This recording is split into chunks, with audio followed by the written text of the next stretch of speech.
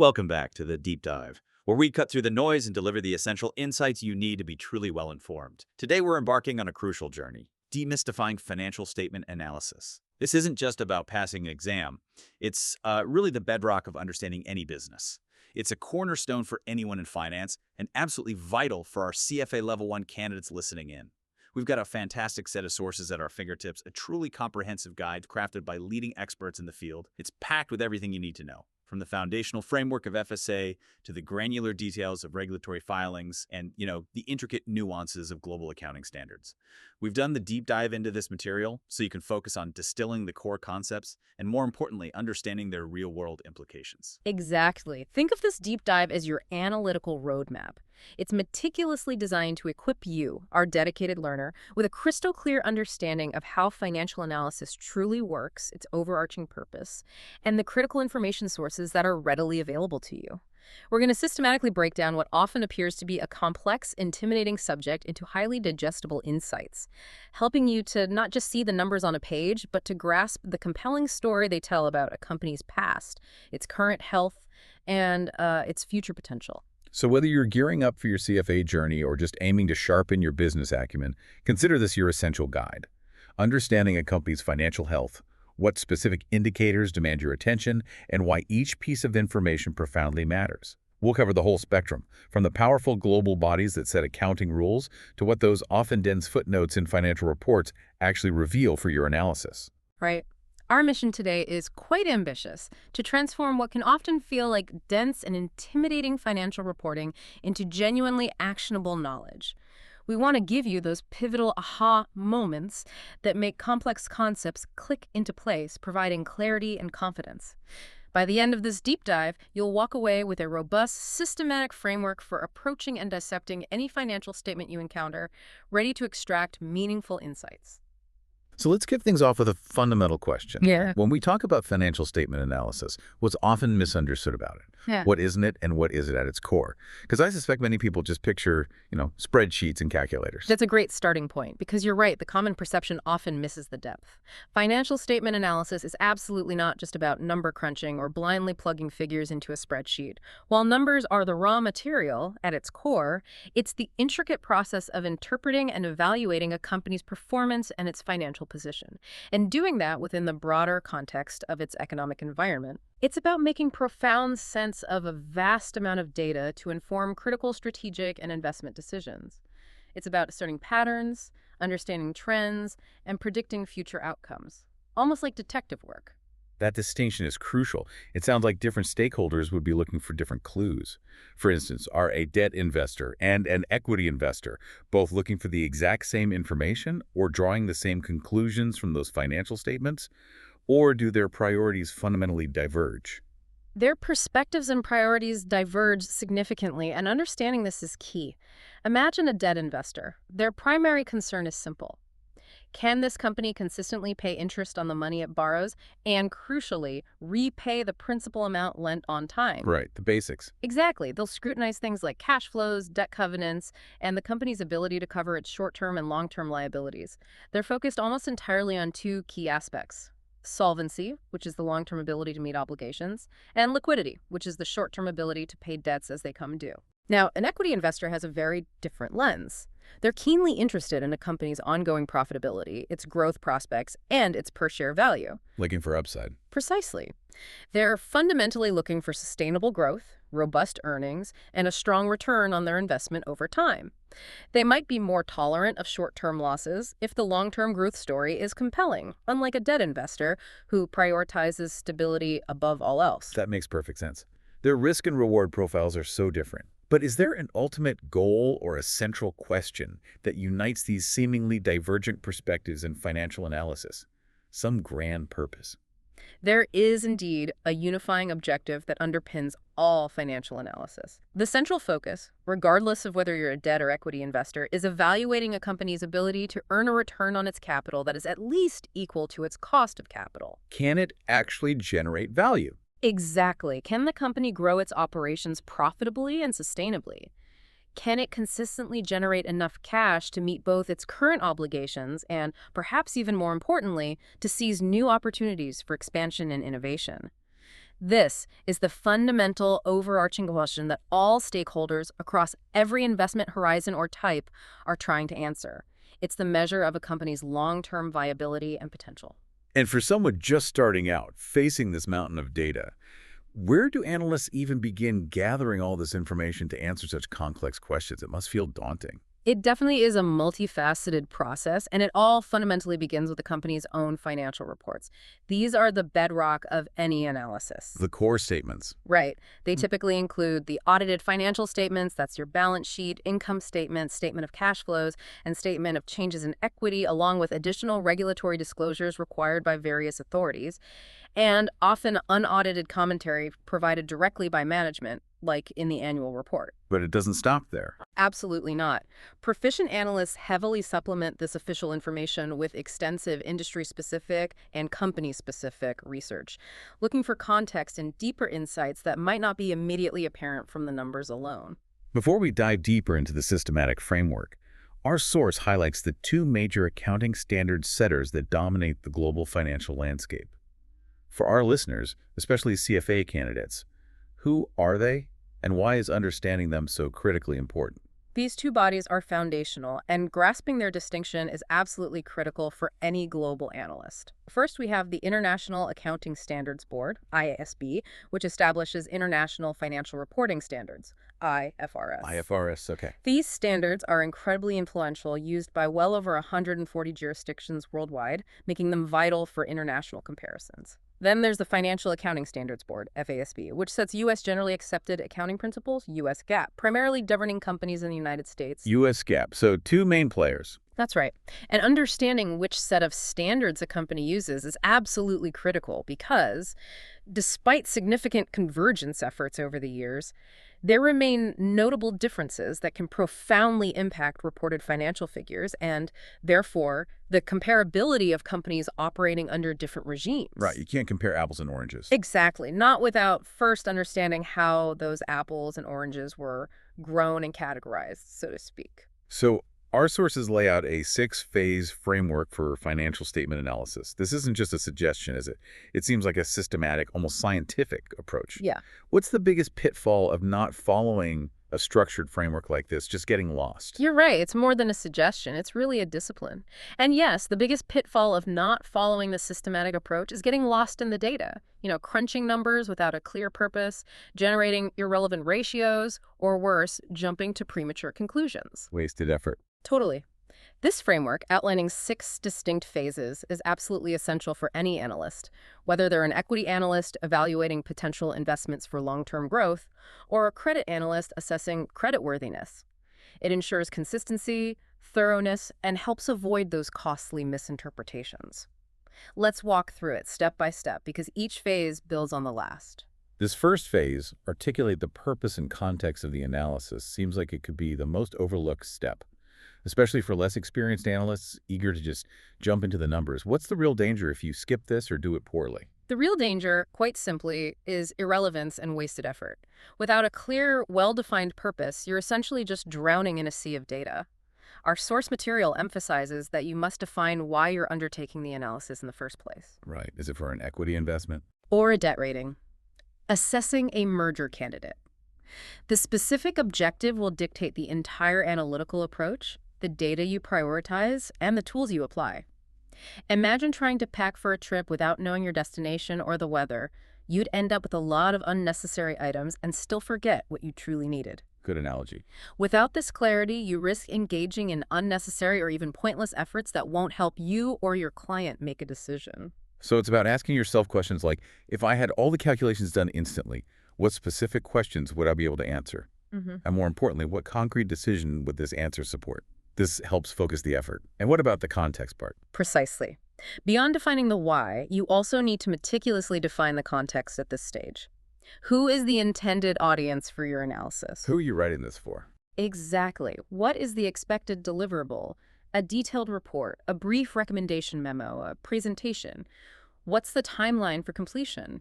What are the available resources or any inherent constraints?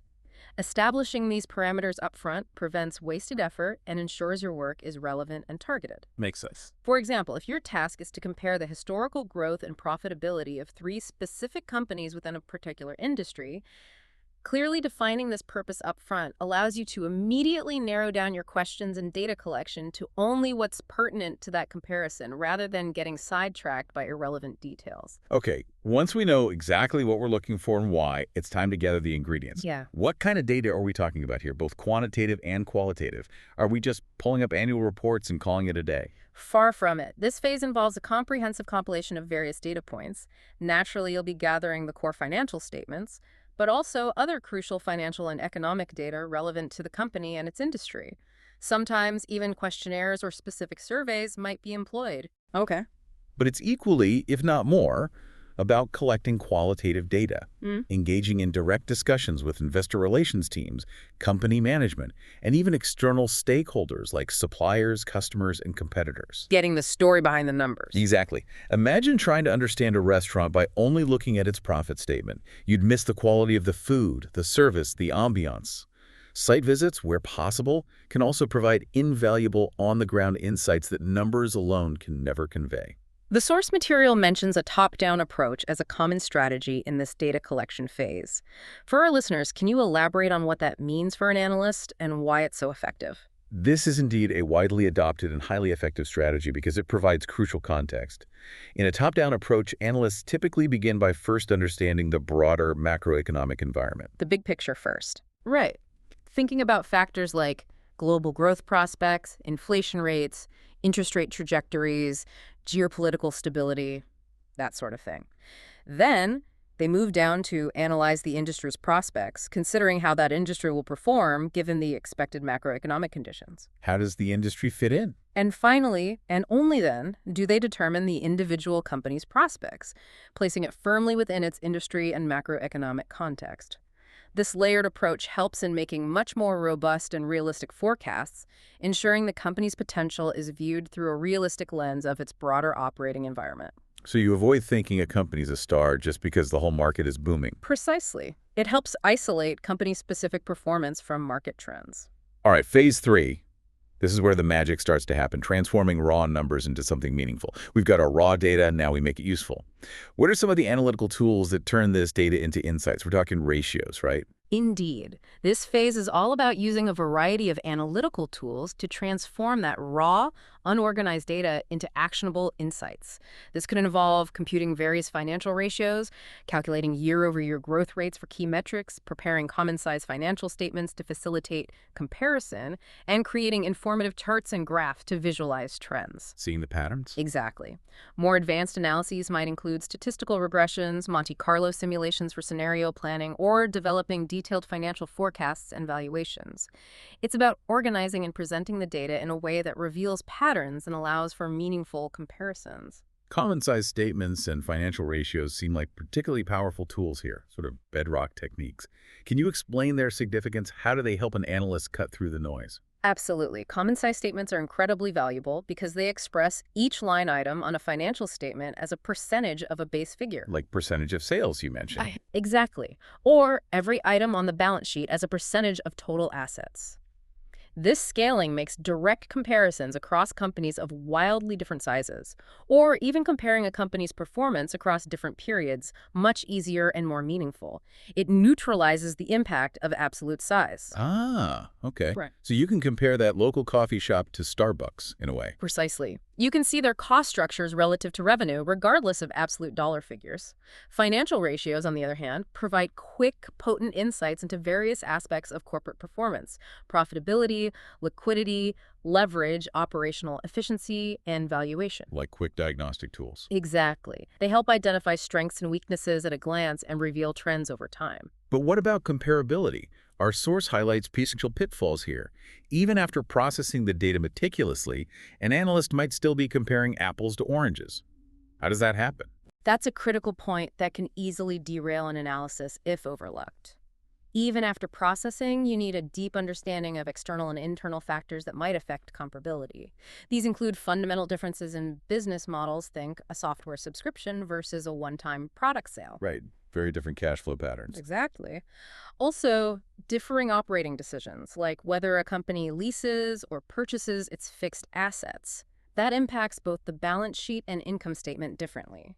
Variations in accounting policies are huge. Different methods of revenue recognition or inventory valuation, as we discussed with IFRS and GAAP, and even the impact of operating in different tax jurisdictions. So many variables. It is. Imagine comparing two companies, both reporting strong profits, but one leases all its equipment, keeping debt off its balance sheet, while the other owns everything outright. Without adjusting for these differences, your comparison of their leverage or return on assets would be fundamentally flawed. So what do analysts do? Make adjustments. Sometimes, yes. For a truly fair comparison, analysts might need to make their own adjustments to reported financial statements to normalize these differences and bring companies onto a more equivalent playing field. Ignoring these can lead to misleading conclusions and ultimately poor decisions. The notes are key here, as we'll discuss. Okay, phase 4.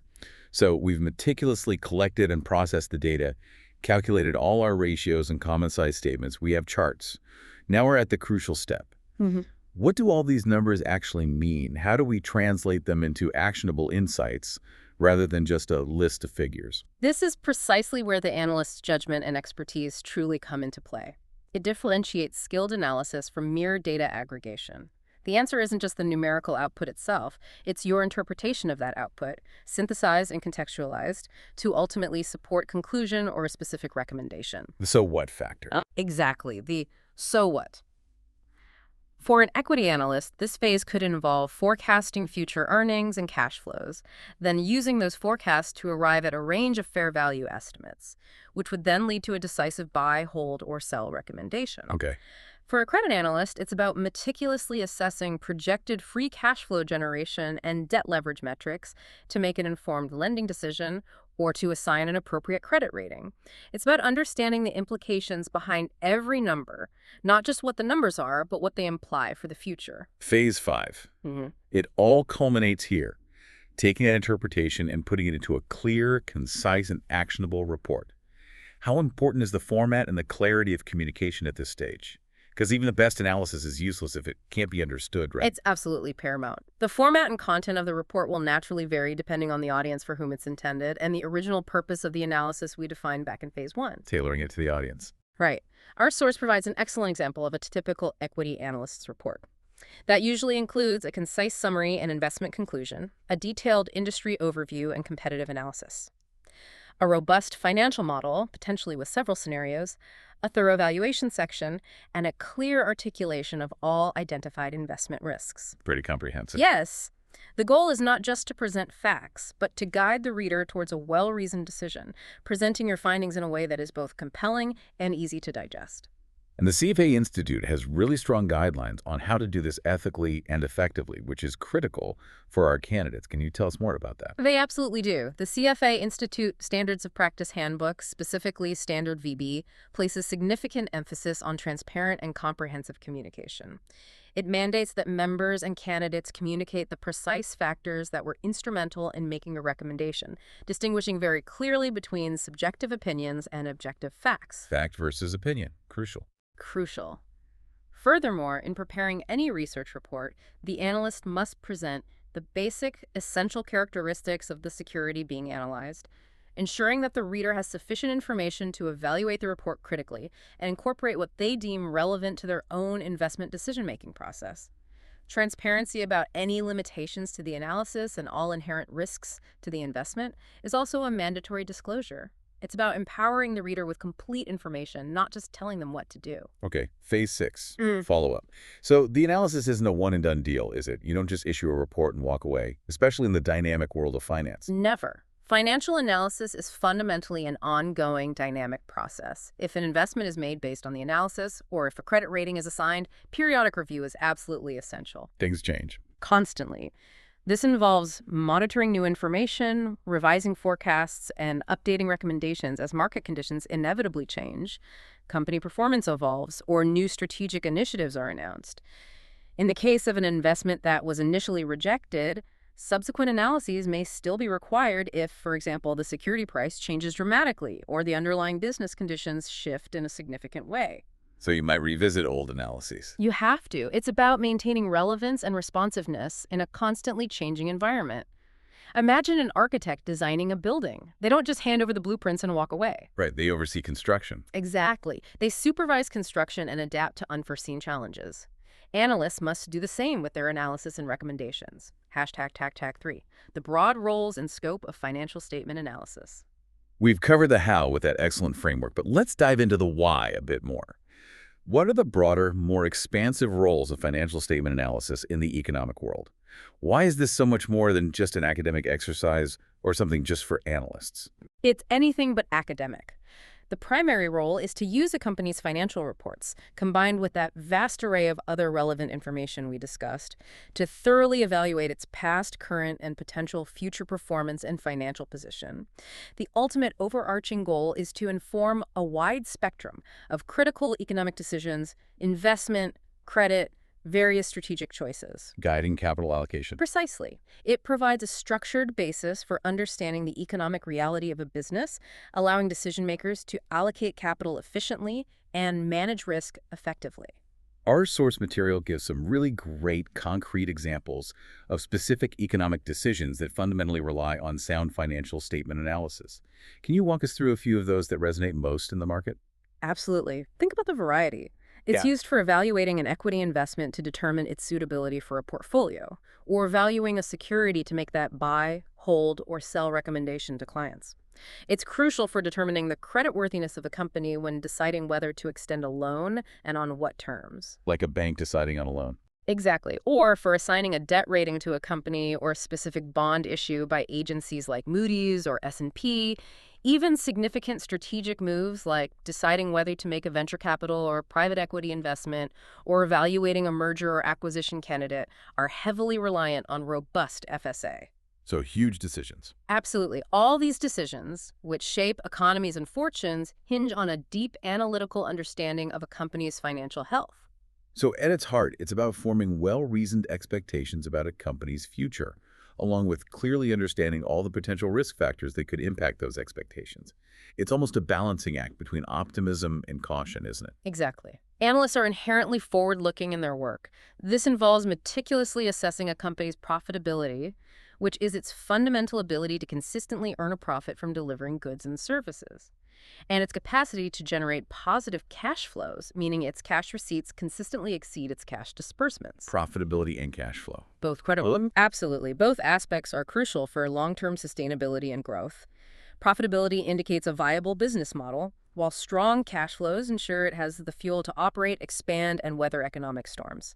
You really need both for a healthy, growing business. We see this play out constantly in the news cycle, especially with quarterly earnings reports. Our source features a fascinating snapshot of C Limited's Q2 2022 earnings. What's particularly illuminating here is how the news media and the market reacted to what looked like mixed results. What can we learn from that specific case? What's truly illuminating in the C Limited Q2 2022 earnings example is precisely how the news media and market participants immediately place corporate results into the broader context of analysts' pre-existing expectations. It's all about expectations. It really is. C Limited reported significant revenue growth up 29% year-on-year, but it also disclosed a notable increase in its net loss and negative adjusted EBITDA. Now, here's the twist. Despite the reported revenue missing analysts' estimates, the company's actual loss per share was better than expected. So a beat on the bottom line, miss on the top line, mixed results. Exactly what analysts call mixed results. A superficial look might just focus on the revenue miss, but a deeper dive considers the magnitude of the loss relative to forecasts. And how did the market ultimately digest these mixed results and react to them? Because sometimes the market reaction isn't what you'd intuitively expect based on just one number. The market's response was quite decisive and swift. The stock plunged a significant 14.3% on the very same day the earnings were announced. Wow, despite the earnings beat. Right. This clearly highlights that merely beating or missing on a single metric isn't the whole story, or even the most important part. In C Limited's case, the critical factor in the market's negative reaction was the company's decision to suspend its e-commerce revenue guidance for the full year 2022, citing increased macro uncertainty. The guidance. Future outlook is key. Absolutely key. This demonstrated how forward-looking statements and the confidence management projects regarding future performance are often far more crucial to market sentiment than even current period results. Investors are always trying to predict the future, and uncertainty about that future can be more detrimental than a slightly weaker past quarter. That's a great illustration. The source also provides another excellent real-world example related to credit analysis, this time featuring T-Mobile.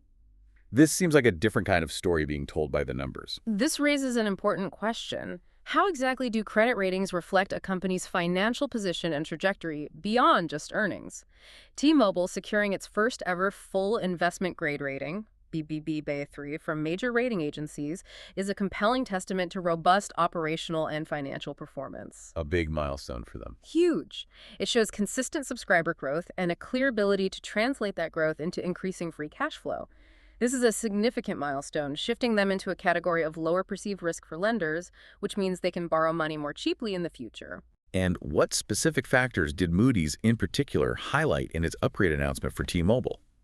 What were the key drivers that signaled this improved creditworthiness to them? Moody's pointed to several crucial factors. They specifically highlighted the accelerated operating cost synergies T-Mobile achieved following its April 2020 merger with Sprint. So the merger integration was working. Yes, indicating efficient integration and cost savings. They also noted the significant and nearly complete network and operations integration, which reduces future execution risk. A high visibility into a steady path towards sustained debt leverage below 3.75x was another key factor, meaning they expect their debt to be manageable. Deleveraging path is clear. Right.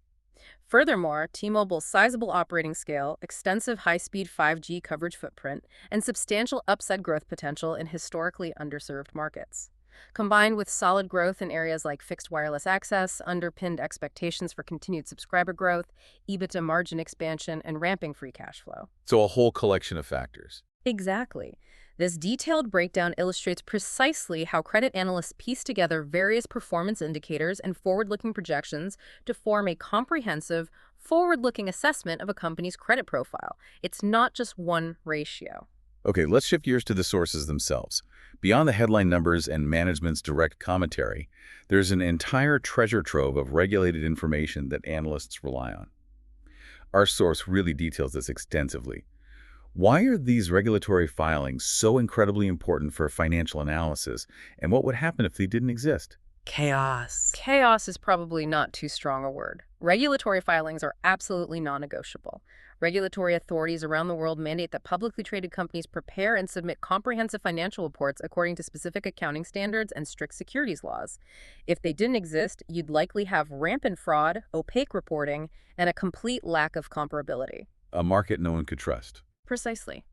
These filings aren't just bureaucratic hurdles. They ensure a minimum, consistent level of transparency, promote investor protection, and, crucially, enable a degree of comparability across different companies, even if imperfect. They create a foundation of trust that allows capital markets to function relatively smoothly. ###A, key regulatory bodies and their principles. Our sources extensively mention IOSCO, the International Organization of Securities Commissions. What exactly is their role in this global regulatory landscape? Given they don't directly regulate individual companies, are they like a United Nations for securities regulators? That's actually a pretty good analogy. While IOSCO isn't a direct regulatory authority in the sense that it doesn't enforce laws on individual companies, its influence is immense. It regulates over 95% of the world's financial markets through its members, which are the national securities commissions, like the SEC in the U.S. Okay, so they coordinate. Yes, they coordinate and set standards. Its core objectives are foundational to market integrity: protecting investors, ensuring that markets are fair, efficient, and transparent, and working to reduce systemic risk across the global financial system. Their principles for issuers directly relate to financial reporting, advocating for full, accurate, and timely disclosure of material information, and insisting on high-quality, internationally acceptable accounting standards, like IFRS. Setting the baseline. Exactly. This collaborative effort creates a significant degree of global uniformity in financial reporting expectations, even without direct enforcement power itself. And in the U.S., we have the SEC, the Securities and Exchange Commission, which is arguably one of the most well-known regulatory bodies globally. How has the SEC shaped financial reporting? What are its most significant pieces of legislation? The SEC is indeed a highly developed and powerful regulatory authority with primary responsibility for securities and capital markets in the United States. Its foundational legislation shapes reporting for all companies accessing U.S. capital markets. Key acts include the Securities Act of 1933. This requires initial registration and extensive disclosures for new public offerings, aiming to inform investors before they buy. The 33 Act for IPOs. Right. Then, the Securities Exchange Act of 1934 created the SEC itself and mandated periodic reporting for already listed companies, ensuring ongoing transparency. That's where things like the 10K come from. The 34 Act for ongoing reporting. Exactly. And later, the Sarbanes-Oxley Act of 2002, SOX, dramatically strengthened corporate responsibility and auditor oversight. It introduced requirements like executive management certification of financial reports and internal control effectiveness, a direct response to major accounting scandals like Enron and WorldCom. SOX, more accountability. Definitely. Yeah. These acts form the backbone of U.S. financial transparency and investor protection. #TAG-B. Common SEC filings for analysts. Okay, there's a lot of paperwork involved with the SEC. Our sources list quite a few forms. For our listeners, what are the most common and critical SEC filings that analysts rely on day to day? Which ones are the real bread and butter? You're right. It can seem like an alphabet soup of forms. But for your daily analysis, certain ones are definitely the bread and butter. First and foremost are the forms 10K for U.S. registrants, 20F for non-U.S. registrants, and 40F for certain Canadian registrants. These are the annual reports. The big one. The big one.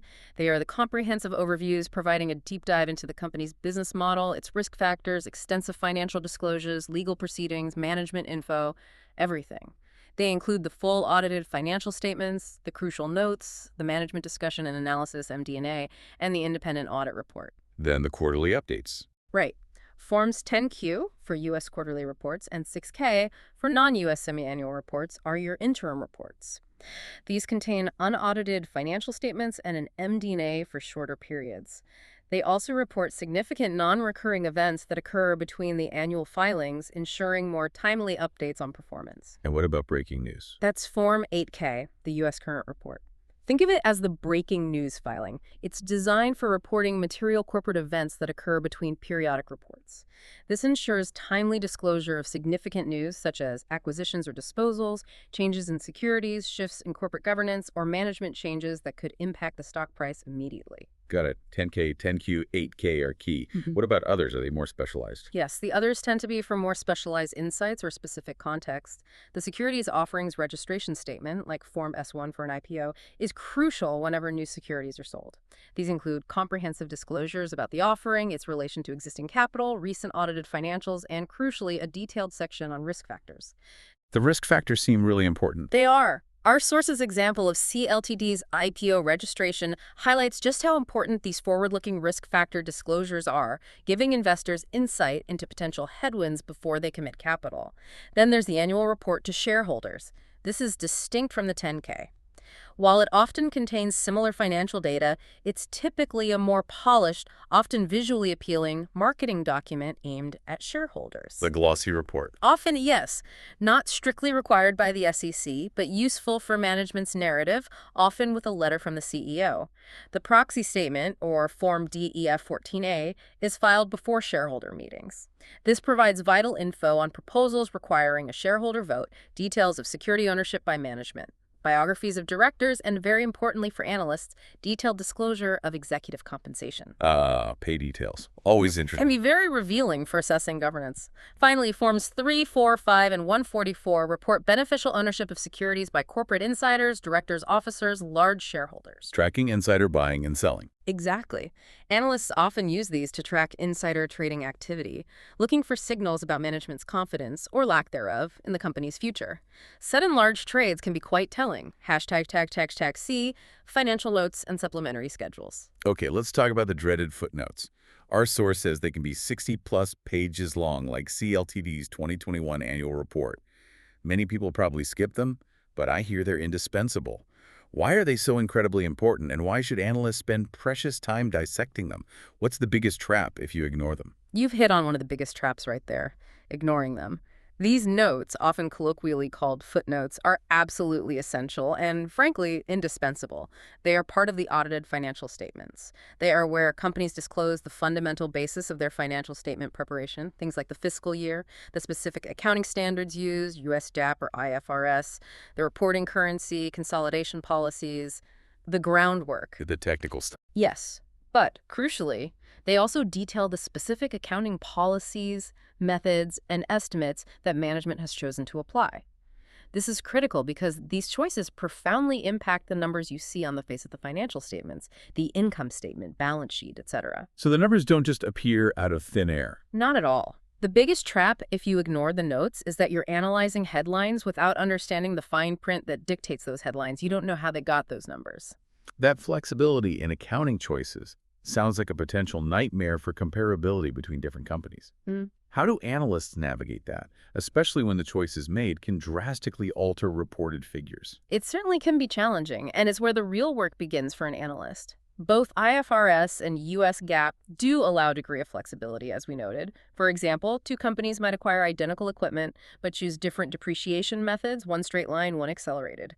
That leads to different reported depreciation expenses and thus different net incomes. Even if the underlying economics are the same. Precisely. Or perhaps one company chooses to capitalize development costs under IFRS, while another expenses them under US GAAP. Consider this. Company A reports $100 million in profit under IFRS, capitalizing development costs. Company B, identical operationally but using US GAAP, expenses those same costs, reducing its reported profit to maybe $80 million. Ah, so company A looks 25% more profitable just because of accounting. Exactly. Without understanding this fundamental accounting difference disclosed in the footnotes, you'd think Company A is far more profitable, when in reality, it's just an accounting choice creating a distortion. Analysts must understand these specific choices, not just in theory, but for each company they analyze, to make appropriate adjustments when comparing companies. Otherwise, apples and oranges. Truly, your conclusions will be flawed. The notes provide the granular detail needed to make those adjustments, or at least understand the qualitative differences. Okay, so beyond just accounting policies, what other kinds of gold mines can we find buried in those often dense notes that truly help an analyst understand the business? The notes are a treasure trove, covering a vast array of topics that fill in the details. They include crucial segment reporting, which breaks down a company's performance by its various business units or geographies.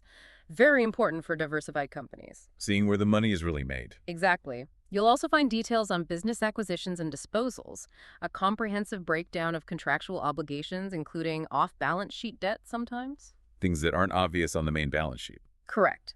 Also, detailed information about financial instruments and the risks arising from them, like interest rate or foreign currency risk. Disclosures on any ongoing legal proceedings. Insights into related party transactions, which can signal potential conflicts of interest.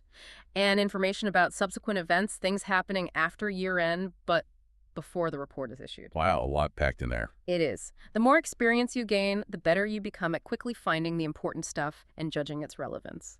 They fill in the story that the main numbers only hint at. Segment reporting in particular seems incredibly insightful for understanding the true drivers of a diversified company.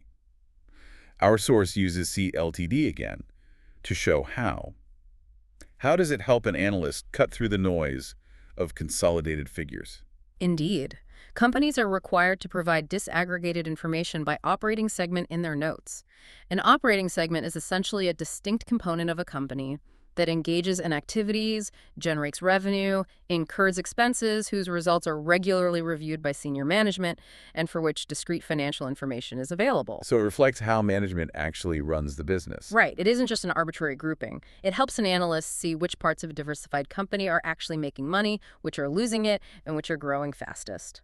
So for CLTD, what did the segment report show? Exactly. For CLTD in 2021, the segment report revealed that its e-commerce segment, Shopee, accounted for over 50% of total revenue, but concurrently generated a very large operating loss. Huge revenue, big loss. Right. In stark contrast, its digital entertainment segment, Garena, the gaming division, was the only profitable segment and accounted for most of the remaining revenues.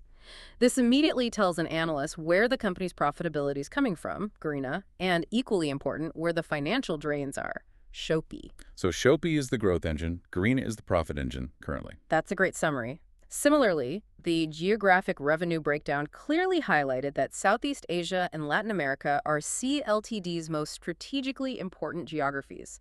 This granular level of detail is invaluable for accurately assessing both the risk profile and the growth prospects of a complex multi-segment business, far more so than just looking at the consolidated numbers. ####### management commentary or management's discussion and analysis, MD&A. Okay, let's talk about the MD&A management's discussion and analysis.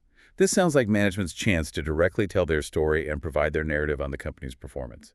I imagine it's a good place to get the company line on what happened and why. It is exactly that.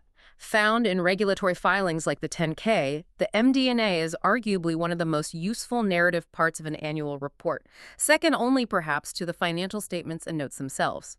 It provides management's perspective on the nature of the business, explains past results, and offers an outlook on future trends and challenges. Is it audited? Generally unaudited in most jurisdictions, though there are exceptions like Germany. But even unaudited, it offers invaluable insights into how management interprets their own performance and what they foresee. What specifically should analysts be looking for in the MD&A to get the most out of it? Keeping in mind, of course, that it is management's perspective. Management is explicitly required to highlight any favorable or unfavorable trends, to identify significant events, and to discuss uncertainties that could affect the company's liquidity, capital resources, and results of operations. So they have to talk about the bad stuff, too. They're supposed to, yes, though how they frame it can vary. Forward-looking disclosures about planned capital expenditures, new store openings, or strategic divestitures can be particularly useful for an analyst attempting to build forecasts. However, the crucial caveat, as you implied, remember that this is management's perspective. Healthy skepticism required. Always. While it provides crucial context, analysts should always approach it with a healthy degree of professional skepticism, cross-referencing with other sources and the financial data itself. It's their story, and while hopefully factual, it might naturally emphasize the positives. ###E auditors reports. Finally, we arrive at the independent auditor's report, often considered the independent stamp of approval on the financial statements. What does it actually tell us? What does that stamp mean for an analyst's confidence in the numbers? The independent auditor's report is a critical document. It provides a professional, independent opinion on whether the financial statements fairly present the company's financial position, performance, and cash flows, in accordance with specified accounting standards like U.S. GAAP or IFRS. So it says the numbers are right. Not quite right in an absolute sense. It's important to understand that it's not an absolute guarantee of 100% accuracy or precision. Instead, it provides reasonable assurance. Reasonable assurance. What does that mean practically? It means that the statements, taken as a whole, are free from material misstatement, whether that's due to fraud or error. Reasonable assurance implies a high probability of correctness, not absolute certainty, but it significantly boosts an analyst's confidence in the reliability of the underlying data. And what's the gold standard audit opinion that analysts prefer to see? What does it signify specifically? The gold standard, unequivocally, is an unqualified audit opinion. This is also frequently referred to as a clean or unmodified opinion. Clean opinion. Got it. It explicitly states that the financial statements are fairly presented or give a true and fair view in accordance with applicable accounting standards. Our source highlights that CLTD received an unqualified opinion from Ernst & Young LLP for its 2021 financial statements, which is a significant positive sign for analysts. It indicates confidence in the reliability of the data and that no major red flags were found by the auditors. What about other types of opinions that an auditor might issue? Do they signal red flags, and how would an analyst respond to them? Absolutely. They can signal significant red flags. Beyond the unqualified opinion, there are qualified opinions. These are issued when there's an exception to accounting standards or a scope limitation that the auditor deems material but not pervasive, meaning most of the financials are okay, but there's a specific issue. Okay, a specific problem area. Right. Then you have adverse opinions. Yeah. These are a serious warning. They're issued when an auditor determines that the financial statements materially depart from accounting standards and are therefore not fairly presented. It sounds really bad. It is. It's a severe indictment of the financial reporting. Finally, a disclaimer of opinion occurs when, due to severe scope limitations or fundamental uncertainties, the auditors are simply unable to issue an opinion at all. They just can't say. Exactly. Any of these modified opinions, qualified, adverse, or disclaimer, should prompt a much deeper, more skeptical investigation by an analyst. They indicate significant problems. The audit report also mentions critical audit matters in the U.S. or key audit matters internationally. What exactly are those? Are they red flags too? How should an analyst interpret and use that information? Critical audit matters, or CAMs, are specific issues that the auditors considered most important in their current period audit. They typically involve especially challenging, subjective, or complex judgments by management that the auditor focused on. Areas where judgment calls were significant. Precisely. For CLTD, for example, critical matters included the recognition of digital entertainment revenue, due to the inherent complexity in estimating user lifespan for game revenues, and the measurement of long-lived assets in the e-commerce segment, particularly concerning impairment testing given its continued operating losses. So how does an analyst use that? While CAMs highlight audit complexity, for you as an analyst, they are signposts. They point to areas where management's judgments have the biggest potential impact on the reported numbers. This is where you might want to stress test assumptions in your own valuation model, dig deeper into those specific footnotes for underlying details, or look for additional external data to corroborate management's estimates. So they tell you where the numbers are softer or more reliant on judgment. Exactly. They tell you where the financial statements required the most significant judgment, and thus where there's potential for greater uncertainty or variability. Not necessarily a red flag, but an area for closer scrutiny. So even with a clean audit report, analysts still need to maintain a degree of vigilance and skepticism. It's not a free pass, just a highly credible starting point. Absolutely. That's a crucial takeaway. A degree of healthy skepticism is always required for an analyst, even when reviewing financial statements that have received an unqualified audit opinion. While the audit significantly enhances the credibility and reliability of the financial statements, it does not eliminate all risk, nor does it remove the fundamental need for independent analysis and critical thinking from the user. Got it. It's a layer of assurance, but not a substitute for your own work. Exactly. A strong signal, but not the final word. So we mentioned IFRS and US GAAP earlier as the two dominant accounting standards. Our source says that despite ongoing convergence efforts, significant differences still remain. For an analyst, especially one looking at global companies, what are the key distinctions they must be acutely aware of, and why does it matter so much? It sounds like it could really trip you up. It absolutely can trip you up. This raises a critical question for any global investor. How do these persistent differences impact financial analysis and comparability across borders? While the ISB and FASB continuously work to reduce disparities, they definitely persist. Our source highlights several critical areas where they diverge, and these can significantly alter reported financial figures. You simply cannot compare two companies operating under different standards without understanding these nuances. Let's run through a few key ones. Okay. First, consider their fundamental basis of standards. U.S. GAAP is often described as more rules-based. It tends to provide very specific, detailed guidance for various transactions. IFRS, conversely, is generally more principles-based, allowing for greater judgment and interpretation in its application. So IFRS is potentially more flexible, GAAP more prescriptive. Generally speaking, yes. That means IFRS can adapt more easily sometimes, but comparability might rely more on consistent application of judgment. Then there's the classification of interest paid.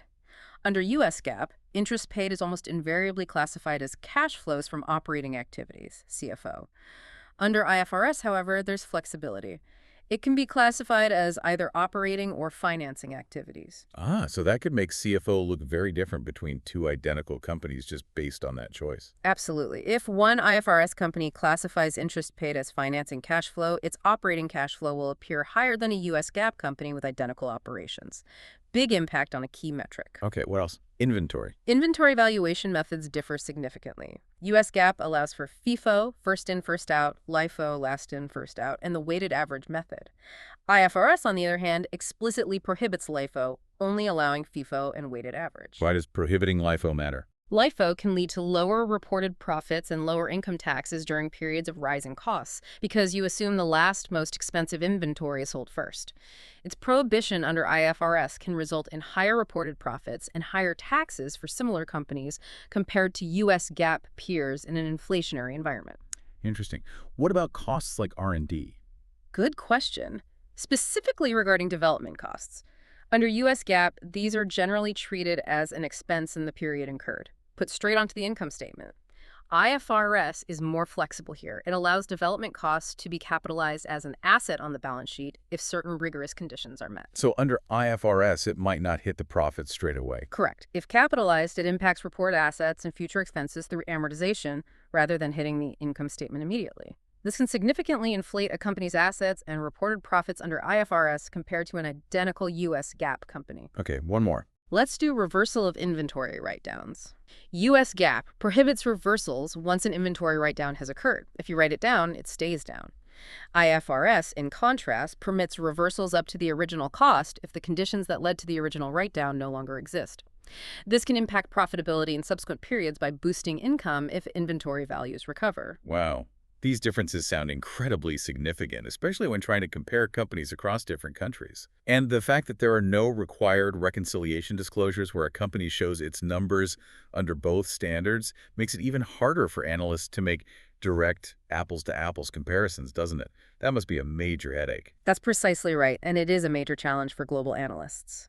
Without mandatory reconciliation disclosures that bridge the gap between IFRS and U.S. GAAP figures, analysts truly lack direct, standardized tools to automatically adjust for these differences to achieve perfect comparability. You can't just plug numbers into a formula. So what's the takeaway for analysts? The takeaway is caution and diligence.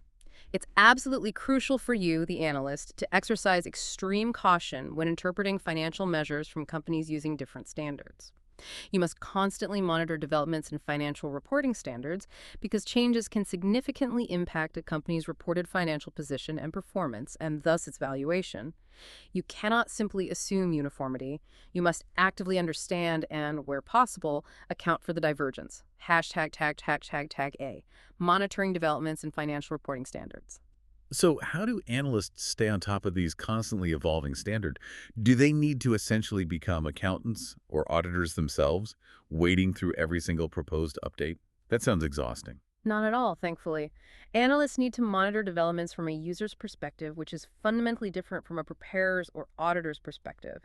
It's about understanding how changes or proposed changes will ultimately affect financial reports and, critically, how they will impact the valuation of securities. Focusing on the impact, not the technical details. Yeah. Exactly. You don't need to know every nuance of standard implementation, but you do need to grasp the material impact on the numbers and the story they tell about the company's performance and risk. What are some practical, actionable ways for an analyst to effectively do this without needing a full accounting degree? There are several key avenues to stay informed. Firstly, keep an eye on new products or transactions. New business models, like those emerging constantly in fintech, or novel financial instruments such as cryptocurrencies and other digital assets, these often present unique accounting challenges for which explicit guidance might not yet exist or might be evolving rapidly. Things the standards haven't caught up with yet. Sometimes, yes. Or sometimes complex structured transactions might even be designed primarily for window dressing, making the financials look better rather than pure economic substance. Understanding their true business purpose is absolutely key. Secondly, closely follow evolving standards and the role of the CFA Institute.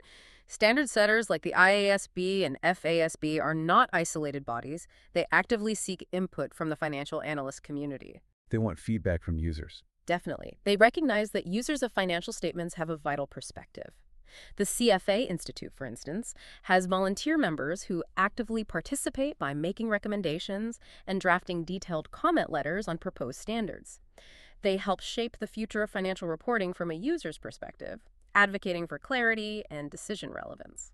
This ties into a core philosophy for analysts. The CFA Institute's position paper, a comprehensive business reporting model, stresses decision relevance over reliability.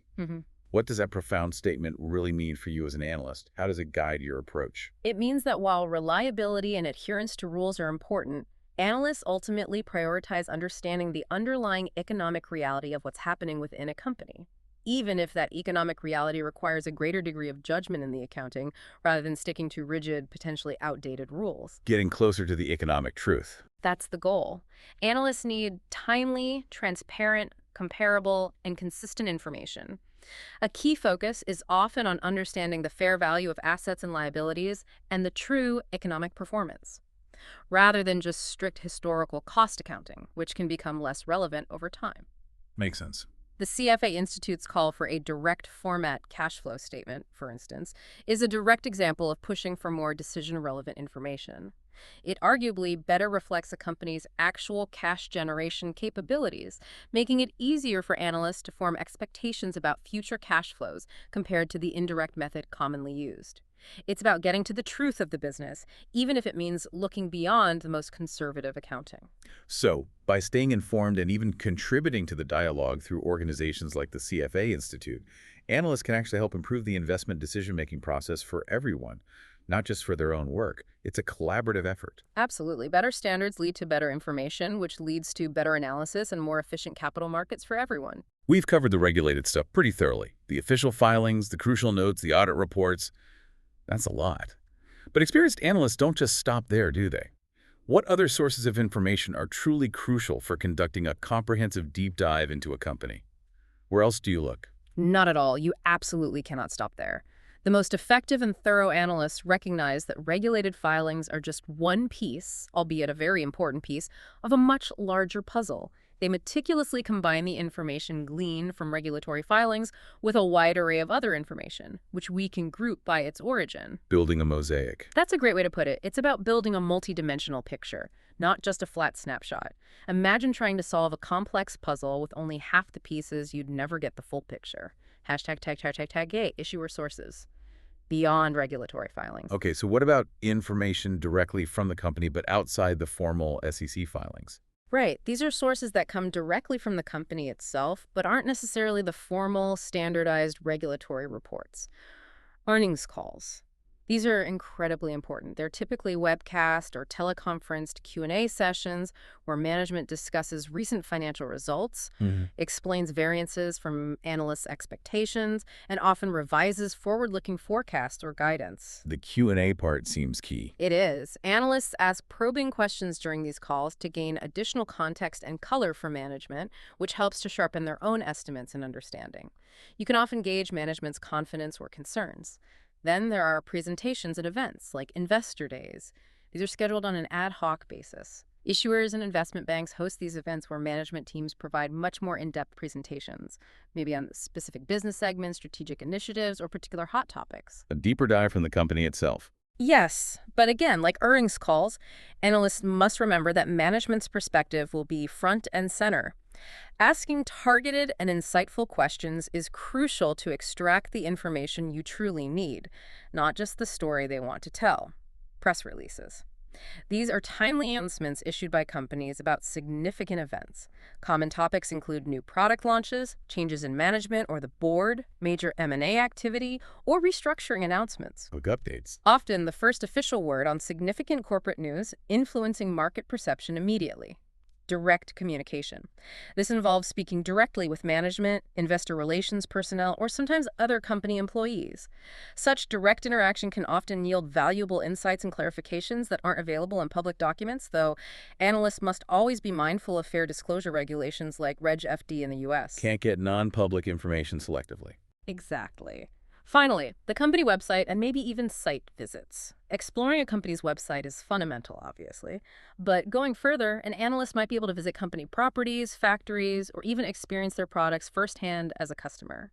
This provides a tangible, real-world perspective that pure numbers cannot capture, especially for consumer-facing businesses or complex manufacturing operations.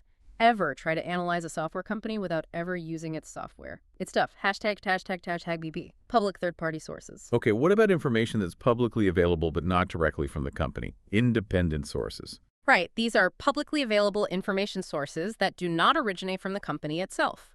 Free industry white papers or analyst reports, often published by consultancies, academic institutions, or think tanks. These can frequently be found through internet searches.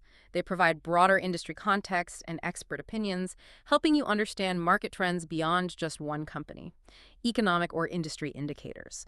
Data released by governments or various organizations, think monthly retail sales figures, inflation data, CPI, PPI, manufacturing output indexes like ISM, housing starts. Macro data. Crucial macroeconomic and industry-specific context that helps in forecasting. You can't understand a company without understanding the environment it operates in. News outlets. Both general financial news outlets like the Wall Street Journal, Financial Times, Bloomberg, Reuters, and industry-specific publications are vital for staying current. They provide real-time updates on recent events, emerging trends, competitor activities, and regulatory changes. And social media, is that really useful? It can be, surprisingly. Social media can act as a useful, real-time gauge of customer sentiment towards a company's products or services. It offers immediate feedback that might precede official surveys or reports. A viral complaint, or conversely, a surge of positive user reviews, can precede early warning signals or indicators of success or problems. You have to filter the noise, though. #####C, proprietary third-party sources. And then there's sources you typically have to pay for, right? The proprietary stuff. Exactly. These are typically subscription-based or specialized reports that analysts and investment firms often pay for to get deeper, more curated information. Analyst reports and communications. This includes research from sell-side analysts at investment banks or independent research firms, as well as reports from credit rating agencies. They offer independent or at least semi-independent perspectives and forecasts. Data platforms. Tools like Bloomberg Terminal, Refinitiv Icon, formerly Thomson Reuters, FactSet, S&P Capital IQ are indispensable for professional analysts. The big data providers. Yes. They offer comprehensive financial data, sophisticated analytical tools, screening capabilities, charting, and often transcription services for earnings calls and other public presentations. They aggregate huge amounts of data in one place, streamlining collection and processing. Specialized consultancies. Industry-specific reports from expert consultancies like Gartner or IDC for information technology, IHS Markit for energy and automotive, McKinsey or BCG for strategy. Deep sector expertise. Exactly. They provide incredibly deep sector expertise and often proprietary market data, forecasts, and competitive analysis that general sources lack.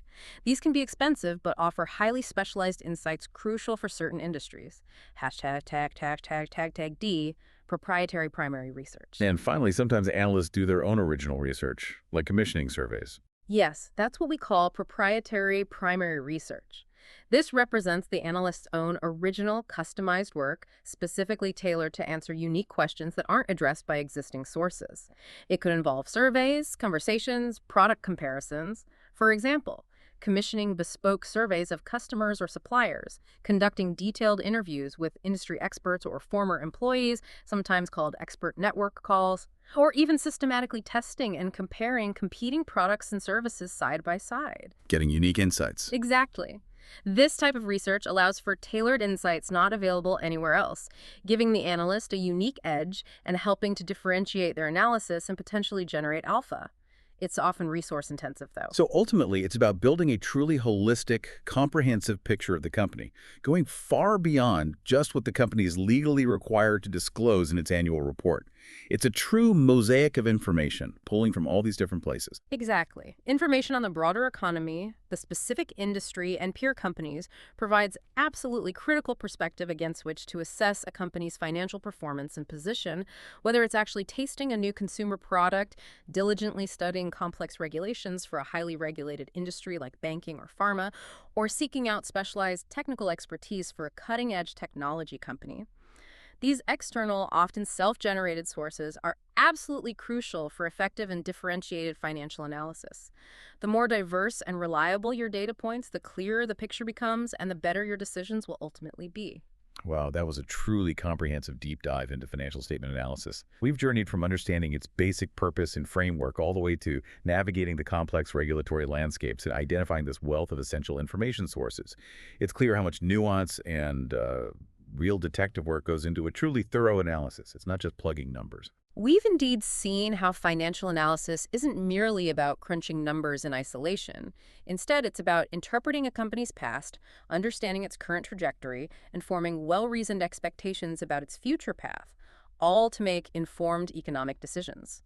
You now have, hopefully, a robust framework and a clearer understanding of the tools and sources available to approach any financial statement with greater confidence and insight. And we really highlighted the crucial role of different regulatory filings. The comprehensive 10K, the insightful proxy statements, the real-time earnings calls, and how those often ignored footnotes are actually treasure maps for detailed, granular insights. And we certainly didn't shy away from the significant differences that still exist between IFRS and US GAAP, reminding you, our listeners, to always be acutely aware of the underlying accounting standards, because those standards can dramatically change the story the numbers appear to tell. Remember, the ultimate goal of all this analytical rigor is to form solid expectations about a company's future performance and to accurately assess its inherent risk factors. Every single piece of information, whether it's the reassuring signal of an unqualified audit opinion or the forward-looking narrative within a management commentary, contributes significantly to building that holistic, nuanced understanding. That understanding is what truly informs effective investment and credit decisions. For our CFA Level I candidates listening, this information is not just foundational, it's absolutely essential. Understanding these systematic steps and diverse sources will not only help you pass your exams with flying colors, but, more importantly, will empower you to truly understand and navigate the complexities of the financial world throughout your career. It's a skill that really pays dividends, literally and figuratively. As you continue your journey, keep this provocative thought in mind. In an era of ever-increasing data availability and sophisticated analytical tools, what aspect of a company's story, beyond the quantifiable numbers, will become the most critical for analysts to meticulously uncover in order to truly differentiate exceptional investment opportunities? Will it be governance, corporate culture, the innovation pipeline, ESG factors, something else entirely? Where does the biggest edge lie beyond the financials? That's a fantastic question to ponder, something to carry with you as you continue your learning and analysis. Where is that intangible edge? Thank you for joining us on this deep dive. Keep digging, keep learning, and we'll catch you next time. Welcome to the Deep Dive, your go-to source for cutting through the noise and getting straight to the knowledge you need. Today, we're plunging into what many call the beating heart of a company's financial story, the income statement. For any aspiring financial analysts, especially those of you diligently preparing for the CFA Level I exam, truly mastering this statement isn't just about crunching numbers, it's about unraveling the strategic decisions and operational realities that shape those figures, seeing the forest and the trees. Our mission today is crystal clear. We're going to equip you with the essential tools and insights to confidently analyze income statements. We'll zero in on critical areas like the subtle art of revenue and expense recognition, how to navigate non-recurring items, the all-important calculation of earnings per share, and the power of analytical techniques like common-size statements. Our goal is to move you beyond memorization to a deep, intuitive understanding of what truly matters for impactful financial analysis. What's truly fascinating here is how the income statement, often formally known as the Statement of Comprehensive Income, serves as a dynamic report card for a company's performance over a specific period. It's absolutely fundamental for evaluating growth, assessing profitability, and even gauging risk. In fact, so much of our work in company evaluation begins here. We'll be examining how global accounting standards, primarily IFRS from the IASB and US GAAP from the FASB, dictate how these reports are constructed. But more importantly, we'll uncover the practical implications these standard choices have for your analysis, because those choices can drastically change the story the numbers tell. By the time we wrap up this deep dive, you won't just be able to read an income statement. You'll be able to dissect it, identify critical accounting policies, and confidently interpret the true financial health and potential of any company. So let's unpack this and get you truly well informed. So why do investors and analysts, especially those of us looking at the CFA curriculum, spend so much time obsessing over the income statement? What makes it such a central piece of the entire financial puzzle? Well, it's central because it answers the most fundamental question.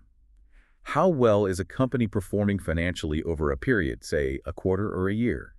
It's where you find the story of their sales, their costs, and ultimately their profit. Key metrics like sales growth, operating margin, and earnings per share, or EPS, are all derived directly from this statement. Think about it. When a company announces earnings, that headline number, more often than not, comes straight from the income statement. It provides a direct window into management's effectiveness at converting sales into profit, helps us spot trends, and offers a crucial basis for comparing one company's performance against another. But this raises an important question. What exactly are these headline earnings telling us? And what might they potentially hide due to various accounting choices? That's what we're really digging into today. That's a great setup. Before we even dive into the numbers themselves, it's essential to understand the rulebooks. Who are the global players that set the standards for these critical financial reports that companies everywhere must follow? All right, we have two titans in the accounting world. The International Accounting Standards Board, or IASB, which sets International Financial Reporting Standards, known as IFRS, and the Financial Accounting Standards Board, or FASB, which establishes U.S. Generally Accepted Accounting Principles, or US GAAP. Now, while these two bodies have made significant strides towards convergence on many principles, a huge undertaking, especially with recent changes to revenue recognition, crucial differences still exist. Standards also evolve, so staying updated is paramount. As an analyst, you need to know which standard a company reports under, because those underlying rules can fundamentally alter how a company's financial narrative unfolds. All right, with those rulebooks in mind, let's talk about the top line revenue. When does it actually get recorded on an income statement? What's the fundamental principle guiding how and when revenue gets recognized? The fundamental idea, central to accrual accounting, is that revenue is recognized when it is earned, not necessarily when cash is collected. This distinction is absolutely critical. Consider a software company that sells a one-year subscription up front. They might collect all the cash today, but the revenue isn't fully recognized at that moment. Instead, it's earned and recognized systematically over the 12 months as they deliver the service. Conversely, if a company makes a sale on credit, they deliver the goods or services today, transferring the risks and rewards of ownership, so the revenue is earned now, even if a cash payment from the customer arrives 30 or 60 days later. The key is that the economic performance has occurred, regardless of the cash flow timing. Revenue's one side of the coin. What about the other, perhaps more challenging side, expenses? How do we determine when those hit the books? It feels like there's more complexity than just when cash leaves the door. You're absolutely right. It's rarely as simple as a cash outflow. Expenses are generally recognized when a company consumes their economic benefits or when a previously recognized benefit is lost. We typically see three main models guiding this. First, there's the matching principle. This is perhaps the most intuitive for direct costs. Expenses that are directly associated with specific revenues, like the cost of goods sold, are recognized in the same period as those revenues.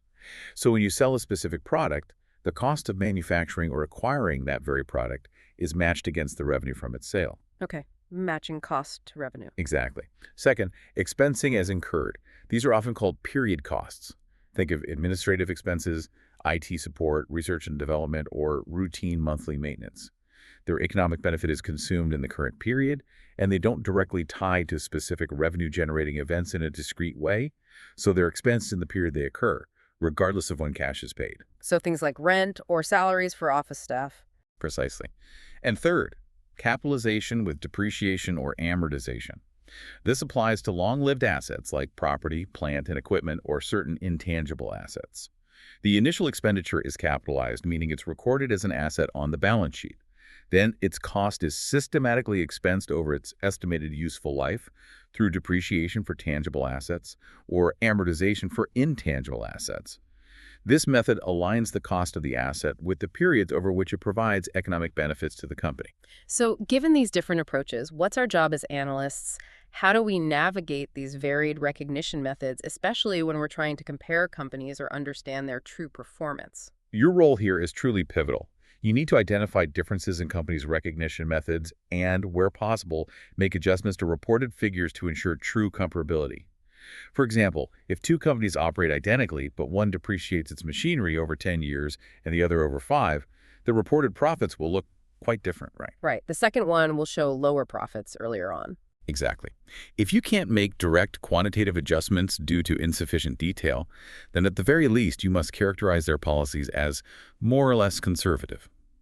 A more conservative policy recognizes expenses sooner and revenue later, generally resulting in lower reported profits in the short term, which often signals a higher quality of earnings. Conversely, a less conservative approach might inflate current period earnings, potentially masking underlying issues or simply making an apples-to-apples comparison impossible. It's all about looking beyond the surface and asking, what are the economic realities this accounting choice represents? Let's dig deeper into how revenue actually gets onto that income statement. We've established it's about being earned, but what does that truly mean in practice, especially with the converged accounting standards now in effect? Absolutely. The core idea is that revenue is recognized when the risks and rewards of ownership are transferred, which typically means when goods or services are delivered. The converged accounting standards, IFRS 15 and ASC 606 from the IASB and FASB, both effective from 2018, brought a principles-based approach to this. This isn't just about following a checklist of rules, it's about applying a core principle to faithfully depict the transfer of promised goods or services to customers in an amount that reflects the consideration the entity expects to be entitled to.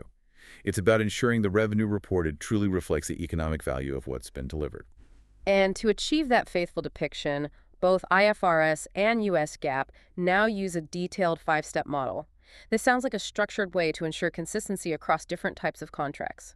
Can you walk us through it, perhaps highlighting where the biggest judgment calls for companies and thus potential red flags for analysts might lie? It's a fantastic framework, and you're right. Understanding the nuances in each step is where the analytical insights emerge.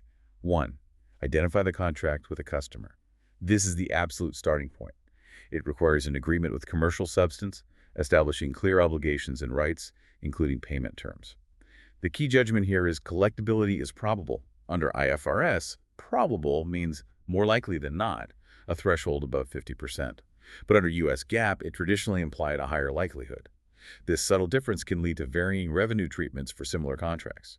As an analyst, you need to scrutinize if a company is booking revenue on shaky contracts. Okay, so that probability assessment is key. Very key. 2. Identify the separate or distinct performance obligations in the contract. Once you have a valid contract, you break it down.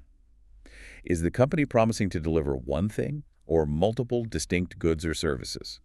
A good or service is distinct if the customer can benefit from it alone or with other readily available resources, and if the promise to transfer it can be separated from other promises. This step is crucial because each distinct obligation is accounted for separately. This is where companies decide whether they're selling a bundled service or several individual components. Like software plus installation plus support. Exactly. Are those one obligation or three? That's the question. 3. Determine the transaction price. This is the estimated amount the seller expects to receive. It can be fixed, but often involves variable consideration, discounts, or potential refunds, all of which need careful estimation.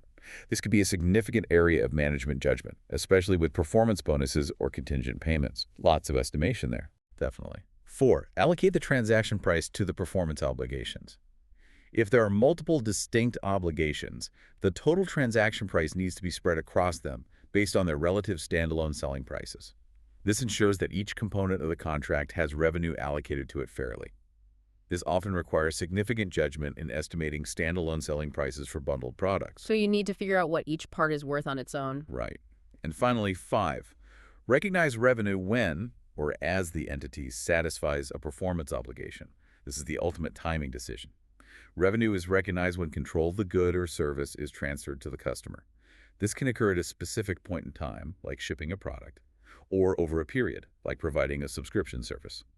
Factors indicating control include the entity's present right to payment, the customer having legal title, physical possession, significant risks and rewards of ownership, and customer acceptance. So it's a far cry from a simple sale made, revenue recognized.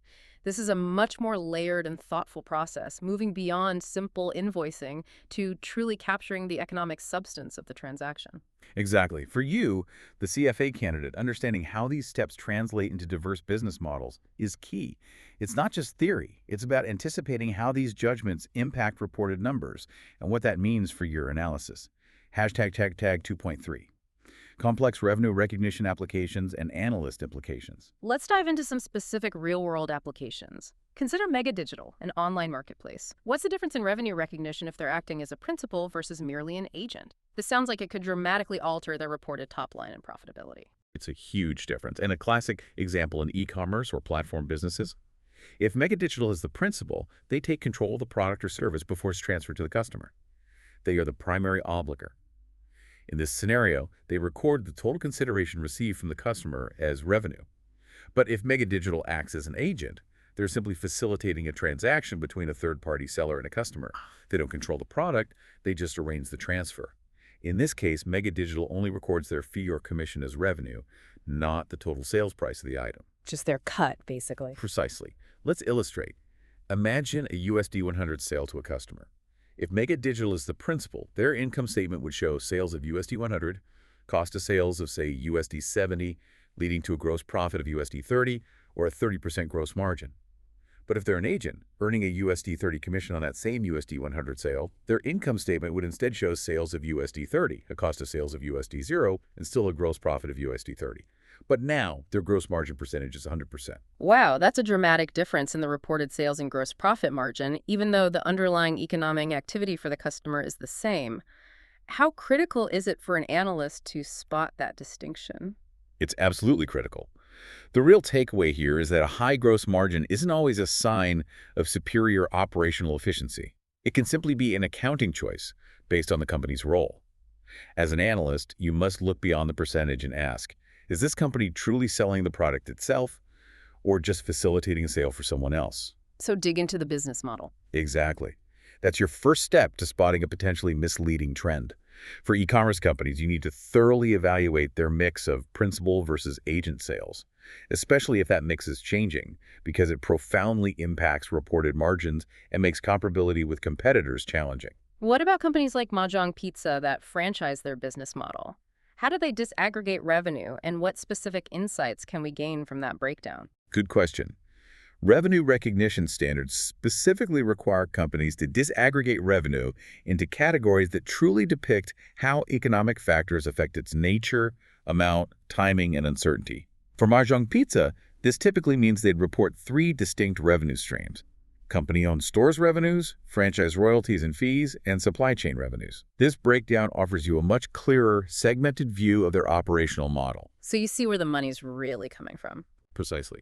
For instance, franchise royalties, which might be a percentage like 5.5% of a franchisee's sales, are recognized as revenue only for that 5.5%. Mahjong Pizza doesn't recognize the franchisee's total sales as its own revenue. Upfront franchise fees, which might seem like immediate income, are often recognized as deferred revenue initially, and then amortized on a straight-line basis over the typical 10-year franchise term. Supply chain revenues, from selling ingredients or equipment to franchisees, are recognized upon delivery or shipment. This disaggregation is invaluable for understanding the recurring, predictable income from royalties versus the less predictable upfront fees and the goods-based supply chain segment.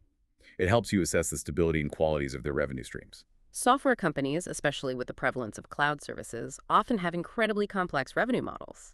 How does Cream Software, which offers both traditional licenses and cloud-based services, recognize its revenue? It sounds like the timing could vary significantly. You're right, timing is everything, and it directly impacts reported growth. For a traditional software license, where the customer takes physical possession of the software, revenue can be recognized either over the license term or at the point of transfer. If the provider continues to significantly affect the software through ongoing upgrades that are critical to its function, for example, then revenue is spread over the term. Otherwise, for an as-is license, it's recognized at the time of transfer when the customer gains control. Cream, in its disclosures, clarifies that as-is licenses are recognized at transfer, but associated support contracts are recognized ratably over the support term. For cloud services, or software as a service, revenue is generally recognized over the contract term because the customer is accessing and consuming the service continuously without taking possession of the underlying software. The control transfers over time. So SaaS is typically smoother, recognized over time. Generally, yes. The key point is that a company's choice or business model here drastically changes the revenue timeline, from a large upfront recognition to a smoothed out stream.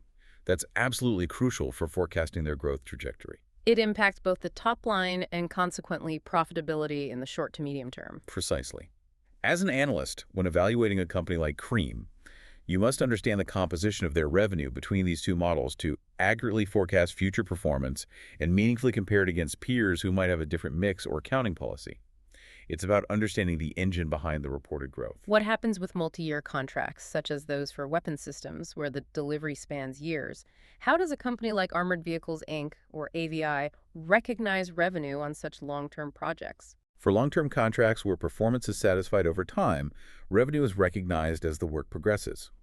IFRS 15 lays out 3 main criteria for this, but the core idea is simple. Is the customer continually receiving and consuming the benefits as you work, or gaining control of the asset as it's built? The criteria are: 1. The customer simultaneously receives and consumes the benefits provided as the entity performs. 2. The entity's performance creates or enhances an asset that the customer controls as it's created or enhanced. Or 3, the entity's performance does not create an asset with an alternative use, and the entity has an enforceable right to payment for performance completed to date. Okay, so if any of those apply, it's recognized over time. Correct. AVI, for its military contracts, typically recognizes revenue over the contract term as work progresses, because control is continuously transferred to the customer. This is often evident through contract clauses that allow the customer to terminate for convenience, pay for costs incurred plus profit, and take control of work in process. AVI reports that it measures progress using input methods, specifically costs incurred relative to estimated total costs. For example, imagine a USD 10 million contract with USD 7 million in expected costs and USD 3 million in estimated profit. If in year 1, AVI incurs USD 4.2 million costs, that's 60% of the total expected costs. They would then recognize USD 6 million in revenue, 60% of total revenue, and USD 1.8 million in profit, 60% of total profit for that year. So if the project stretches out, the revenue and profit are also stretched out, aligning precisely with the work being done. Now, what if a customer buys a product but asks the seller to hold it for them, perhaps due to a lack of storage space? Can revenue still be recognized then? This is what we call a bill and hold arrangement. Revenue can be recognized when the customer obtains control, even if physical possession is delayed, but only if very strict criteria are met. The critical part is ensuring the customer genuinely controls the asset, even if it's not in their warehouse yet. Think of it as meeting these specific conditions. 1. The reason for the arrangement must be substantive. That is, the customer requested it, not the seller trying to inflate sales. 2. The product must be identified separately as belonging to that specific customer. 3. The product must be currently ready for physical transfer.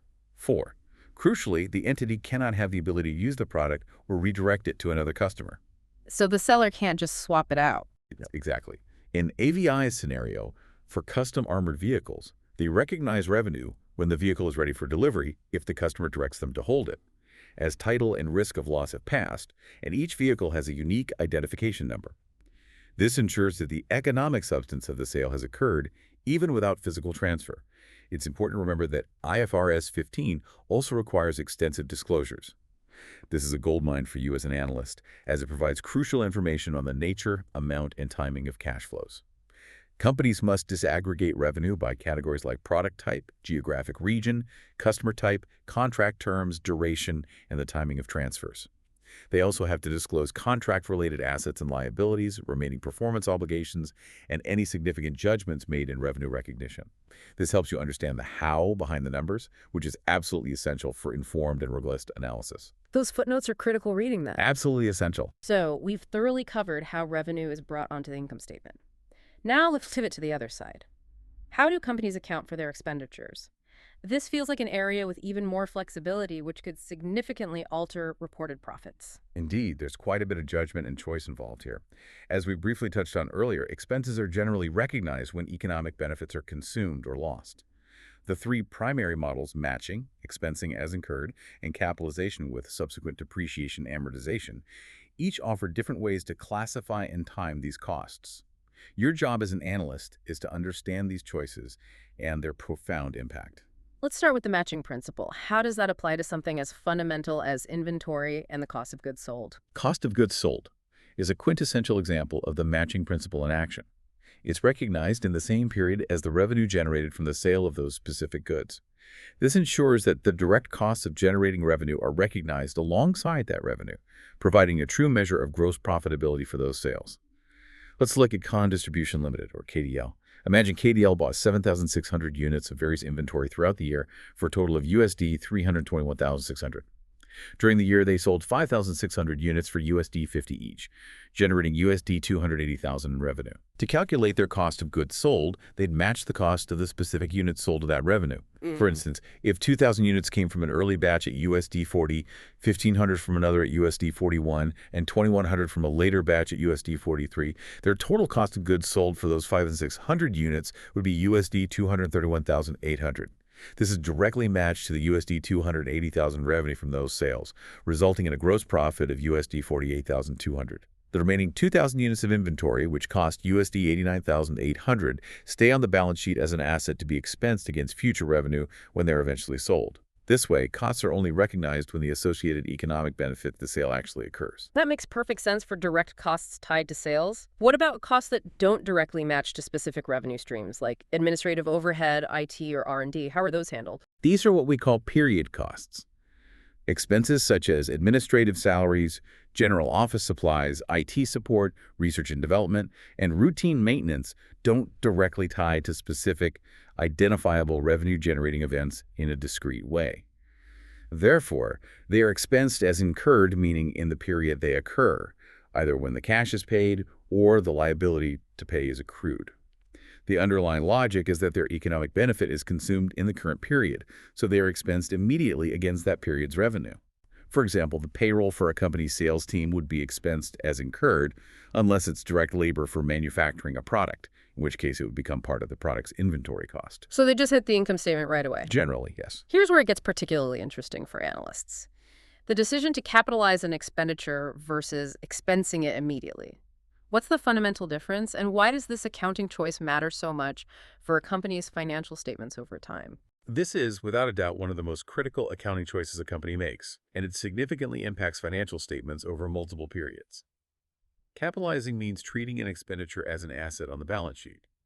This asset is then expensed incrementally over its useful life, through depreciation for tangible assets or amortization for intangible assets. Think of buying a new factory. You capitalize the initial construction cost and then depreciate a portion of that cost each year. Expensing, on the other hand, means the entire expenditure hits the income statement immediately, fully reducing profit in the period it's incurred. The fundamental difference lies in when the cost impacts profit, immediately and entirely, or spread out over time. This single choice can paint a vastly different picture of a company's short-term profitability and asset base. Okay, big impact on timing. Hashtag tag 3.4.1, general financial statement impact, CAP Inc. versus NOW Inc. Example 3. Let's really hammer this home with a hypothetical scenario. Imagine CAP Inc., which capitalizes its expenditures, and NOW Inc., which expenses them, both with identical operations. Both buy EUR 900 worth of equipment with a 3-year useful life. Can you quickly walk us through the impact this decision has on their income, cash flow, and balance sheet over those 3 years? What are the key analytical takeaways? This is an incredibly insightful example that starkly highlights the impact of this accounting choice. Here's what you immediately see. Year 1, NOW Inc. expenses. The entire EUR 900 hits the income statement as a cash expense. The reported income before tax and net income will be dramatically lower than CIP's. On a cash flow statement, this EUR 900 reduces cash from operations. Their total assets are also lower because the equipment is not capitalized. CAP capitalizes. Only the first year's depreciation, EUR 300, affects the income statement, leading to a much higher income before tax and net income. The EUR 900 equipment purchase is an investing cash outflow, not an operating expense, so their cash from operations is significantly higher. Their total assets are also higher, due showing the capitalized asset. So CAP looks much better in year 1 on paper. Much better in terms of profit and operating cash flow, yes. Years 2 and 3. For NOW, with the EUR 900 already expensed, they have no further expense for that equipment. Their net income and cash from operations will now be significantly higher than CKP's for these periods. CKP, conversely, continues to recognize EUR 300 in depreciation each year, so their net income and cash from operations remain constant at lower levels compared to NOW in these later years. The tables turn later on. Exactly. Now, for the crucial analytical takeaway. Over the full 3 years, the total net income and total change in cash are identical for both companies. The difference is purely in the timing of that recognition. However, CAP consistently reports higher cash from operations because the equipment purchased is classified as an investing activity, whereas NOW's purchase reduces operating cash flow in year 1. This accounting choice distorts short-term profitability trends and cash flow classifications, making direct comparisons between the two companies incredibly difficult without adjustment. Capitalizing makes a company look more profitable and cash generative in the early years of an asset's life, but less so later on, creating a smoother earnings profile. Expensing creates more volatile earnings with the big hit up front. As an analyst, you need to understand that this apparent favorable trend from capitalizing isn't necessarily real operational improvement. It's an accounting artifact. So you really need to adjust, or at least be aware. Absolutely aware and adjust if possible. Hashtag tag 3.4.2. Impact of ongoing purchases. Example 4. That's a powerful demonstration of how timing distorts reported results. But what if a company isn't just making a one-time purchase, but continuous ongoing purchases of similar assets? Does that profit-enhancing effect of capitalizing persist indefinitely? That's an excellent follow-up question because the dynamics do shift once you factor in ongoing purchases. No, the profit-enhancing effect of capitalizing does not persist indefinitely. It will only continue as long as capital expenditures in a period exceed the depreciation expense for that period. Let's use an example. Imagine a company buys a GDG 300 computer annually, and each computer has a 3-year useful life, meaning GBP 100 annual depreciation. In year 1, they buy one computer. Capitalizing it makes their pre-tax profit GBP 200 greater than if they expensed it, GBP 300 purchase versus GBP 100 depreciation. In year 2, they buy another. Now, total depreciation is GBP 200, GBP 100 from year 1 computer, GBP 100 from year 2. By year 3, they buy a third computer. At this point, the total annual depreciation expense is GBP 300, GBP 100 for each of the 3 computers currently in use. If they buy a new GBP 300 computer, total depreciation now equals the new capital expenditure. The profit-enhancing effect ends. So it catches up when spending equals depreciation. Precisely. In year 4 and beyond, if they continue to purchase a GBP 300 computer annually, the total depreciation expense will always equal the new capital expenditure of GBP 300.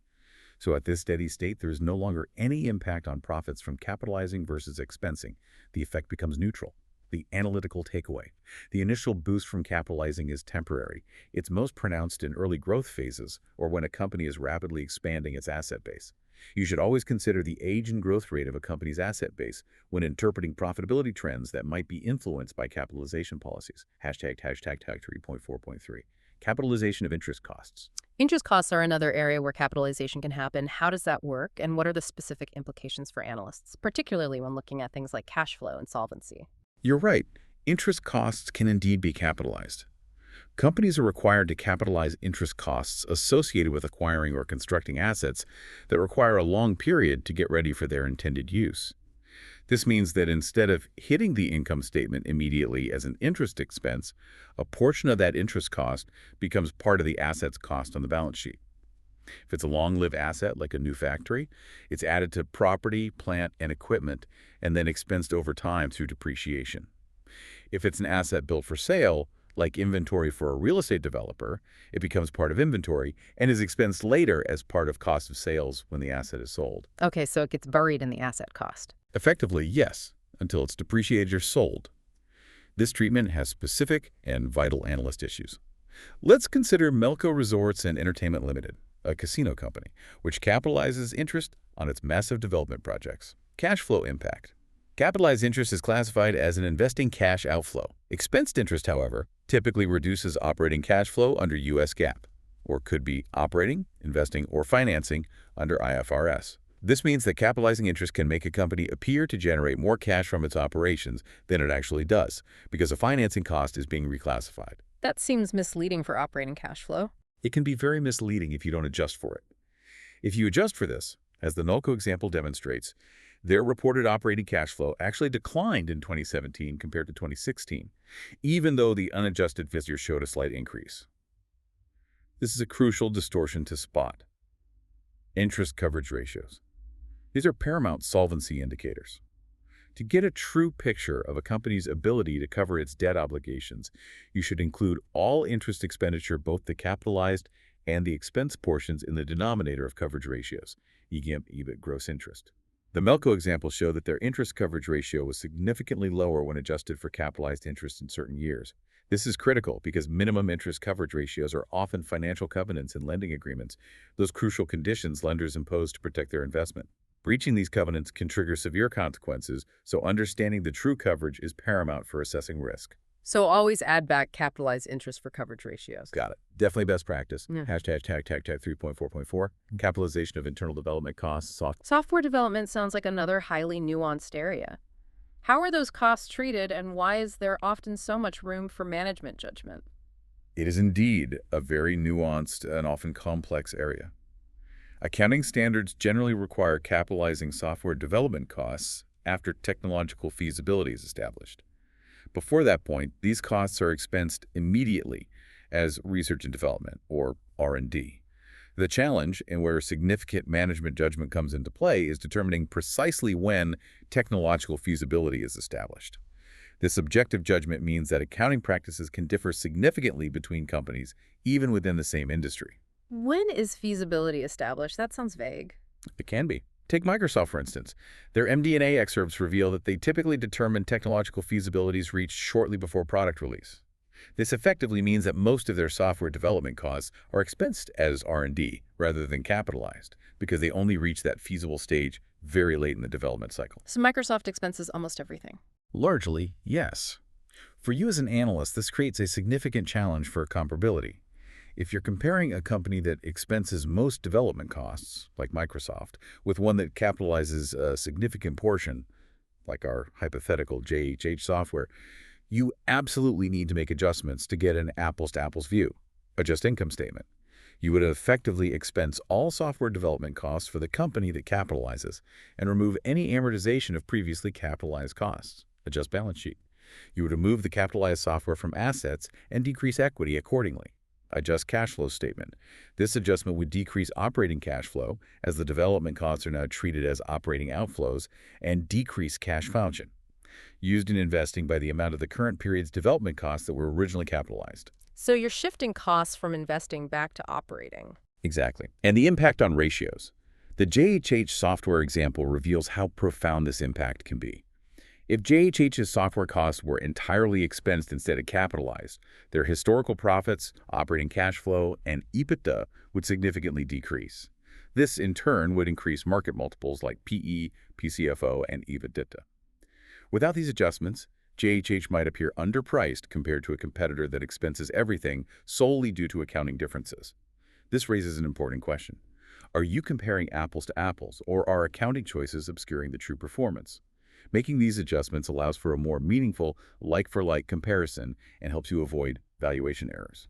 This truly highlights how crucial it is to dig into the specific accounting policies a company adopts and not just take the headline numbers at face value. So it seems clear that expense recognition policies offer a significant amount of discretion for management. What are the absolute key takeaways for us as analysts when we're scrutinizing a company's expenses? Your analysis must characterize the relative conservatism of a company's expense recognition policies. A policy that delays expense recognition, meaning it defers costs into future periods, is considered less conservative. This can artificially inflate current period profits, potentially masking underlying performance issues. Furthermore, remember that companies make significant estimates that directly affect net income. These aren't fixed facts, but management judgments about things like future uncollectible accounts, warranty expenses, or the useful lives of assets. Estimates are everywhere, it seems. They really are. As an analyst, you should be hypervigilant for any significant year-to-year changes in these estimates or dramatic differences between peer companies. Ask yourself, are these changes genuinely justified by actual shifts in business operations, for example, improved product quality leading to lower warranty estimates? Or do they seem unrelated to operational realities and potentially signal management's manipulation of estimates to achieve specific earnings targets? All this critical information on policies and estimates is usually found in the financial statement notes and the management discussion and analysis, or MD&A, section. Where possible, you should quantify these differences and make adjustments for better comparability across time and across companies. It's about maintaining a healthy skepticism and always digging for the why behind the numbers, because these estimates can be powerful levers on reported profitability. We're always trying to figure out what a company will earn in the future to make informed investment decisions. But some items in past income statements just aren't likely to repeat, are they? This seems incredibly critical for accurate forecasting. Exactly.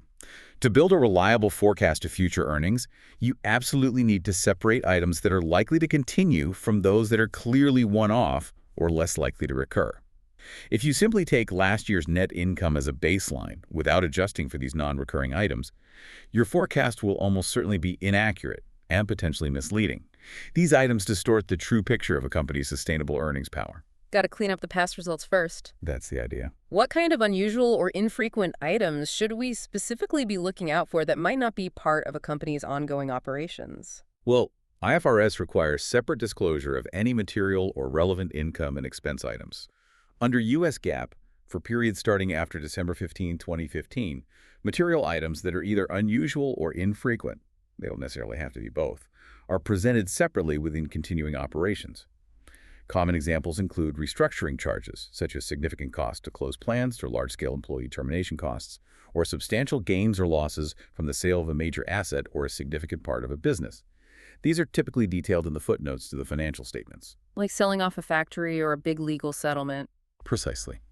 Let's consider Danone's income statement. They explicitly report other operating income, expense, separately from their recurring operating income.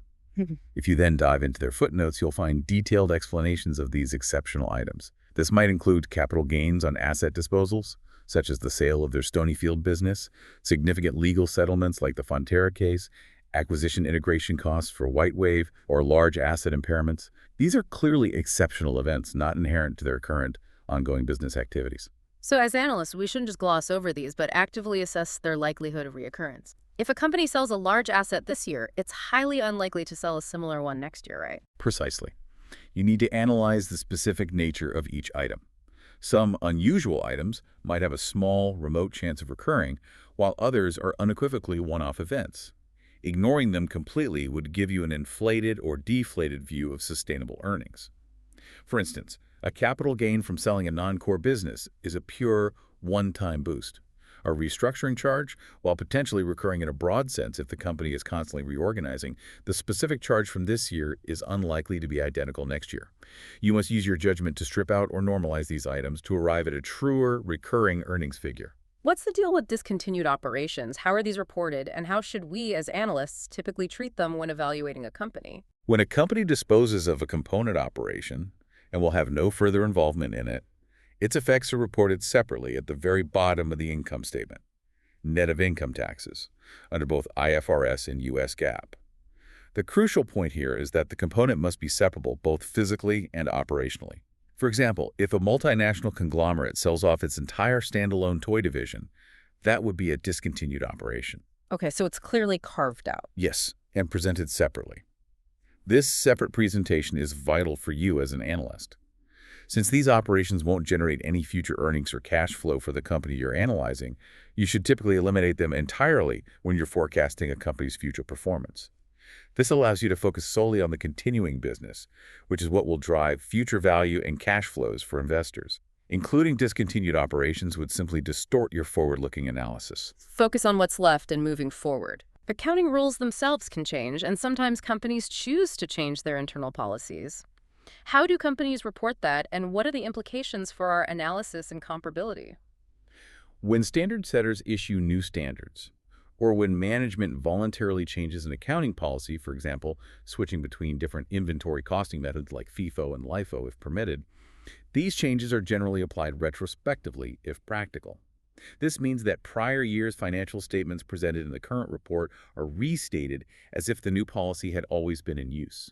This is done to ensure that the financial statements for all periods shown are truly comparable, allowing for meaningful trends analysis. So they rewrite history, essentially. In a way, yes, to make the comparisons valid. Microsoft Corporation's early adoption of the new revenue recognition standard, IFRS 15 ASC 606, using the full retrospective method, provides a perfect illustration. They proactively restated their 2016 and 2017 results. Their footnotes revealed that for Windows 10, revenue recognition shifted from being spread ratably over time to largely being recognized at billing and delivery. Similarly, for some multi-year software subscriptions, license revenue moved to being recognized at contract execution. And crucially, this clearly made their results appear better under the new standard. For 2017, Microsoft's revenues jumped from USD 89,950 million to USD 96,571 million, and net income climbed from USD 21,204 million to USD 25,489 million. Their net profit margin also increased, and revenue growth appeared faster. This is a prime example of why understanding accounting policy changes is absolutely crucial. You can identify the impact of the change and ensure your comparisons are valid. Without knowing this, you might incorrectly assume their performance dramatically improved year over year when much of it was simply a change in how the numbers were presented. So, next time you see a company like Microsoft making a massive accounting policy change that boosts revenue, don't just accept the better numbers. Ask yourself, is this genuine growth or merely a redescription of reality? Because deciphering that difference is where your true analytical edge lies.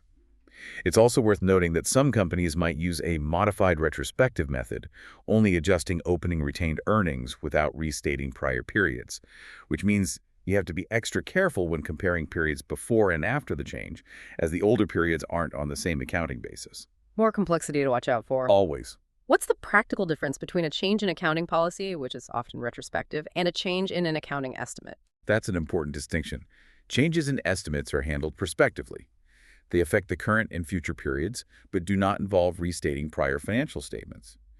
These are adjustments to judgments about future events, like updating the useful life of an asset, revising the collectability of receivables, or altering pension assumptions. For example, Catalent Inc. changed its method for calculating pension plan expenses, moving from a single weighted average discount rate to using spot rates for individual cash flows. This was treated as a change in accounting estimate, applied prospectively, meaning it impacts current and future periods but doesn't alter past reports. Any significant changes in estimates must be disclosed in the notes. So policy changes look back, estimate changes look forward. Generally, yes, that's a good way to think about it. Finally, it's worth noting that errors from prior periods are corrected by restating the financial statements for those prior periods, including the balance sheet and statement of owner's equity. You should examine these disclosures very carefully, as they can often reveal weaknesses in a company's internal controls or accounting systems, which is a red flag for analysts. Any other factors that can make comparability tricky when looking at income statements, particularly for large multinational companies that are constantly shifting? Yes, absolutely.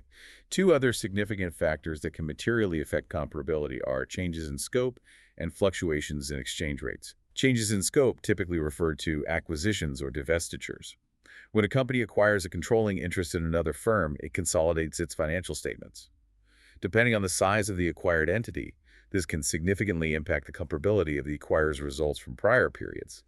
Suddenly, their revenue and expenses might jump simply due to the added business from the acquired entity, rather than organic growth. M&A really muddies the waters for trends. It definitely does. Similarly, for multinational companies, changes in exchange rates can significantly impact reported income when foreign currency results are translated back into the reporting currency. A strengthening functional currency against the reporting currency, for instance, will lead to higher reported revenues and profits when translated back, even if the underlying operational performance in local currency hasn't changed. Conversely, a weakening currency will decrease reported revenues and profits. While accounting standards don't always mandate specific disclosures for the isolated effects of these changes, companies often provide useful summary information like growth rates, excluding these changes in their management reports or investor presentations. As an analyst, you need to be acutely aware of these potential distortions and, where possible, try to adjust for them to understand the true underlying operational growth and performance. For equity investors, earnings per share, or EPS, is often the first number many look at. It's a really big deal in the market. Why is it so incredibly important? EPS is truly a fundamental metric for equity investors because it boils down a company's total net income into a figure that relates directly to each share of common stock. It gives you a clear sense of a company's profitability on a per-share basis. Both IFRS and US GAAP require its presentation on the face of the income statement, not just for net profit loss, but also for continuing operations. This allows investors to quickly gauge how much profit the company is generating for each piece of ownership. It's a key input in many valuation models and widely used in market multiples like the PE ratio, so understanding its nuances is non-negotiable. It's the denominator in PE, right? Very visible. Extremely visible. What makes a company's capital structure simple or complex? This distinction seems critical for how we calculate EPS. A simple capital structure is exactly what it sounds like. It has only common stock outstanding and no financial instruments that could potentially be converted into common stock. It's very straightforward. In contrast, a complex capital structure includes potentially dilutive securities. These are financial instruments that could be converted into common stock, thereby increasing the number of shares outstanding and potentially decreasing EPS. Examples include convertible bonds, convertible preferred stock, employee stock options, and warrants. The distinction matters because these dilutive securities could significantly decrease EPS upon conversion, which is vital information for current and potential shareholders to understand the worst-case scenario for per-share earnings. So complex means we need to worry about dilution. That's the main implication, yes. Let's start with the basics. How is basic EPS calculated? This is our foundation for understanding per-share profitability. Basic EPS is designed to give you a clear picture of current earnings per existing common share. It's the amount of income available to common shareholders divided by the weighted average number of common shares outstanding over a period. The formula is basic EPS, net income preferred dividends, weighted average number of shares outstanding. Income available to common shareholders. This is your net income minus any preferred dividends. Preferred dividends are subtracted because they represent a portion of income that is contractually owed to preferred shareholders before any can be distributed to common shareholders. Because common shareholders are last in line. Exactly. Weighted average shares outstanding. This isn't just a simple share count at year-end. It accounts for shares issued or repurchased during the year by weighting them by the time they are outstanding. For example, if Angler Products starts with 1 million shares, issues 200,000 more on April 1st, and repurchases 100,000 on October 1st, you'd calculate the weighted average. The key insight is that stock splits and stock dividends are applied retroactively to the beginning of the earliest period presented for EPS calculation purposes to ensure comparability across periods. So splits adjust past share counts too. Correct for comparability. And what about diluted EPS? It's always equal to or less than basic EPS, reflecting that worst-case scenario you mentioned for dilution, correct? Correct. Diluted EPS reflects the maximum potential dilution from all convertible securities. It's absolutely crucial for understanding that worst-case scenario for per-share earnings, showing what EPS would be if all potentially dilutive securities were converted into common stock. If a company has no dilutive securities, then basic EPS simply equals diluted EPS. It's a floor for your EPS analysis. Hashtag 5.4.1, if converted method for convertible preferred stock. How do convertible preferred shares affect diluted EPS? It sounds like we need to hypothetically assume they've already converted. Exactly. For convertible preferred stock, we use the if converted method. It assumes that these preferred shares were converted into common stock at the very beginning of the reporting period, or at the date of issuance if later. Numerator adjustment. The preferred dividends that would have been paid are added back to net income. Why? Because if the preferred shares converted, those dividends wouldn't have been paid, and thus more income would theoretically be available to common shareholders. Denominator adjustment. The additional common shares that would have been issued from that conversion are added to the weighted average number of shares outstanding. The formula essentially becomes diluted EPS equals net income, weighted average shares outstanding, plus new common shares from conversion.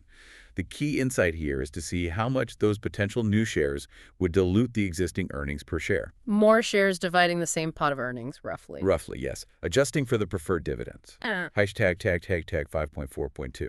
If converted method for convertible debt. What if it's convertible debt instead of preferred stock? How does that change the calculation for diluted EPS, particularly with the interest component? The if converted method applies here too, but with a crucial modification for the numerator involving interest. We still assume conversion at the beginning of the period. Numerator adjustment. The after-tax interest expense on the converted debt is added back to net income. If the debt were converted, that interest expense wouldn't have been incurred, so net income would be higher. Remember to factor in the tax shield the company receives for deducting that interest, so it's the interest expense multiplied by one tax rate. Right, got to use the after-tax interest saving. Critical point. Denominator adjustment. Similar to preferred stock, the additional common shares that would have been issued from the conversion are added to the weighted average shares outstanding.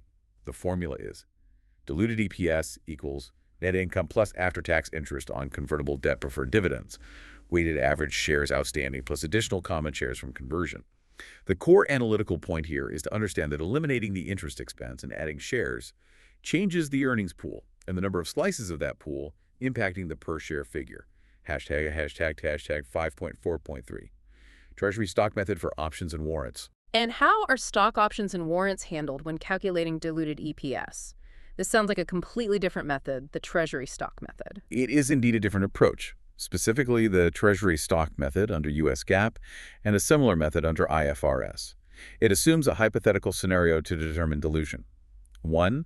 It assumes the options or warrants are exercised at the beginning of the period, or issuance date if later, meaning the company receives cash proceeds. 2. The company then hypothetically uses these cash proceeds to repurchase as many shares as possible at the average market price of its common stock during the period. So they use the cash received to buy back shares. Hypothetically, yes. 3. The net increase in shares, which is the difference between the shares issued upon exercise and the shares hypothetically repurchased, is what's added to the denominator. Numerator adjustment. Crucially, there is no change to net income under this method. Options and warrants don't affect the income statement in this calculation. Formula. Diluted EPS, net income preferred dividends, weighted average shares outstanding, plus new shares from option exercise shares repurchased with proceeds.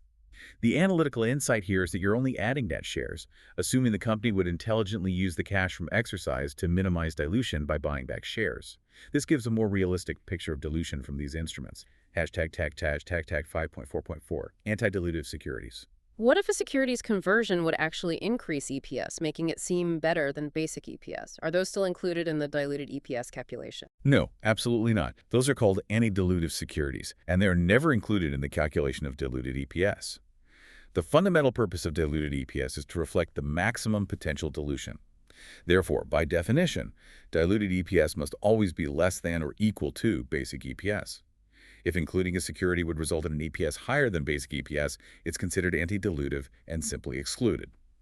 This rule ensures that diluted EPS consistently represents the most conservative or worst-case scenario for shareholders. So diluted EPS can never be higher than basic EPS? Never. #TAG 5.5, analyzing changes in EPS. Finally, when EPS changes from one period to the next, which is something we see constantly, what should we as analysts be looking for? What are the key drivers of those changes? An increase in EPS can stem from a few core drivers: higher net income, a decrease in the number of shares outstanding, perhaps through share buybacks, or a combination of both.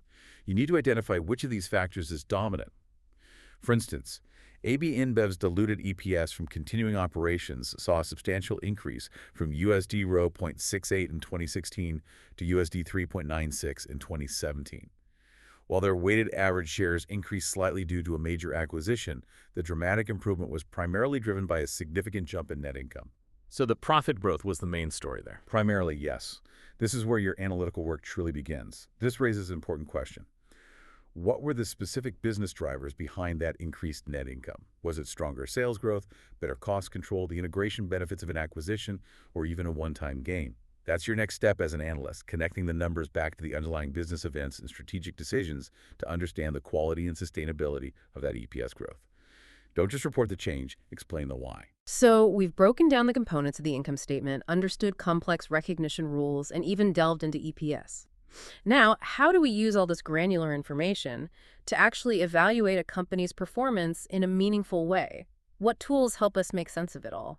The objective here is to assess a company's performance robustly, either over time, what we call time series analysis, or relative to its peers, which is cross-sectional analysis. For this, we use two incredibly powerful tools: common size analysis and a range of income statement ratios. These tools help standardize the data, making comparisons possible and highlighting key trends and differences that absolute numbers might obscure. They cut through the noise of scale and get to the heart of efficiency. Standardizing is key for comparison. Absolutely key. #TAG 6.2. Common size analysis of the income statement. What exactly is a common size income statement, and why is it such a useful tool for an analyst, especially when comparing companies of different sizes? A common size income statement involves stating each line item on the income statement as a percentage of sales, or revenue. This standardization is incredibly powerful because it fundamentally removes the effect of size. This means you can easily compare companies of vastly different scales or track a company's own performance trends over time, regardless of whether its absolute sales are growing or shrinking. It allows you to focus on the relative proportions and efficiencies. Everything as a percent of revenue. Exactly. Let's use an example with hypothetical companies A, B, and C. Companies A and B each have USD 10 million in sales, while company C has only USD 2 million. In absolute dollar terms, A and B have higher operating profits than C. But when you look at their common size statements, company C shows a 20% operating profit margin, which makes it relatively more profitable than company B's 15%, even though company C's absolute profit is lower. For every USD 100 in sales, company C generates USD 5 more in operating profit than company B. That's a great example of how you can immediately spot strategic differences just from the numbers. You're really able to read between the lines there. Exactly. This analysis also brilliantly highlights strategic differences. Company A has a high gross profit margin of 70%, coupled with high spending on R&D and advertising. This immediately suggests a strategy of differentiated products, perhaps with a strong brand or superior technology, allowing them to command premium pricing. In contrast, Company B has a low gross profit margin of 25%, but spends nothing on R&D or advertising, pointing towards a cost leadership strategy where they compete primarily on price and operational efficiency. The common size statement allows you to quickly discern these fundamental strategic choices just from the numbers. The percentages tell the story. They really do. For taxes, it's generally more meaningful to compare taxes to pre-tax income to derive an effective tax rate. And, of course, you can compare a company's performance against industry or sector data using benchmarks like S&P 500 GICS sector medians to understand its relative standing. Are their margins in line, or are they outperforming or underperforming? this context is invaluable. Hashtag tag 6.3. Income statement ratios, profitability. Beyond common size statements, what are some key profitability ratios that help us gauge a company's financial health and operational efficiency? Profitability is, of course, a paramount aspect of financial performance, and ratios provide us with clear, quantifiable metrics. Hashtag tag 6.3.1. Net profit margin. The first and most comprehensive is net profit margin. The formula is simple. Net profit margin equals net income revenue. This measures the amount of net income generated for each dollar of revenue. A higher margin indicates higher profitability after all expenses, including taxes, have been accounted for. It's a holistic measure of a company's overall efficiency in converting sales into bottom-line profit. For AB InBev, their net profit margin from continuing operations was 16.2% in 2017, higher than 6.0% in 2016, but lower than 22.9% in 2015. As an analyst, you would certainly want to investigate the reasons for these significant fluctuations over time to understand the quality of that profitability. Why the big swings? That's the question. Exactly. Hashtag 6.3.2, gross profit margin. Next, we have the gross profit margin, the formula. Gross profit margin, gross profit revenue. This measures the gross profit generated per dollar of revenue. It reflects a company's pricing strategy and the efficiency of its cost of goods sold. A consistently high gross margin can indicate differentiated products, strong brand power that allows for premium pricing, or superior production efficiency, allowing a company to command higher prices relative to its direct production costs. For AB InBev, their gross profit margin was fairly stable from 2015-2017, hovering consistently around 60-62%. This suggests a good level of consistency in their core product pricing and manufacturing cost structure. So their core business was pretty steady on the margin front. It appears so at the gross level. Hashtag tag 6.3.3, other margins. Beyond these, analysts frequently use other margins for deeper, more granular insights. Operating profit margin, profit from operations revenue, focuses on profitability purely from a company's core operations before considering interest expense and taxes. It's excellent for comparing the operational efficiency of different companies, regardless of their financing structure or tax environment. And then pre-tax margin, profit before tax revenue, considers the impact of financing decisions before the final tax bite. Each ratio provides a different lens through which to examine a company's operational efficiency, cost structure, and how various factors flow down to the bottom line. Looking at AB InBev's common size statement from our sources, their overall profitability decreased quite a bit in 2016. What caused that, given that their gross profit margin remained relatively stable? That's an excellent observation, and precisely the kind of question these tools help you uncover. Their gross profit margin remained relatively stable across those years, which tells us their core product pricing and cost of goods sold were largely consistent. So the decrease in overall profitability in 2016 wasn't coming from their core production. Right. Instead, it was actually driven by higher operating expenses and, crucially, a significant increase in finance costs. If you connect this to the bigger picture, this massive jump in finance costs, along with higher operating expenses, stemmed directly from their USD $100 billion merger with SAP-Miller that very year.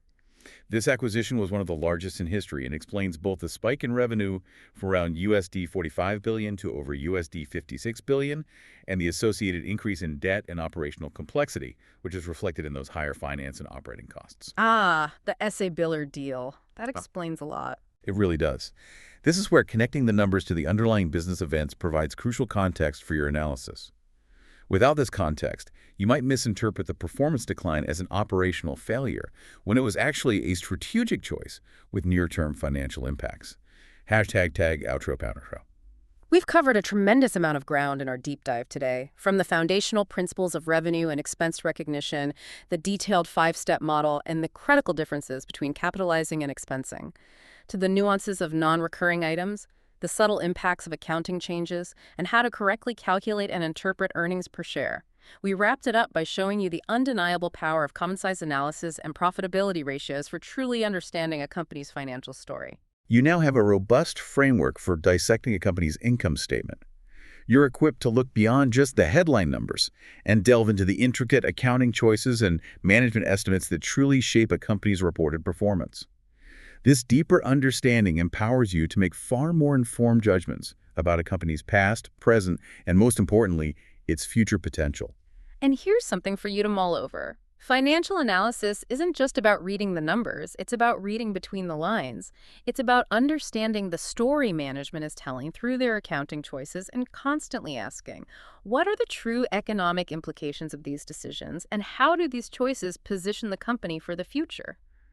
The choices made today in revenue or expense recognition can create a ripple effect, shaping reported growth and profitability trends for years to come.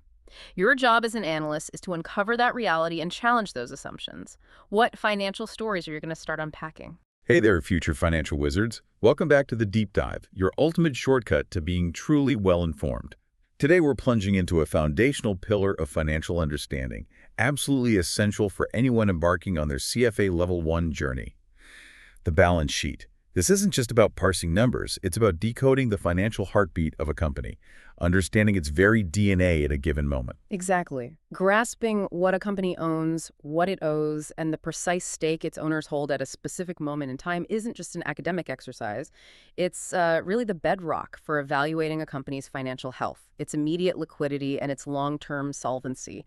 Our deep dive today is designed to help you see beyond the surface, to read between the lines, and to spot those critical details that truly paint a company's financial picture. Right. So our mission for you today is clear.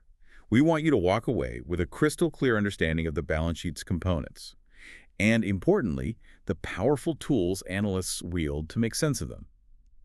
We're talking about everything from those, well, often tricky intangible assets and the frequently misunderstood concept of goodwill, to the various financial instruments a company might hold and its long-term, non-current liabilities. Then we'll arm you with analytical techniques like common size analysis and those indispensable key financial ratios. We'll be your expert guides, navigating the different rules and practices for recognizing, measuring, and disclosing these items. And we'll be making sure to highlight the differences and similarities between IFRS and US GAAP where relevant. Prepare for some genuine aha moments and plenty of practical examples that will, really solidify your understanding. You'll see how even subtle differences in accounting standards can lead to significant variations in financial reporting, making your analytical skills all the more crucial. So settle in, grab your virtual notepad, because by the end of this deep dive, you'll be much more confident in your ability to analyze a company's financial position, perfectly preparing you not just for your exams, but for real-world financial analysis. Let's jump right in. I've always heard the balance sheet called a snapshot, but what does that really mean in practice for someone like a CFA candidate? Is it just a pretty picture, or is there a deeper implication for our analysis? That's a great question, because snapshot is, well, it's a perfect analogy. Unlike an income statement, which tells a story over a period, say, a quarter or a year, the balance sheet literally freezes a company's financial position, its assets, liabilities, and equity at a single specific moment in time.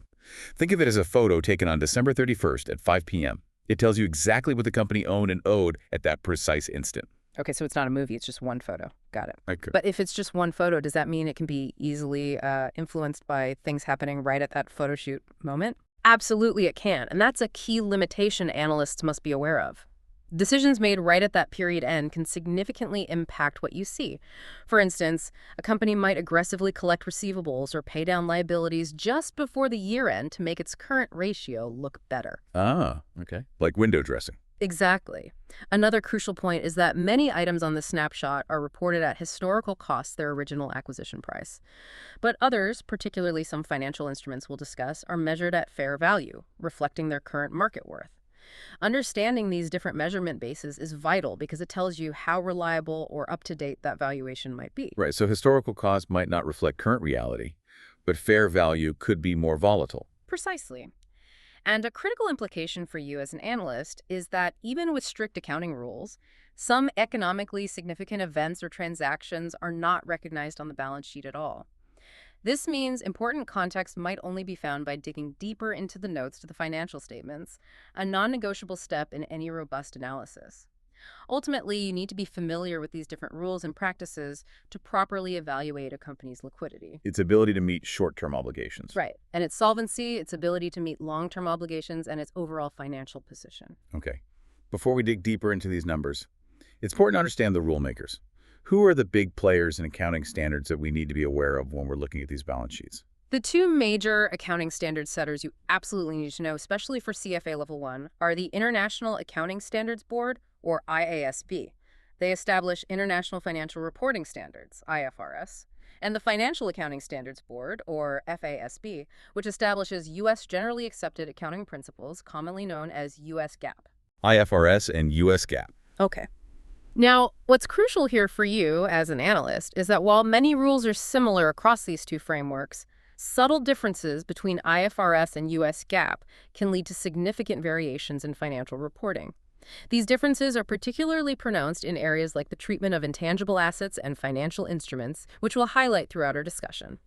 So knowing which standard a company uses is pretty important then. It's vital. For example, a company operating under IFRS might capitalize certain development costs that a U.S. GAAP company would immediately expense.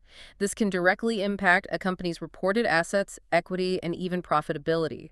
Understanding these distinctions isn't just about memorizing rules, it's about making truly comparable and insightful analyses across global companies. All right, let's zoom in on what makes the asset side of the balance sheet so intriguing.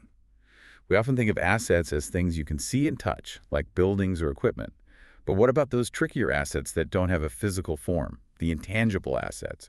They could be incredibly valuable to a company, right? Absolutely. You can't put a patent in your pocket or physically hold a brand name, but their economic power is immense.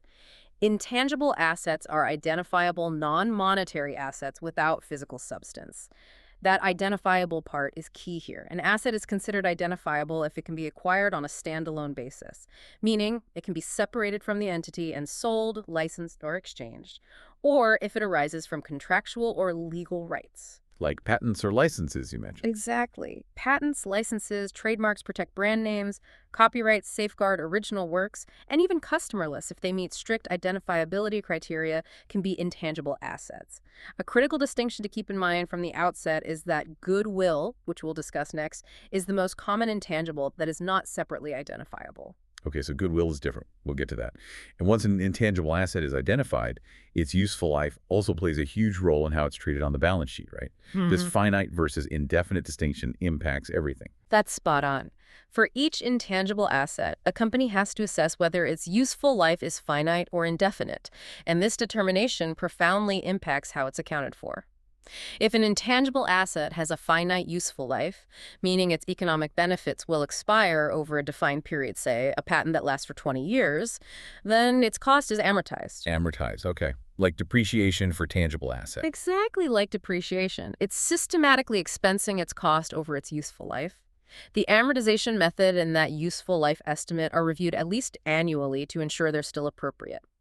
These assets are also subject to impairment testing, where their carrying value is reduced if it exceeds their recoverable amount. And if it's indefinite. Now, if an intangible asset has an indefinite useful life, meaning there's no foreseeable limit to the period over which it is expected to generate net cash inflows, think of a globally recognized brand name like Coca-Cola, then it is not amortized. Instead, it is tested for impairment at least annually. The reasonableness of assuming an indefinite useful life is also reviewed annually. So a company needs to prove year after year that there truly is no foreseeable limit to its benefits. Okay, that makes sense. But here's what I find particularly tricky and what I imagine our listeners are grappling with. The rules for internally generated intangibles versus acquired ones. Yeah. The accounting treatment seems to be completely different based on how the asset came into being. You've hit on a critical point. The core insight here is that IFRS is generally more open to capitalizing internally generated development costs than U.S. GAAP, but only if they pass a very rigorous set of criteria. Think of it as demonstrating clear commercial viability. Right, feasibility and intent and all that. Exactly. So while an IFRS company can create an asset on its balance sheet from its own development, a U.S. GAAP company almost always expenses these costs immediately, due to the inherent difficulty and subjectivity in reliably determining the cost of internally created intangible assets. The general requirement under both IFRS and U.S. GAAP is that most internally created identifiable intangibles are expensed rather than capitalized. It's a conservative approach. Okay. However, IFRS has a specific two-phase approach for R&D, the research phase. Costs incurred during this exploratory stage, aimed at obtaining new knowledge, must be expensed as they occur. Then the development phase. Costs incurred after the research phase can be capitalized as intangible assets if specific rigorous criteria are met, like demonstrating technological feasibility, ability to use or sell the asset, intention and resources to complete the project, and so on. But U.S. GAAP is stricter. Much more restrictive, generally. It generally prohibits the capitalization of most costs of internally developed intangibles and R&B. All such costs are typically expensed immediately, meaning they reduce reported profit without creating an asset on the balance sheet. And for both IFRS and US GAAP, certain internally generated costs are almost always expensed. Things like internally generated brands, customer lists, startup costs, advertising, administrative overhead. They're either too hard to measure reliably or don't meet the strict criteria. But acquired intangibles are different. In stark contrast, yes. Acquired or purchased intangible assets, those bought from another entity, are capitalized and reported as separately identifiable intangibles. The difference here is the clear evidence of cost and market value in an arm's-length transaction. Okay, that clarifies why these rules exist. Let's look at a concrete example, Alpha Inc., to see how these IFRS versus US GAAP differences really play out. This should illustrate just how significant these accounting choices can be. Certainly. Imagine Alpha Inc., a motor vehicle manufacturer with a research division working on 2 projects. Project 1 is pure research, aiming to find a new steering mechanism, very early stage, exploratory. Project 2 involves designing a prototype welding apparatus. Critically, Project 2 is in the development stage, technologically feasible, saleable, and feasible to produce. So it meets those IFRS capitalization criteria. Okay, got the setup. What about the expenses? Okay, so for the expenses. Project 1, research stage. Under IFRS, all costs, materials, labor, design are expensed immediately, 0 capitalized. Under US GAAP, same treatment, all expensed. Project 2, development stage. Now, under IFRS, because it meets the capitalization criteria, the direct cost materials, EOR 620K, direct labor, EOR 320K, and design construction testing, EOR 470K, are capitalized as an intangible asset. That totals EOR 1,410,000. Admin costs are not capitalized, though. But under US GAAP? Under US GAAP, the picture's entirely different. All costs for Project 2, just like Project 1, would be expensed, resulting in 0 capitalization for the development project as well. Wow. So what this Alpha Inc. example vividly illustrates is how the exact same R&D efforts can lead to vastly different balance sheet presentations depending on the accounting standards. An IFRS company could show a valuable intangible asset, while a US GAAP company reports higher expenses and no such asset, even for a viable project. That difference alone can dramatically alter how 2 otherwise similar companies look on paper. And from an analyst's lens, this distinction is critical. Financial analysts traditionally view reported values of intangible assets, particularly goodwill, with a fair bit of caution. Why the caution? Because of the subjectivity. Primarily, yes. Subjectivity in valuation and the potential for management judgment to influence the figures. Consequently, some analysts will adjust financial statements by excluding the book value assigned to intangibles from equity, reducing net equity to get a tangible book value. They might also adjust pre-tax income by adding back any amortization or impairment. Trying to get a clearer picture of core tangible performance. Exactly. But this raises an important question. Is an arbitrary assignment of 0 value to all intangibles advisable? Probably not. While caution is warranted, not all intangibles are created equal. An analyst should really examine each listed intangible, assess its nature, look at the disclosures about useful lives, amortization, impairments, and then decide if an adjustment is appropriate. So don't just throw them all out. Right. And furthermore, remember that companies also possess valuable assets never recorded on the balance sheet. Things like management skills, market share, reputation, technical expertise. These aren't balance sheet items, but they are, in theory, reflected in the company's market price and can be recognized as goodwill by an acquirer if the company is sold. That's a great point. Let's ground this in reality by looking at SAP and Apple's balance sheets. Yeah. How did they disclose their intangibles? Okay, looking at SAP's 2017 balance sheet, it showed EUR 2,967 million of intangible assets. Their notes provide crucial detail. Disclosing these includes software and database licenses, purchased software, customer contracts, acquired trademark licenses. Significantly, SAP stated that all of its purchased intangible assets, other than goodwill, have finite useful lives and are amortized. That gives us confidence.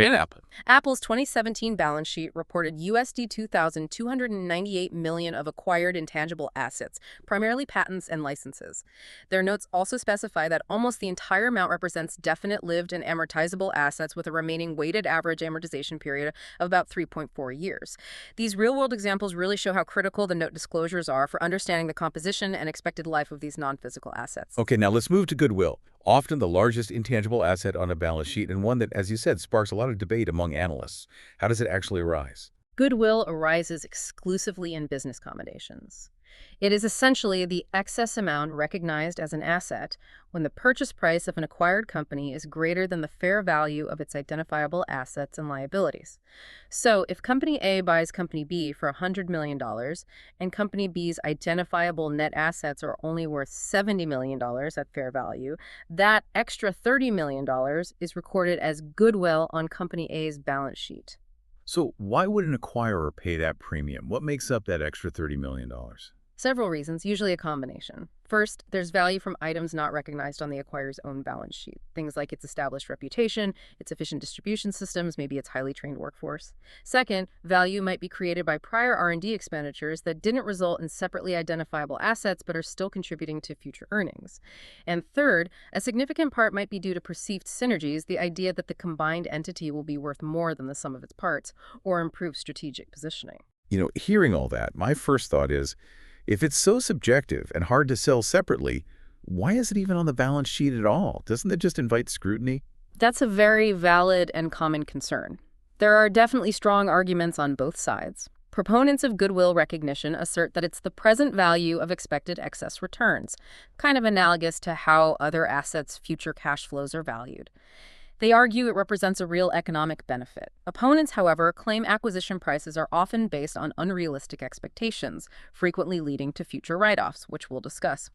They also point out correctly that goodwill cannot be sold separately from the entity. You can't just sell reputation. And this brings us to a crucial distinction for analysts: accounting goodwill versus economic goodwill. Accounting goodwill arises solely from acquisitions based on accounting standards reported on the balance sheet. Economic goodwill is based on the underlying economic performance, not necessarily on the balance sheet, but theoretically reflected in the stock price. Some users think only identifiable, saleable assets should be on the balance sheet, so they dislike goodwill. Others, more pragmatically, analyze goodwill and impairment charges to assess management's performance on prior acquisitions. Did they overpay? Okay, so there are differing views. Given that, what are the strict accounting steps companies must follow for goodwill recognition? Under both IFRS and US GAAP, accounting goodwill arising from acquisitions is capitalized. Critically, unlike most other intangibles, goodwill is not amortized. Instead, it's tested for impairment at least annually. If goodwill is deemed impaired, meaning its carrying value exceeds its recoverable amount, an impairment loss is charged against income, reducing earnings and total assets. Important note, this is a non-cash item, but it still hits the income statement. Okay, so capitalized, not amortized, tested annually for impairment. What are the steps to calculate it initially? It's basically a three-step process. Step 1, determine the total cost to purchase the target company. Step 2, measure the acquiree's identifiable assets, liabilities, and contingent liabilities at fair value. The difference is the net identifiable assets acquired. Step 3, goodwill equals the cost to purchase minus those net identifiable assets acquired. Occasionally, you might get a bargain purchase where the net assets are more than the cost. In that case, the gain is recognized immediately in profit and loss. And disclosure is important here too, I assume? Very important. Companies must disclose details about the business combination, the cost, the amounts recognized for assets liabilities, and a qualitative description of what makes up the goodwill. A critical point here is that fair value estimations, especially for intangibles within the acquired company, involve considerable management judgment. This judgment impacts current and future statements, making it a key area for analyst scrutiny. And what happens if those acquisitions don't pan out as expected? That's where goodwill impairment comes in, right? And it can be significant. That's exactly right. As mentioned, goodwill is tested annually. If impaired, that loss hits the income statement, reducing earnings and total assets. Analysts often remove the impact of goodwill for comparative analysis, excluding it from balance sheet ratios or backing out impairment losses from income trends. A real-world example that really hammers this home is Safeway Inc. back in 2009.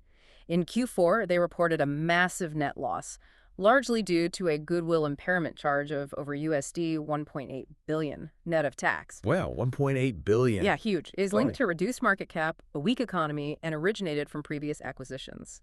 To give you a sense of scale, this charge wiped out over 82% of their goodwill balance from the start of the year and was over 11% of their total assets. It unequivocally indicated that the acquired operations were worth substantially less than the price Safeway had paid for them, a major write-down. That Safeway example really underscores the impact. And if we look at SAP and Apple again, we see dramatically different approaches to goodwill, telling us about their growth strategies. Precisely. In 2017, SAP had over EUR 21 billion of goodwill, representing a huge 50.1% of its total assets. For an analyst, that proportion would likely be a point of concern, prompting questions about the quality of past acquisitions and potential future impairments. Because so much of their asset base is tied up in this non-physical acquisition-driven value. Exactly. In contrast, Apple in the same year had about USD 5.7 billion of goodwill, a mere 1.5% of its total assets. This low percentage clearly reflects a strategic emphasis on organic growth and internal innovation rather than growth through large-scale acquisitions. So the relative size of goodwill in any subsequent impairment offers powerful insights into a company's growth strategy and the success or lack thereof of its past M&A activity. It's a key indicator for you. Okay, moving on to another complex area, financial instruments. These are crucial for understanding a company's investment strategy and risk exposure, especially for cash-rich companies like Apple. Indeed. IFRS defines a financial instrument pretty broadly as a contract, creating a financial asset for one entity and a financial liability or equity instrument for another. We'll mostly focus on financial assets today, things like investments in stocks, bonds, other fixed income instruments. We'll touch on financial liabilities like notes, bonds payable later under non-current liabilities. It's worth noting things like derivatives can be assets or liabilities depending on market moves. They derive value from an underlying factor like interest rates or stock prices, often with little initial investment. So once a company acquires these financial instruments, how are they actually recognized and measured? You mentioned fair value and amortized cost earlier. That's correct. They're generally recognized when the entity becomes party to the contract. Then, subsequent measurement is usually either at fair value or amortized cost. Fair value is the current market price, what you could sell it for. Amortized cost is basically the initial cost adjusted over time for things like premium, discount, amortization, and principal repayments, often used for things you intend to hold. A critical distinction for fair value instruments is unrealized versus realized changes. Unrealized gains or losses happen while you still hold the asset. These can either hit the income statement directly or go into other comprehensive income, OCI, bypassing net income for the moment. Realized gains or losses from actually selling the instrument always go on the income statement. Understanding that difference is key. Right, because where those unrealized gains losses go dramatically impacts reported earnings volatility. This seems like a really critical area for the CFA exam. Let's break down the three main measurement categories under IFRS and US GAAP. Absolutely. The classification dictates where those unrealized gains and losses land. First, assets measured at amortized cost, IFRS, or held to maturity, US GAAP. This applies to debt securities where cash flows are just principal and interest, and crucially, the business model is to hold the asset to maturity. Think long-term bonds you plan to keep. Income statement impact. Only interest income is recognized. Unrealized gains losses. Not recognized at all. Balance sheet impact. Investment shown at amortized cost. Okay, so market fluctuations are ignored until maturity or sale. What's next? Second, assets measured at fair value through other comprehensive income, FVOCI IFRS, or available for sale debt securities, US GAAP. For debt, the criteria are a business model involving both collecting cash flows and selling assets. You hold for income but might sell if the price is right. IFRS also allows an irrevocable election for some equity investments here. US GAAP applies this available for sale category only to debt. Income statement impact. Again, only interest income. Key difference. Unrealized gains losses bypass the income statement and go into other comprehensive income, OCI. Balance sheet impact, investment shown at fair value. Unrealized gains losses accumulate in accumulated other comprehensive income, AOCI, within equity. So it affects equity, but not net income directly until sold. And the third category. Finally, assets measured at fair value through profit or loss, FVTPL, IFRS, or trading debt securities, US GAAP. Often the default, if not the other two, or by election. US GAAP puts all equity securities, and less significant influence, and debt held for trading here. Income statement impact. Both interest income and critically unrealized gains losses are recognized directly on the income statement. Balance sheet impact. Investment shown at fair value. Unrealized gains losses flow through retained earnings via profit loss. The critical implication, as you said, is how this dictates whether value changes hit net income immediately, increasing volatility, or sit in OCI. Profound effect on reported performance. That's a fantastic walkthrough. Let's use a practical illustration to really cement these categories, focusing on the immediate impact on the income statement balance sheet. Great idea. Let's imagine an entity invests EUR 100 million in a fixed income security on Jan 1st. 6 months later, it gets EUR 2.5 million in interest, and due to falling rates, the market value increases by EUR 2 million. Let's see the impact. For amortized cost held to maturity income statement, just the EUR 2.5 interest income, the EUR 2M unrealized gain, ignored. Balance sheet. Investment stays at EUR 100M cost, retained earnings up EUR 2.5M from the interest. Okay, straightforward. Now, FVOCI available for sale. For FVOCI available for sale. Income statement, again, just the EUR 2.5M interest income. The EUR 2M unrealized gain bypasses it. Balance sheet. Investment reported at fair value of EUR 102M, 100M plus 2M gain. Retain earnings up EUR 2.5M, and AOCI with an equity is up EUR 2M for that unrealized gain. Affects equity but not the bottom line yet. And FVTPL trading. Finally, for FVTPL trading securities, income statement gets both the EUR 2.5M interest income and the EUR 2M unrealized gain. Total impact on profit loss is EUR 4.5M balance sheet. Investment shown at fair value of EUR 102M. But since everything flowed through P&L, retained earnings reflect the full EUR 4.5M increase. No separate AOCI impact here. This clearly shows how vital the classification is for interpreting earnings and equity. That's a powerful demonstration. Let's bring it back to SAP and Apple. Their balance sheets provide excellent context, especially Apple's massive holdings. Indeed. SAP's 2017 balance sheet showed about EUR 990 million current and EUR 1,155 million non-current other financial assets. The notes reveal the biggest chunk of non-current, EUR 827 million, was available for sale equity investments. This means unrealized gains losses on these hit OCI, not net income, keeping reported earnings smoother. And Apple with its mountain of cash. Apple's scale is remarkable. In 2017, USD 53.9 billion in short-term marketable securities and an astonishing USD 194.7 billion in long-term marketable securities. Total marketable securities were over 66% of their total assets. Add cash, and it's around 72%. Notes show most are highly rated fixed income. Importantly, Apple classifies its marketable securities as available for sale, reporting them at fair value with unrealized gain losses and OCI. So what does this all mean for you as an analyst looking at Apple? Their strategy of holding huge amounts, classified as available for sale, signals immense liquidity and a focus on managing vast cash flows without letting market swings immediately jolt their reported net income. It reflects a long-term investment view, a deliberate choice impacting how their profitability looks. Okay, shifting gears to the other side of the balance sheet, let's look at what companies owe in the long term, their non-current liabilities. These are obligations due beyond the near future, but still represent significant claims and tell us about financial structure. Exactly. Non-current liabilities, or long-term liabilities, are basically all liabilities not classified as current, so not due within 1 year or the operating cycle. You'll see both SIP and Apple, for instance, show non-current unearned revenue, sometimes called deferred income or revenue. This represents payments received for goods or services they expect to deliver beyond 12 months. It's a future obligation, but also hints at future revenue. Okay, unearned revenue is one type.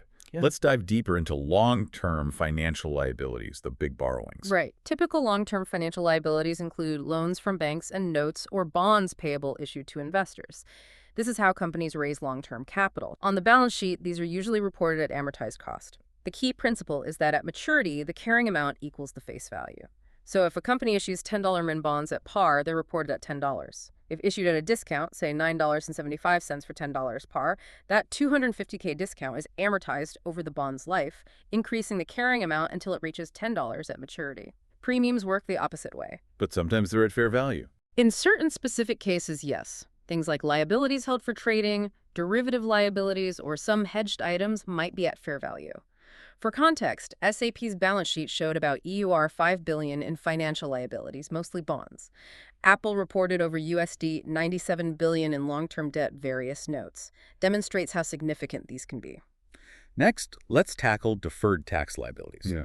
These can be a bit confusing. It raises the question, why would a company owe taxes in the future for income earned now? Sounds backward. It's a great question, and it stems from the differences between tax accounting and financial reporting.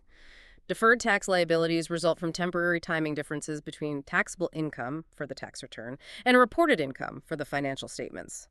They arise when taxable income and tax payable now are less than reported income and the calculated income tax expense. This creates an obligation to pay higher taxes in the future. It's essentially a future tax bill arising from today's activities. Can you give a common example? A classic one is depreciation. Companies often use accelerated depreciation for tax purposes, bigger deductions early on, lowering current taxable income. But for financial statements, they might use straight-line depreciation, lower expense, higher reported income. This difference means lower taxes payable now, but higher taxes later, creating a deferred tax liability. Other scenarios involve income tax later than is recognized in financial statements, like some undistributed subsidiary profits. And this is different from deferred tax assets. Correct. Deferred tax assets arise from the opposite situation, like when revenue is taxed earlier than it's recognized for financial reporting. Looking at our examples, SAP showed EUR 240 million of deferred tax liabilities. Apple is really interesting. It wasn't a separate line item, but the notes revealed most of its USD 40 billion other non-current liabilities were actually deferred tax liabilities, totaling over USD 31 billion. Wow, hidden in the notes. Exactly. It underscores the absolute importance of digging into those notes to truly understand a company's financial structure. The headline numbers don't always tell the whole story. Absolutely. Now that we've dissected the individual components, let's talk about how you, as an analyst, put it all together. We need tools. Let's explore common size analysis and key balance sheet ratios. Right. The purpose of balance sheet analysis is fundamentally about understanding liquidity and solvency. Liquidity is the ability to meet short-term commitments. Think paying suppliers, payroll. Focus is on converting assets to cash quickly. Solvency is the ability to meet financial obligations over the longer term. Focus is on financial structure, debt load, long-term payment ability. Both are crucial. Okay, let's start with common size analysis. You mentioned it puts companies on an even playing field. How does it work? It's quite simple but powerful. Vertical common size analysis involves expressing each balance sheet item as a percentage of total assets. This normalizes the data, letting you compare companies of different sizes or track changes within one company over time. So it's great for time series analysis, comparing a company year over year to spot trends. And for cross-sectional analysis, comparing a company to its peers or industry averages to see how it stacks up. Let's look at that hypothetical example again. Companies A, B, and C.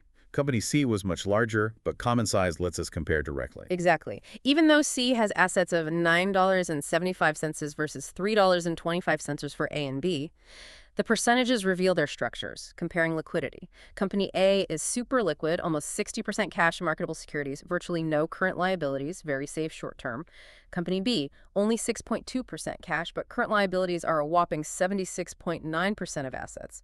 Suggests potential liquidity stress. Needs cash flow fast. Right. And C looks more liquid than B, over 30% cash marketable securities versus current liabilities of only 6.2%. Now, solvency. Compare A and C. Company A is extremely solvent, less than 1% liabilities, almost all equity financed. Low risk, Company C. 98.5% financed with liabilities, mostly long-term bonds, 92.3%. High solvency risk, needs stable cash flow to service that debt. And we saw strategic insights too, like C's high PP&E suggesting manufacturing, B's goodwill suggesting acquisitions. Precisely. And A and C's lack of goodwill suggests internal growth. A's low inventory and payables might hint at a startup or even liquidation. It just immediately highlights the fundamental structure and priorities, regardless of absolute size, flags areas for deeper dives. That's a great demo. Let's apply this to SAP Group, comparing 2016 versus 2017 common size data to see changes over time. Okay, looking at SAP. Total current assets rose from 26.1% 2016 to 28.1% 2017 of total assets. Cash and cash equivalents specifically increased from 8.4% to 9.4%. On the liability side, total financial liabilities decreased from 14.6% to 11.8%. Okay. Beyond individual companies, common-size data for entire sectors provides powerful benchmarks for the S&P 500. Absolutely. These median sector data points are invaluable for cross-sectional analysis. They help you spot outliers fast. For instance, 2017 data showed energy and utilities typically have the most, PP&E makes sense. Telecom and utilities tend to carry the highest long-term debt. Financials have the most total liabilities, overall high leverage is their model. IT companies generally use the least leverage, highest equity. Knowing these benchmarks gives you context. If you see an IT firm with high debt, you ask why. It's a starting point. Now for that focus comparison, Apple versus Microsoft. Two giants, same industry, but common size reveals different business models. Indeed. The 2017 common size balance sheet show fascinating differences reflecting their strategies. Both have lots of cash and marketable securities, typical for successful IT. Apple, 5.4% cash, 14.4% short-term marketable, huge at 51.9% long-term marketable. Microsoft, 3.2% cash, 52.0% short-term marketable. Apple's huge long-term holdings suggest a specific strategy. What else stands out? Apple's receivables, 4.8%, are lower than Microsoft's 8.2%, maybe due to retail cash sales or vendor arrangements. Both have very low inventory, Apple 1.3%, Microsoft 0.9%. Fits with contract manufacturing, Apple, or software focus, Microsoft, though Apple had large off-balance sheet purchase obligations. PP&E is close to the median for both. Goodwill is a big difference. Apple, very low, 1.5%, reflecting organic growth. Microsoft, higher, 14.6%, showing past acquisitions, even after write-offs like Nokia. Apple's payables are higher, 13.1% than Microsoft's, 3.1%, but likely not an issue given their cash hoard. Long-term debt is slightly above average for both, but again, easily manageable for them. What's fascinating is how these compositions align with their operations. Apple's direct sales organic growth, Microsoft's software services focus. Great insights. Beyond percentages, ratios give us quick, comparable numbers. Let's talk about key balance sheet ratios. Right. Ratios facilitate time series and cross-sectional analysis. Common size percentages are ratios, but others compare different items directly, usually grouped into liquidity and solvency ratios. Okay, let's start with liquidity ratios, measuring short-term obligation ability. Key liquidity ratios include the current ratio, current assets A, current liabilities, general indicator, the quick acid test ratio, cash plus marketable securities plus receivables, air current liabilities, more stringent, excludes inventory, the cash ratio, cash plus marketable securities, A, current liabilities, most stringent focuses on most liquid assets. And why the progressively stricter ratios? Because current assets vary a lot in their nearness to cash. Inventory is much less liquid than cash, so excluding it gives a more conservative view of immediate payment ability. Makes sense. Now, solvency ratios, measuring long-term health. Solvency ratios measure ability to meet long-term obligations and indicate financial risk. These include long-term debt to equity, total debt current and non-current, total equity, total debt to total assets, total debt today, total assets, and financial leverage, total assets 8, total equity. All these basically look at financial risk and how much debt versus equity is used to fund the company. Let's calculate and interpret some of these for SAP again, comparing 2017 versus 2016 trends. Okay, using the SAP data, liquidity ratios, SAP, current ratio, 1.17 in 2017, down slightly from 1.2 in 2016, quick ratio. 1.07 in 2017, down from 1.11, cash ratio. 0.49 in 2017, down slightly from 0.50, conclusion. All three decreased slightly, suggesting a minor weakening in short-term liquidity, though probably still reasonable. And solvency ratios for SAP. Solvency ratios, SAP. Long-term debt to equity, 19.7% in 2017, down from 24.6% in 2016. Debt to equity, 25.8% in 2017, down from 31.4%. Financial leverage, 1.66 in 2017, down from 1.68. Yeah. So what does this all mean? For SAP, while liquidity softens slightly, their solvency appears stronger. A nuanced picture. It is, but this brings up an important question. Ratios are powerful, but not perfect. What are their limitations analysts must keep in mind? Good point. What should we be wary of? First, differences in accounting methods limit comparability. IFRS versus US GAAP choices, different depreciation methods, makes cross-sectional analysis tricky without adjustments. Second, lack of homogeneity. Diversified companies are hard to compare to single industry averages, though segment data helps. Third, the current ratio itself is rough. Components vary in liquidity, and it's sensitive to end-of-period maneuvers. Ultimately, needs significant judgment. Understand the limitations, decide if a ratio is reasonable for the industry, assess if it's a persistent or temporary issue. Always look at the whole picture: operations, competitors, economy. Ratios are just one piece. Excellent cautions. To ensure these concepts stick, let's run through some quick practice scenarios, like mini quiz questions. Good idea. Let's start basic, which is not a current asset: cash, goodwill, or inventories. That's goodwill. It's long-term. Cash and inventories are current. Fundamental. Correct. Now, goodwill measurement. What primarily affects the initial measurement? Purchase price, acquires book value, or acquires asset fair values? It's the acquisition's purchase price. Specifically, the excess of that price over the fair value of the acquired company's net identifiable assets. Key detail. Exactly. Now, a common exam-style question. How do impairment write-downs of long-lived assets affect the debt-to-equity ratio and total asset turnover? The tricky one. Impairment reduces equity, denominator, so it increases debt to equity. It also reduces total assets, denominator, so it increases total asset turnover, assuming revenue stays the same. Perfect. What's fascinating is how that negative event, impairment, can statistically improve some ratios by shrinking the base. Key detail. That's a great aha moment. Yeah. Now, financial instruments. For trading securities, how are unrealized gains losses reflected in equity? Trading securities' unrealized gains losses flow through the income statement into retained earnings. Direct profit impact. And for available for sale, or IFRS FVOCI, where do unrealized gains losses go in equity? Available for sale FVOCI unrealized gains losses bypass income statement go into accumulated other comprehensive income AOCI within equity. And finally, for held to maturity, or IFRS amortized cost, unrealized gains losses in equity. Held to maturity amortized cost unrealized gains losses are not recognized in equity until realized.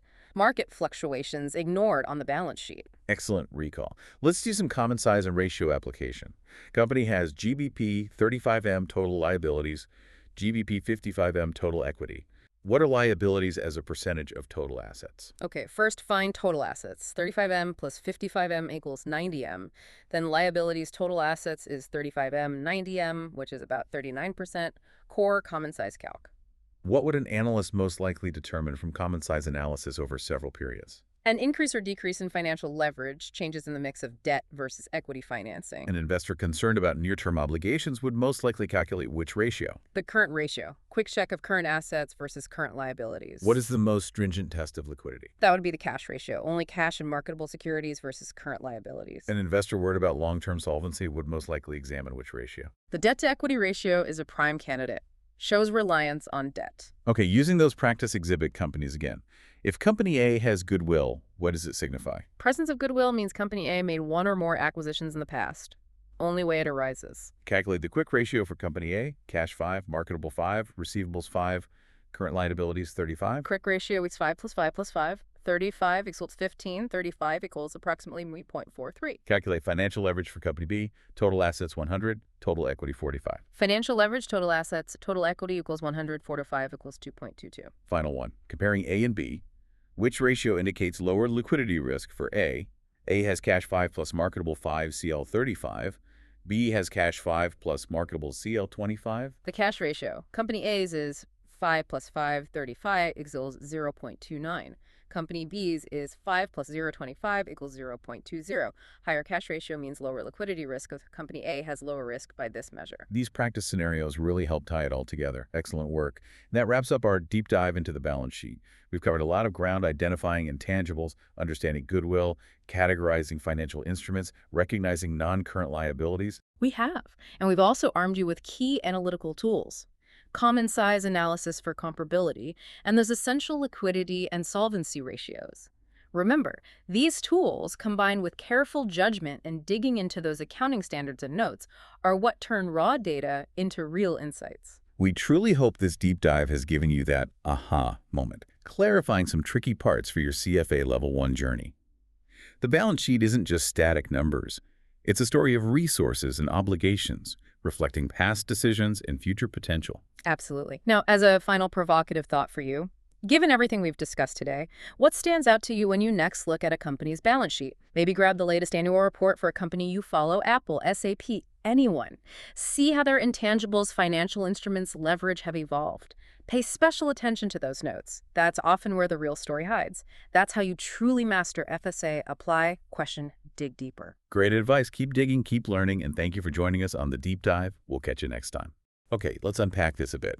Imagine trying to truly grasp someone's financial health just by peeking at their salary. You'd be missing a huge critical piece of the puzzle, right? Their spending habits, their investments, their debt repayments. I mean, all of that paints a much fuller, more honest picture. Absolutely. The salary alone just doesn't tell the whole story. Well, the same goes for businesses. We often hear about a company's dazzling profits, and that's great, but it's just one part of the story. What about the actual cash flowing in and out of the business? Yeah, the real hard currency moving around. That, my friends, is precisely where the Statement of Cash Flows, or SCF, steps onto the stage. It's that crucial, often overlooked piece of the financial puzzle. It really is. And for those of you on your CFA Level I journey, getting your head around the SCF isn't just an option, it's fundamental. While the income statement tells us about profitability, and the balance sheet gives us that static snapshot of assets and liabilities. A point in time. Exactly, a point in time. Yeah. The SCF reveals the dynamic truth, the actual cash a company is generating and spending. This isn't just about accounting rules, it's about a company's very survival and its potential for real tangible growth. You got it. It's about viability. So our mission in this deep dive is pretty clear. We're going to pull back the curtain on the Statement of Cash Flows. We'll explore its intricate connections with the other core financial statements, dive into the two main methods for its preparation, direct and indirect, and unlock its power as a tool for evaluating a company's liquidity, solvency, and overall financial and key differences in how the SEF is prepared under IFRS and US GAAP. And that, I think, is where the real analytical muscle comes in. Understanding cash flows isn't merely an academic exercise, something you learn for an exam and then maybe forget. Right. It's a critical real-world skill for valuation professionals and, crucially, for detecting potential accounting shenanigans, let's say. Yes. Red flags. Exactly. Think of it this way. The statement of cash flows often reveals a company's true operational strength or weakness in a way the income statement alone simply cannot. It sort of strips away the accrual-based complexities and shows you the hard, undeniable cash. That's a really powerful distinction. And just so you know, to ensure you're getting a solid, robust foundation, this deep dive is built upon a comprehensive learning module specifically designed for CFA Level I candidates. Stuff. So rest assured, you're getting an understanding that's both thorough and highly relevant to your studies. So why do we constantly hear that phrase, cash is king? What does that really mean in the context of all these complex financial statements? Well, it comes down to practicality, doesn't it? Yeah, I think so. You see, while accrual accounting is brilliant for giving us a picture of profitability, recording revenues when they're earned and expenses when they're incurred, even if no cash has actually moved yet. Right, the timing can be different. Exactly. But cash is what literally keeps the doors open. It's the fuel for new investments, it's the currency for rewarding shareholders through dividends, and it's the everyday lifeblood that pays suppliers and employees. Can't run without it. You really can't.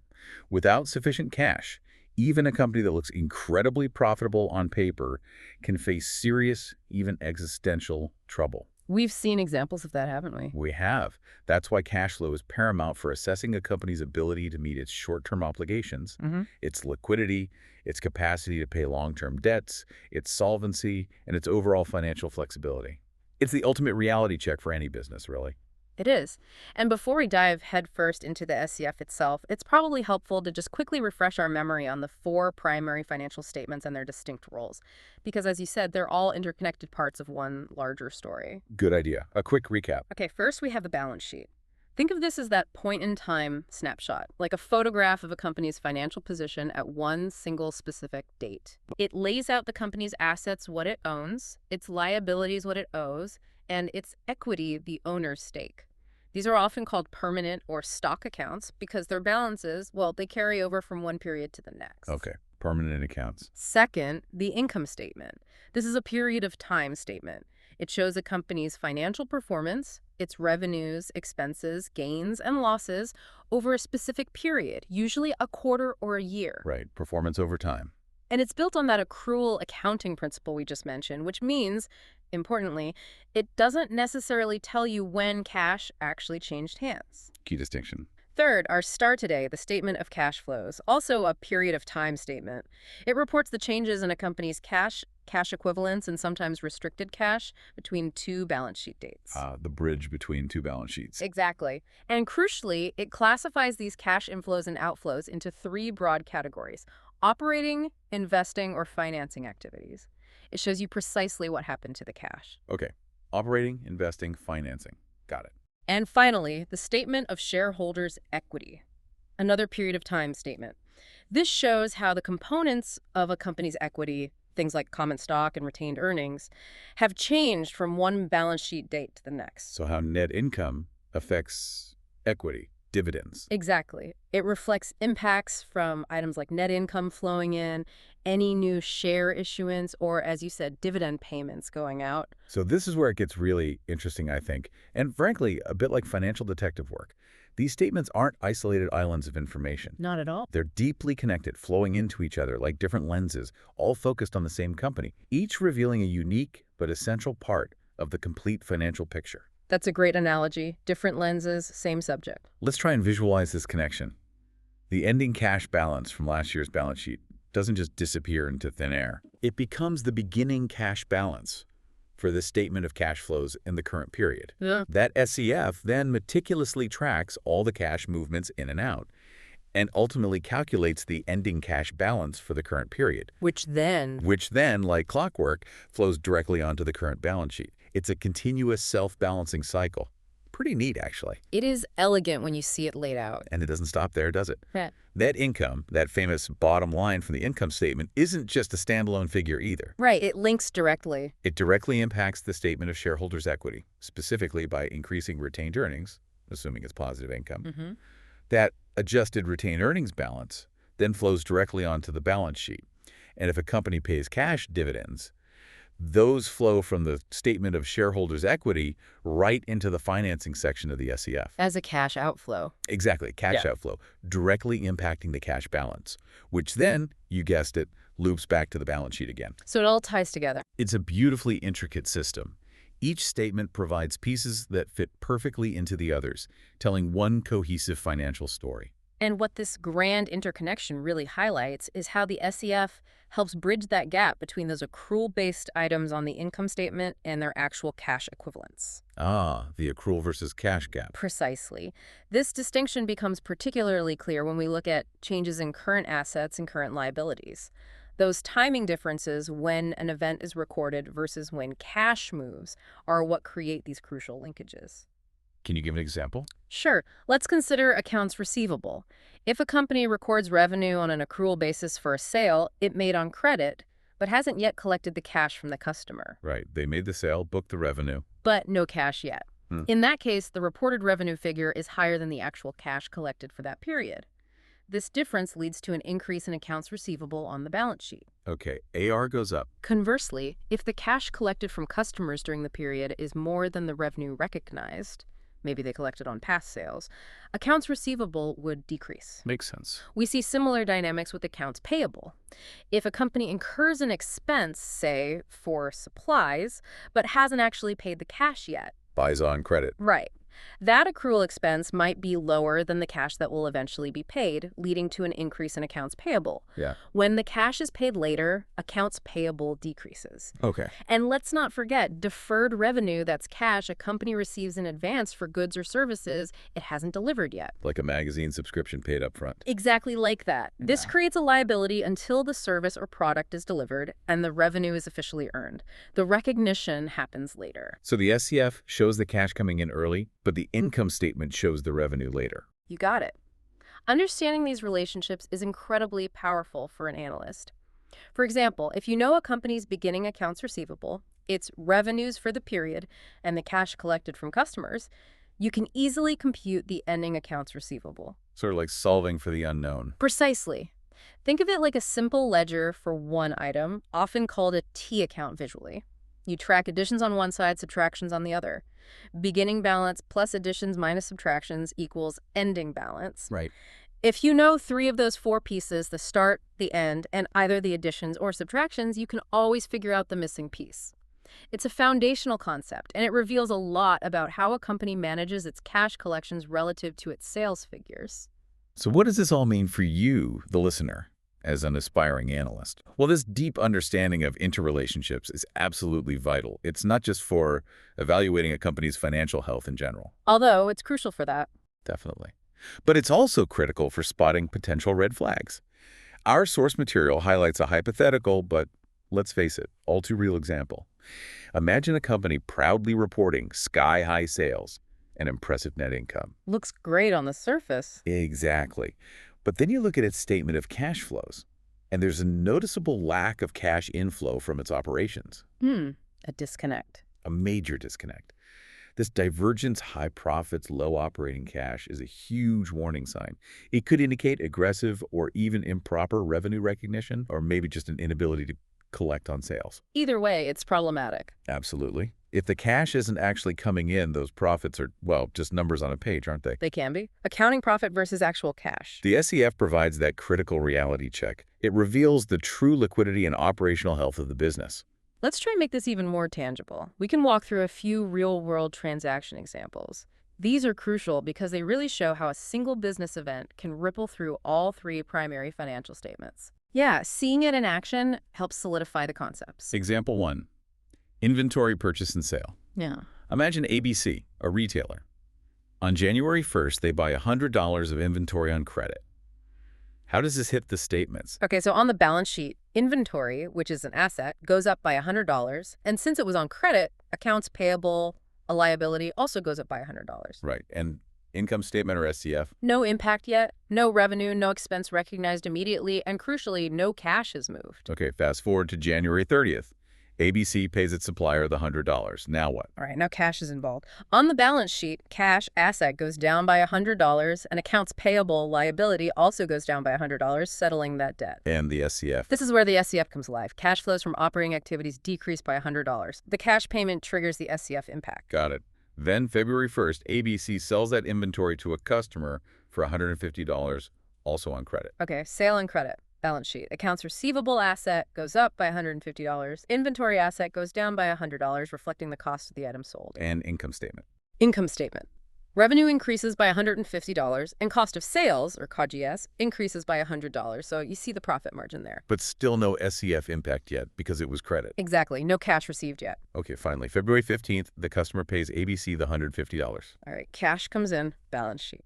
Cash asset increases by $150, and accounts receivable asset decreases by $150, clearing that receivable. And the SCF finally gets the inflow. Yep, SCF. Cash flows from operating activities increase by $150. The core takeaway here is vital. The SCF is only affected when cash actually changes hands. And that timing often differs significantly from when revenue or expense is recognized on the income statement. That's the whole accrual versus cash thing in action. Precisely. Okay, example 2. Depreciation. Let's consider Notion Ltd, a manufacturing company. Jan 1st, they have $100 of equipment. Nothing happens yet. July 1st, they buy new equipment for $200 cash. Okay, cash purchase of a long-term asset. Yeah. Balance sheet.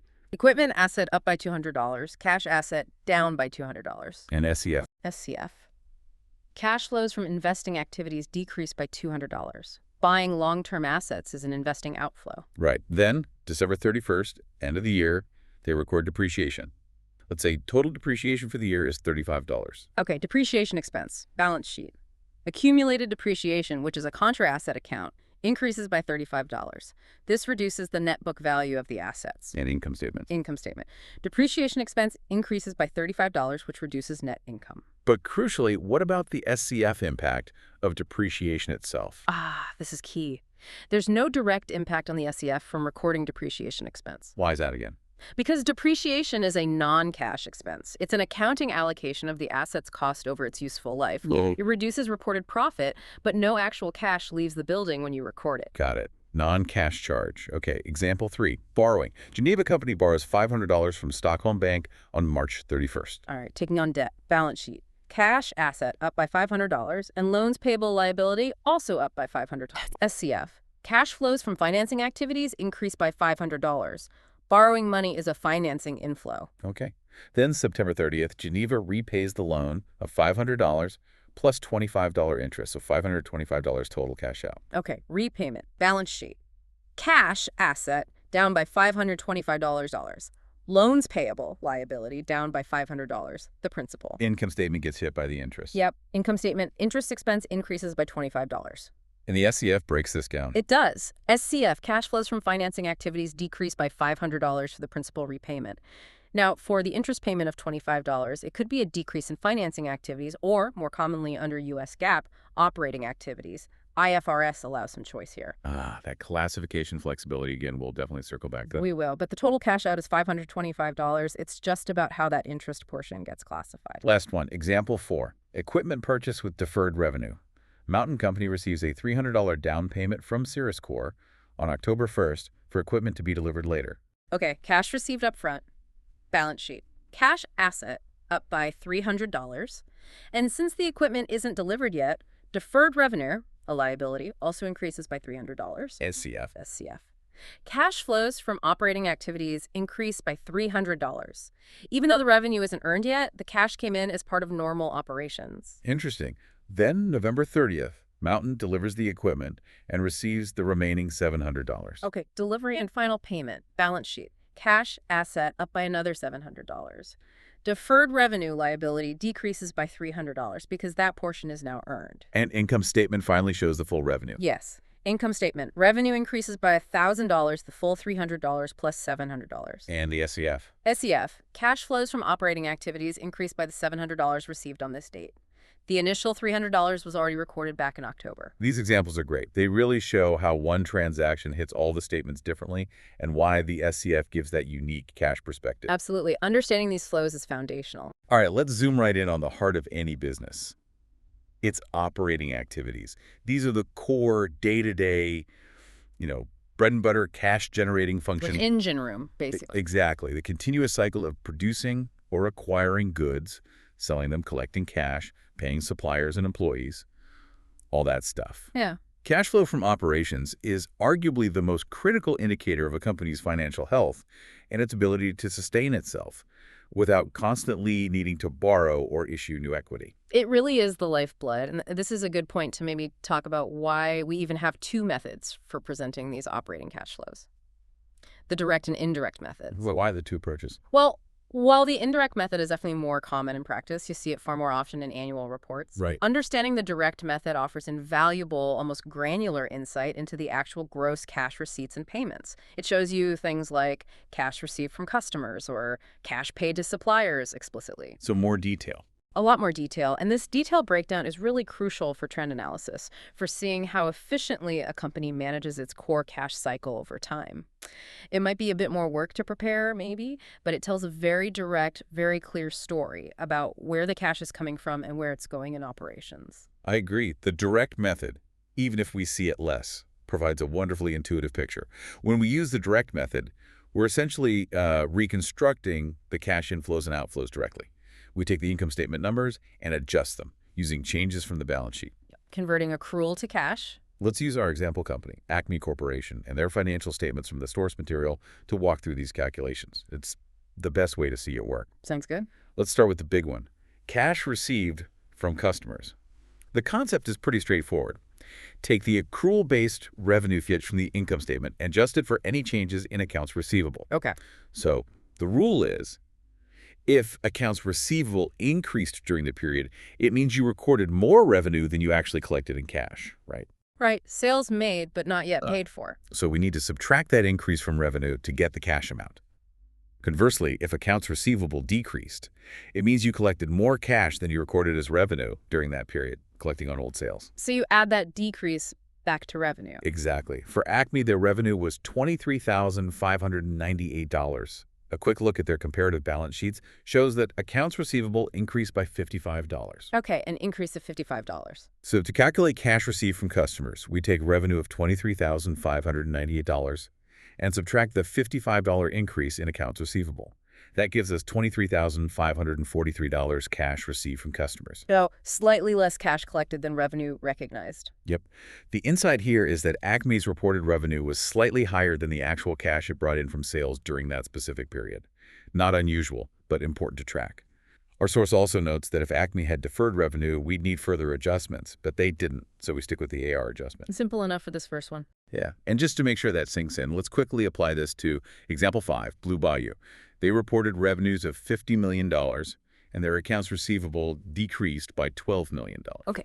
AR decreased means they collected more cash than revenue recognized. Right. So we add it back. $50 million revenue plus $12 million decrease in AR equals $62 million cash received from customers. See? Simple, direct, and gives you that real cash number. Very clear. Okay. Next up, let's tackle cash paid to suppliers.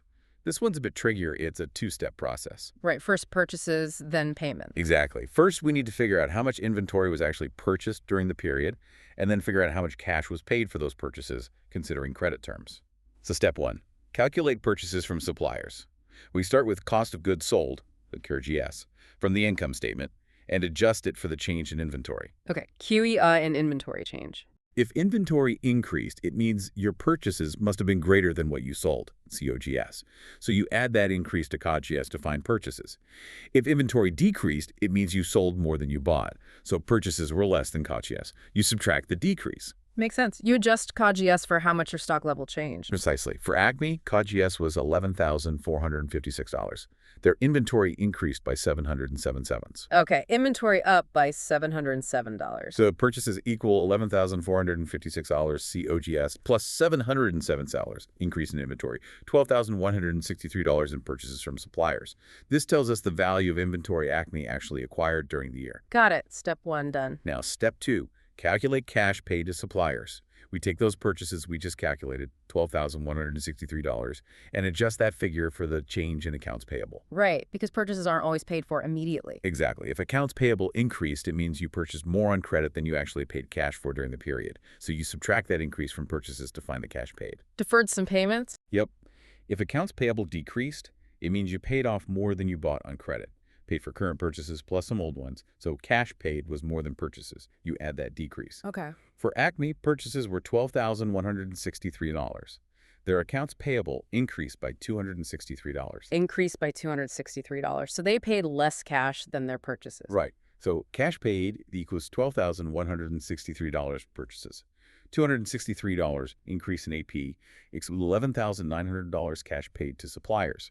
The insight here is that Acme managed to use supplier credit effectively, meaning the cash outflow to suppliers was slightly less than their total inventory purchases for the year. Okay, that two-step process makes sense. Calculate purchases first, then adjust for payment timing via AP changes. Let's quickly nail this down with example 6. Orange Beverages PLG.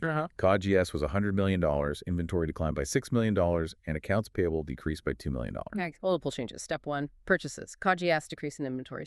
Inventory declined by $6, so purchases were less than COGS. Right, so purchases $100 COGS, $6 decrease in inventory, $94 million. Okay, $94 in purchases. Step 2, cash paid. Accounts payable decreased by $2. That means they paid more cash than their purchases. Correct. So cash paid, $94 purchases, plus $2 in decrease in accounts payable, $96 million cash paid to suppliers. These detailed steps really reveal the true cash flow impact of managing inventory and payables. Definitely more insightful than just looking at COGS. Okay, moving on. Cash paid to employees. This one's usually a bit more straightforward. Usually, yeah. Salary expense and wages payable. We adjust salary and wage expense from the income statement for changes in salary and wages payable. The rule is similar. If the payable increased, you incurred more expense than you paid in cash, so you subtract the increase from the expense. Meld back some payments. If it decreased, you paid more cash than the expense incurred, paying off previous accruals, so you add the decrease. Okay. For Acme, salary and wage expense was $4,123. Salary and wages payable increased by just $10. Tiny increase. Tiny increase. So cash paid equals $4,123 expense, $10 increase in payable, $4,113 cash paid to employees. Shows a small amount of unpaid salaries carried over. Simple adjustment. Next up, cash paid for other operating expenses. This category can be a bit of a catch-all, right? It often is. It involves adjustments to the other operating expenses line item for changes in related balance sheet accounts, usually prepaid expenses, a current asset, and accrued expense liabilities, a current liability. Okay, so two potential adjustments here. Let's break down the rules. For prepaid expenses, if they increased, it means you paid cash up front for an expense that hasn't hit the income statement yet, like paying insurance for next year. So cash paid was more than the expense recognized. Right. So you add the increase in the prepaid asset to the expense figure to get the cash paid. If prepaid expenses decreased, it means you used up a previous prepayment, so the cash outflow was less than the expense recognized. So you subtract the decrease in the prepaid asset? Correct. Now, for accrued liabilities, like accrued utilities or rent, if they increased, it means you incurred an expense but haven't paid the cash yet. So cash paid was less than the expense. Right. So you subtract the increase in the accrued liability from the expense figure. If accrued liabilities decreased, it means you paid off an old accrual. So cash paid was more than the current period's expense. So you add the decrease in the accrued liability. Okay, those rules seem logical. Just need to keep track of assets versus liabilities and increases versus decreases. Exactly. Just think about whether the change implies more or less cash was paid compared to the expense shown on the income statement. So for Acme, other operating expenses were $3,577. Their prepaid expenses decreased by $23, and other accrued liabilities increased by $22. Okay, prepaid down, accrued liabilities up. Now, based on the calculation logic provided in our source material, Exhibit 20 and 26, it states to take the other operating expenses, $3,577, then less decrease in prepaid expenses, $23, and less increase in other accrued liabilities, $22. Okay, so subtracting both numbers as presented in the source. Yes, following the source directly. $3,577, $23, $22 equals $3,532 cash paid for other operating expenses. We should stick to the sources calculation here, even if the wording might seem counterintuitive compared to the general rules we just discussed. It arrives at $3,532. All right, noted. Sticking to the source is a result of $3,532 for Acme's cash paid for other operating expenses. Let's quickly apply the general logic we discussed to example 7, black ice, to reinforce the principles. Other operating expenses were $30 million. Prepaid insurance, an asset, increased by $4 million. Okay, prepaid asset increased. Means cash paid expense, so add $4 less. Liability decreased, means cash paid expense. Paid off old accrual, add $7. Exactly. So $30 million plus $4 million increase in prepaid plus $7 million decrease in accrued liab, $41 million cash paid and other operating expenses. That example seems to follow the general logic clearly. Good. It's important to grasp the underlying principle of how these balance sheet changes relate to cash flow. Okay, nearly there for the direct method components. Cash paid for interest. Similar logic again. Adjust interest expense for changes in interest payable. If interest payable increased, cash paid was less than the expense, so we subtract the increase. If it decreased, cash paid was more than the expense, so we add the decrease. Got it. For Acme, interest expense was $246. Interest payable decreased by $12. Decreased by $12, so add it back to expense. Yep, $246 plus $12, decrease in payable, equal $258 cash paid for interest. This gives us the actual cash outflow for their borrowing costs during the period. Right. And remember, classification might differ, operating versus financing for IFRS, but the cash amount calculation is the same. Right. Calculation is consistent. Finally, cash paid for income taxes. This can sometimes involve a few moving parts: taxes receivable, taxes payable, deferred income taxes. Yeah, it can look a bit complicated, but the principle is the same. Adjust income tax expense for changes in related tax assets and liabilities on the balance sheet. General principle. If tax assets, like taxes receivable or deferred tax assets, increase, it suggests cash paid was more than the expense, so you add the increase. If tax assets decrease, cash paid was less than the expense, so you subtract the decrease. Okay, assets increase, add. Assets decrease, subtract. And for tax liabilities, like taxes payable or deferred tax liabilities, if they increase, cash paid was less than the expense, so you subtract the increase. If tax liabilities decrease, cash paid was more than the expense, so you add the decrease. Liabilities increase, subtract. Liabilities decrease, add. Got it. It's the inverse of the asset rule. Exactly. For Acme, it was simpler. Income tax expense was $1,139. The only change noted was that income tax payable increased by $5. Okay, tax payable liability increased by $5. Liability increase means cash paid expense, so subtract the increase. Right. $1,139 expense, $5, increase in payable, increase $134 cash paid for income taxes. That's the actual tax bill paid in cash for the year. Phew. That covers all the major components for calculating operating cash flow using the direct method for Acme. Use sum of all those calculated cash inflows from customers and outflows to suppliers, employees for interest, taxes, other expenses to get the net figure. It's definitely more detailed, but you really see where the cash went. All right, now let's flip the coin, as you said earlier, and explore the indirect method. This is actually the method most public companies use in their reports. It is by far the most common presentation you'll encounter. And it starts with a figure that's very familiar to everyone: net income. The indirect method essentially takes that accrual-based net income number right off the bottom of the income statement. The starting point. Exactly. And it systematically reconciles it back to the actual operating cash flow. It's like starting with the final profit number and then meticulously backing out all the non-cash items and the effects of accruals until you arrive at the true cash figure from operations. It offers a different perspective, reconciling reported income to actual cash generated by operations. Some find it less intuitive initially, but it clearly shows the differences between net income and cash flow. That's a good way to put it. It highlights the adjustments needed. Precisely. And to perform this reconciliation, we make adjustments to net income across three broad categories. Okay, what are they? First, we remove the effects of any non-operating activities that have impacted net income. These are gains or losses from events not directly related to the company's core business. The classic example is selling off old equipment at a gain or loss. The cash from that sale belongs in investing, so we remove the gain-loss effect from operating here. Right, take out the non-core stuff. Second, we add back non-cash expenses. These are expenses that reduced net income on the income statement but didn't involve an actual cash outlay during the period. Think depreciation and amortization. The usual suspects. Add them back because no cash left the building. Exactly.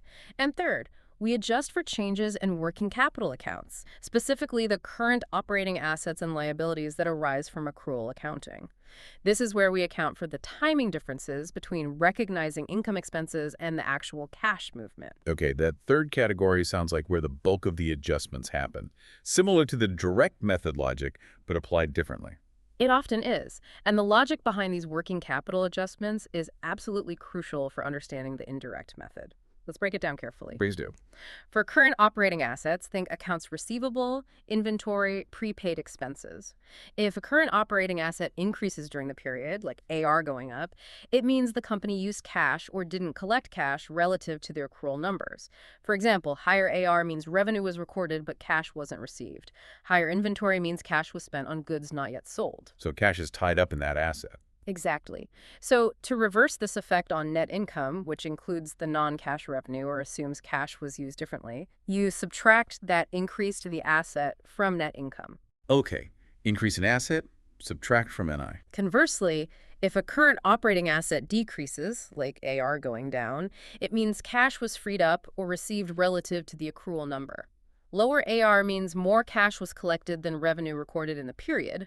Lower inventory means cash came in from selling old stock. So that's a positive cash effect relative to NI. Right, so you add that decrease in the asset back to net income. Add the decrease. Okay. Now, for current operating liabilities, think accounts payable, wages payable, accrued expenses. If a current operating liability increases, like AP going up, it means the company incurred an expense but hasn't actually paid the cash yet. They've effectively deferred a cash outflow, which makes cash flow higher than if they'd paid immediately. So NI was reduced by the expense, but the cash wasn't paid. Correct. So you add that increase in the liability back to net income to reflect the cash saved. Okay, increase in liability, add to NI. If a current operating liability decreases, like AP going down, it means the company paid more cash than the expense they incurred during the period, likely paying down an older liability. So more cash went out than the current expense reflects. Yes. So you subtract that decrease in the liability from net income to show that extra cash outflow. Subtract the decrease. Yeah. It's all about reversing those accrual effects to get from profit to cash. That's the essence of it. Transforming net income into a true operating cash flow figure by adjusting for non-cash items and timing differences captured in working capital. That's a great way to think about it, reversing the accrual effects. Yeah. It really highlights how easily reported profits can differ from actual cash movements. Yeah. To help us, and you the listener, remember these adjustments. Think of net income as your starting point, and you're just meticulously undoing or reversing the non-cash and non-operating transactions that got you to that net income figure. It's a reconciliation process. So based on our source material, Exhibit 24 has a good list. Here's a general overview of the common adjustments you'd make using the indirect method. You typically add back to net income things like depreciation, amortization, and depletion expenses. Classic non-cash charges. Always add those back. A loss on the sale or retirement of assets or debt.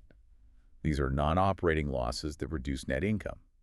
The actual cash effect is handled in investing or financing, so we add the loss back here to remove its non-cash impact on operations. Correct. Neutralize the income statement effect here. An increase in deferred income tax liability. A decrease in current operating assets, like AR or inventory going down. This means more cash came in or less cash went out relative to accrual figures. Positive cash impact. An increase in current operating liabilities, like AP or wages payable going up.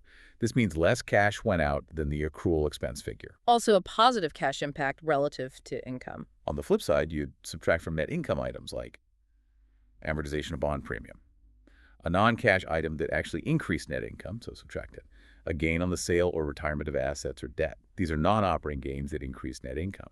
Again, the cash from the sale is handled elsewhere, investing, financing. So we subtract the gain here to remove its effect from operations. Neutralize the gain. A decrease in deferred income tax liability. An increase in current operating assets, like AR or inventory going up. This means less cash came in or more cash went out relative to accrual figures. Negative cash impact. A decrease in current operating liabilities, like AP or wages payable going down. This means more cash went out than the accrual expense figures. Also a negative cash impact relative to income. Okay, theory is one thing. Let's apply this directly to Acme Corporation using their full cash flow statement, Exhibit 25 in the source, which uses the indirect method. We'll walk through it line by line, explaining why each adjustment is made. Sounds good. Let's trace the reconciliation. We start right at the top with Acme's reported net income of $2,210. That's our base. Okay, $2,210. First, we tackle the non-cash expenses and non-operating items listed. We add back depreciation expense of $1,052.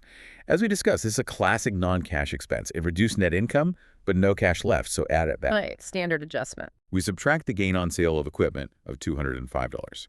This gain increased net income, but it wasn't from core operations. The cash received from that sale belongs in the investing section, so we subtract the gain here to avoid double counting and keep operations pure. Correct. Remove the non-operating gain. Next, we systematically adjust for the changes in working capital accounts. Acme had an increase in accounts receivable of $55. An increase in this asset means they earned revenue but didn't collect all the cash yet. So we subtract this, $55, from net income. Cash tied up in receivables, subtract. There was an increase in inventory of $707, another increase in a current operating asset. This means Acme likely spent cash, or used credit, to buy inventory that hasn't been sold yet. So we subtract this, $707 as well. Cash tied up in inventory, subtract. Acme showed a decrease in prepaid expenses of $23. A decrease in this asset means they used up a prepayment made in a prior period. The expense hit the income statement, but the cash outflow was less in this period. So we add this $23 back. Cash outflow was less than expense. Add back. Then, an increase in accounts payable of $263. This liability went up, meaning Acme incurred expenses or bought inventory but hasn't paid the cash yet. Cash flow is better than income implies. So we add this $263 back. Deferred cash outflow. Add back. An increase in salary and wage payable of $10. Same logic, liability up, expense recorded but cash not yet paid. We add this $10. Add back. A decrease in interest payable of $12. This liability went down, meaning Acme paid more cash for interest than the interest expense recorded during the period. Paid off some from prior period. So we subtract this total. Paid more cash than expense, subtract. An increase in income tax payable of $5. $5. Liability up, expense recorded, cash not fully paid yet. We add this $5. Add back. And finally, an increase in other accrued liabilities of $22. Same logic again, liability up, cash outflow deferred. We add this $22. Add back. Phew. Okay, after all those meticulous additions and subtractions, starting from net income of $2,210, we arrive at Acme's net cash, provided by operating activities of $2,606. And importantly, that $2,606 Farrier matches the result we would get using the direct method, although we haven't shown the full direct method summary here. It confirms the accuracy of the reconciliation process. Both methods get you to the same bottom line operating cash flow number. That's a crucial point. The end result for operating cash flow is the same, just the presentation differs. And it's also key to remember, as you mentioned, that the investing and financing sections of the cash flow statement are presented identically, regardless of whether a company uses the direct or indirect method for operations. Yes, those sections always show the gross cash inflows and outflows directly. The direct versus indirect choice only impacts the operating section's presentation. This actually brings us to a really interesting analytical challenge and opportunity. If we connect this to the bigger picture, while the indirect method is, as we said, much more frequently presented in published financial reports. Right, that's what you usually see. The direct method, with its breakdown of actual cash receipts and payments, provides, I think, significantly more valuable granular detail. You see the cash from customers, cash paid to suppliers, etc. Yeah, it feels more intuitive somehow. It does for many people, and that level of detail offers a much clearer view of a company's operating efficiency and its genuine trends in core cash generation over time.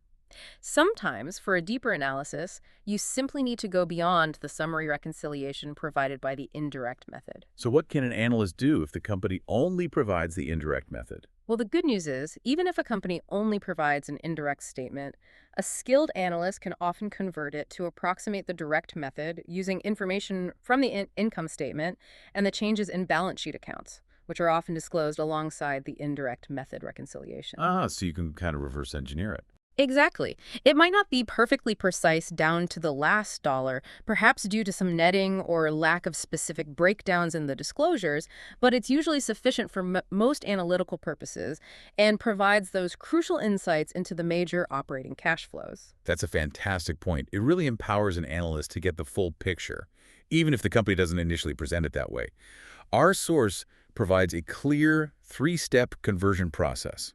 Let's quickly guide you, the listener, through the logic of that process using Acme Corporation's data again, just emphasizing the steps rather than redoing every single calculation we did earlier. Sounds like a plan. Focus on the conversion framework. Okay, step 1. Aggregate revenues and expenses. This is really just setting the stage. You simply combine all the revenue line items and all the expense line items from the income statement to get total revenues and total expenses. Just grouping them to start. For Acme, total revenues were $23,803 and total expenses were $21,593, which naturally results in their net income of $2,210. This is just our starting point before we adjust. Step 2. Remove non-cash and non-operating items from those aggregated totals. Right. Strip out the stuff that doesn't belong in cash from core operations. Exactly. For Acme, we'd identify and remove that non-operating gain on the sale of equipment, $205 from the total revenues.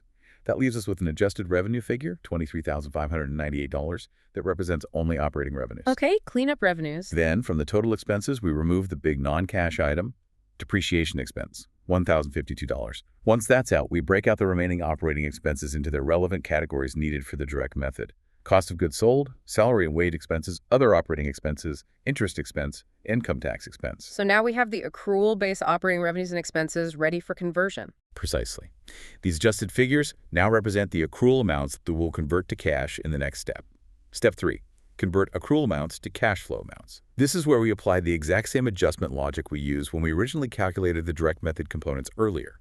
We take each adjusted accrual amount from Step 2 and adjust it using the relevant balance sheet changes. Applying those rules about changes in AR, inventory, AP, etc. Exactly. So just to quickly recap the results we found earlier for Acme, for cash received from customers, adjusted revenue, $23,598. Increase in AR, $55, $23,543. For cash paid to suppliers. COGS, $11,456 plus increase in inventory, $777. Increase in AP, $263, $11,900. For cash paid to employees. Salary expense, $4,123. Increase in salary payable, $10, $4,113. For cash paid for other operating expenses. Other expert, $3,577. Then using the sources calculation, less decrease in prepaid ex-prep, $23, and less increase in other accrued liabilities. $22, $3,532. For cash paid for interest, interest expense $246 plus decrease in interest payable $12 equals $258. And for cash paid for income tax. That's it. And when you sum all these calculated direct method cash inflows and outflows, you consistently arrive back at Acme's net cash provided by operating activities of $2,606. Matching the indirect method result as it should. The key insight here is that by following these three steps, aggregate, remove non-cash non-operating, convert using BS changes, you can effectively reverse engineer the direct method presentation from an indirect statement. This gives you a much more transparent view of a company's operational cash movements, even if it wasn't published that way initially. A very useful skill for an analyst to have in their toolkit. All right, moving on from the daily grind of operating activities, let's shift our focus now to how companies build for their future, how they expand their capabilities, or sometimes how they shed assets they no longer need. This brings us to investing activities. Yeah, looking longer term now, capital expenditures, asset sales. Exactly. These activities primarily relate to the purchase and sale of long-term assets, things like property, plant and equipment, PP&E, intangible assets, as well as investments in the securities of other companies. They are absolutely crucial for understanding a company's long-term strategy, its growth prospects, and how capital-intensive its business is. Gives you a sense of where management is placing its bets for the future. Well said. And it's important to reiterate here that the presentation for investing activities, just like financing activities, which we'll get to next, is always identical, regardless of whether a company uses the direct or indirect method for its operating cash flows. Right. No direct versus indirect choice for investing or financing. It's always presented direct style. Meaning it always shows the gross cash inflows and outflows for each major investing transaction. You'll see purchase of equipment as an outflow, proceeds from sale of building as an inflow, etc. Let's use our Acme Corporation example again, drawing from their balance sheet and the accompanying notes in our source, Exhibits 9 and 10. Okay. Our source tells us that Acme's land and buildings accounts remained unchanged during the period, so their investing activities were solely focused on equipment. Okay, just equipment changes to worry about. Now, a key piece of information provided in a note, Exhibit 10, is that Acme purchased new equipment for $1,300 cash in 2018. All right, so that's a definite cash outflow, $1,300 for purchase of equipment. That's one line item. Right. But here's a common challenge for an analyst and something you often have to dig into.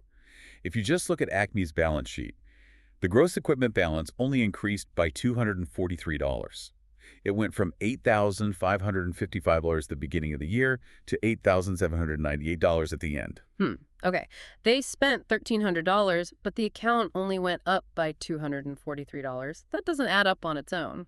Exactly. If they purchased $1,300 of new equipment, but the net balance only went up by $243, what does that tell you? It must mean they also sold or disposed of some other equipment during the year. The purchase increased the balance, but the disposal decreased it, leading to that smaller net change. Precisely.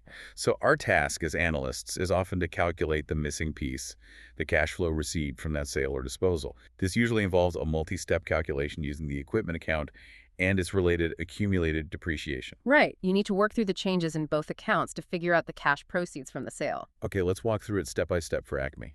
Calculate the historical cost of the equipment sold. We can reconstruct the change in the gross equipment account. Think T account again. Okay, beginning balance plus purchases cost of sold equipment ending balance. Exactly. So beginning balance equipment was $8,555, plus equipment purchased was $1,300, minus ending balance equipment was $8,798. If we solve for the cost of sold equipment, $8,555 plus $1,300, $8,798 was $1,057. This is the original cost of the equipment that Acme got rid of. Okay, so equipment with an original cost of $1,057 was removed from the books. Step 2.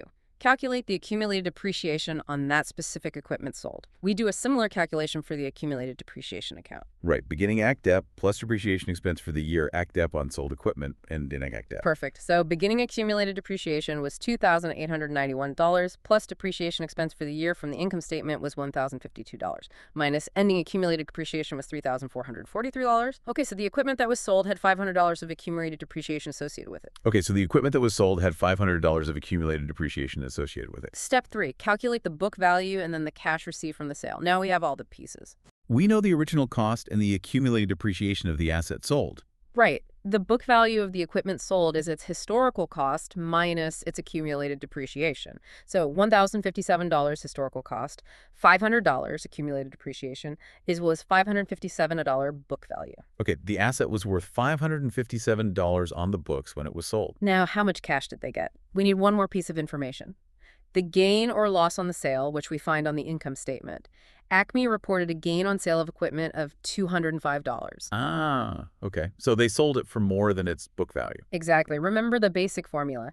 Gain, cash received, book value. We can rearrange that to solve for cash. Cash received, book value plus gain. Makes sense. So cash received, $557 book value plus $205 gain equals $762. That's the cash inflow from selling the old equipment. Excellent. We worked back to the cash proceeds. So putting it all together for Acme's investing activities section on the SCF, cash paid for purchase of equipment, $1,300 outflow. Cash received from sale of equipment, $762 inflow. Netting those two. Netting those two gives net cash used for investing activities of $538, which matches the figure shown in Exhibit 25.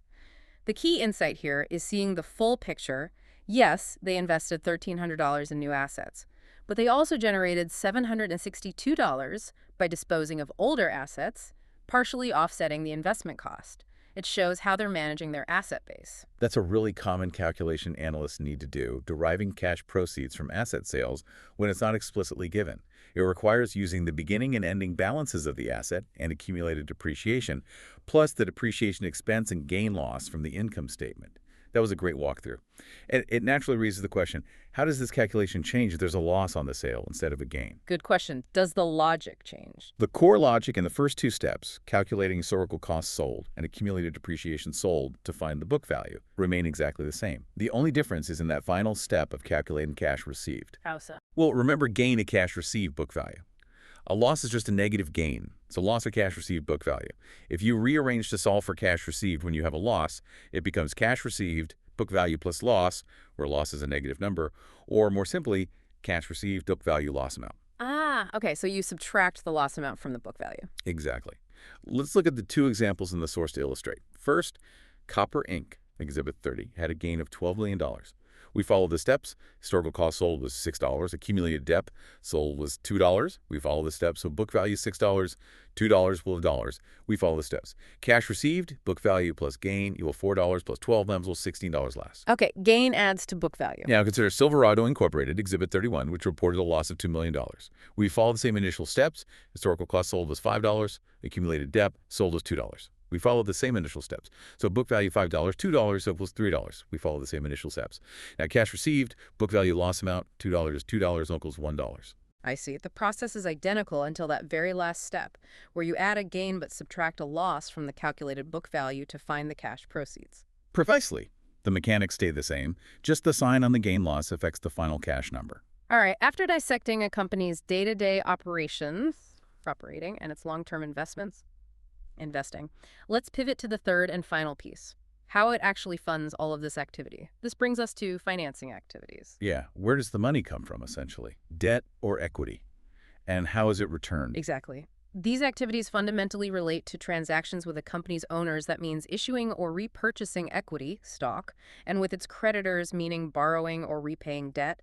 It's all about how a company manages its capital structure, who owns it, and who lends it money. And also includes things like paying dividends.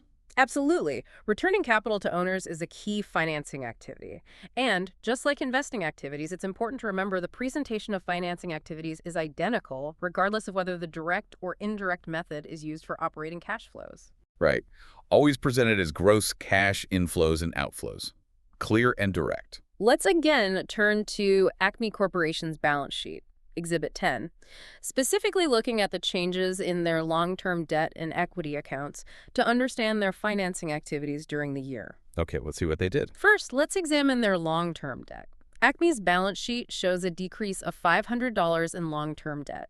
It went from $3,575 at the beginning of the year to $3,075 at the end.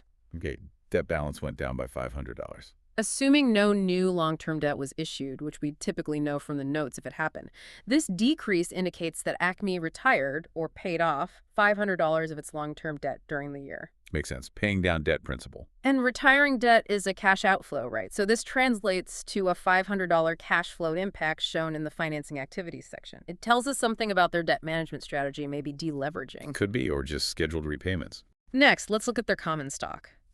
The balance sheet shows a decrease of $600 in the common stock account, plus any related additional paid-in capital, though here it seems focused on the main account. It went from $4,350 down to $3,750. Okay, the equity account decreased. What does that usually mean? Again, without other specific details suggesting something complex like a stock split reclassification, a decrease in common stock and related equity accounts typically indicates that Acme repurchased $600 of its own common stock from the market. A stock buyback. Exactly. Companies often do this to return cash to shareholders or boost earnings per share. Repurchasing shares is a significant cash outflow, resulting in a $600 decrease in cash from financing activities for Acme. So 2 major outflows so far, paying down debt and buying back stock. Now, this is a crucial area for investors and a calculation analysts often need to perform. If we connect this to the bigger picture, dividends are a key way companies return value to shareholders. Right, direct cash return. But dividends paid aren't explicitly shown on the income statement. They are a distribution of earnings, an equity transaction, not an expense. So how do we find the actual cash paid out as dividends? We need to calculate it using the equity section changes. Precisely. The statement of cash flows needs the actual cash dividend number. We calculate it using the change in retained earnings. The key relationship, the formula to remember, is absolutely foundational. Beginning retained earnings plus net income dividends paid, ending retained earnings. Okay, beginning RE plus NI dividends, ending RE. Makes sense. Net income increases retained earnings, dividends decrease it. Exactly. So using Acme's data from the balance sheet and income statement, Exhibit 32, and the source lays this out, we start with their beginning retained earnings, $2,876. We then add their net income for the period from the income statement, $2,210. And finally, we subtract their ending retained earnings from the current balance sheet, $2,966. Let's see, $2,876 plus $2,210 is $5,086, then $5,086, then $5,086 to $3,966. Equals $1,120. That's the amount of dividends Acme must have paid during the year to make the retained earnings balance work out. Wow, $1,120. That's a significant distribution, actually more than half their net income for the period. It is. And that $1,120 represents a cash outflow.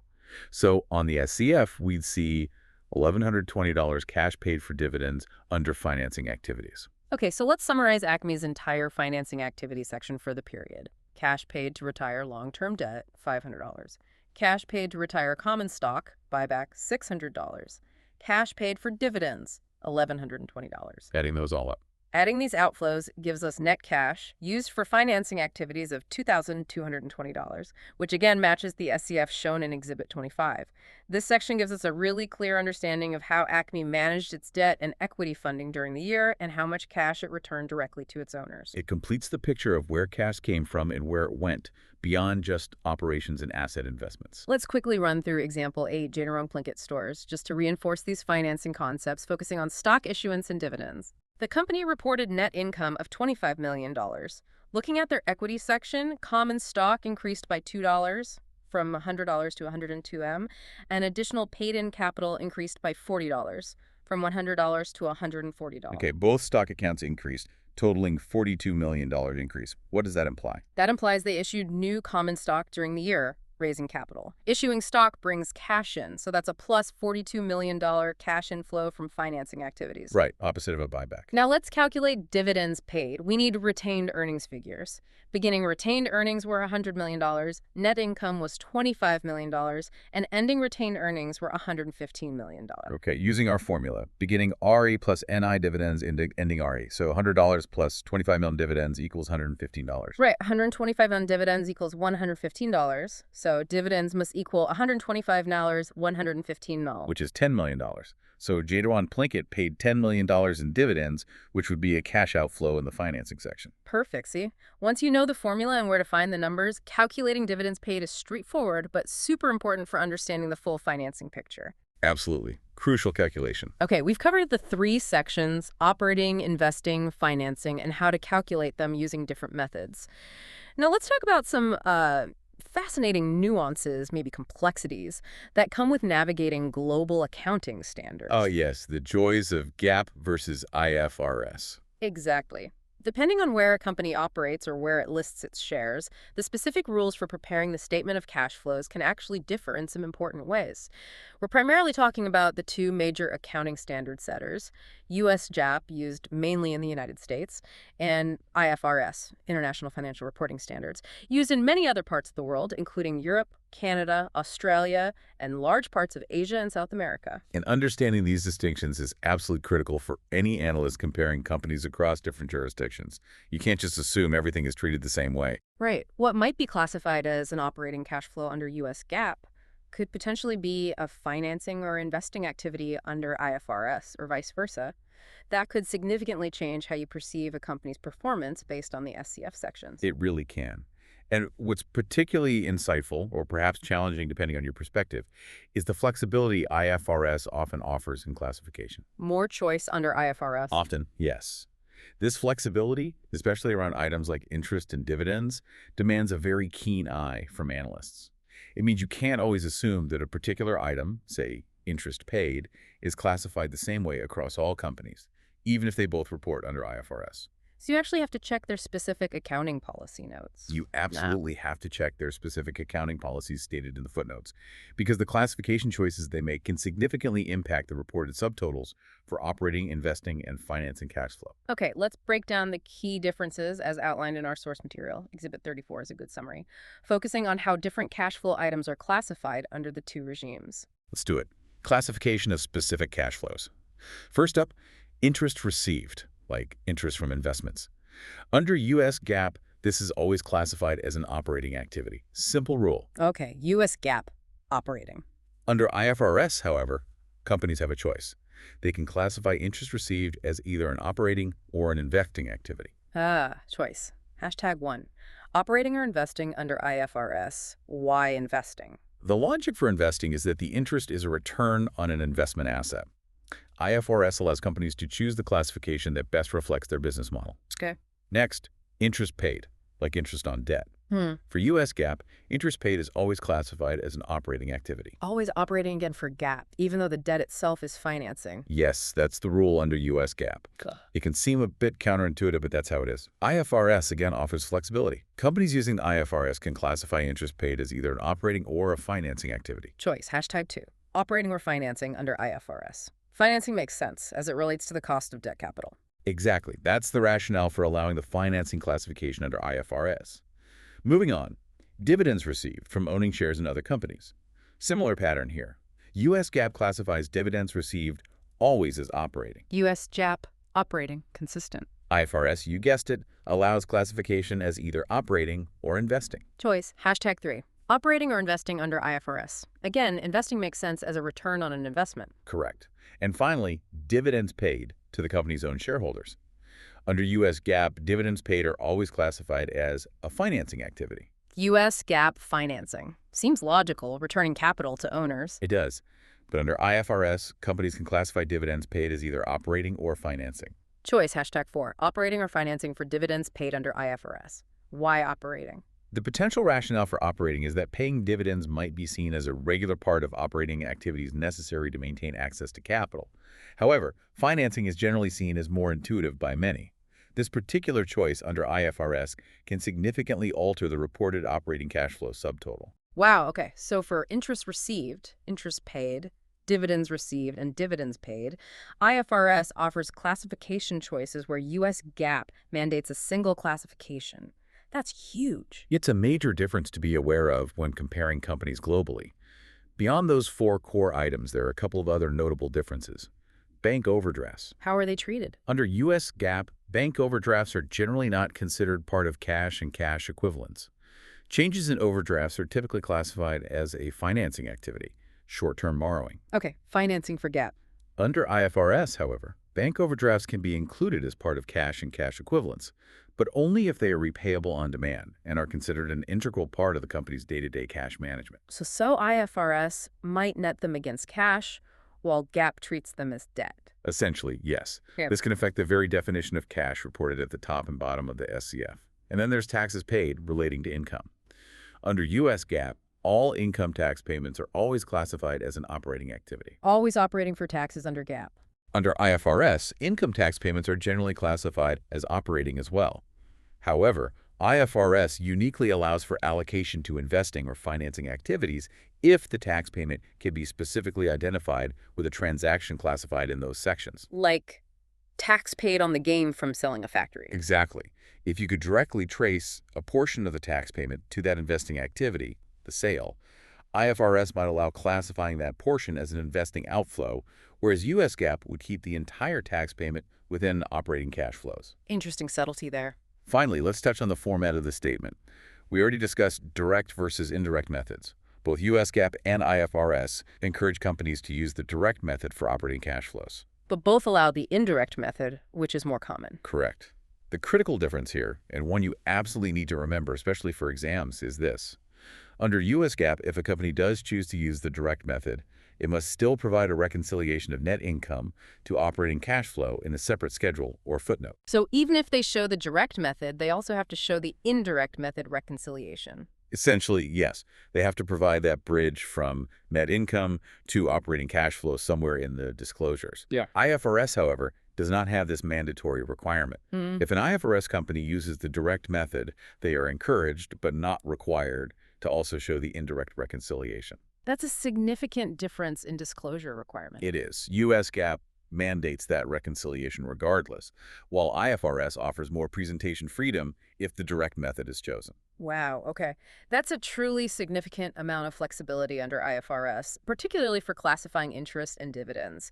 It really reinforces why analysts have to read the notes carefully when comparing companies globally. Let's quickly test your understanding, and the listeners, with a few questions to solidify these crucial differences. Good idea. Quick checks. Example 1. Which of the following is an example of a financing activity on the cash flow statement under U.S. GAAP? Is it A, payment of interest, B, receipt of dividends, or C, payment of dividends? Under U.S. GAAP, interest paid is operating, dividends received is operating, dividends paid. That's financing. So C. Correct. According to our source, C, payment of dividends, is always financing under U.S. GAAP. Example 2, interest paid is classified as an operating cash flow under A, U.S. GAAP, but may be classified as either operating or investing cash flows under IFRS, or B, IFRS, but may be classified as either operating or investing cash flows under U.S. GAAP, or C, U.S. GAAP, but may be classified as either operating or financing cash flows under IFRS. Okay, interest paid. U.S. GAAP always classifies it as operating. IFRS allows operating or financing, so that looks like option C. Spot on. The correct answer is C. Always operating under U.S. GAAP, but operating or financing choice under IFRS. Example 3. Cash flows from taxes on income must be separately disclosed under A, IFRS only, B, U.S. GAAP only, or C, both IFRS and U.S. GAAP. Disclosure of taxes paid. I'm pretty sure both standards require that to be disclosed separately, either as a line item or in the notes. So C. You got it. The answer is C, both IFRS and U.S. GAAP. Both require separate disclosure of income taxes paid, which helps analysts understand that specific cash outflow. Good. Those highlight some key distinctions to keep in mind. Hashtag outro. So what does all this really mean? We've taken quite a journey, haven't we, through the intricate and, I think, incredibly revealing world of the statement of cash flows. It's been a deep dive for sure. We started by understanding how it critically links to the income statement and balance sheet, showing that these aren't just separate reports, but parts of a cohesive financial story. The connections are key. Then we moved on to mastering both the direct and indirect methods of calculating cash flow from operating activities, giving you, hopefully, two powerful lenses to view a company's core cash generation. Two ways to get to that crucial operating cash number. We broke down the cash flows from investing and financing activities, unraveling how companies spend on their future and manage their capital structure, borrowing, paying debt, issuing stock, paying dividends. The long-term strategic moves and funding choices. And finally, we highlighted those crucial differences between IFRS and U.S. GAAP, showing you where to look for variations that can significantly impact how cash flows are reported and analyzed across borders. Definitely need to watch out for those differences. The bottom line is, you now possess, I hope, a powerful new lens to examine a company's financial health, one that goes much deeper than just the reported profits. Absolutely. And if we connect this to the bigger picture, Yeah. the ability to really analyze, interpret, and maybe even reconstruct cash flow statements, that's a hallmark of a truly skilled financial analyst. This deep understanding provides invaluable insights into a company's true performance, its liquidity, its ability to meet those short-term bills, its solvency, its ability to handle long-term debt, and its overall long-term sustainability. It just reinforces that it's not only about what a company earns on paper. The accrual profit. Right. But critically, it's about how efficiently and effectively it manages its actual cash. Cash, as we've said multiple times today, really is the ultimate reality check for any business. You can't fake cash flow quite as easily as you might manipulate earnings. That's a perfect way to put it, the ultimate reality check. So here's a final thought for you, the listener. Next time you look at a company's, dazzling profit numbers in a headline, ask yourself, is this profit really translating into robust cash flow? Dig into that statement of cash flows, because often the SCF tells a more honest, more revealing story about a company's financial vitality and its real health than any other single statement. Great advice. Look beyond the net income. I strongly encourage you to grab some real company annual reports. Pick a company you're interested in. Try to identify the operating, investing, and financing activities. Maybe even attempt some of the calculations we discussed, like deriving cash paid to suppliers or cash from asset sales or calculating dividends paid. Apply the concepts we've explored in this deep dive. Practice makes perfect. It really does. And you'll start to see companies and their financial health in a whole new, much more insightful light. Have you ever found yourself, maybe late at night, sifting through a company's financial report? Oh, yeah. Maybe you're eyeing a potential investment, or maybe you're a CFA Level I candidate, just, grappling with all those dense figures. Happens all the time. And you get that familiar feeling, that kind of pang of overwhelm. You see a pretty good profit figure, but there's that little voice in your head asking, okay, but is that the whole story? Right. Like, where's the actual cash? Exactly. Is this company actually generating cash, or are these just, accounting entries? It's a real challenge, isn't it? Trying to quickly pull out genuine, actionable insights from that mountain of data. It really is. It's easy to get lost in the numbers. Well, welcome to the deep dive. Today, we're embarking on what I think is a really crucial journey. We're going right into the heart of a company's financial reality, the statement of cash flows. The big one. It really is. This isn't just another document you have to tick off. It's arguably the most vital tool for understanding a company's true financial health. It gives you a perspective that often goes way beyond what, say, a traditional income statement can show. Especially with accrual accounting, yeah. Or even a static balance sheet. Think of it like the ultimate reality check, Yep. showing you the tangible cash, the actual money flowing in and out of the business. And for you, our listener, especially those of you navigating the, let's be honest, rigorous path of the CFA Level I exam. It is tough. It is. Consider this deep dive your maybe strategic shortcut. Yeah. A way to really get a handle on analyzing cash flow statements. Because understanding how cash moves within a business is absolutely foundational. Foundational for everything. Valuing a company, doing debt analysis, equity assessment. You can't do those without understanding cash flow. You really can't. So our mission today is to equip you with the essential tools and techniques. We'll meticulously analyze the sources and uses of cash. We'll dive deep into common size analysis, great for spotting trends. We'll explore critical free cash flow measures, things like FCFF and FCFE. The investor favorites. Exactly. And finally, we'll leverage those powerful cash flow ratios to, cut through the noise and reveal a company's true operational and financial strength. Exactly. And like you said, this isn't just about acing an exam, although that's obviously vital. Of course. It's about empowering you, the listener, to look beyond those headline numbers, to genuinely understand if a company is truly creating value, generating sustainable cash, or if it's maybe just shifting figures around on paper. Seeing behind the curtain, so to speak. Yeah. Okay. Let's unpack this.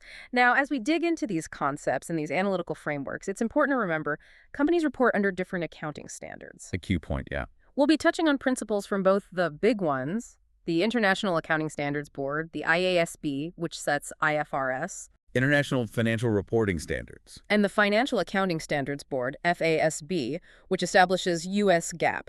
Generally accepted accounting principles in the U.S. Right. And while there's a lot of overlap, understanding the subtle differences, particularly around how certain cash flows get classified, can be really critical for an accurate analysis, can't it? Absolutely critical. Those little differences can sometimes change the whole picture if you're not careful. Right. Okay, so let's lay a groundwork. Start with the big picture. An effective evaluation of any cash flow statement, really, it begins with a good, solid assessment of its three main categories of activities: operating, investing, and financing. The three pillars. Exactly. These three pillars give you a framework for understanding precisely where a company's cash is coming from and, just as importantly, where it's going. Each category tells a fundamentally different story about the company's financial life. And here's where I think it gets really interesting, because how you interpret these categories, it changes dramatically depending on where that company is in its life cycle, right? Oh, hugely. Context is everything here. Think about it.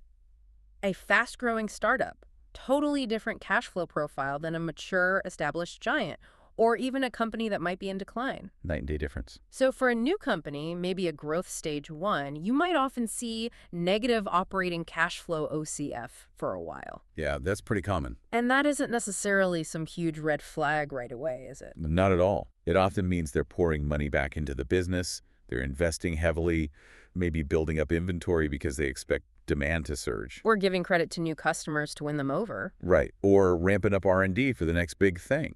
They're essentially spending cash now to fuel future growth, grab that market share. It's an investment phase. But then you flip the coin.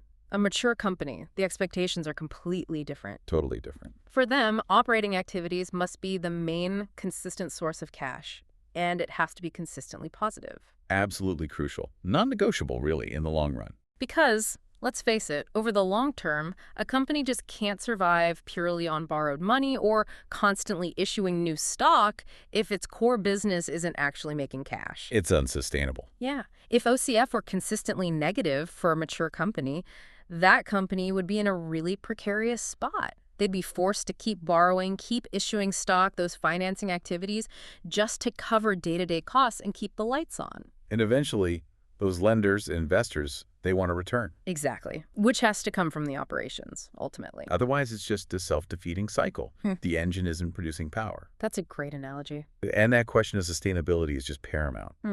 Ideally, the cash you generate from operations, it should be robust. Enough to first cover your necessary capital expenditures, maintaining what you have. The basics. The basics.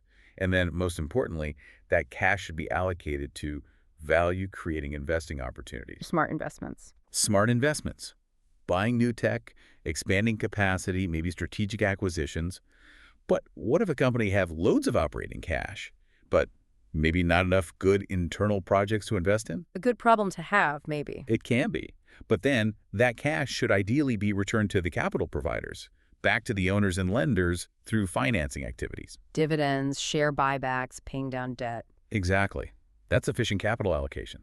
When management thoughtfully manages those flows to maximize shareholder value, it shows good stewardship. Okay, so as you, the listener, start to look at a cash flow statement, what are the first key questions you should be asking? Two immediate ones jump out. First, broadly, what are the major sources and uses of cash for this company? Looking at all three sections together. Get the big picture first. Get the big picture. Sure.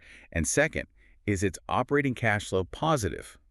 And maybe even more critically, is it enough to comfortably cover its capital expenditures? Hinting at free cash flow already. Exactly.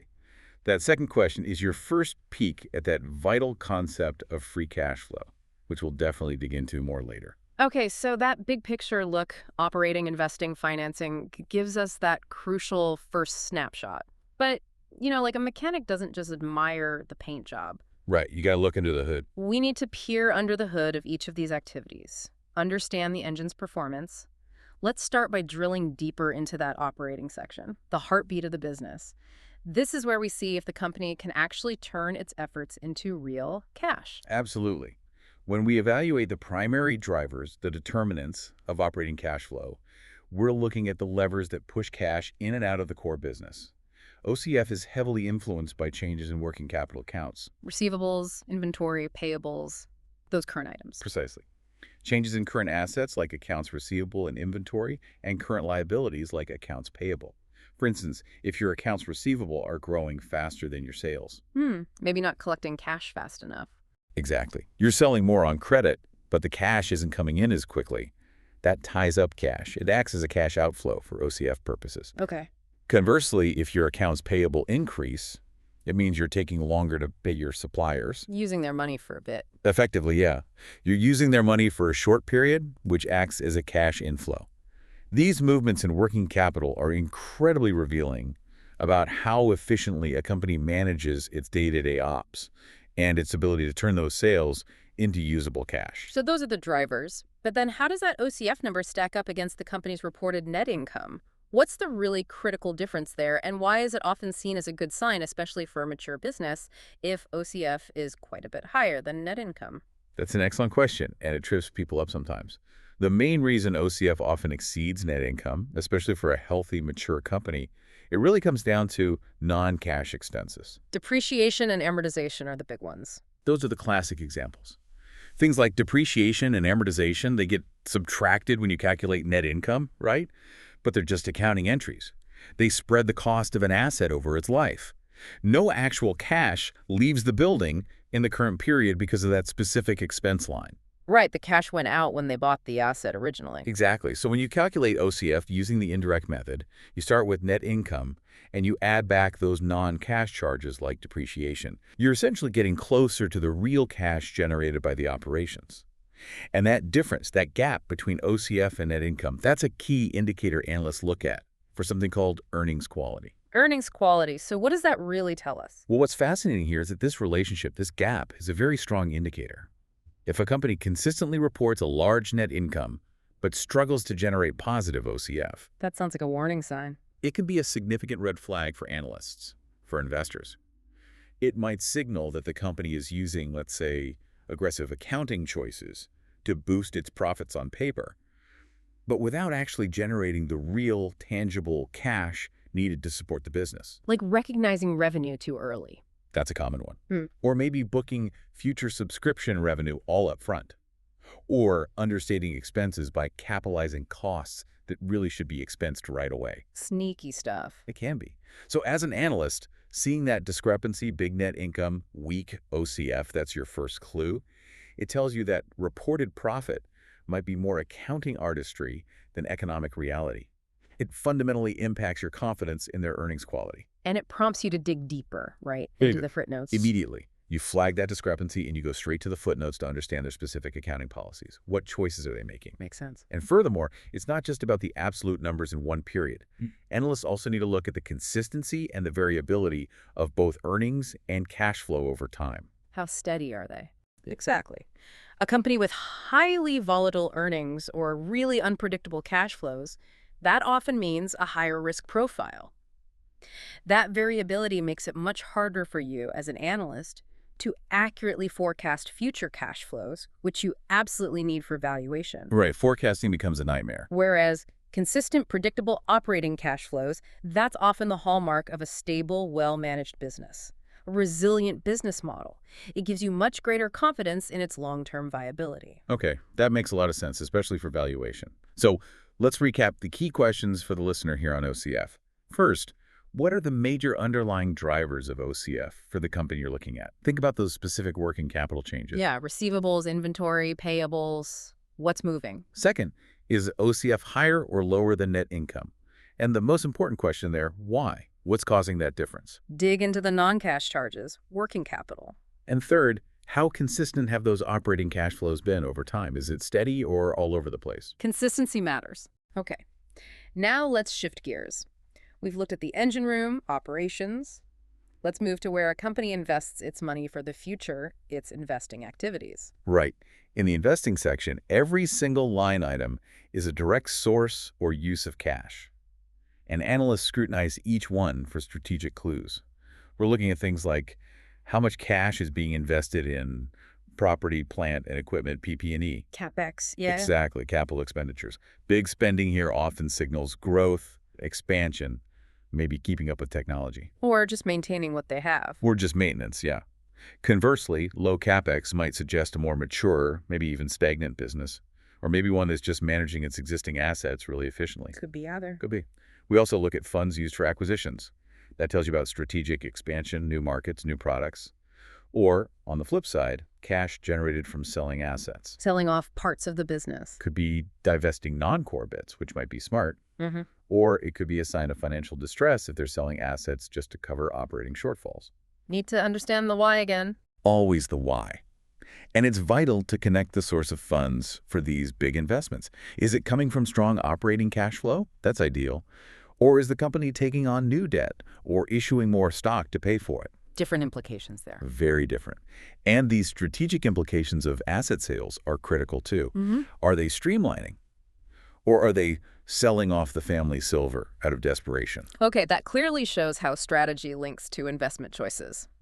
So, finally, let's hit the financing section. This is where we see how a company manages its capital structure, its mix of debt and equity, and its relationship with its lenders and owners. Precisely. In financing, we meticulously examine each line item. Is the company primarily raising capital? Maybe issuing new debt, selling new stock? Bringing money in? Bringing money in? Or, conversely, is it returning capital? Paying back the principal on its loans? Buying back its own stock from the market? Sending money out? Sending money out. Dividend payments, a direct return to shareholders, they show up prominently here too. And it's crucial to assess the underlying reason for these capital management decisions. Again, the why. Always. Is the company borrowing heavily to fund genuinely profitable growth? Or is it borrowing just to stay afloat, maybe cover operating losses? Is it buying back shares aggressively because management truly believes the stock is cheap? That signals confidence? Or is it just trying to prop up its earnings per share number to hit analyst targets? Financial engineering. Sometimes, yeah. This section gives you a clear window into management's financial priorities and how they're acting as stewards of the capital provider's money. Okay, that's a fantastic breakdown of the theory, operating, investing, financing. But theory is one thing. Let's make this real. Let's take a look at a real-world example. Groupe Danone. We've got their consolidated cash flow statements for 2016 and 2017 in Exhibit 1, and some keynotes from their 2017 registration document in Exhibit 2. This should really bring these concepts to life. Great idea. Let's dive into Danone. Looking at their 2016 statement first, we immediately see operating activities were clearly the main source of cash. Generated a solid EUR $2,652 million. Pretty healthy. Yeah. And a main use of cash within investing activities that year, capital expenditures. About EUR $925 million. Seems like typical ongoing investment, maintaining and maybe slightly expanding things. Standard stuff for a big company. Pretty standard. But then you look at 2017, and wow, there was a dramatic shift, a very visible change in their cash flow story. You really can't miss it. In 2017, financing activities suddenly became the primary source of cash, bringing in a massive EUR $8,289 million. Huge number. That's a colossal change from 2016, where financing wasn't nearly that significant. Yeah. What on earth drove such a huge inflow from financing? That's the key question, isn't it? And the answer is tied directly to an equally significant use of cash in the investing activities section in 2017. An enormous outflow there of EUR $11,437 million. Okay, so money came in through financing, went straight out through investing. Pretty much. And when we dig into the details in that investing section, we find the culprit. Acquisition of subsidiaries, specifically an outflow of EUR $10,949 million. Big acquisition. A very big one. This directly relates to their major acquisition of the White Wave Foods Company. That deal had an enterprise value around USD 12.5 billion. So the funding for this huge acquisition, as you see reflected in the 2017 statements, came largely from financing activities. Things like substantial bond issuance that they actually did in 2016. So the borrowing happened earlier. Some of it did, yes. Yeah. That would show up as a financing inflow in 2016, along with other debt and equity they used to finance the deal, which flowed through in 2017. So financing and investing sections here tell a very clear, connected story.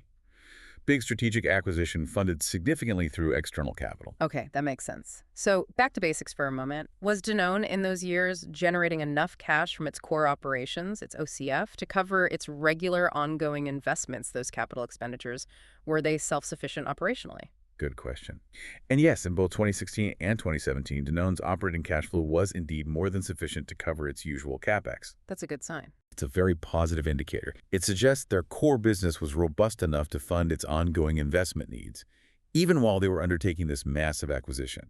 Shows a healthy, self-sustaining operational base. And what about that earnings quality measure we talked about?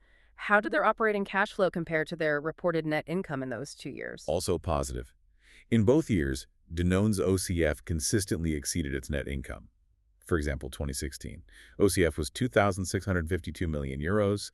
Net income was 1,827 million. Pulls out. Decent gap. Decent gap. 2017, OCF 2,958 million versus net income of 2,563 million. Again, OCF higher. This pattern is a strong positive signal for earnings quality. It suggests Danone's reported profits were well supported by actual cash generation. Less worry about aggressive accounting. Good to see. And it's really insightful, I think, to connect this cash flow analysis back to Danone's strategy, their forward-looking goals from that registration document. They weren't just living in the past, they were setting targets. Yes, exactly. That 2017 registration document we looked at, it laid out a strategic roadmap for 2020, had specific objectives. Things like 4 or 5% like-for-like sales growth, getting their recurring operating margin over 16%, keeping debt to bid below 3 times, aiming for an ROIC around 12%. Yeah, ambitious targets. Ambitious targets. And our cash flow analysis directly informs whether they can likely hit those targets.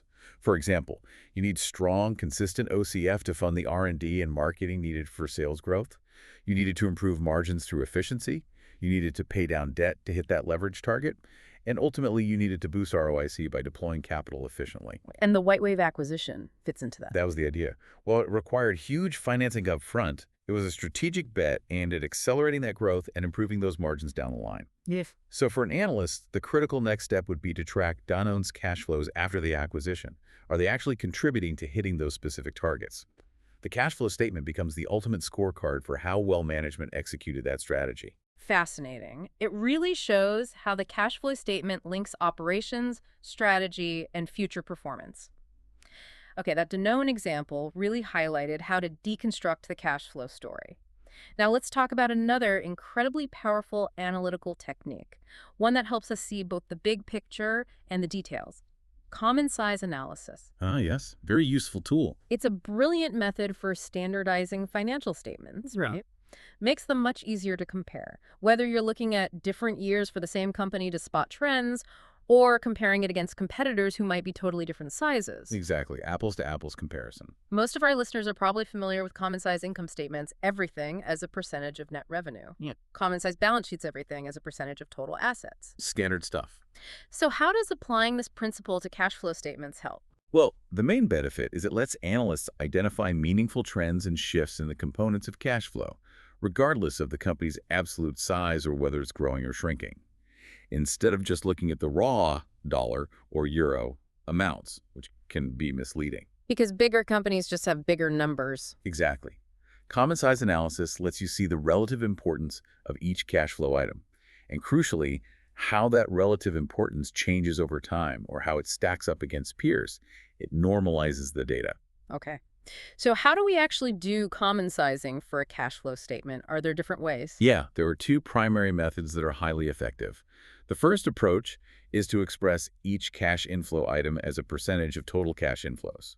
And similarly, each cash outflow item as a percentage of total cash outflows. Okay, so percentage of the total coming in or total going out? Right. This gives you a clear picture of the proportional contribution of each source or use to the overall cash movement that period. And the second method? The second common method is to express each line item on the cash flow statement inflows and outflows as a percentage of net revenue and net sales. Just like a common size income statement.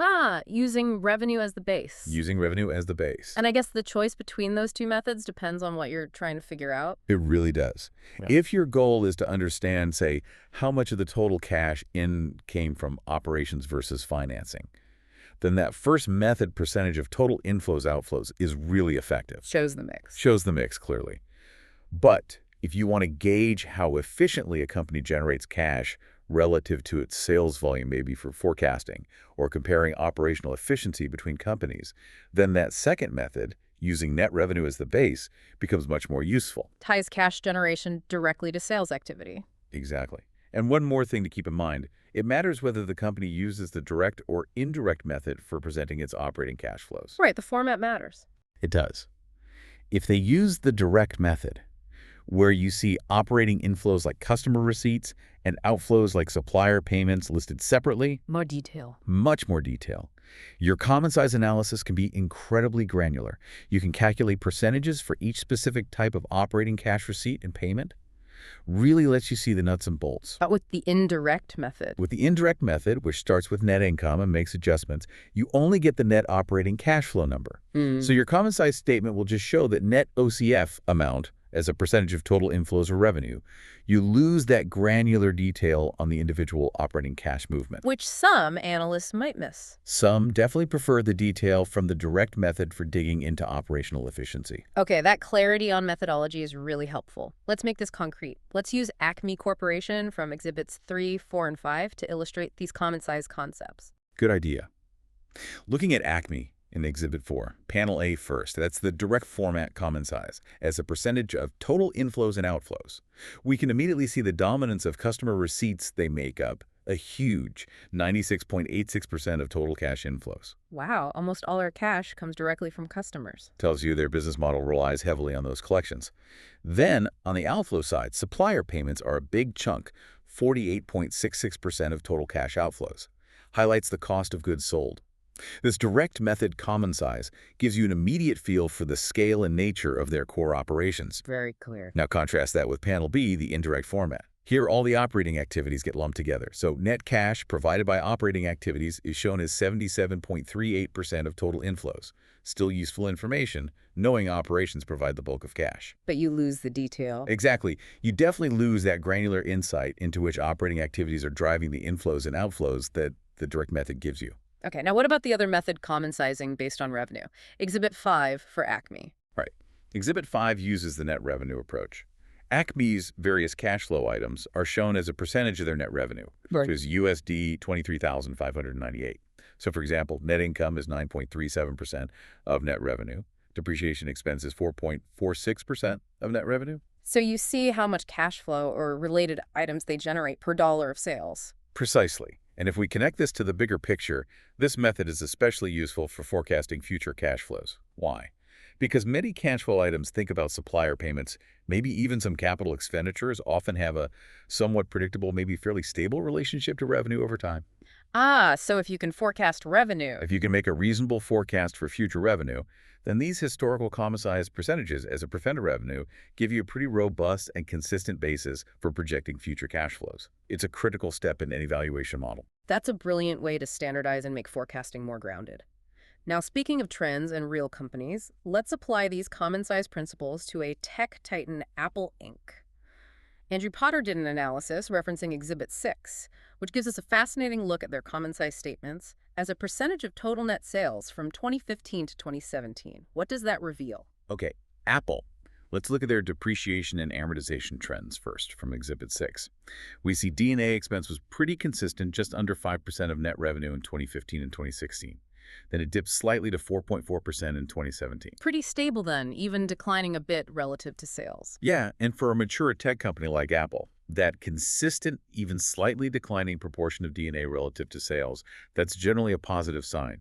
It suggests it's a stable non-cash charge, not growing wildly out of proportion to their sales, might imply efficient asset use, or maybe a shift towards less capital-intensive growth areas. Okay. What about Apple's investment in its future, the capital expenditures? What do those trends as a percentage of net sales tell us about their strategy?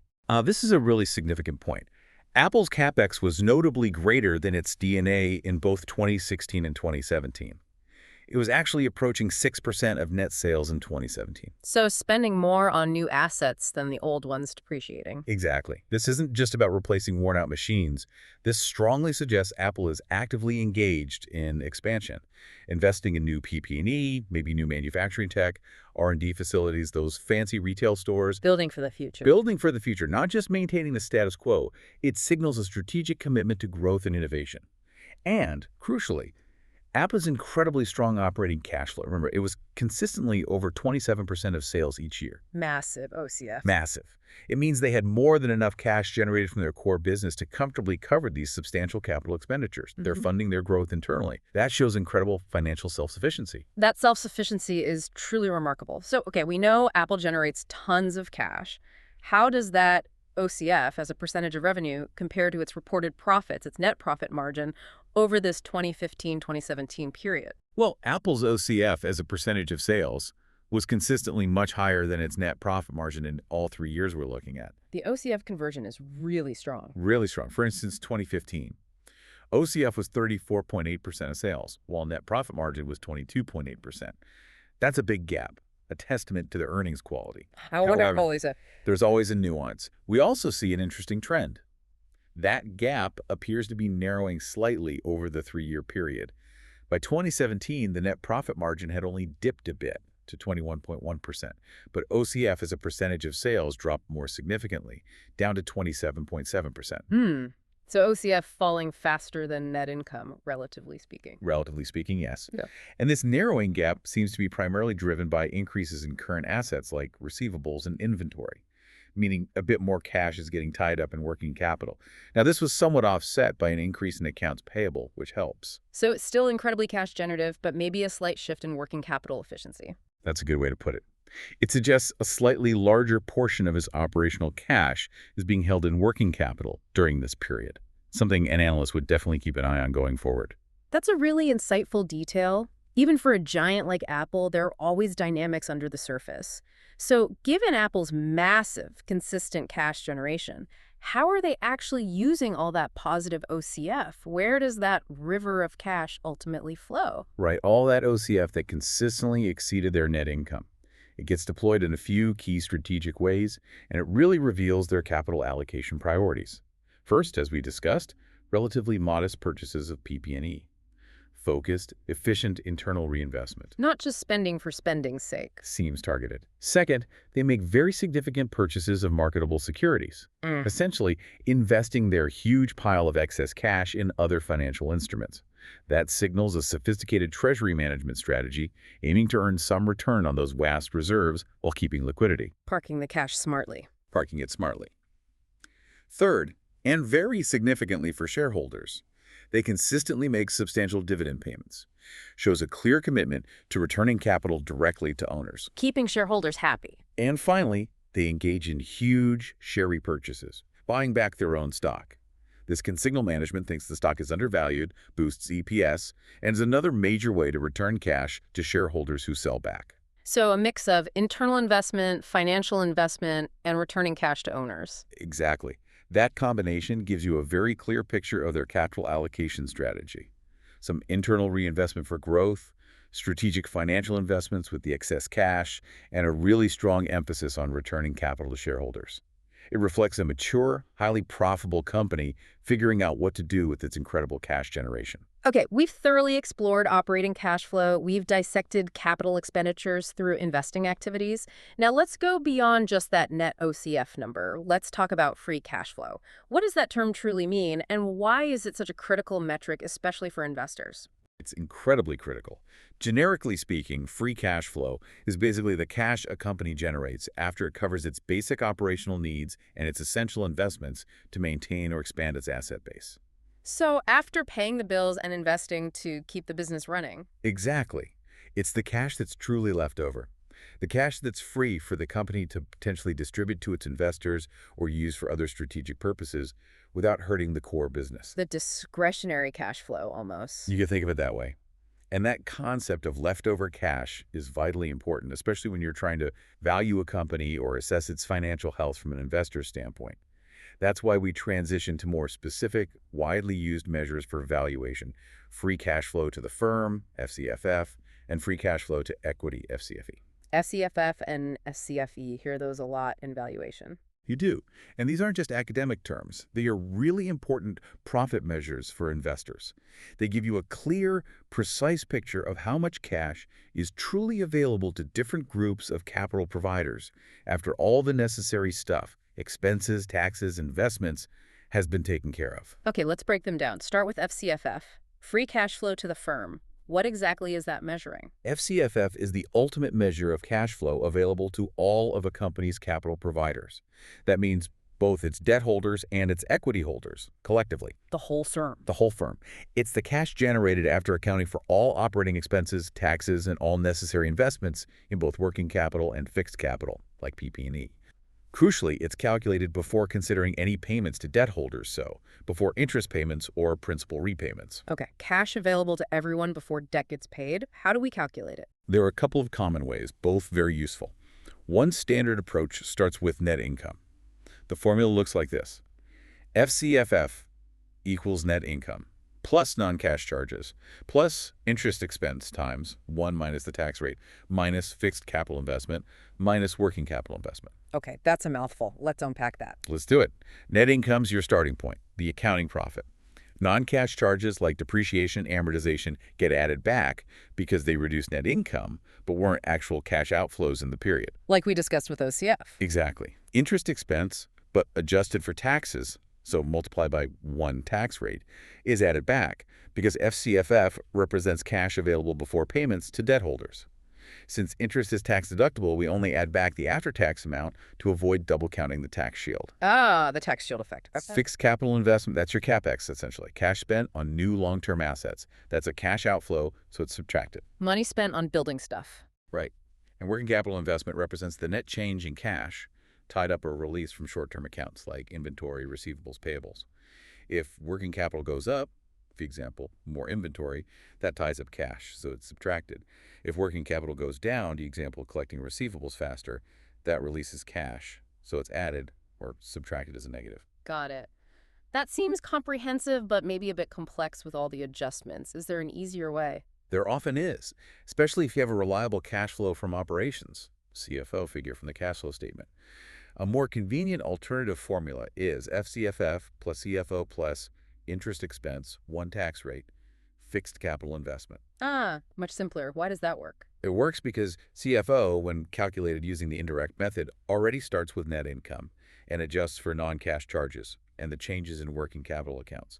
So those pieces are already baked into the CFO number. You just need to add back the after-tax interest, since CFO is typically calculated after interest expense, and subtract the fixed capital investment. That makes CFO captures most of the adjustments already. Exactly. It simplifies the calculation considerably.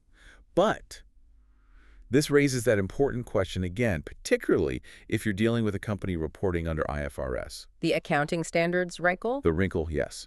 You need to be careful and potentially make adjustments to ensure your FCFS calculation is consistent and truly reflects cash available before debt payments.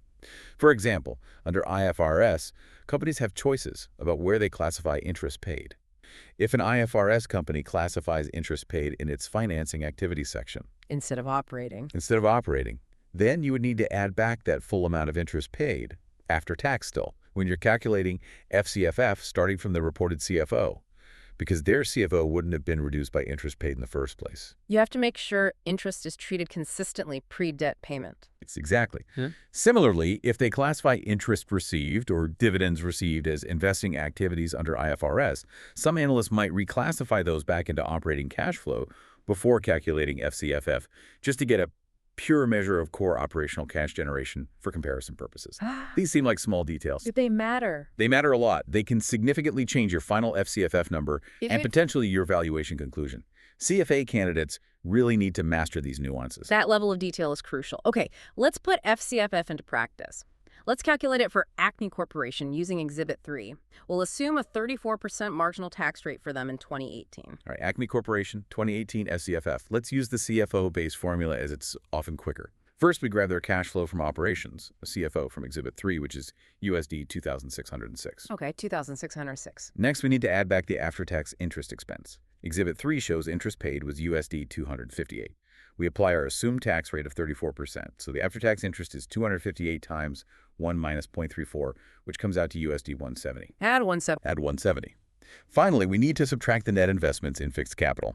Looking at the investing section, we see cash paid for purchasing equipment was USD 1,300, and cash received from selling equipment was USD 762.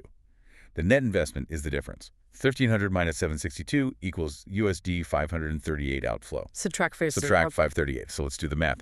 USD 2,606 CFO plus USD 170 after-tax interest minus USD 538 net fixed capital investment. That gives us a free cash flow to the firm, FCFF, of USD 2,238. So $2,238 million available to all capital providers.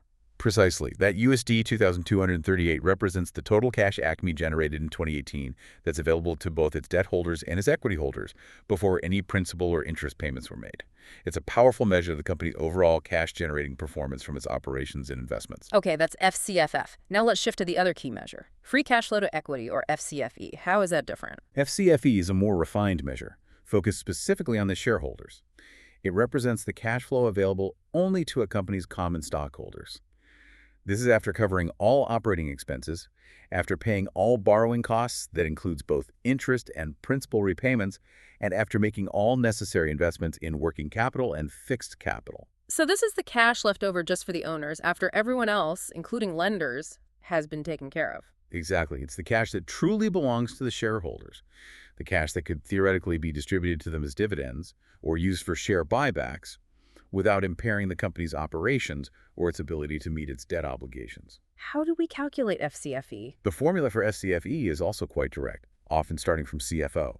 FCFE cash flow from operations fixed capital investment plus net borrowing. Okay, CFO minus CapEx again, but this time plus net borrowing. What's net borrowing? Net borrowing is a crucial term here. It's simply the amount of new debt issued during the period minus the amount of debt principal repaid during the period. So the net cash flow effect from debt activities. Precisely. This explicitly accounts for how changes in the company's debt load impact the cash available specifically to equity holders. If a company takes on more new debt than it repays, net borrowing is positive, and that increases the cash available to equity holders in that period. Because the new debt cash comes in. Right. Conversely, if a company is repaying more debt principal than it's issuing, meaning net borrowing is negative, the formula effectively becomes FCFE equals CFO, fixed capital investment net debt repayment. It reflects that cash is leaving the firm to pay down debt, reducing what's left for equity. So FCFE directly reflects the impact of debt flows on shareholders. Absolutely. It's all about understanding the net impact of debt on the cash ultimately available to the common shareholders. And how should we interpret the FCFE number? The interpretation is key for equity investors. A consistently positive FCFE is generally a very good sign. It means the company has excess operating cash flow, even after covering all its necessary capital investments and diligently servicing all its debt, interest and principal. This leftover cash is then genuinely available for the owners. For dividends or buybacks. Exactly. Or it could be reinvested back into the company to fuel further growth, potentially increasing future FCFE and shareholder value, without needing to take on more debt just to do so. It indicates a strong, healthy, self-sufficient business capable of rewarding its shareholders from its own cash generation. That's a very clear distinction between FCFF for everyone and FCFE, just for equity. Okay, let's calculate FCFE for Acme Corporation as well, using Exhibit 3 again for 2018. Right. FCFE for Acme. We'll start again with their cash flow from operations, CFO of USD 2,606. 2,606. From this, we again subtract the net investments in fixed capital, which we calculated earlier as an outflow of USD 538. Subtract 538. Now, here's the key difference for FCFE. We need to account for the debt flows. Looking at the financing section in Exhibit 3, we see repayment of long-term debt was USD 500. We also see proceeds from long-term debt, but let's assume for this calculation based on the formula FCFE equals CFO FCINV plus net borrowing, or net borrowing issued debt repaid, that we use the explicit repayment number provided. So we subtract the debt repayment of USD 500. Alternatively, if we just had net borrowing number, we'd add it, or subtract if it was net repayment. Let's use the explicit repayment here. Okay, so subtract the 500 debt And repayment. subtract the 500. So the calculation is USD 2,606 CFO, USD 538 net fixed capital investment, USD 500 debt repayment.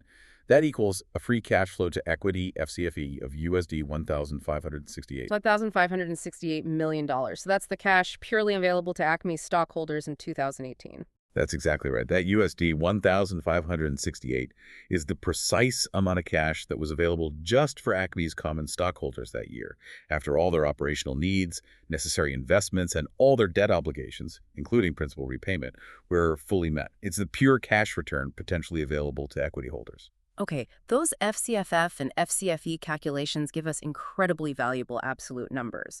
But what's also fascinating here is how we can take these detailed cash flow statements and distill them even further into simple yet really powerful ratios. The ratios are essential, yeah. Quick comparisons. They allow us to do rapid, insightful comparative analysis, not just comparing a company against its own history, but crucially benchmarking it against its direct competitors, against industry averages. It's like a shortcut to seeing financial strength, uncovering advantages or weaknesses that might be hidden in the raw numbers. That's a perfect way to describe it. And these cash flow ratios generally fall into two broad, very useful categories for analysts and investors. You've got cash flow performance ratios. They focus on profitability and efficiency in generating cash. And then you have cash flow coverage ratios, essential for looking at solvency, the company's ability to meet its financial obligations. Exhibit 9 in our materials gives a great summary. Performance and coverage. Makes sense. Let's dig into the performance ratios first, the ones gauging profitability and efficiency using cash flow. Okay, key performance ratios. First up, cash flow to revenue. Simple calculation.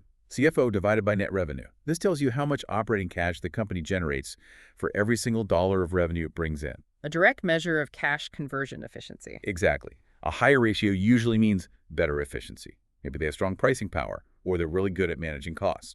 If Company A has 15 cents of OCF per dollar of revenue, and Company B only has 10 cents, Company A is doing a better job turning sales into actual cash. Clear comparison. Next, cash return on assets. That's CFO divided by average total assets. This measures how much operating cash is generated for every dollar of assets the company uses. It's a key efficiency metric. How well is management using the company's asset base to generate cash?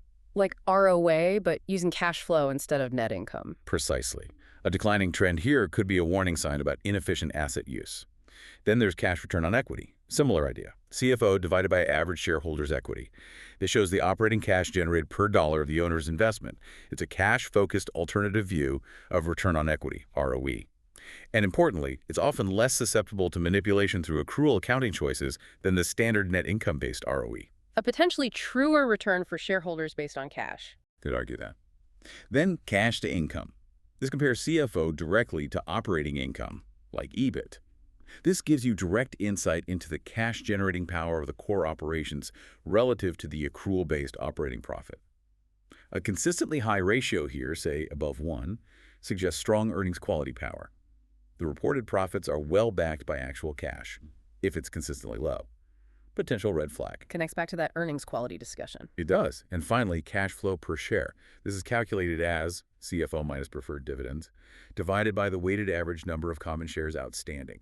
It gives you operating cash flow on a per-share basis, a useful complement to the standard earnings per share, EPS, especially useful for understanding the company's cash dividend paying capacity. How much cash is there per share to potentially pay out? Exactly.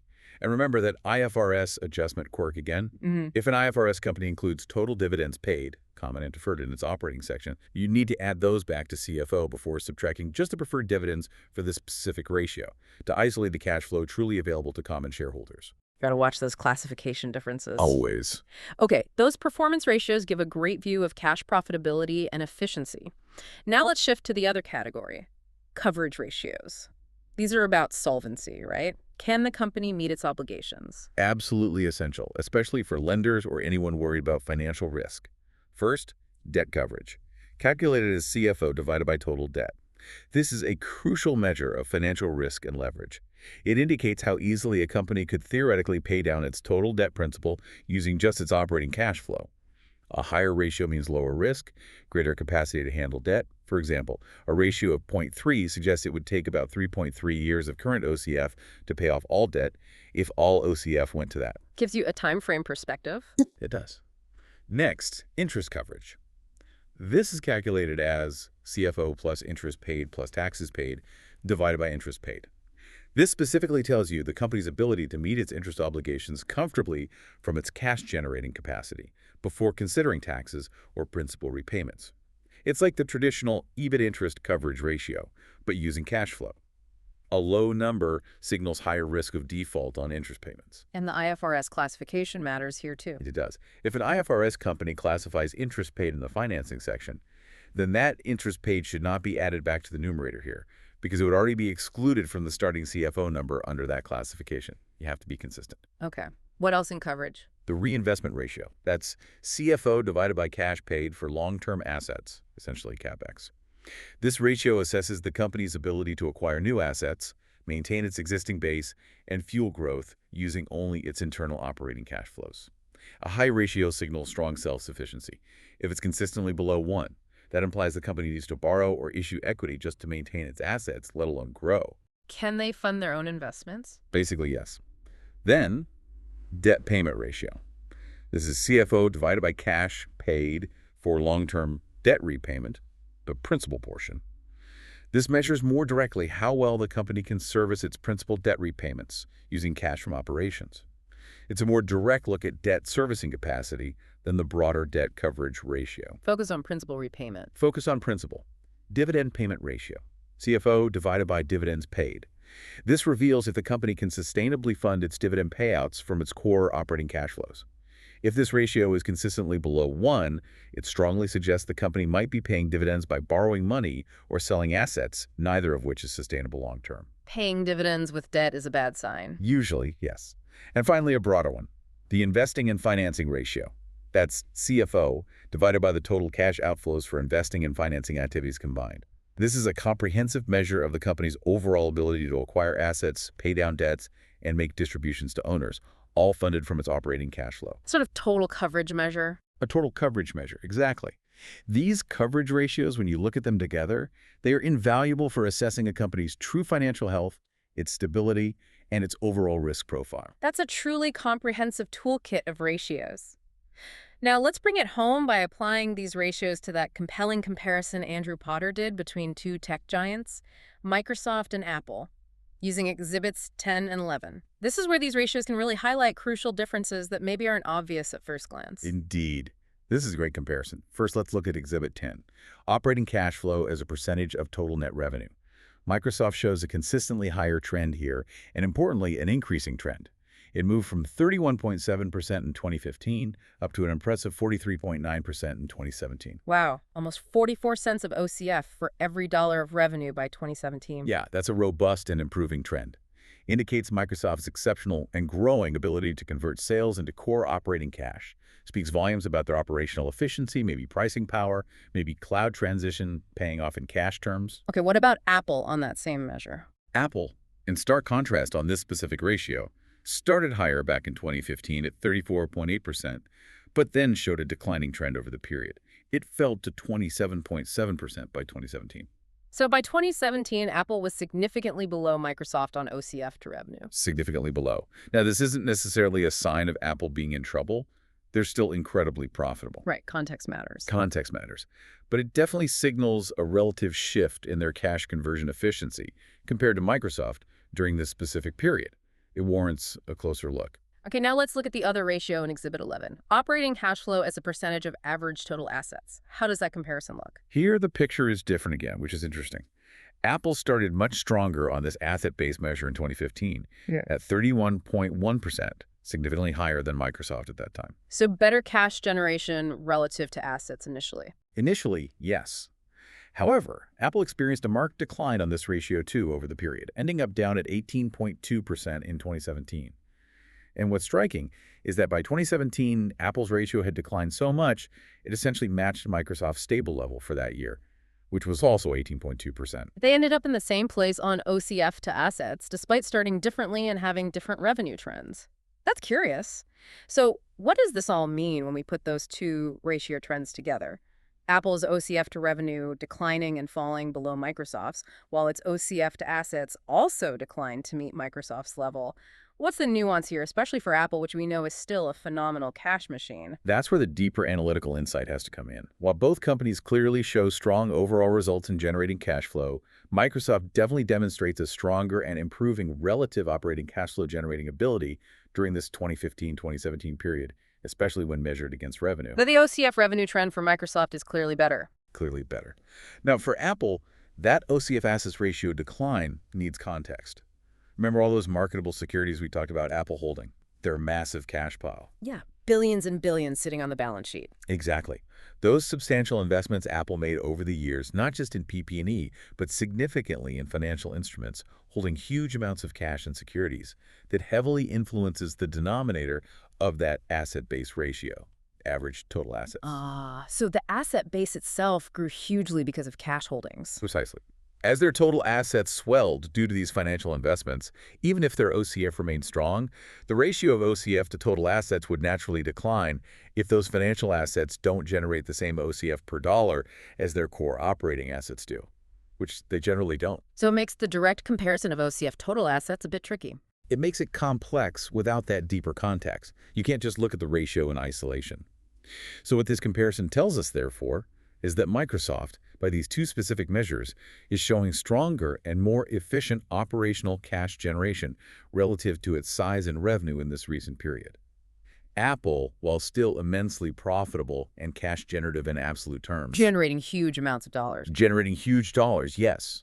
But relatively, it might be seen some of that cash tied up more in working capital, as we discussed earlier, or perhaps its vast financially oriented asset base is diluting the purely operational cash flow generated per dollar of total assets. So the ratios tell slightly different stories that need careful interpretation. Exactly.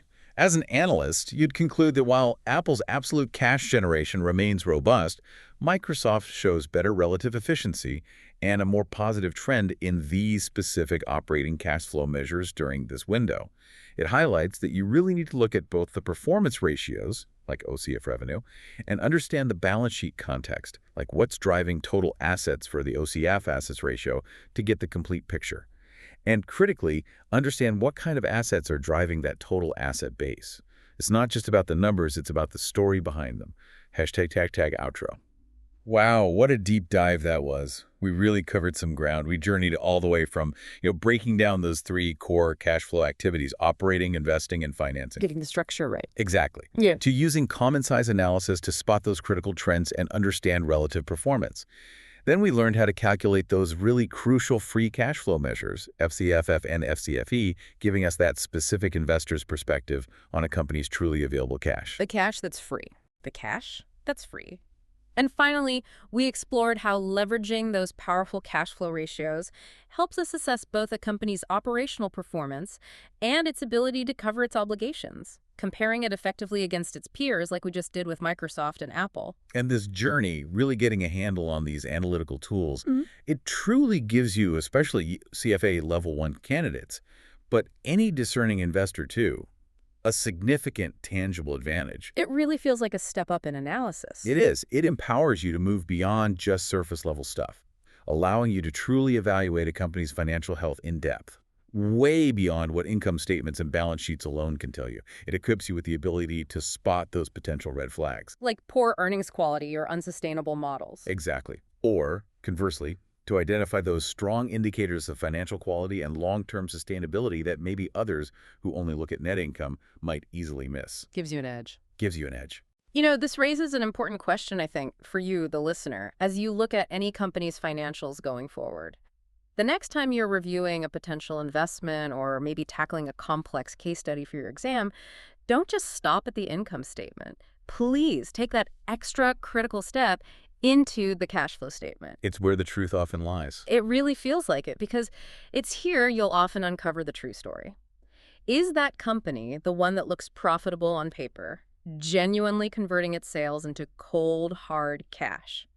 Or is it maybe, just maybe, cleverly maneuvering figures on the page to present a prettier picture than reality? Asking that question is key. It is. And understanding and applying these analytical frameworks, it isn't just about finding problems. It's also about spotting those hidden gems, the companies with true financial health, real sustainability that others might overlook. It really can give you an edge in your analysis. Absolutely. Master these tools and you're way ahead of the game. Well, thank you so much for joining us on this deep dive into the statement of cash flows. We really encourage you to take these concepts, these tools, these ratios, and immediately start applying them to your own research, your own studies. Build those analytical muscles one cash flow statement at a time. Practice makes perfect. It really does. Until next time, keep digging deeper into the numbers. Welcome back to The Deep Dive. Today, we're plunging into a topic that I know might sound a bit dry at first, almost like counting beans, right? Yeah, I can have that reputation. But trust me, it's actually a veritable goldmine of insights into a company's true financial health inventories. Absolutely. I mean, think about any company you interact with, your favorite coffee shop stocking bags of beans, or, you know, a massive car manufacturer with parts and finished vehicles. They all have stuff they buy, make, and sell. That stuff is inventory, and how it's managed, how it's valued and reported, well, that can reveal a surprising amount about their day-to-day operations, their profitability, and maybe even their future strategic direction. Indeed. Inventories are far more than just, goods on a shelf or raw materials sitting in a warehouse. For merchandising and manufacturing companies, they are the very lifeblood, really, a major factor in generating sales and ultimately profits. And the way a company accounts for its inventory can dramatically alter its reported financial performance. So, understanding those valuation choices is absolutely crucial for any analyst or investor trying to, correctly assess financial performance and, perhaps even more importantly, make meaningful comparisons between different companies. Definitely. So our mission today is to equip you, our curious listener, with the essential knowledge from our pile of sources. And that includes key CFA Level I materials to really cut through the complexity and uncover those hidden truths. Okay. We'll look at everything from the subtle differences in accounting standards, IFRS versus US GAAP, to how things like inflation and deflation can twist the numbers. And of course, the critical ratios analysts use to peer beneath the surface. Yeah, those are key. Get ready for some genuine aha moments that I think will fundamentally change how you interpret a company's financial statements. Okay, let's unpack this foundational concept first. We talk about inventory, but what exactly falls under that umbrella? Yeah. And why is it so financially significant for businesses that it warrants this kind of deep analysis? Right. So at its core, inventory represents assets held for sale in the ordinary course of business. Think, finished products on a store shelf. Okay. Or assets in the process of production. For such sale, that's your work in progress items, maybe on a factory floor. Right, things being assembled. Exactly. Or assets in the form of materials or supplies to be consumed in the production process. Or in rendering services, that's your raw materials, your components. Got it. It's essentially all the stuff a company has that it intends eventually to turn into revenue. It's a critical component of a company's current assets, often representing a really substantial portion of their working capital. But what's truly fascinating, and I think often overlooked, is the sheer financial risk involved. The cost of inventory might not be recoverable. It could spoil. It could become obsolete. Think about tech products, how fast last year's model becomes, practically worthless sometimes. Oh, yeah, definitely. Or there could just be unexpected declines in selling prices. If a company can't sell its inventory for at least what it costs to acquire or produce, it has to recognize a loss. Ouch. Yeah, and this directly impacts its balance sheet by reducing the asset value and its income statement by hitting profitability. So it's not just a physical asset. It's a very liquid, yes, but also a very vulnerable financial position. So if the value of that stuff can fluctuate so much, due to market shifts or even just aging, Oh, how do companies decide what value to put on it in their books? It can't just be whatever they originally paid if it's no longer worth that much, right? exactly. You've hit on a crucial point. That leads us to a fundamental measurement principle, the lower of cost and net realizable value, or NRV. NRV. Under International Financial Reporting Standards, IFRS, inventories are consistently measured at the lower of their historical cost. So what the company originally paid for them and their net realizable value. And what's net realizable value exactly? Good question. NRV is the estimated selling price in the ordinary course of business, less any estimated costs to complete the product and make the sale. Ah, okay. So it's not just the selling price, but what you net after finishing and selling costs. Precisely. Think of it like a used car dealer assessing a trade-in. They don't just look at what they paid for it or its theoretical book value. Yeah. They look at how much it'll cost to fix it up, clean it, market it, and then what they can realistically sell it for after all that effort. That final number, that's their NRV. That makes sense. And this assessment is usually done item by item or sometimes by groups of similar items. The goal is always to ensure conservative valuation to avoid overstating assets on the balance sheet. That sounds like a clear, pretty conservative approach for IFRS, always trying to present the more realistic, lower value. But knowing accounting standards, especially across different jurisdictions, I assume there are nuances. How does U.S. GAAP handle this? Does it differ much? You're absolutely right to ask. There are important distinctions. U.S. GAAP historically used a rule called lower of cost or market. Now, that rule has evolved. For fiscal years beginning after December 15, 2016, inventories measured using methods other than LIFO. Last in, first out. We'll get to that. Yes, LIFO. So for methods other than LIFO and the retail inventory method, U.S. GAAP now also measures at the lower of cost, or NRV. So for many companies, this aligns pretty broadly with IFRS now, which does simplify comparisons somewhat. Okay, that's good. But you mentioned LIFO. What about companies using LIFO? Right, for inventory still measured using LIFO and the retail inventory methods, U.S. GAAP maintains that lower of cost or market rule. But crucially, market value is specifically defined here as current replacement cost. Replacement cost. So what it would cost to buy that inventory today. Exactly. But even this replacement cost isn't unfettered. It's subject to upper and lower limits. Market value cannot exceed the net realizable value, and RV, that's the ceiling, prevents overstating what you could sell it for. Okay. And importantly, it cannot drop below NRV minus a normal profit margin. That's the floor. It aims to prevent an inventory valuation that implies an immediate, maybe unsustainable loss. It's like setting guardrails, really, to keep the LIFO valuation within a reasonable economic range, even while using that specific cost flow assumption. Okay, so it's replacement cost, but capped by NRV and floored by NRV, less a normal profit. That is definitely more nuanced than just cost versus NRV. It is. And this subtle difference in defining and applying market to LIFO inventory is a key distinction for analysts to remember. So whether it's NRV under IFRS or this market value under US GAAP, if that assessed value drops below what the company originally paid for the inventory, what actually happens on the financial statements? Does that value just sort of vanish? Not vanish, no, but it certainly impacts the statements immediately and significantly. When the net realizable value or market value drops below the historical cost, the inventory carrying amount must be written down to that lower value. Okay, a write-down. Yes, and this loss, this reduction in value, is recognized as an expense on the income statement. Usually it's included within the cost of sales, but sometimes it might be reported separately. Either way, it has a direct negative effect on profitability. It reduces gross profit, net income. Right. It also impacts liquidity and solvency ratios, because the carrying amount of inventory, which is often a major current asset, is reduced. Okay, so lower profit, lower asset value. Seems straightforwardly negative. Mostly, yes. But here's where it gets truly interesting for an analyst and often quite deceptive.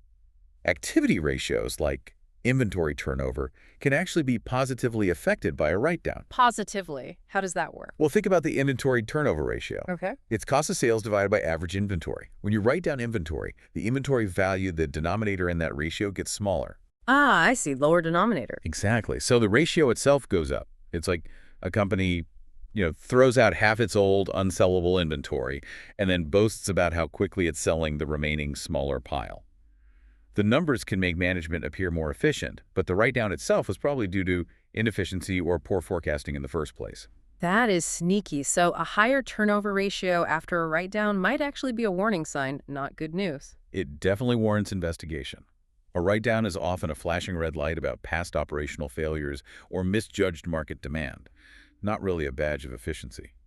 Management might even be reluctant to record write-downs unless they absolutely have to, precisely because of these negative impacts on reported profits and the misleading signal on activity ratios. That's a crucial insight, how a seemingly negative event can make a ratio look artificially better. Okay, now, what happens if, after a write-down, market conditions improve? Or maybe that obsolete tech suddenly becomes popular again, who knows? Can a company recover that previously written down value? This raises another important question, and it highlights a really key divergence between IFRS and US GAAP, a difference that can significantly alter reported profits down the line. Okay, let's hear it. Under IFRS, a reversal of a previous write-down is required if the value subsequently increases. However, there's a limit. The reversal is limited to the amount of the original write-down. So you can only reverse what you previously wrote down, nothing more. Exactly. So if inventory was written down by, say, 0.3 million euros, it can only be reversed up to 0.3 million euros, even if its value climbs much higher than the original cost. This reversal is recognized as a reduction in the cost of sales for the period, which effectively boosts profit in the year of recovery. The idea is to present a more faithful representation if the economic reality truly improves. Okay, IFRS allows reversals up to the original write-down amount. What about US GAAP? US GAAP, on the other hand, prohibits the reversal of previous inventory write-downs. Prohibits. Completely. Once inventory is written down under US GAAP, it stays written down permanently on the books at that lower value. This reflects a more conservative approach in this specific scenario, as it doesn't allow for the recovery, in accounting terms, of previously recognized losses, even if the market value recovers. Wow, that's a big difference. Let's illustrate this with the Hatsume Enterprises example from our sources. That should help clarify these contrasting rules. Imagine a hypothetical company, Hatsume, manufacturing computers under IFRS. In 2017, their ending inventory had a historical cost of EUR 5.2 million, but its net realizable value, the NRV, was estimated at only EUR 4.9 million. Okay, so under IFRS, Hatsume would be required to write down that inventory by EUR 0.3 million. That's the difference between the 5.2 cost and 4.9 NRV. Right. This 0.3 million would be recognized as an expense on the income statement in 2017, reducing their profit for that year. Now, let's say in 2018, market conditions improved significantly, and the NRV increased by maybe EUR 0.5 million above the new carrying amount. Yeah. So it's now EUR 5.4 million, even higher than the original cost. What happens then under IFRS? IFRS would then require a reversal of that original EUR 0.3 million write-down. This reversal would be recognized as a reduction in 2018 cost of sales, effectively boosting Hatsume's reported profit for 2018.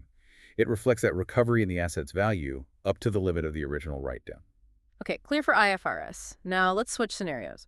What if Hatsume operated under US GAAP and specifically used the LIFO method for inventory? And let's say in 2017, the current replacement cost was EUR 4.7 million, which happened to be lower than the NRV and also lower than the original cost. How would the write-down and subsequent recovery be handled then? Right. Under US GAAP with LIFO, Hatsume would first compare the cost, 5.2 million, to the market value. Market is replacement cost, 4.7 million, as long as it's between the NRV ceiling and the NRV minus normal profit floor. Assuming 4.7 million fits, they'd write down the inventory to that EUR 4.7 million replacement cost. Okay, so a bigger write-down. EUR 0.5 million expense in 2017, 5.2 cost 4.7 market. Correct. And EUR 0.5 million expense in 2017. Now, crucially, in 2018, even if the value recovered by EUR 0.5 million or even more, US GAAP would prohibit any reversal of that write-down. Wow. The inventory value would remain at EUR 4.7 million on the books, and that write-down expense from 2017 is permanent. It never gets reversed. That's a huge difference for financial reporting and analysis. An analyst would see a profit boost in 2018 for the IFRS company, but absolutely nothing for the US GAAP company, even if both experience the exact same underlying economic recovery. Precisely. It highlights why knowing the accounting standard and the inventory method is so critical. And what about those very specific types of inventory? Our sources mention agricultural products. Are they handled differently under these broad accounting standards? Is there another exception? Yes, they are a distinct and important exception, particularly for specific industries like farming, forestry, or mining. For producers and traders of agricultural, forest, or mineral products, IFRS and similarly US GAAP for these specific items actually allows inventory to be measured at net realizable value, Essentially, fair value, less cost to sell. So not lower of cost or NRV, but just NRV. Pretty much, yes. It's a significant departure from the lower of cost rule. So in Hatsume's case, if their inventory were, say, fresh produce or crude oil instead of computers, any recovery in value in 2018, like the EUR 0.5 million increase, would be recognized immediately as a gain, directly impacting profit in that period. Why the difference for those goods? It's generally because these types of inventories are often commodities traded in active markets, where fair value is readily determinable. Applying a historical cost rule is often deemed less relevant and maybe less informative than simply reflecting their current market value. Just highlights the importance, again, of understanding the specific industry and the nature of a company's inventory. Okay, that makes sense. So, putting all this together, what does this mean for you, the analyst, trying to make sense of these varying rules and their impacts? What should you really be watching out for? Well, as an analyst, you have to be acutely aware of a company's potential for inventory write-downs, especially if they're in industries prone to rapid technological obsolescence, like consumer electronics, or industries with volatile commodity prices, or even just fast-changing consumer tastes, like fashion. Right. These write-downs can significantly impact financial ratios, as we discussed. They can even breach debt covenants, which might have serious consequences for a company, like needing to renegotiate loans or pay higher interest. That's serious. It is. And it's also worth noting a kind of counterintuitive but critical point. Companies that use LIFO, particularly in consistently inflationary environments, are often less likely to incur inventory write-downs compared to their FIFO counterparts. Less likely. Why is that? Think about it. Under LIFO in inflation, the inventory left on the balance sheet is valued at the oldest, lowest costs. So the reported cost on their balance sheet is often already well below current market value or replacement cost.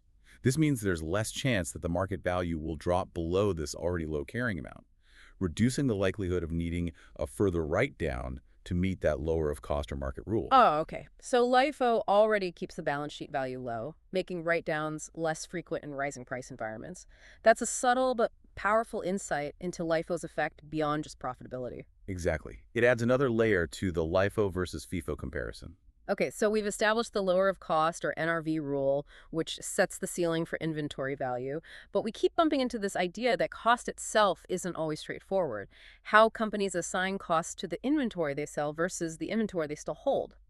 Oh, you're saying that can dramatically alter their recorded financial picture.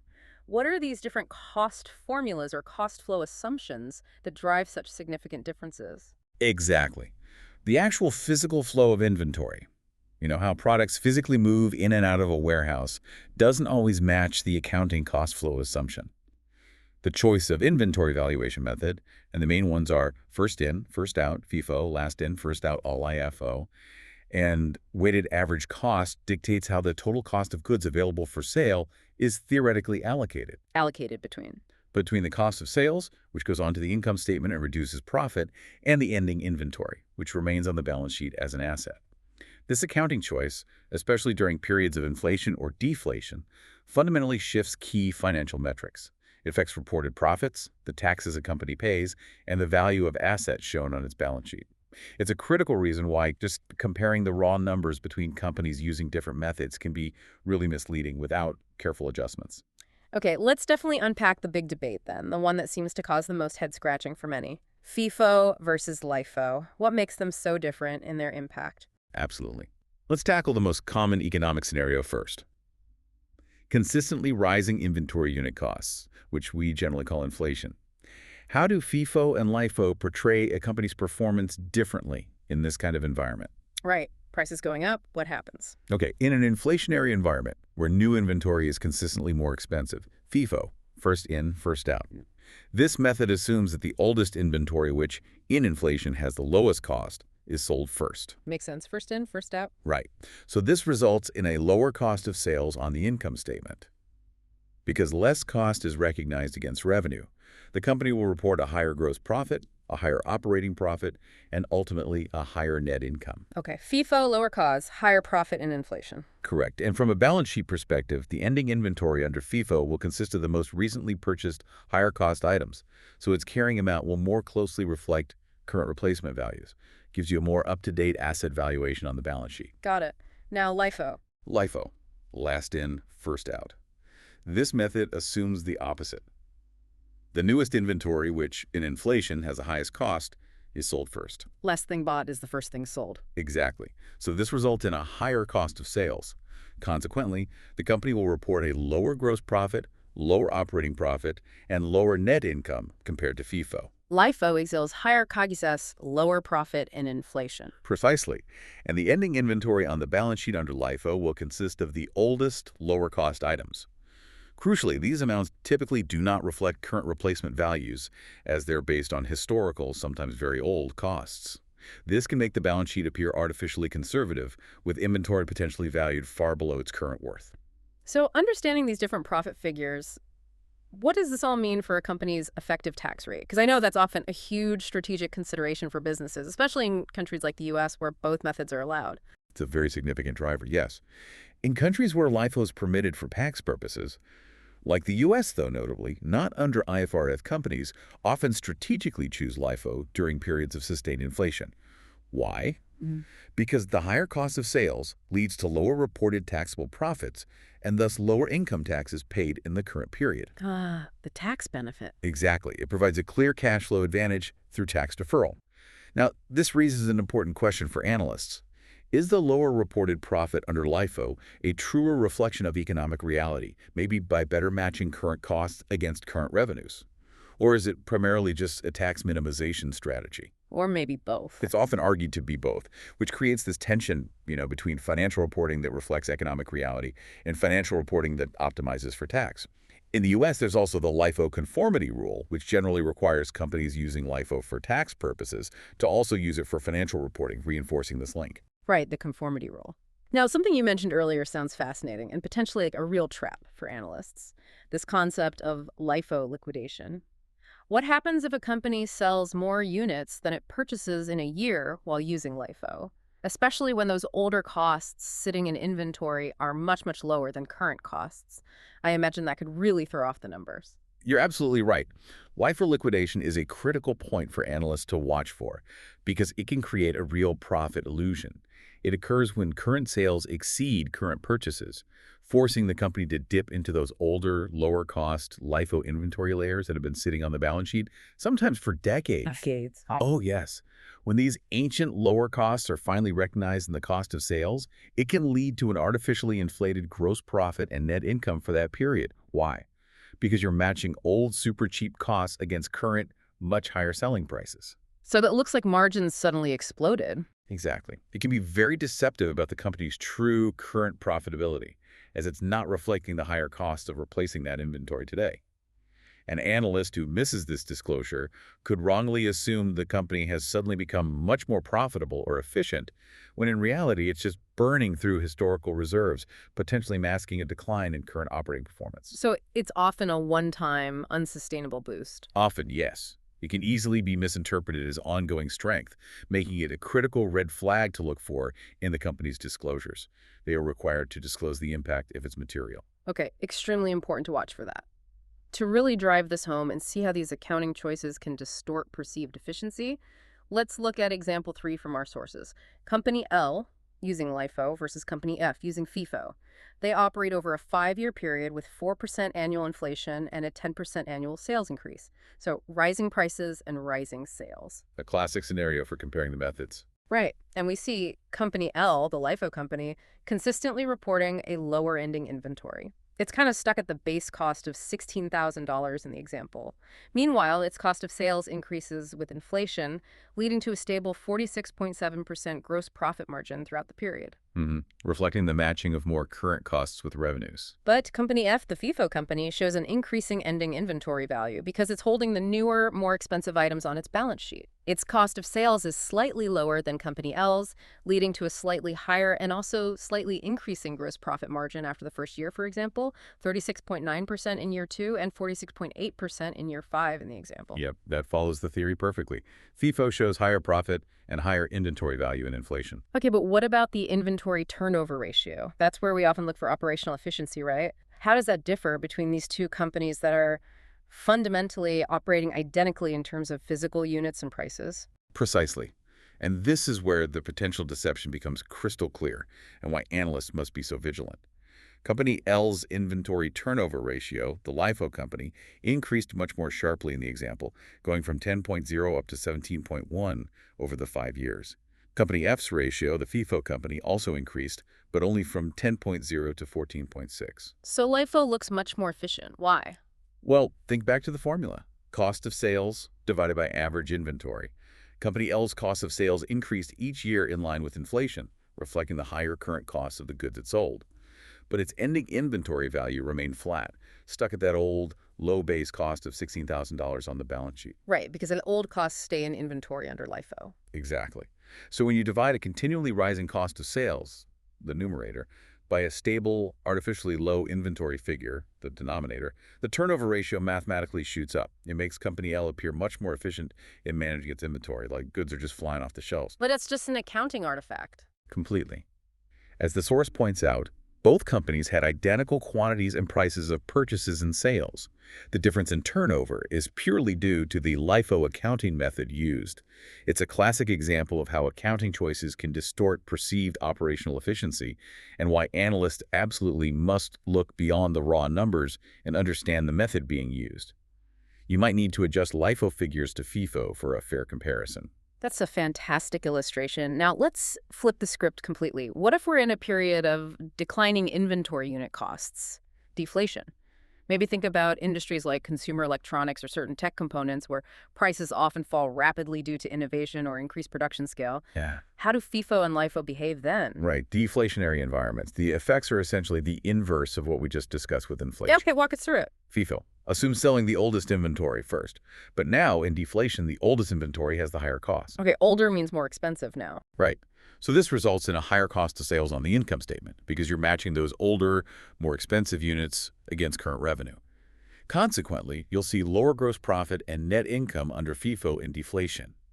Ending inventory, however, will consist of the newer, lower-cost items, so it will more closely reflect current lower market values. So FIFO, higher COGS, lower profit in deflation. Balance sheet closer to current value.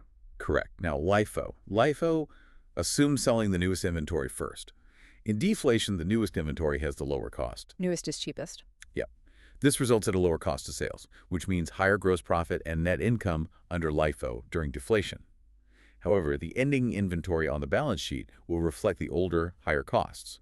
These values are not reflective of current replacement values, making the balance sheet appear less conservative, perhaps even overstated in a deflationary period. So LIFO, lower COGS, higher profit in deflation, balance sheet showing older, higher costs. It's the complete opposite. Exactly the opposite of inflation. So if we consider an industry like techno-tools, from our practice problem 7, which operates in an environment with steadily declining prices, their reported profits would tend to be highest if they accounted for inventory using the LIFO method. Correct. LIFO would give them the highest profit in that specific deflationary scenario. It truly highlights how sensitive financial reporting is to both the prevailing economic conditions, inflation versus deflation, and the specific accounting choices a company makes. You can't analyze one without considering the other. Absolutely critical. And just to round this out, while FIFO and LIFO often represent two ends of a spectrum in terms of their impact, the weighted average cost method offers a middle ground. Right, the third main option. How does that work? It calculates a weighted average cost for all inventory available for sale during a period that includes both the beginning inventory and all the purchases made during the period. Then it applies that single average cost figure to both the cost of sales and the ending inventory. So it blends all the costs together? Exactly. Its results in terms of COGS, profit, and ending inventory value typically fall somewhere between what FIFO and LIFO would produce. It has the effect of smoothing out price fluctuations, whether inflationary or deflationary, by blending all the costs. This can make the reported numbers less volatile, which some companies prefer. Any downsides? Well, the main drawback is that it doesn't specifically reflect either the absolute oldest costs or the very newest costs. So if an analyst really needs to understand the impact of the most recent price changes on COGS or the current replacement cost of inventory, weighted average might obscure that information a bit compared to FIFO or LIFO, but it's often chosen for its relative simplicity and the way it moderates the impact of those price swings. Okay, so Given that the choice of valuation method, FIFO, LIFO, weighted average, and the rules around write-downs can have such a profound and sometimes, frankly, deceptive impact on reported financials, how do you, the analyst, get the full, unvarnished story? How do you cut through this accounting fog to see the true operational picture? Yeah, that's the million-dollar question, isn't it? The answer lies, almost always, in the financial statement disclosures. They are absolutely paramount. They are truly the analyst's secret weapon, or should be. The footnotes, basically. Exactly, the footnotes, the notes to the financial statements. IFRS requires very detailed disclosures concerning inventory. Companies must clearly state the specific accounting policy they've adopted, including the exact cost formula used, FIFO, weighted average, etc. Okay, gotta state the method. They also need to disclose the total carrying amount of inventories, and usually broken down by classifications like raw materials, work in progress, finished goods, maybe even production supplies. You need to see the components. Right. They also must disclose the amount of inventory recognized as an expense during the period, which is essentially the cost of sales. Any write-downs taken must be disclosed, and, crucially under IFRS, any reversals of those write-downs. The reversal disclosure, unique to IFRS. Yes. And furthermore, they typically have to explain the circumstances or events that led to the reversal of a write-down, and also disclose the carrying amount of any inventories that have been pledged as security for liabilities, like loans. Okay, that's quite a bit of required detail under IFRS. It is. These detailed disclosures provide the transparency needed to really understand a company's inventory management and financial position more deeply. It allows you, the analyst, to make your own adjustments and derive your own insights. And how do U.S. GAAP disclosures compare? Are they just as comprehensive, or do they have their own specific quirks that an analyst needs to be aware of, especially given the differences we've discussed? U.S. GAAP disclosures are quite similar in scope and detail in many areas, requiring information on accounting policies, carrying amounts, expense recognition. However, there are a couple of key differences we need to re-emphasize. First, as we discussed earlier, U.S. GAAP prohibits the reversal of prior year inventory write-downs. So naturally, companies are not required to disclose information on such reversals or the circumstances leading to them because they just don't happen under GAAP. That makes write-downs a permanent hit to income under U.S. GAAP. Right. No reversal disclosures needed if reversals aren't allowed. Exactly. Yeah. U.S. GAAP also specifically requires the disclosure of significant estimates related to inventories, which is important, and very importantly for analysts dealing with LIFO companies. Any material amount of income resulting from LIFO liquidation. That disclosure about the profit boost from dipping into old LIFO layers. Precisely. This LIFO liquidation disclosure is vital. Often alongside it or elsewhere in the notes, U.S. GAAP requires disclosure of the LIFO reserve. This reserve is the difference between the inventory value reported under LIFO and what would have been reported as under FIFO. The LIFO reserve, that sounds incredibly useful. It's absolute gold for analysts. It provides the raw data needed to adjust LIFO financials to a FIFO basis. This conversion is often essential for making meaningful comparisons between companies that use different methods, or just to strip out the potentially misleading profit boost from a LIFO liquidation to see the underlying performance. What's truly fascinating here, then, is how these detailed notes provide the raw material for really deep analysis. It seems they often reveal much more than the main financial statements might suggest at first glance. It really is like the fine print telling the real story. Exactly right. The main statements give you the headlines, maybe the big picture numbers, but the notes give you the narrative, the underlying facts, the critical assumptions, and importantly, the potential for crucial adjustments. An analyst who skips the footnotes, especially on inventory, does so at their own peril. Message received.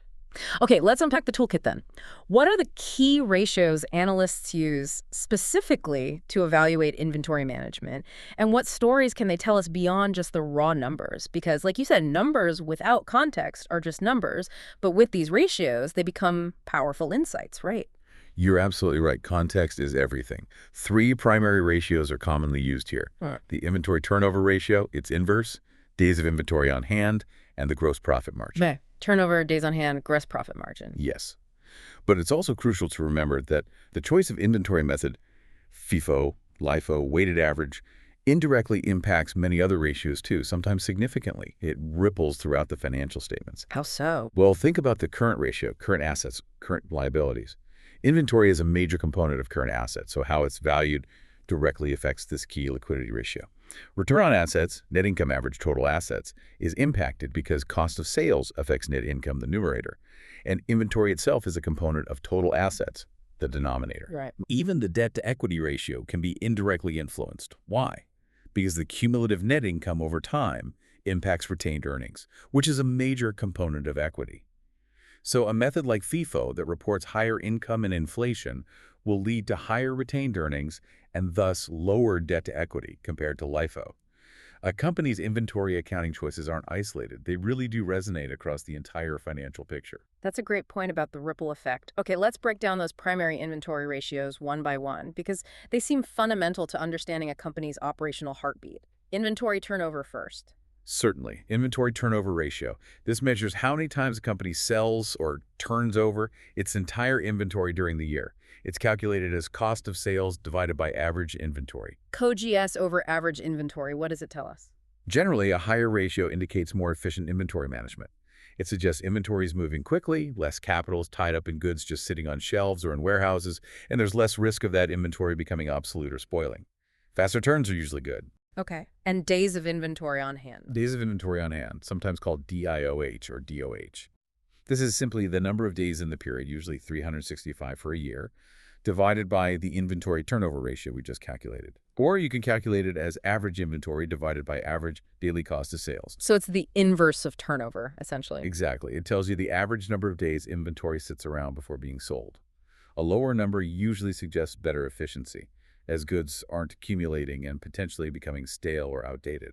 Higher turnover means fewer days on hand and vice versa. Got it. And the third one, gross profit margin. Gross profit margin. This is calculated as gross profit, which is sales minus cost of sales, divided by net sales. It indicates the percentage of sales revenue remaining after accounting for the direct costs of producing or acquiring the goods sold.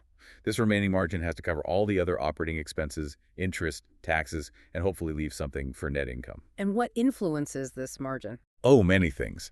The competitive landscape is huge. More competition usually means lower margins. The type of product matters a lot. Luxury goods, for instance, usually command much higher margins, but might have lower turnover than, say, basic staple products. And, as we've hammered home, the specific inventory valuation method chosen, FIFO versus LIFO versus weighted average, can significantly impact the reported cost of sales and therefore the gross profit margin. Okay, those are the tools.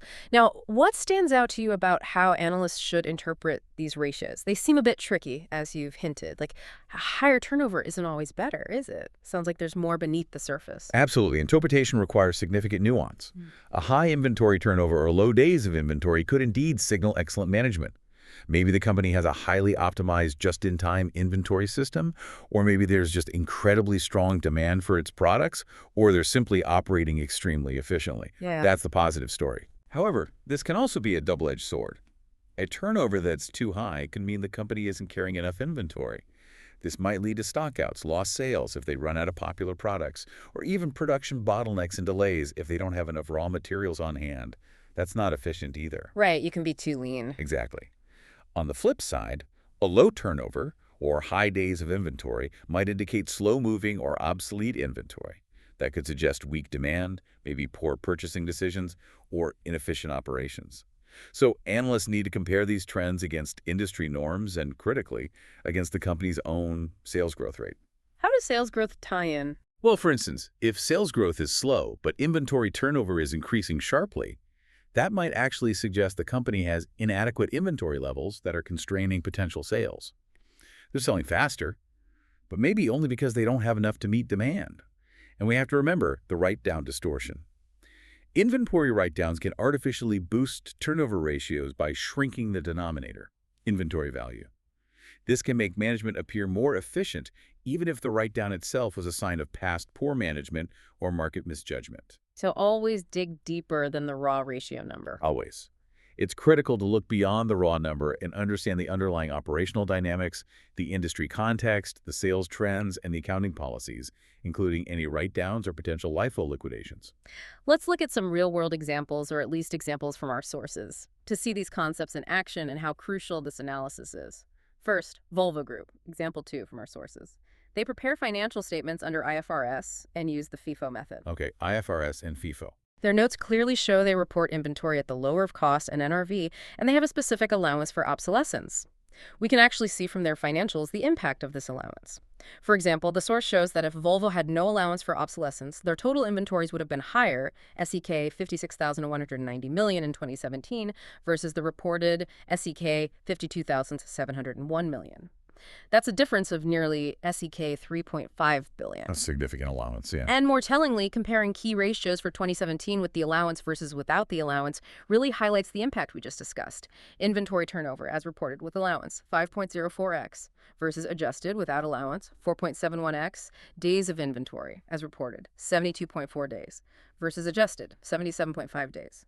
The reporting activity ratios look better. Higher turnover, fewer days on hand. Exactly. But what about profitability? Gross profit margin, as reported, 23.95% versus adjusted, 23.89%. Net profit margin, as reported, 6.36% versus adjusted, 6.31%. This Volvo example perfectly illustrates that deceptive nature we talked about.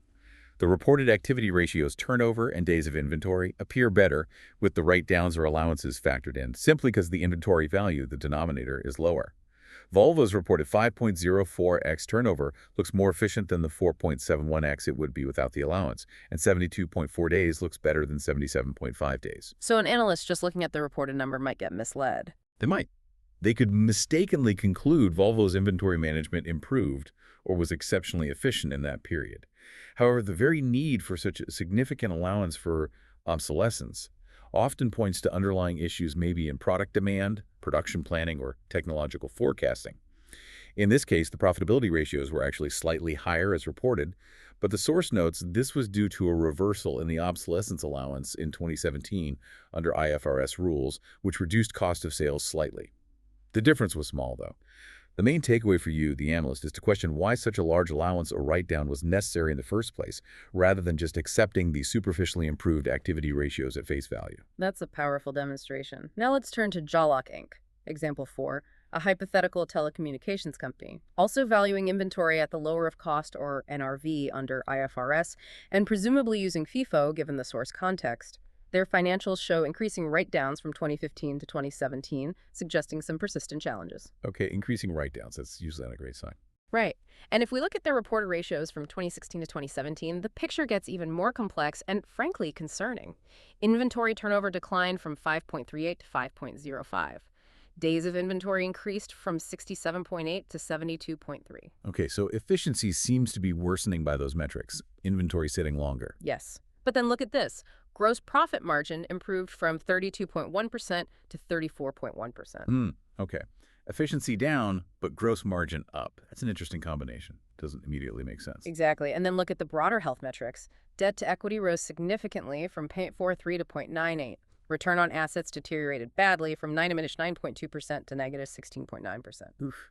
Okay, this Jawlock Inc. example presents a very complex and, I agree, concerning picture. On the surface, inventory management seems less efficient, lower turnover, more days, that's generally bad. Yet the gross profit margin improved, which seems contradictory. That anomaly alone should trigger a much deeper investigation by an analyst. Right, something's not adding up there. And then, when we look at the broader financial health, we see a skyrocketing debt-to-equity ratio and a deeply negative worsening return on assets. This is likely driven by cumulative losses, hitting retained earnings, shrinking the equity base. This paints a really concerning picture of overall financial health, where that improved gross margin, whatever caused it, isn't nearly enough to offset these other severe structural issues. This company looks like it's in significant distress. Definitely. Now, to take this further, as an analyst, you might ask, what if Jawlock had used the weighted average cost method during this period instead of FIFO? Yeah. Assuming costs were rising, as they often are, how would that have changed the narrative presented by the financials? Right. How would the ratios look different? Well, if prices were indeed rising, weighted average costs would likely yield a higher cost of sales compared to FIFO, since FIFO uses the oldest, cheapest costs. This higher COGS would mean lower gross profit, lower net income, and also lower inventory carrying amounts on the balance sheet compared to FIFO. Okay, so lower profits and lower inventory value, under weighted average and inflation. And how would that choice impact all those crucial ratios that analysts rely on? It would lead to a cascade of potentially significant effects, completely altering the perceived performance compared to FIFO. Inventory turnover. Under weighted average, the turnover ratio would actually be higher than under FIFO. Why?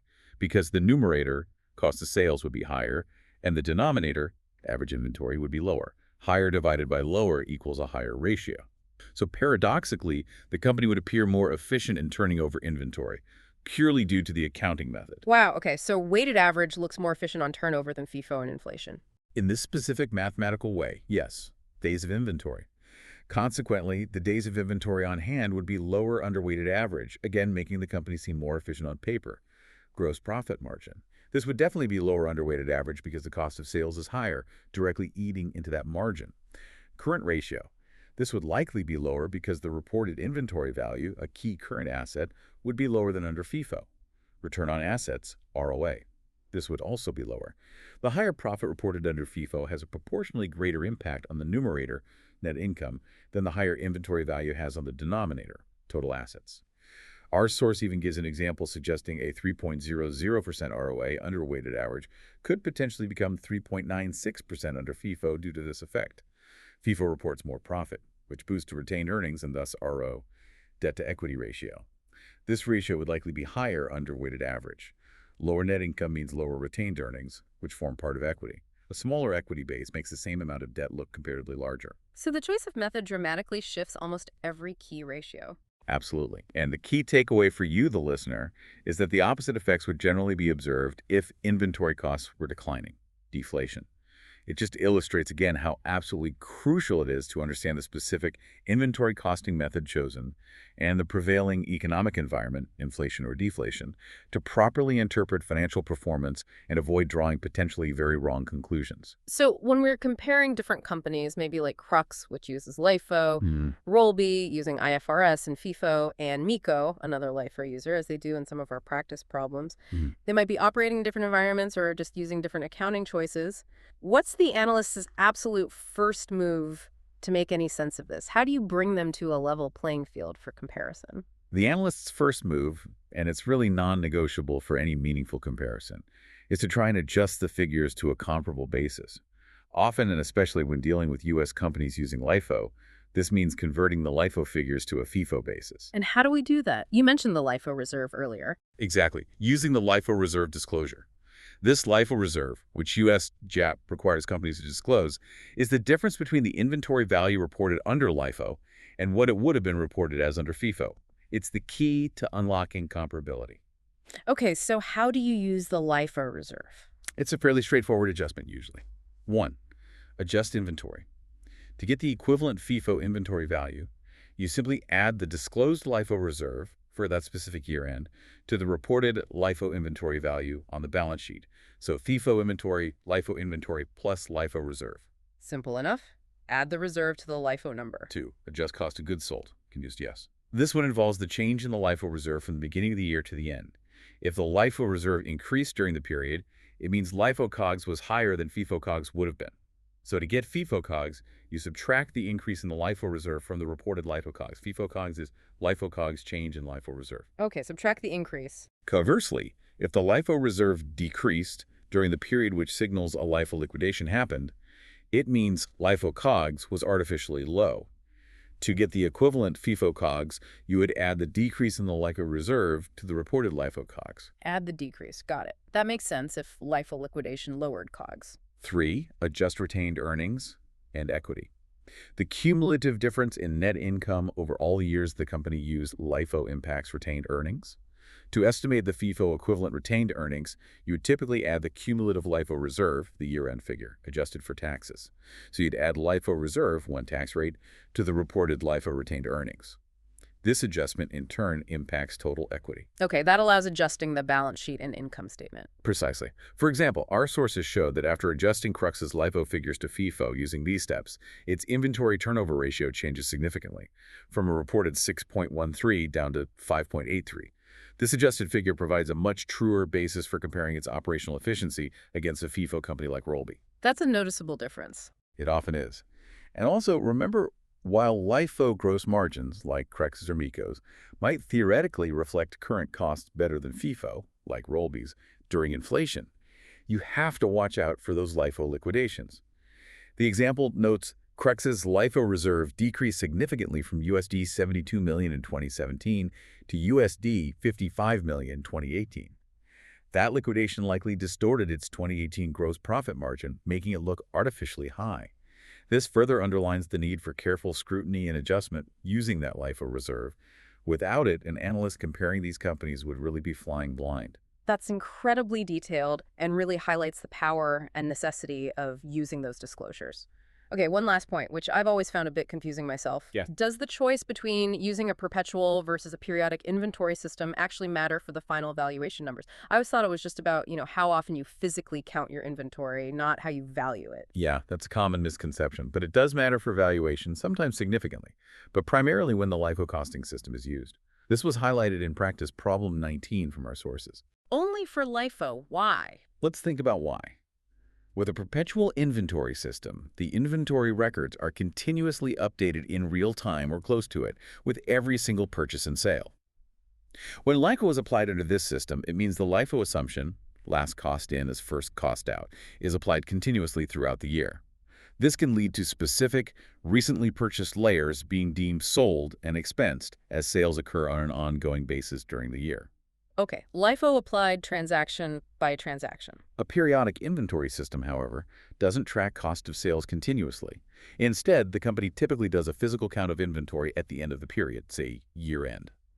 Then it applies the LIFO assumption to the entire year's activity in one go, figuring out the ending inventory value and calculating the total cost of sales for the whole period based on that ending count. So LIFO applied only once at year-end. How does that change the numbers? Because the perpetual system constantly applies LIFO based on the exact timing of purchases and sales within the year, it can lead to different LIFO layers being expensed compared to a single year-end periodic calculation, which looks at the whole year's purchases and sales in aggregate. If prices fluctuate significantly during the year, or if purchase-sale timing is uneven, the ending inventory values and the total cost of sales figure can actually be different between the two systems, even with identical total purchases and sales for the year. Wow. Okay, so even the system used to track inventory can impact the LIFO numbers. What about FIFO or weighted average? For FIFO and the specific identification method, the choice between perpetual and periodic generally does not impact the final ending inventory or cost of sales figures. Under FIFO, it's always assumed the oldest goods are sold first, regardless of whether you calculate it continuously or just at year-end. The same pool of costs gets allocated. But this distinction with LIFO is another critical, albeit technical, nuance for accurate analysis and comparability, especially if you're comparing two LIFO companies where one uses perpetual and the other periodic. Good to know.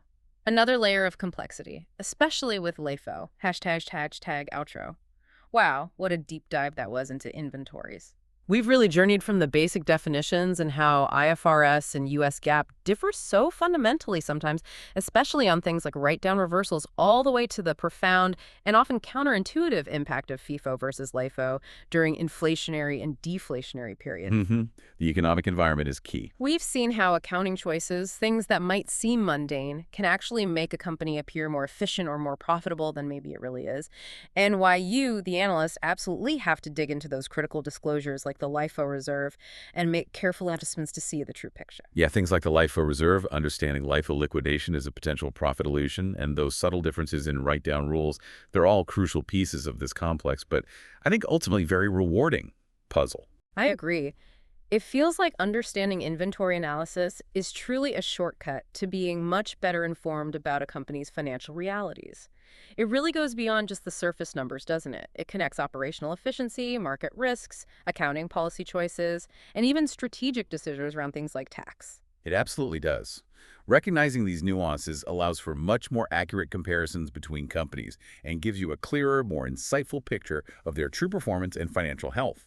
It's really about moving from simply reading the numbers on a page to truly understanding the story they're telling about the business. Exactly. So next time you look at a company's financial statements, don't just glance over that inventory line item. Ask yourself, what story is their inventory really telling me? Is it telling a story about operational efficiency? About exposure to market risks like obsolescence or price drops?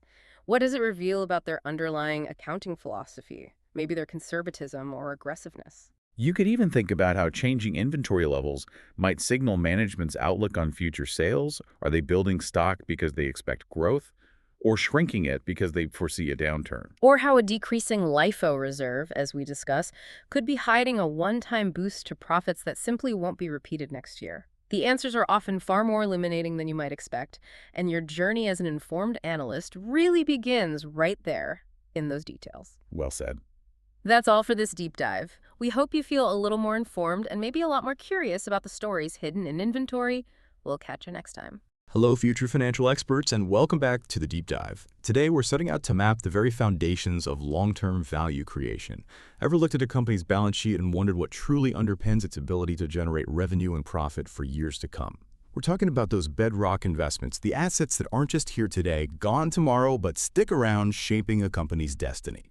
We're about to take a deep, comprehensive dive into the fascinating and often complex world of long-term assets. Indeed. And our mission today really is to pull back the curtain on how companies actually value, manage, and even dispose of their long-term assets. Specifically, we're focusing on property, plant, and equipment, we'll just call it PPE, and intangible assets.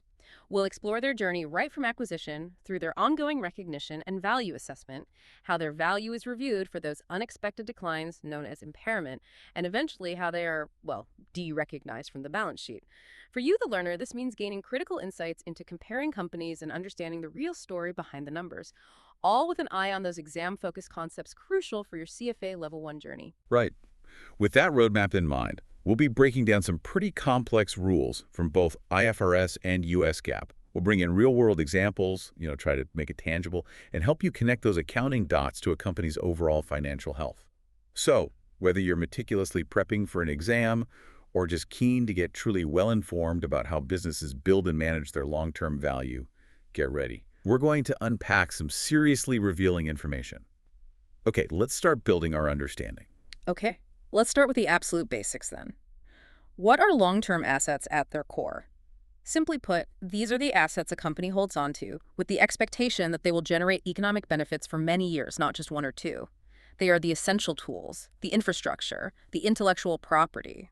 Basically what allows a business to operate, produce goods or services, and grow over an extended period. Makes sense. The long-haul stuff. Exactly. Now, for accounting purposes, we typically divide these into two main categories. First, there's property, plant, and equipment, or PPE. These are your tangible assets. Think of anything with physical substance. Buildings, the land they sit on, the manufacturing machinery humming inside, vehicles, office equipment, things you can physically touch and see. The bricks and mortar of a business, essentially. Got it, the physical stuff. Then we have intangible assets. As the name suggests, these are non-monetary assets that lack physical substance. They don't have a physical form you can grasp, yet they can be incredibly valuable. Think patents protecting an invention, copyrights, powerful brand names like, say, Coca-Cola or Apple, specific software, customer lists. That distinction between tangible and intangible is becoming increasingly important, isn't it? Yeah. Because you mentioned something crucial in our prep notes about the difference between an economic balance sheet and an accounting balance sheet. Can you elaborate on that? It feels like it goes right to the heart of how we value modern businesses. It absolutely does, and it's a vital insight for any analyst. You see, an economic balance sheet would, in theory, capture all sources of future economic benefit. That includes things like a company's reputation, its innovative culture, a really skilled workforce, or maybe the network effects of its platform. These clearly generate economic value. Sure. They're hugely valuable, often the most valuable thing. Exactly. But accounting balance sheets, the ones prepared under strict rules like IFRS and US GAAP, they're far more constrained. They only permit the recognition of a much narrower, specifically defined range of assets. These assets have to meet pretty stringent criteria for identifiability and reliable measurement. So what this means is that a significant chunk of a company's true economic value, especially today with knowledge-based economies, might not actually show up directly on its financial statements as a recognized asset. Huh.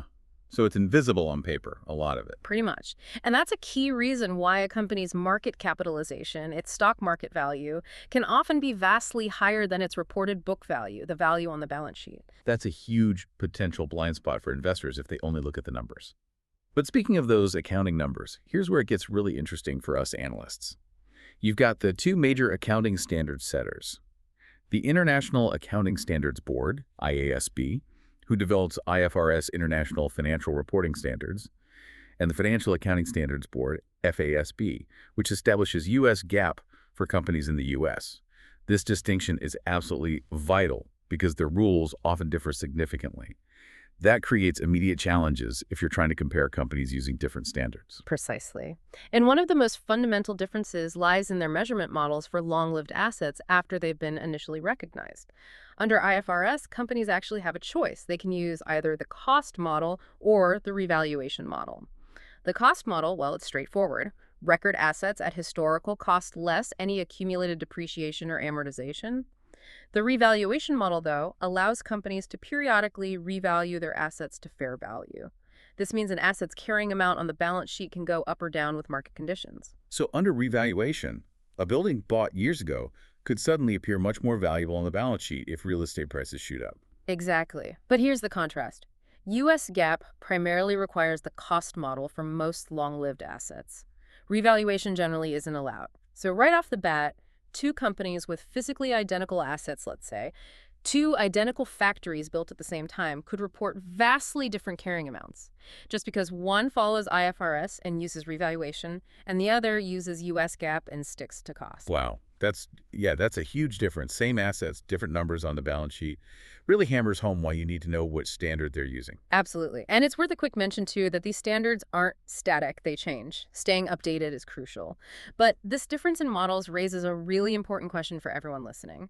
How do these different approaches, IFRS allowing revaluation, U.S. GAAP sticking to cost, affect not just the carrying amount on the balance sheet, but also key financial ratios and overall comparability? Good question. I guess the IFRS company, if it revalues upwards, looks like it has more assets. Right, which could make it look less leveraged, maybe, lower debt-to-asset ratio. Or maybe less efficient, a lower asset turnover ratio, because the asset base is higher, compared to the identical U.S. GAAP company reporting at historical cost. It's something analysts must factor in. Okay, let's move on to segment 2 then. Let's unpack intangible assets specifically. Sounds good. So an intangible asset sounds a bit mysterious, right? No physical form, but they could be incredibly valuable. Think brand names, patents, algorithms, the engines of success for many companies today. But let's dig into what actually counts as an identifiable intangible asset, because not everything that feels intangible gets recognized, does it?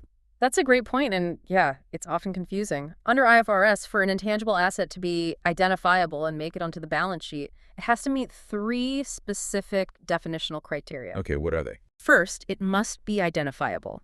This means it's either capable of being separated from the entity, like you could sell it or license it individually, or it arises from contractual or other legal rights, like a patent. Doesn't matter if you can actually sell that specific right easily, the legal right itself makes it identifiable. Okay, identifiable. Makes sense. Second, the company must have control over the asset. This isn't just about owning it. It means the power to get the future economic benefits from it and, importantly, stop others from getting those benefits. Owning the legal rights to software code gives you that control. Right, control. And the third? Third, it must be expected to generate future economic benefits. These could be revenues from sales, cost savings, other benefits from using the asset. It has to contribute to the bottom line, basically. So identifiable, controllable, and bringing future benefits, it's not just a vague good feeling about something. Exactly, it's a high bar. And on top of those definitions, IFRS also requires 2 recognition criteria. First, it's got to be probable that those future economic benefits will actually flow to the company. And second, the cost of the asset has to be reliably measurable. Only then does it hit the balance sheet. Okay, now, goodwill. That's a term you hear constantly, especially with big mergers and acquisitions. It often gets lumped in with intangibles, but you're saying accounting standards treat it quite differently. Yes, very important clarification. Goodwill is conceptually distinct. It arises when Company A buys Company B, and the price Company A pays the acquisition price is more than the fair value of Company B's net identifiable assets. Net identifiable assets Meaning all the tangible assets plus all the separately identifiable intangible assets minus all the liabilities Company A takes on. So goodwill is essentially the leftover bit, the premium paid over the sum of the identifiable parts. This is a bit you can't specifically point to. Exactly. And what's crucial, especially for the CFA exams, is that goodwill is not considered an identifiable intangible asset. Unlike a patent or a brand you could sell off, goodwill can't be identified or sold separately from the business as a whole. It's tied to the acquired business as a going concern. So it's like the secret sauce, the synergy, the reason the whole is worth more than the parts. That's a good way to think about it. And understanding why it's treated differently is fascinating and vital for analysis. It's this residual amount reflecting things like an assembled workforce, expected synergies, cost savings, or revenue boosts from combining the reputation, maybe other unidentifiable benefits. It's often the premium paid for a future growth potential or market position that you just can't itemize. Right. Okay, so we know what they are. How do companies actually acquire them and get them onto the books? There are three main ways, right? Correct. 3 key scenarios, each with its own accounting rules and analytical angles. Let's start with the first one. Purchased in situations other than a big business combination, like buying a patent directly. Right. Scenario 1. Let's say a company buys a specific patent from an inventor, or gets a software license, or buys franchise rights. These individual purchases, outside of acquiring a whole business, are treated pretty much like buying PPE. They're recorded on the balance sheet at fair value at acquisition, which, in a normal purchase, is usually just the purchase price. If they buy a bundle of intangibles together, they allocate the total price based on the relative fair value of each one. And for analysts? For analysts, yeah, the exact dollar value is important, but understanding the types of intangibles bought gives deeper insight. Knowing a company bought, say, music rights, tells you more about strategy than just seeing intangible asset. Helps you grasp their direction. Okay, straightforward enough. Now for scenario 2. Internally developed intangibles. This is where it gets really tricky, isn't it? Especially with R&D. Is it an expense, hitting profits now, or an asset capitalized on the balance sheet? This capitalization versus expensing decision seems huge. You've hit on one of the most critical and complex areas, absolutely. The general rule for internally developed intangibles is that the costs are generally expensed as they happen. They hit the income statement right away, reducing current profit. Very different from building, say, a factory where costs are capitalized. And that creates a comparability problem. A massive comparability challenge. Imagine Company A develops its own software, expensing all the R&D. Company B buys an identical software company. Company A shows lower assets and higher expenses than Company B. Plus, their cash flow statements look different. Internal R&D is usually operating cash outflow, while buying the software company is investing cash outflow. So the develop versus acquire strategy can really warp the financial ratios and how you perceive the company's health and investment.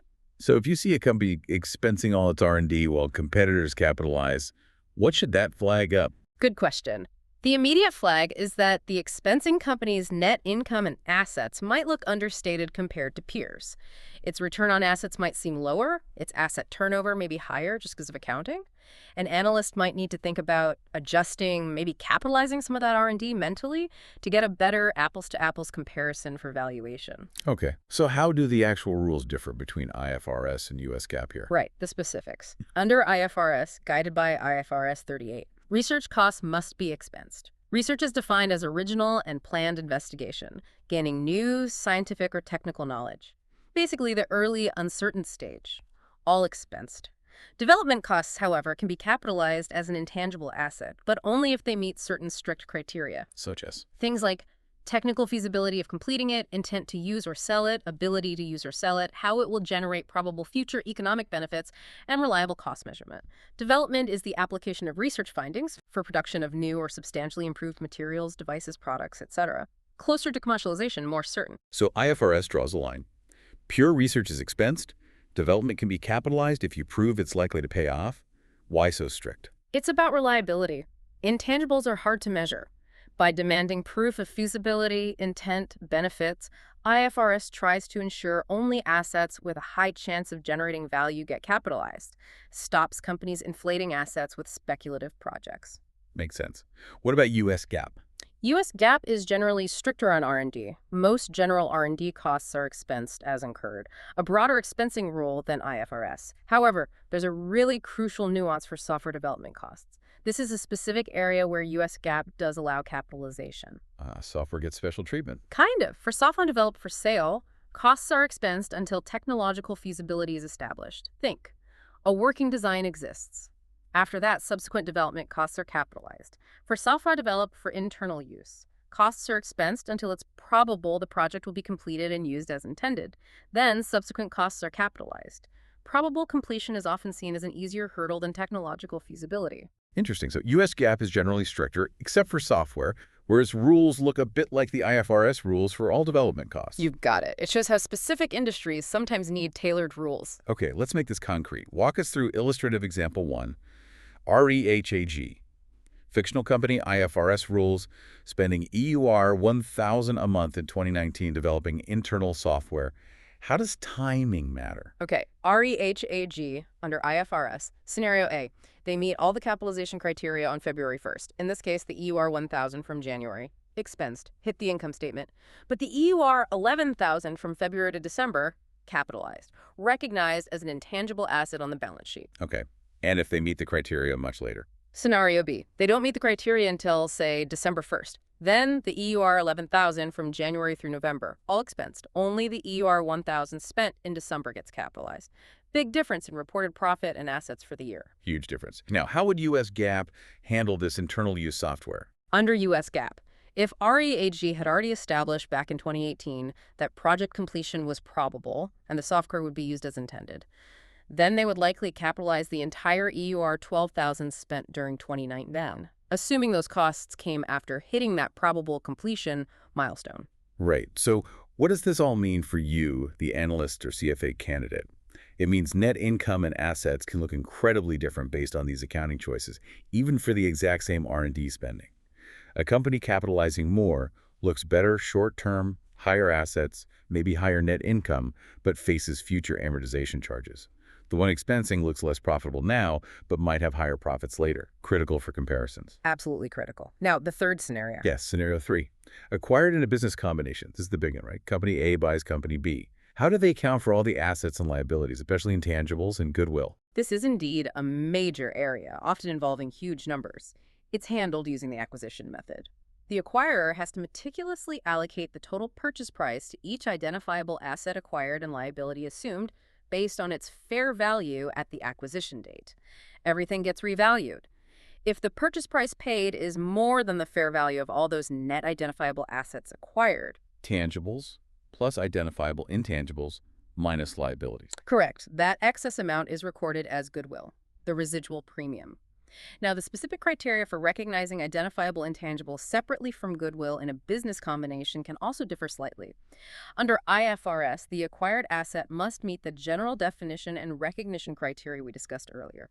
If it doesn't, it gets lumped into goodwill. Under U.S. GAAP, an intangible acquired in a combination gets recognized separately if it arises from contractual legal rights, patents, licenses, etc., or if it's separable, could be sold off, like a brand or customer list. This might sometimes lead to more items being separated out under U.S. GAAP. Okay, let's bring this to life. The AB InBev acquisition of S.A.B. Miller. Massive deal. $103 billion back in 2016. How did this play out? Perfect example. AB InBev, the acquirer, provisionally allocated that huge purchase price. A staggering $74.1 billion was recognized as goodwill, attributed mostly to the assembled workforce, expected cost synergies from combining, and premiums paid. And importantly, this goodwill was generally not tax deductible. $74 billion. Just for goodwill. Wow. It's huge. They also recognized $20.0 billion for intangible assets. Almost all of that, $19.9 billion, was for brands with indefinite life. Think big regional beer brands, Castle, Carling, Agrila, Poker, Crystal, Pilsner, Carlton. Valuing these often involves complex methods like royalty relief or excess earnings approaches. And looking at the summary table from the reading, Exhibit 1. Right. Exhibit 1 shows the allocation. Out of $63 billion in assets held for use after the deal, intangible assets were 52% of that total. It really highlights how much value in these big deals resides in brands and other intangibles, often dwarfing the physical assets. Wow, $74.1 billion in goodwill. It really highlights how much value, especially in these mega deals, is tied up in those unidentifiable synergies and future benefits, not just bricks and mortar anymore. Definitely not. It's about the whole business ecosystem and its potential. Okay, that's acquisition. But assets don't always keep their value, do they? Let's move to segment 3, impairment. What happens when an asset's value unexpectedly drops? Exactly. We need to talk about impairment. This isn't the planned gradual decline through depreciation or amortization. Impairment is an unanticipated decline in value, a sharp drop in future economic benefits, maybe due to market changes, obsolescence, damage. Both IFRS and U.S. GAAP require companies to write down the carrying amount of impaired assets to reflect this reduced value. It hits assets and profits. And this is another area where the standards diverge significantly, right? Oh. Especially on reversals. Critically different. This is a favorite exam area because it causes analytical headaches. The headline difference. Under IFRS, impairment losses can often be reversed if conditions improve. The asset value can be written back up, with limits. Under US GAAP, for assets held for use, once an impairment loss is recognized, it generally cannot be reversed. It's permanent for accounting. We'll dig into the details, but that's a key takeaway. Okay, let's focus on PPE first. How does impairment work for property, plant, and equipment? Do companies test every asset every year? No, that would be impractical. PPE is not tested annually by default. Instead, at each reporting date, a company first assesses if there are any indications of impairment, triggers. These could be physical damage, obsolescence, falling market prices, new tech making it less useful, a drop in demand for its output, adverse legal changes. So, like our widget factory example earlier. Yeah. Factory's fine, but nobody wants widgets anymore. That's a trigger. Perfect analogy. The economic value has potentially dropped even if it's physically okay. If such indications exist, then the company measures the recoverable amount to see if an impairment loss is needed. An asset is impaired if its carrying amount on the balance sheet exceeds this recoverable amount.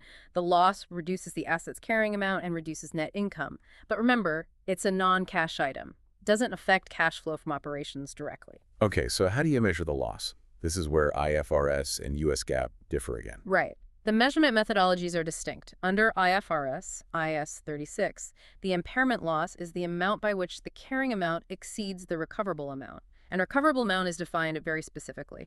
It's the higher two things. One, fair value less costs to sell, what you get selling it, minus disposal costs.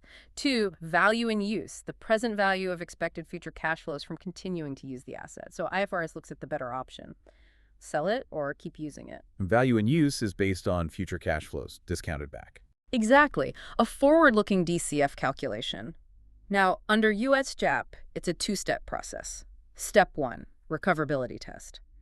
Is the carrying amount recoverable? You compare the carrying amount to the undiscounted expected future cash flows. No discounting here, just a simple sum. If the carrying amount is less than the undiscounted cash flows, it's deemed recoverable. Stop. No impairment. If the carrying amount exceeds the undiscounted cash flows, it's not recoverable. Proceed to step 2. Okay, so step 1 is just a quick check. If it passes, you're done. If not. If not, you move to step 2, measuring the loss.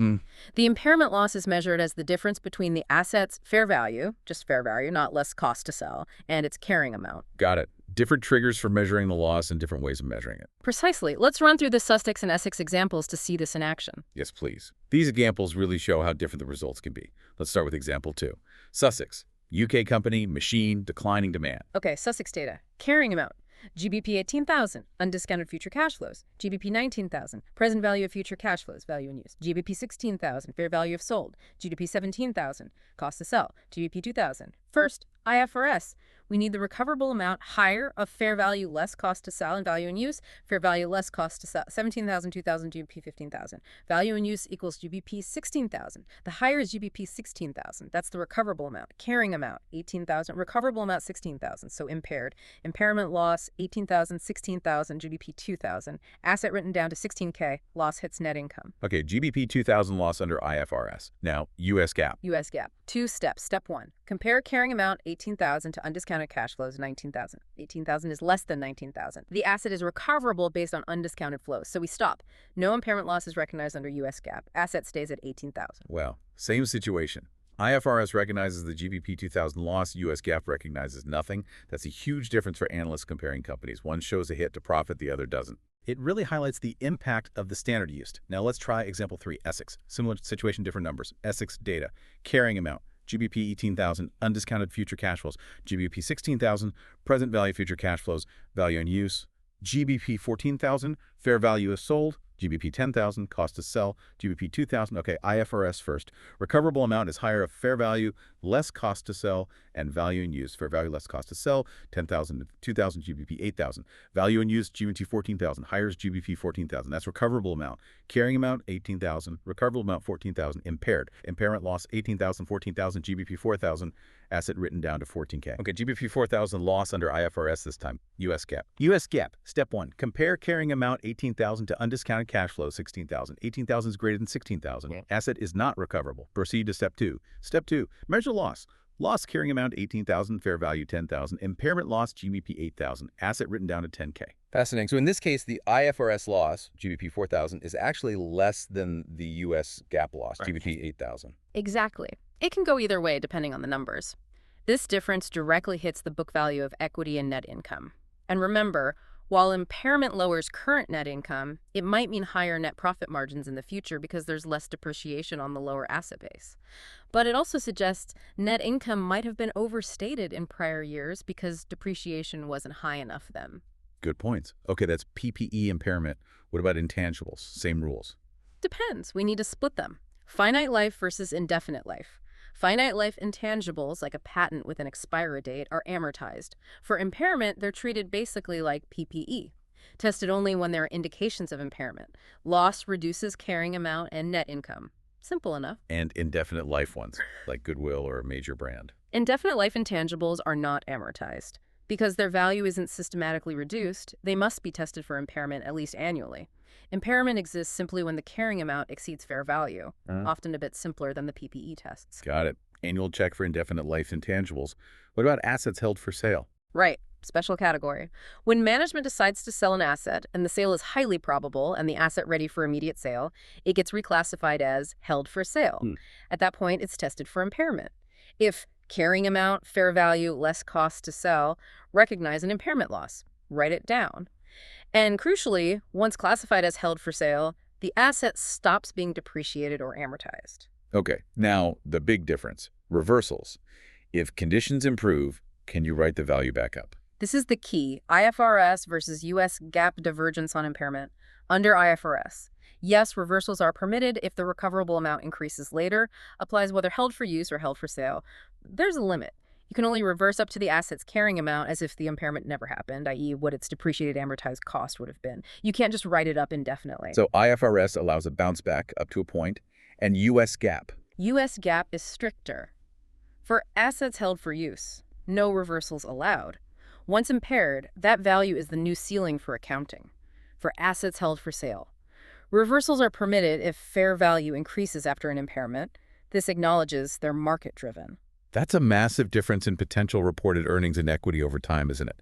An IFRS company could see profits boosted by reversals, while a U.S. GAAP one couldn't for its operating assets. Precisely. Significant implications for comparing shareholders' equity and net income trends makes direct comparisons really tricky without adjustments. Okay, that covers impairment thoroughly.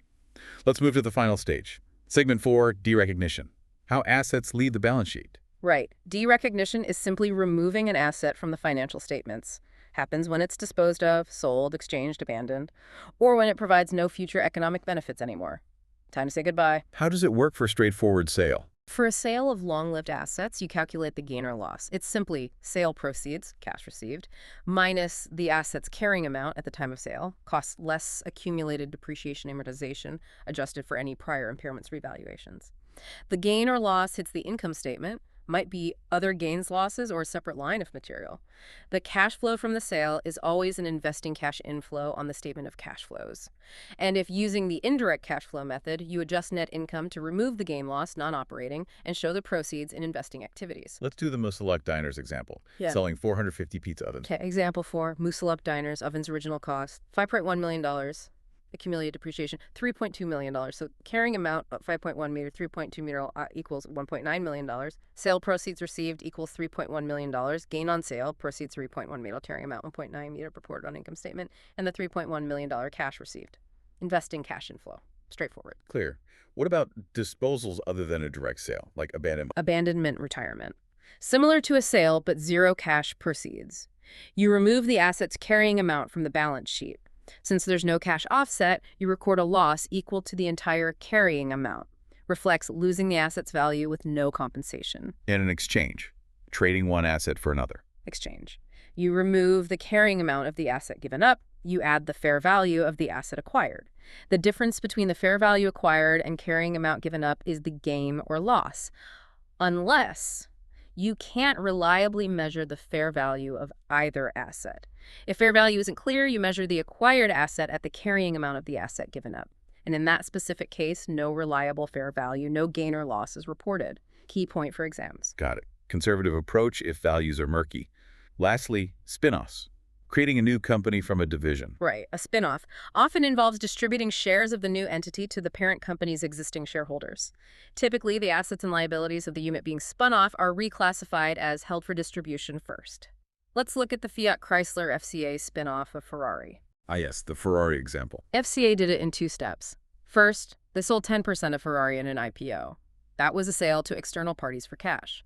FCA recognized an increase in shareholders' equity of EUR 873 million from that IPO, reflecting a gain.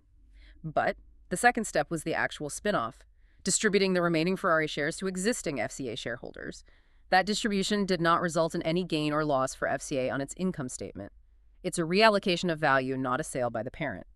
Exhibit 2 shows FCA classified Ferrari's assets, 3,650 meters, and liabilities, 3,584 meters, as held for distribution before the spin-off. That's a crucial distinction. IPO, sale, potential gain.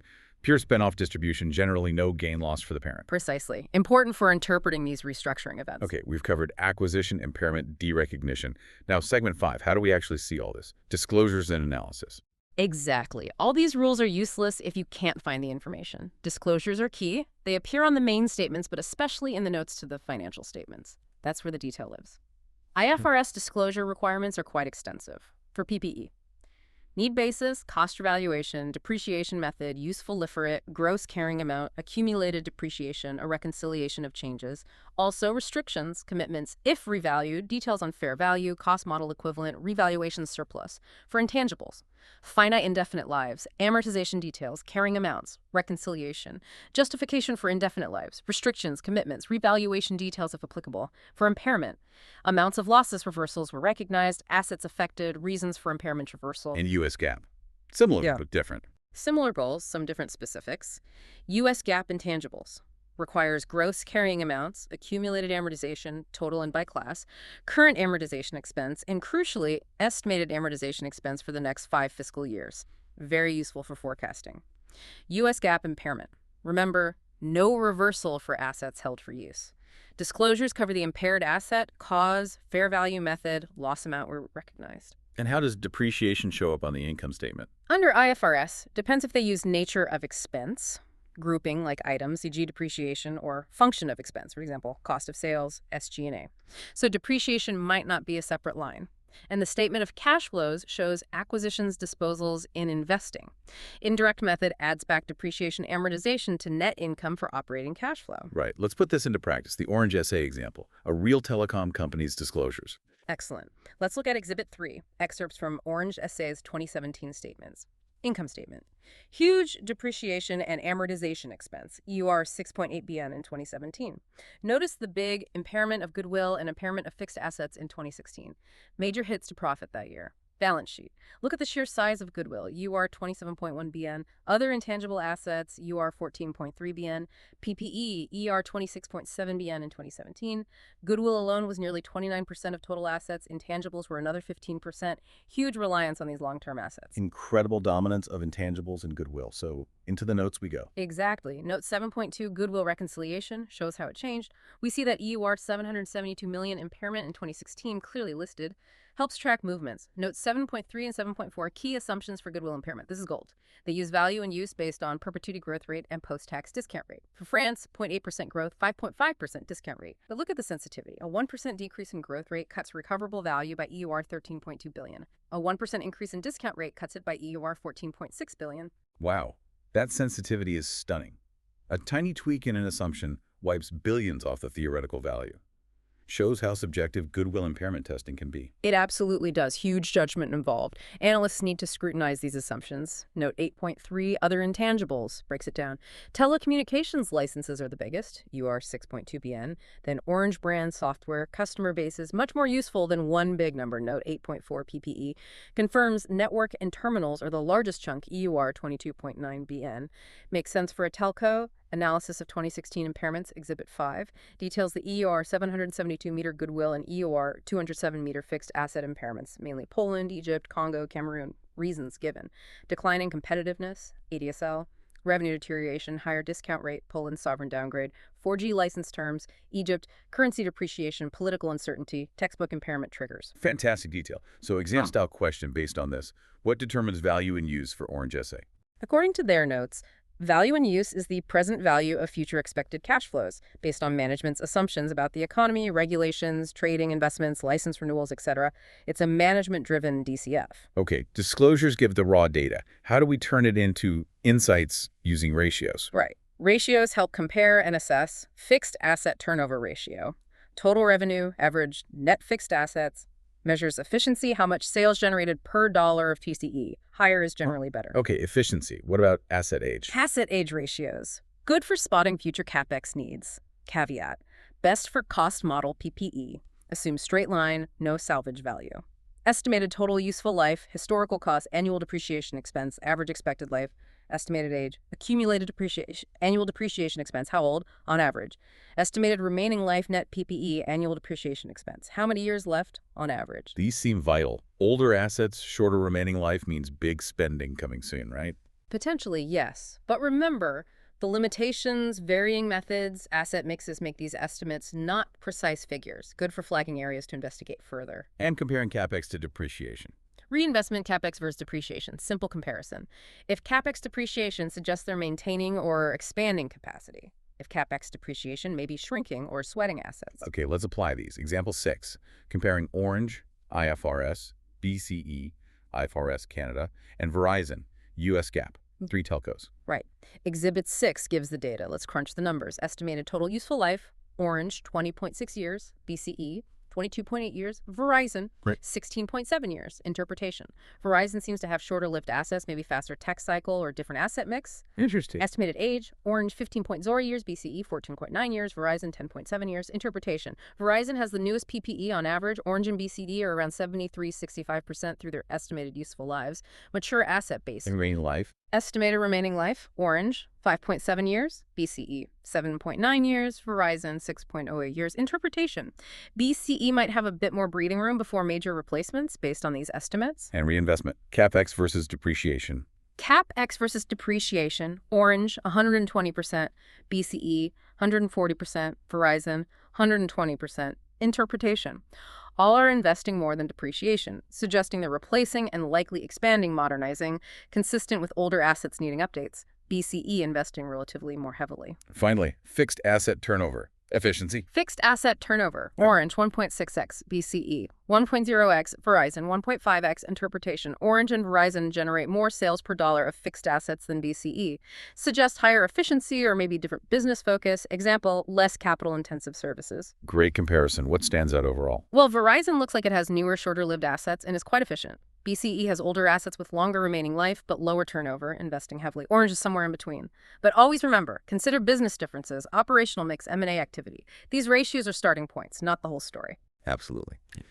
Okay, let's wrap this up. We've covered a huge amount today, from recognizing intangibles, the complexities of IFRS versus US GAAP impairment rules, how assets leave the books, and how disclosures and ratios help us analyze it all. We've really seen how critical accounting choices like capitalization versus expensing are, impacting net income, cash flows, and ratios. A true deep dive. Indeed. And for your CFA Level I exam and as future analysts, getting a solid handle on these concepts is absolutely paramount. Understanding these differences, knowing how to read the disclosures that lets you look beyond the surface numbers, make smarter comparisons, and really gauge a company's financial health and performance. Remember those key IFRS versus US GAAP distinctions, especially on revaluation and impairment reversals. They're recurring themes and vital for your success. So, as you go through your day, here's a final thought to chew on. Think about today's tech giants. Many have relatively few tangible assets. Their value is overwhelmingly intangible. How much of the massive goodwill reported on balance sheets truly reflects future economic benefits versus just being a premium paid that might vanish in an impairment later?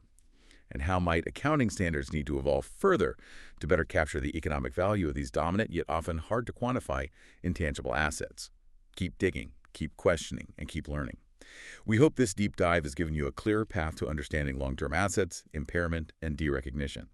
Until next time, stay curious and stay well-informed. All right, let's unpack this. Welcome to the deep dive. We're the place where we cut through the noise, distill really complex information, and basically arm you with the insights you need to be truly well-informed. That's the goal. Today, we're plunging into, well, one of the most crucial but I think often overlooked corners of financial statement analysis. We're talking about the intricate world of long-term liabilities and equity, things like hitting commitments, strategic compensations, stuff that often dictates a company's financial future. Indeed. And for anyone who really aims to, truly grasp a company's financial health, maybe you're navigating advanced concepts, maybe sharpening skills for exams, understanding these areas is absolutely foundational. Right. We've gathered a pretty detailed collection of material here. It covers everything from the fine print of leases to the long-term promises embedded in things like post-employment benefits and the evolving landscape of share-based compensation. And these aren't just minor entries, are they? No, not at all. They represent really significant strategic decisions and future obligations that profoundly shape a company's financial story. Okay, so our mission today is to cut through that complexity. We want to highlight the critical nuances, especially between different accounting standards like IFRS and US GAAP, That's key. and hopefully deliver those aha moments that maybe transform these dense topics into, well, crystal clear insights. We'll try to show you not just what these items are on a balance sheet or income statement, But why they matter. exactly, why they matter so much to a company's long-term health, and maybe most importantly, what you as an informed observer or analyst should be diligently looking for beyond just the headline numbers. Learning to read between the lines? Yeah, seeing the economic story the numbers are trying to tell. Precisely. So we'll be focusing on how these elements are reported, the depth of disclosures companies provide, which is often huge, and what those disclosures truly reveal about their long-term obligations. Things like how they finance operations without direct ownership, maybe through leases, and how they strategically compensate their employees to, align interests and retain top talent. It's really about peeling back those surface layers to uncover the true financial commitments and strategies at play. Okay, sounds good. So let's start at the beginning, maybe with a high-level view. When we talk about non-current liabilities, what are we really referring to? I mean, most of us can picture straightforward bonds or, simple long-term bank loans. Sure. But what makes these other types of non-current liabilities often so much more complicated? Well, what's truly fascinating here, I think, is that non-current liabilities often stem from a much wider variety of financing sources and creditor types than many initially realize. It extends far beyond those simple bonds or bank. Our research highlights that while a bond, where you typically repay a fixed principal plus interest, is relatively easy to track, well, elements like leases, post-employment benefit liabilities, even certain forms of deferred compensation, they introduce entirely new levels of complexity. How so? Well, these aren't just simple repayment schedules. They represent significant future obligations where the exact amounts or maybe the timing might be subject to various assumptions, market fluctuations, future events, you name it. Right. Lots of estimation involved. Exactly. So they demand a different kind of scrutiny because their impact can be far-reaching and, frankly, less predictable than a straightforward loan. And it certainly seems these aren't just minor footnotes tucked away in the back of an annual report, are they? Oh, definitely not. The sources point out that leases, for instance, are an incredibly common way for companies to finance everything from vast real estate portfolios to, expensive capital equipment. Like airlines. Think major airlines leasing their entire aircraft fleets, or tech giants securing massive data centers through really complex lease agreements. It's huge. Wow. Then you consider employee compensation, especially things like post-retirement plans and stock-based plans. The material notes this is a huge and growing share of operating expenses for many businesses. So we're not talking small change here. Not at all. These are really substantial commitments that have a major impact on a company's reported assets, liabilities, earnings, and critically, its cash flows. Their sheer magnitude makes them undeniably critical. Which naturally leads to the question, if these things are so important and so complex, how do we ensure consistent and transparent reporting, across different companies, maybe in different countries? Right, and the answer really lies in accounting standards. We'll be looking closely at how the International Accounting Standards Board, the IASB through IFRS, and the Financial Accounting Standards Board, FASB through US GAAP, address these intricate items. And do they align? Well, they often align on core principles. But some key differences, particularly in areas like leases, are absolutely crucial for you to understand. especially for accurate financial analysis and for making meaningful comparisons between companies. Got it. So understanding those differences is key. Absolutely. These standards really form the bedrock for making sense of these complex long-term liabilities. All right, let's kick off with leases then. Many of us rent things, an apartment, maybe a car. But in the corporate world, leasing is this massive, highly sophisticated form of financing. It really is. So what exactly is a lease in the financial reporting sense? And what fundamentally differentiates it from just, buying an asset outright? Okay, so at its core, a lease is essentially a contract. It grants one party the right to use an asset for a period of time in exchange for regular payments. The lessee and the lessor. Exactly. The user, the lessee, makes the payments. The owner, the lessor, grants the right. It's a really powerful alternative to an outright purchase. It lets a company gain the benefits of using an asset without that huge upfront capital commitment of full ownership. So it's like financing. From the lessee's perspective, yes, it absolutely functions as a form of financing. It's much like acquiring an asset with a secured loan. For the lessor, on the other hand, it's more like an investment strategy designed to earn interest income over the lease term. Or you could see it as a highly effective selling strategy, offering customers flexible payment terms. Right, letting them use something they maybe couldn't afford to buy immediately. Precisely. Control or use of an asset they might not otherwise access. So it's not just any rental agreement then. Our sources outlined 3 specific requirements for a contract to actually be classified as a lease for accounting. Can you walk us through those? I imagine these are pretty foundational. Absolutely. These 3 conditions are indeed foundational. And for a contract to be classified as a lease for financial reporting, it has to satisfy all 3 of them. Okay, what are they? First, it must identify a specific underlying asset. This means you can't just be contracting for a service where the supplier can swap out different assets whenever they want. Right, it has to be this machine or that building. Exactly. A uniquely identifiable, dedicated asset.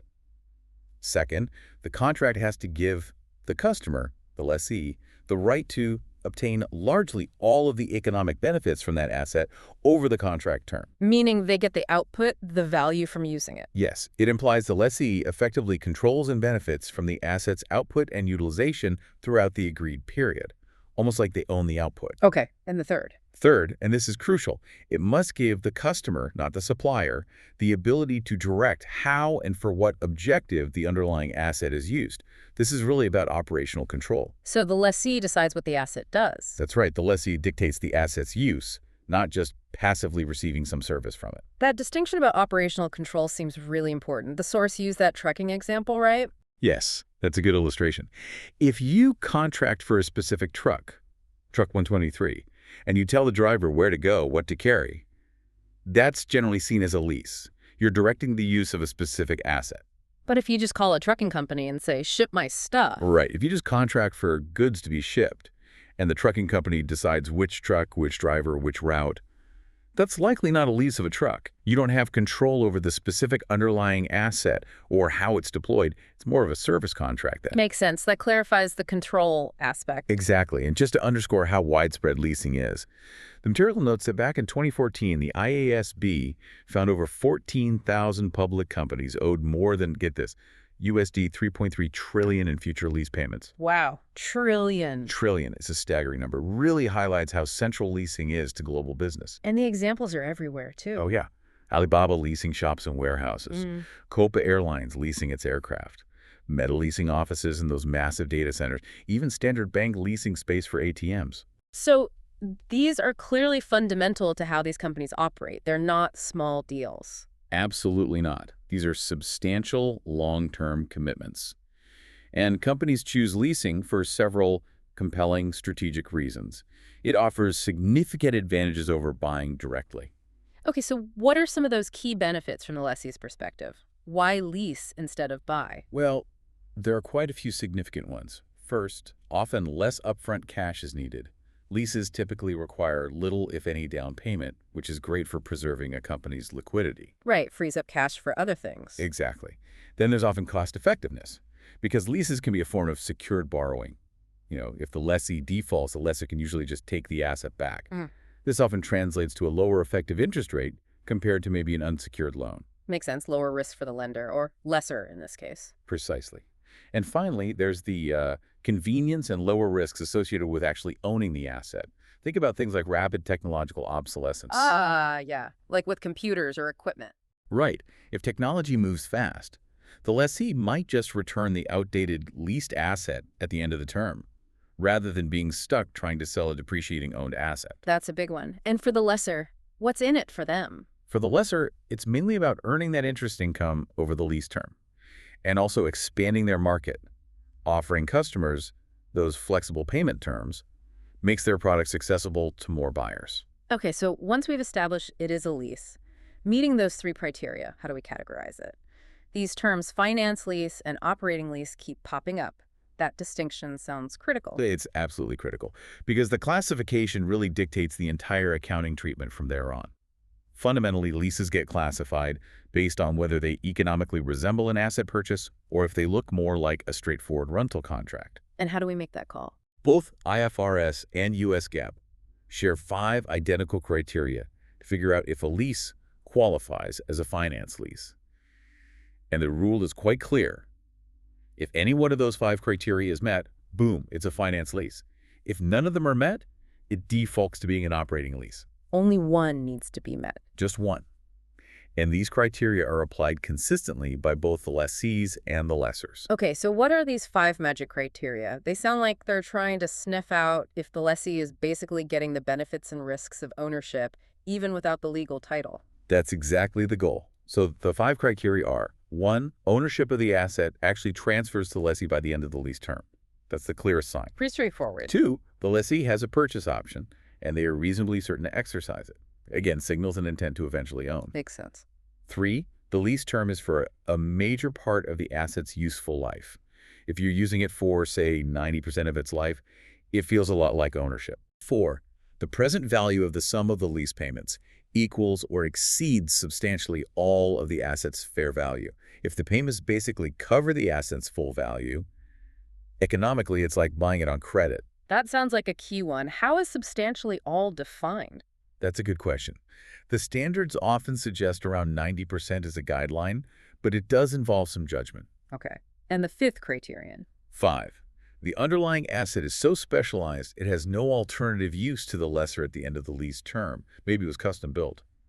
This again implies the lessee got most of the value. Right, because no one else can really use it afterward. Exactly. So if any of those 5 are met, it's a finance lease. And our sources give a really good example of how sensitive this can be. Imagine Company C leases a machine from Company D. 2-year lease, annual payments at JPY $100 million. The present value of those payments works out to JPY $186 million. Now let's say the machine's fair value is JPY $190 million and its useful life is 4 years. Here, the present value of payments, 186 meters, is about 98% of the fair value, 190 meters. That clearly meets the substantially all threshold under criterion 4. So it's a finance lease. Right. But now, here's the twist. What if the fair value of that exact same machine was actually JPY $300 million? Okay. Then the present value of payments, still $186 million, would only be 62% of the fair value. In that scenario, it wouldn't meet criterion 4. And if none of the other 4 criteria were met either, It flicks to an operating lease. exactly. The classification instantly flips from finance to operating, just based on that fair value assumption. It vividly shows how a single assumption can drastically change how a multi-million yen asset appears on the balance sheet. Wow, that's a really powerful example. So if one assumption can change things so dramatically, what's the first thing an analyst should really zero in on when looking at the lease notes to get beyond the accounting picture to the reality? That's a crucial question for you as an analyst. Given that sensitivity, the first thing you should always scrutinize in the notes is the assumptions management used. Specifically, the fair value estimate for the asset, and also, very importantly, the discount rate used to calculate the present value of those lease payments.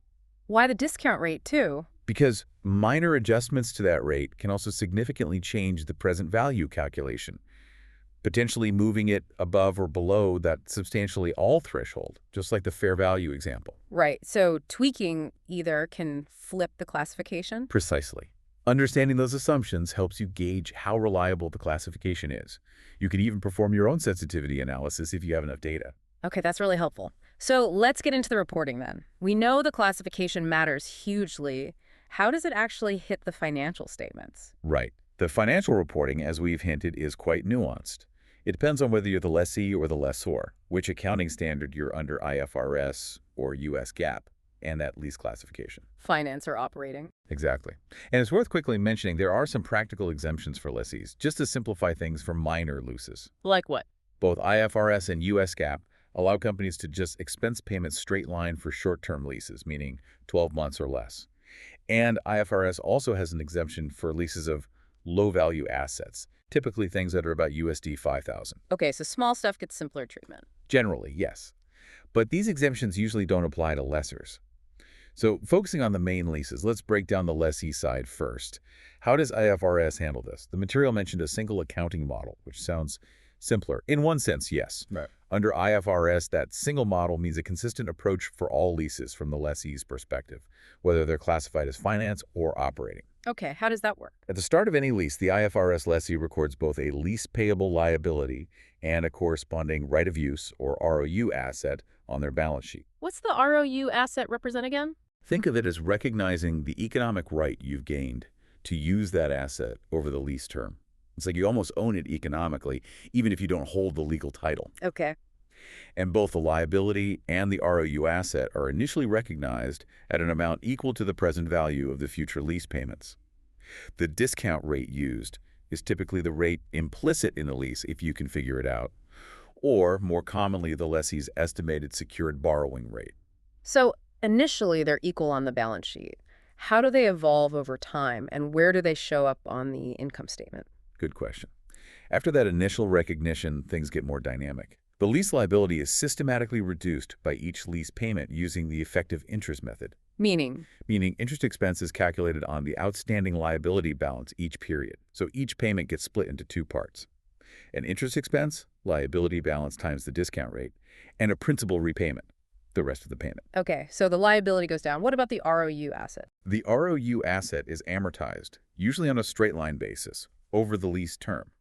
So while the liability and the ROU assets start equal, They diverge. exactly, they typically diverge in later periods because the principal repayment reducing the liability and the amortization expense reducing the ROU asset are calculated differently. So summarizing for an IFRS lessee. Okay, so for IFRS lessees, on the balance sheet, you see the lease liability going down with principal payments and the ROU asset going down with amortization.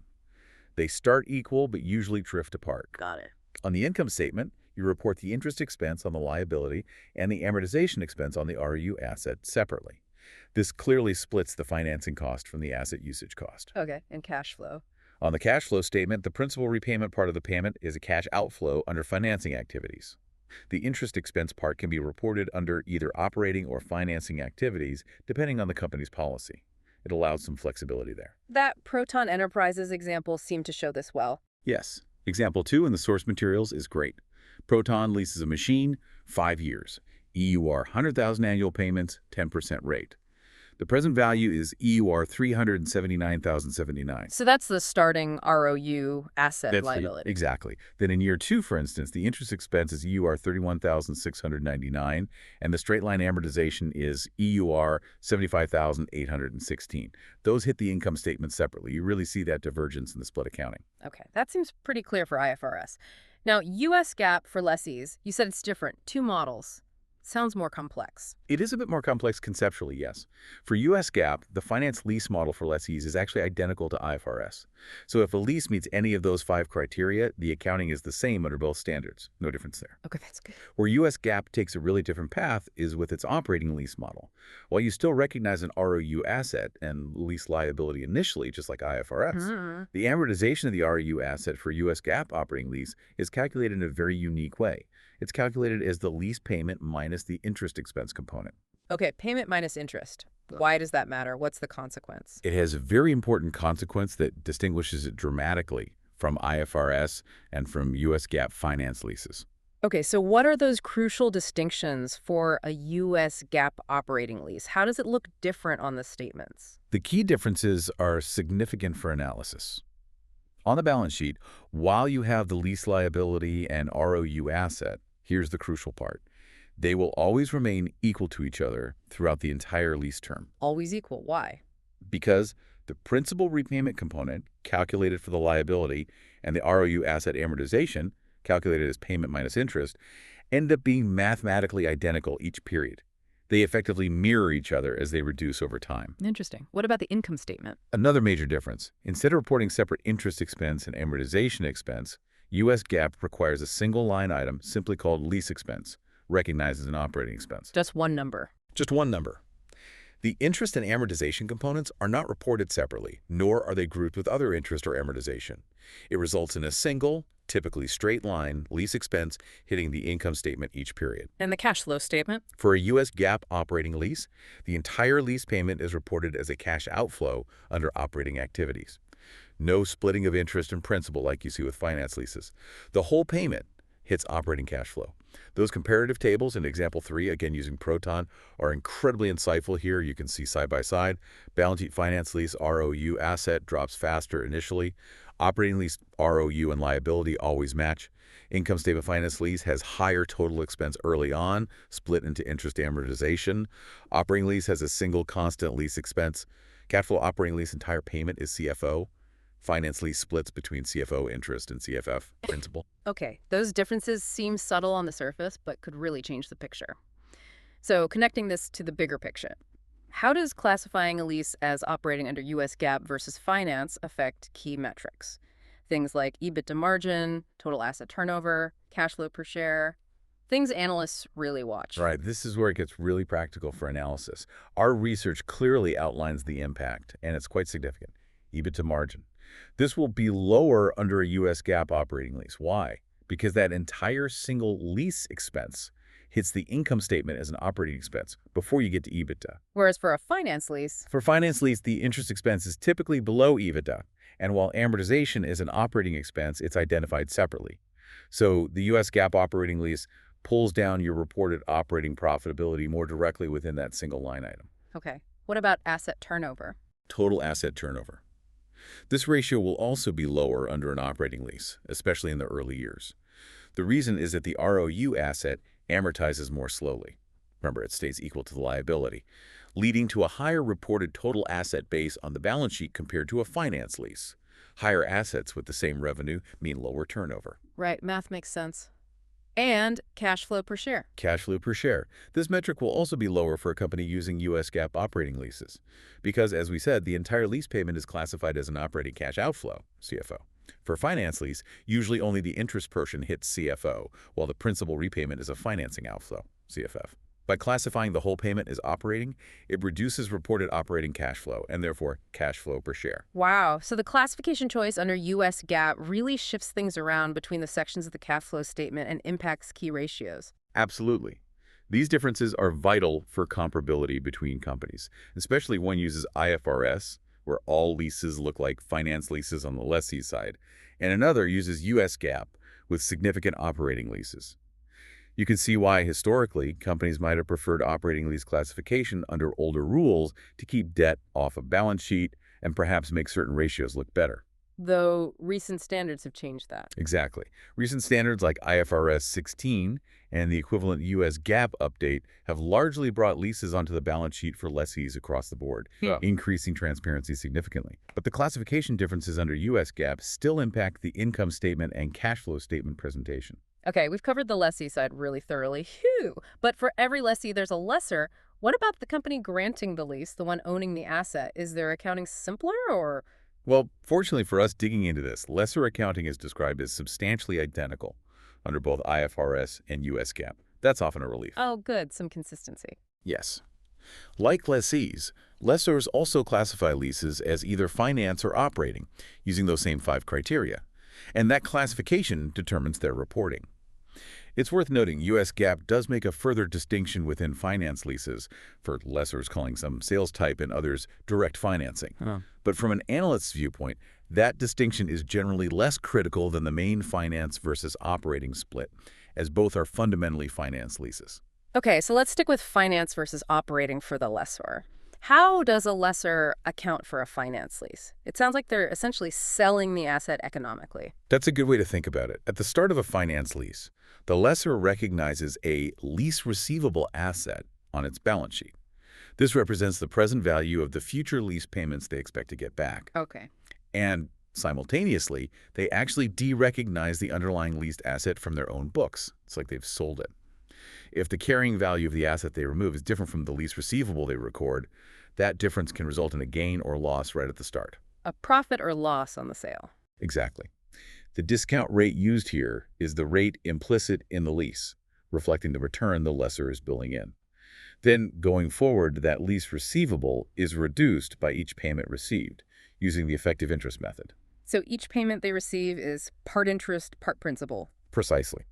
Each payment received is split into interest income, calculated on the outstanding receivable balance, and principal proceeds, which reduces the receivable. And how does that look on their financial statements? Okay, for a lessor with a finance lease. On the balance sheet, you'll see the lease receivable, net of the principal they've already collected. It's basically a loan asset. Makes sense. On the income statement, they recognize the interest income earned each period.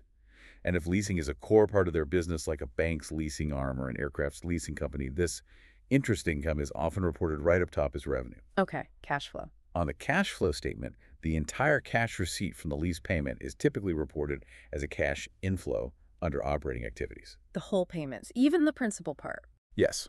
For the lessor under a finance lease, the entire receipt is generally treated as operating cash flow. Okay, so if a finance lease is like a sale for the lessor, an operating lease must be totally different then, more like just renting out their asset. Exactly. An operating lease for a lessor is treated essentially as a straightforward rental agreement. It's not viewed as a financing transaction or an economic sale. So what does that mean for their books? It means, first, the lessor keeps the leased asset on its balance sheet. It's not derecognized. It stays there at its original cost, less accumulated depreciation. And they keep depreciating it. Yes, they continue to depreciate the asset over its useful life, recognizing depreciation expense on their income statement, just like any other owned asset they operate. Okay, and the income they get. The lease revenue from the payments received is recognized on a straight-line basis on the income statement over the lease term. Critically, no interest revenue is recognized because, as we said, it's not viewed as a financing deal. Got it. Straight rental income. What about cash flow for an operating lease lessor? Interestingly, on the cash flow statement, the entire cash receipt from the lease payment is reported as a cash inflow under operating activities, just like for a finance lease lessor. Oh, okay. So the cash flow statement looks the same for the lessor, regardless of classification. Broadly speaking, yes. The total cash inflow hits operating activities in both cases for the lessor. It's the balance sheet and income statement that tell very different stories. That Proton's lessor example 4 in the material, really drives this home. If it's a finance lease, the lessor takes the EUR 350,000 asset off its books and puts on a lease receivable, around EUR 300K in year 1. If it's operating, the asset stays on their books, maybe EUR 280K net after depreciation in year 1. Big difference on the balance sheet. Huge. And the income statement, too. Interest revenue for the finance lease versus straight-line lease revenue plus depreciation expense for the operating lease. So while cash flow looks similar, the underlying economics reported are vastly different depending on that lesser classification. Okay, that wraps up leases quite thoroughly. Moving from assets tied up in liabilities, let's think about people. A company's employees are often its greatest asset, but they can also create some really significant long-term commitments. Absolutely. So let's shift focus to employee compensation. It's clearly much more than just the regular paycheck, especially when you factor in long-term incentives. What are the key objectives here, and what are the common components we see in these packages? Right. Employee compensation packages are really strategically designed. They aim to satisfy various objectives for both sides. For employees, it provides immediate liquidity, salary. For the company, it's about retaining employees and, crucially, motivating them to hit organizational goals. Beyond the salary. Beyond basic salary, common components include things like short-term cash bonuses, essential benefits like health and life insurance. And then central to our discussion today, you have defined contribution and defined benefit pension plans, plus various forms of share-based compensation. And it's those longer-term pieces where the complexity really ramps up for accounting. Exactly. That's where it gets tricky for analysts. The sources make a distinction between immediate vesting compensation and deferred compensation. Can you elaborate on the financial reporting for those two? Sure. For things like salary, most non-monetary benefits like health insurance and short-term bonuses, the vesting, when the employee earns the right to WIT and TIC, tends to be immediate or happens over a very short period. So the accounting is simple. Relatively straightforward, yes. The company records an expense for the fair value of the compensation in the period it's earned. And this is usually matched by either an immediate cash outflow or the recognition of an accrued compensation liability, basically, a short-term payable on the balance sheet. Expenses and cash flows tend to line up pretty well within the same reporting period. Okay, but deferred compensation is different. Deferred compensation is a different beast entirely. It vests over time. The employee earns the right to it over several years. It's designed to provide valuable retirement savings or maybe significant financial upside in the future. And it helps keep people around. Yes, it's an effective retention tool for employers, and it also helps align employee interests with stakeholders. But the financial reporting for these plans is generally much more complex, Why is that? primarily due to difficulties in measurement. How do you put a precise value today on a promise that might be paid out decades from now and depends on uncertain future events? Like future salaries or stock prices. Exactly. And there are also significant lags between when the employee provides the service and when the cash consideration is actually paid out. This means management judgment and various assumptions are extensively required to measure these long-term obligations. And pensions and share-based pay fall into this category. Prime examples, yes. Significant estimation required. Okay, let's tackle pensions first. A classic and incredibly important example of deferred compensation. The material highlights two main types: defined contribution and defined benefit. What's the fundamental difference? And crucially, how does it impact the employer and the employee? Who bears the risk? This is a truly crucial distinction because the allocation of risk is completely different between the two plans. Let's start with defined contribution, or DC plans. Okay. Here, what is defined is the employer's contribution amount going into the plan. The company commits to paying a specified sum, maybe a percentage of salary, maybe a match to employee contributions. Once they make that contribution, Their job is done. essentially, yes, Yeah. her obligation is fulfilled. This means the employee bears both the investment risks, the risk the plan's assets underperform, and the actuarial risk, the risk that they live longer than expected in retirement, for instance. And the accounting for the company. It's quite straightforward. The cash payment the company makes into the plan is recognized directly as pension expense on the income statement. It's usually an operating cash outflow.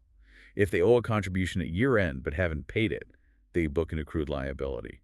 But basically, once the contribution's made, there's no further obligation, which simplifies the accounting immensely. Okay, so DC is relatively simple, risk on the employee. What about defined benefit, DB plans? In stark contrast, a defined benefit plan defines the amount of pension the retiree will ultimately receive. It's usually based on a formula involving things like years of service and final salary, like 70% of final average salary. So the promise is fixed. The benefit is defined. And here, the employer bears both the investment risks and the actuarial risks. They are on the hook to deliver that promised benefit, regardless of how well the plan assets perform or how long retirees actually live. That sounds much more complex for the company to manage and account for. It is. Measuring the obligation for these DB plans is notoriously complex. The company has to make many assumptions to estimate those future payments. Like what kind of assumptions? Things like the employee's expected salary progression until retirement, their estimated life expectancy in retirement, employee turnover rates, lots of variables. And then, these estimated future amounts had to be discounted back to a present value. The discount rate used is typically based on high-quality corporate bond yields, and that discount rate is incredibly sensitive. A small change can significantly swing the reported size of the pension obligation. Right. And most companies set aside assets for these, right? In a trust fund. Yes, most defined benefit plans are funded through assets held in a separate pension trust fund. The funding status is key for reporting. You compare the fair value of those plan assets to the present value of the pension obligation. And if assets are greater than the obligation. If plan assets exceed the obligation, the plan has a surplus, and the company reports a net pension asset on its balance sheet. And if the obligation is bigger? If the obligation exceeds the assets, which is quite common, it's a deficit, reported as a net pension liability, usually non-current. So just to summarize, DC plan, employer contributes, employee takes the risk, simple accounting. DB plan, employer promises a future benefit, employer takes the risk, complex accounting involving lots of assumptions, and a net asset or liability on the balance sheet. That's a perfect summary. Given that complexity for DB plans, how do IFRS and US GAAP actually require companies to report them? They seem intricate, lots of moving parts driving that net asset or liability. They are intricate, and both standards require extensive reporting because of those inherent uncertainties and the very long-term nature of the promises. Let's look at IFRS accounting first. Okay. Under IFRS, the net pension asset or liability, that difference between the obligation and the plan assets, is reported directly on the balance sheet. An underfunded plan shows up as a non-current liability. Straightforward enough on the balance sheet. What about changes year to year? Changes in this net asset or liability each period are viewed as having three general components under IFRS. First, service costs. This is recognized immediately in profit and loss, P&L. It includes the present value of the benefit earned by employees for one more year of service, plus any past service costs from plan changes. Okay, cost of current work goes to P&L. Second, net interest expense or income.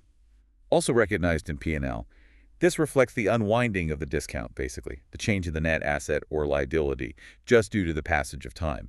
It's calculated as the net pension asset or liability multiplied by that discount rate. Okay, time value of money effect also in P&L. Third, and this is where IFRS is quite distinct, remeasurement changes. These changes go directly into other comprehensive income, OCI. Remember, OCI captures non-owner changes in equity that bypass the main income statement for the period. Right, below the net income line. Exactly. And crucially, under IFRS, these remeasurement amounts are not subsequently amortized or recycled into P&L over time. They stay in OCI. And what's included in remeasurements? They include things like actuarial gains and losses which arise from changes in those assumptions we talked about, like mortality rates or salary increases, or just differences between assumptions and actual experience.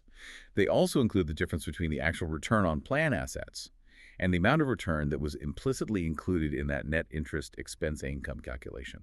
So big swings from market returns or assumption changes hit OCI directly under IFRS.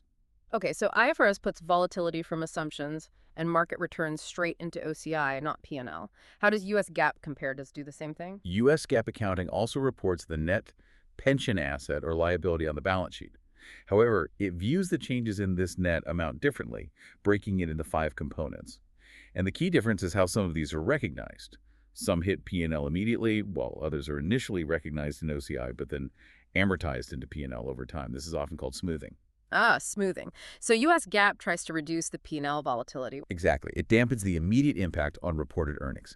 So the components under US GAAP, 3 hit P&L immediately. 1, service costs, similar to IFRS, recognized immediately in P&L. 2, interest expense.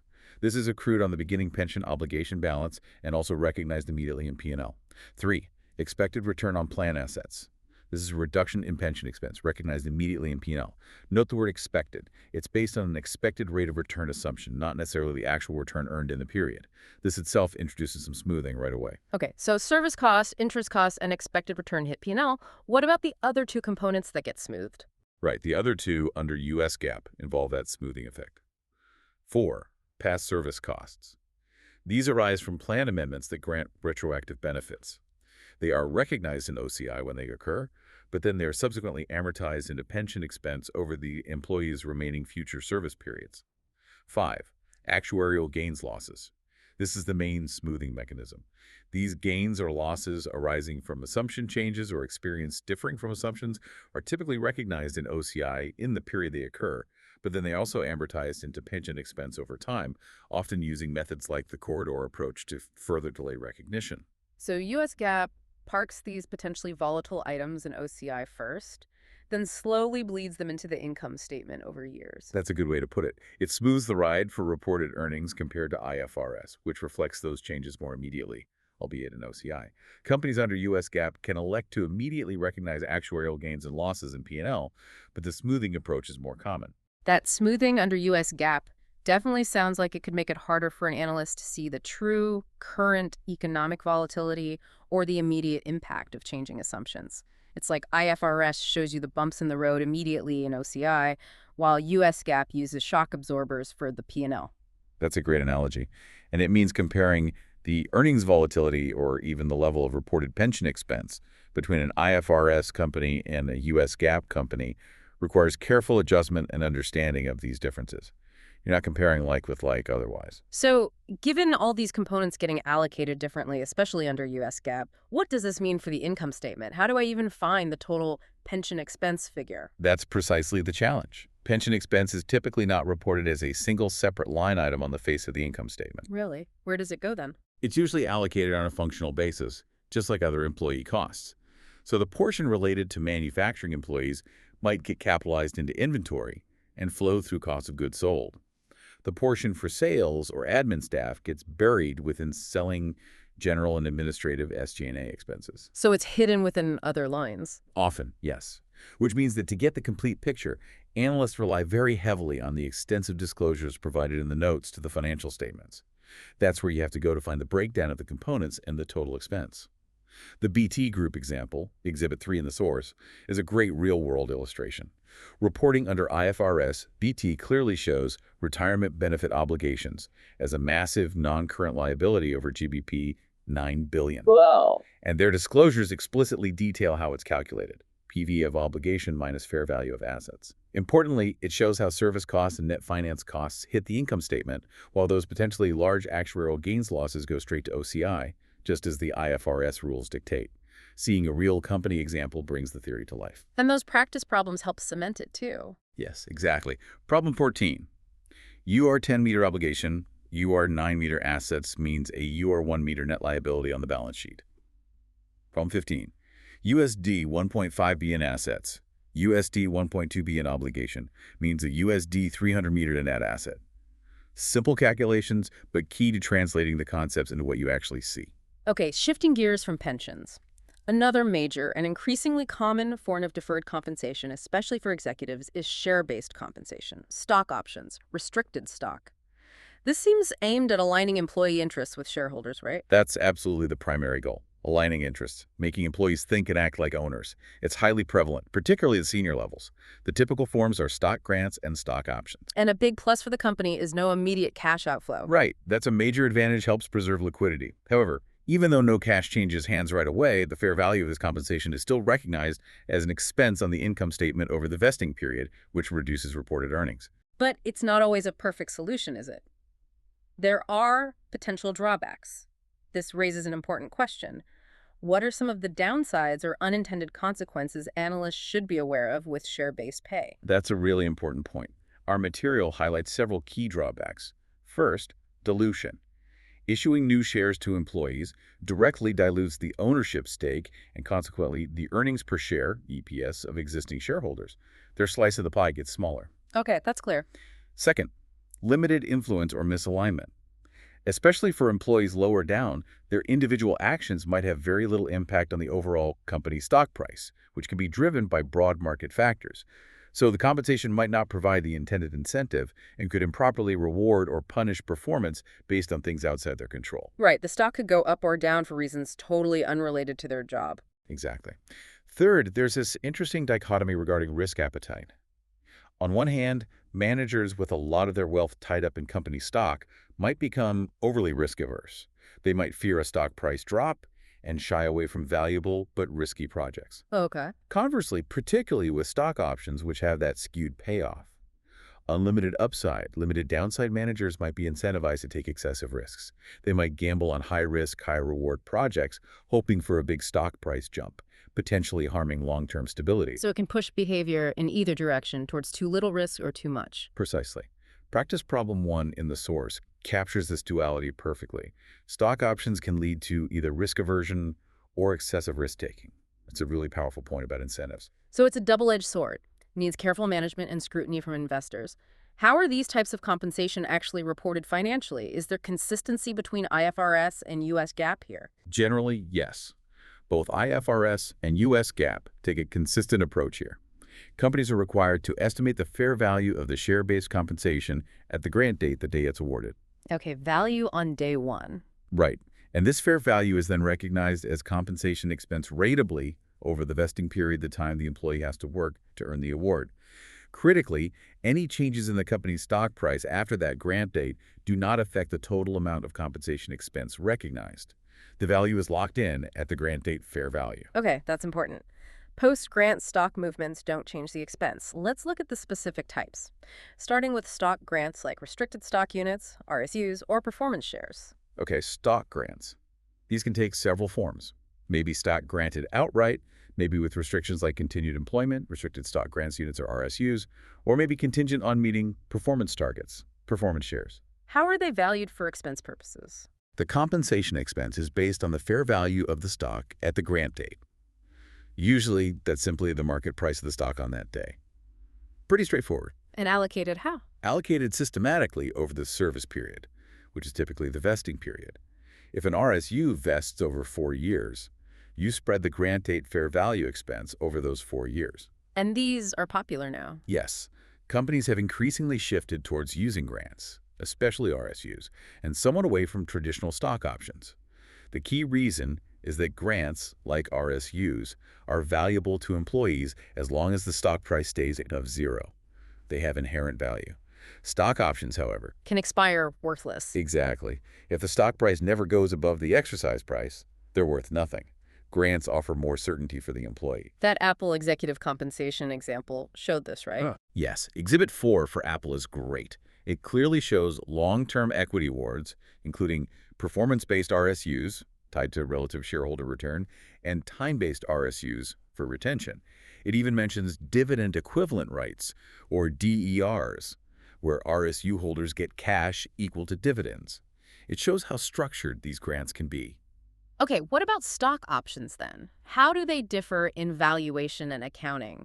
This is where it gets trickier, right? Since there isn't just a market price for the option itself. You're absolutely right. Stock options are indeed more complex to value because their fair value isn't a direct market price you can just look up on an exchange. So how do they figure it out? Companies have to estimate the fair value using an appropriate option pricing model. The most common are the Black-Scholes model or perhaps a binomial model. The accounting standards don't mandate one specific model, but it has to be consistent with fair value principles and reflect the option's characteristics. And the inputs to these models are key. Absolutely critical and often subjective. You need inputs like the exercise price, the current stock price, the stock's expected volatility, the estimated life of the option, how long employees are expected to hold it before exercising, expected forfeiture rates, the dividend yield, and the risk-free interest rate. Wow, lots of estimates. Yes. And changing these assumptions, especially things like volatility or expected life, can significantly impact the estimated fair value of the option, and therefore the compensation expense recorded. Higher volatility or a longer life generally means a higher option value. So management has some discretion here that affects the reported expense. Definitely. Now, for the accounting, just like grants, the compensation expense for options is based on that estimated fair value at the grant date, and it's allocated over the service or vesting period. Okay. And what's the impact on equity? Does it reduce equity? That's a good question. When the option expense is recognized, it reduces net income and therefore retained earnings. However, the offsetting accounting entry is an increase in paid-in capital, sometimes called contributed surplus. So the recognition of the expense itself has no net impact on total shareholders' equity. It just reclassifies it. Okay. Retained earnings down, paid-in capital up, net effect zero. What happens when they exercise? When an employee exercises the option, the company receives cash, the exercise price. So cash goes up.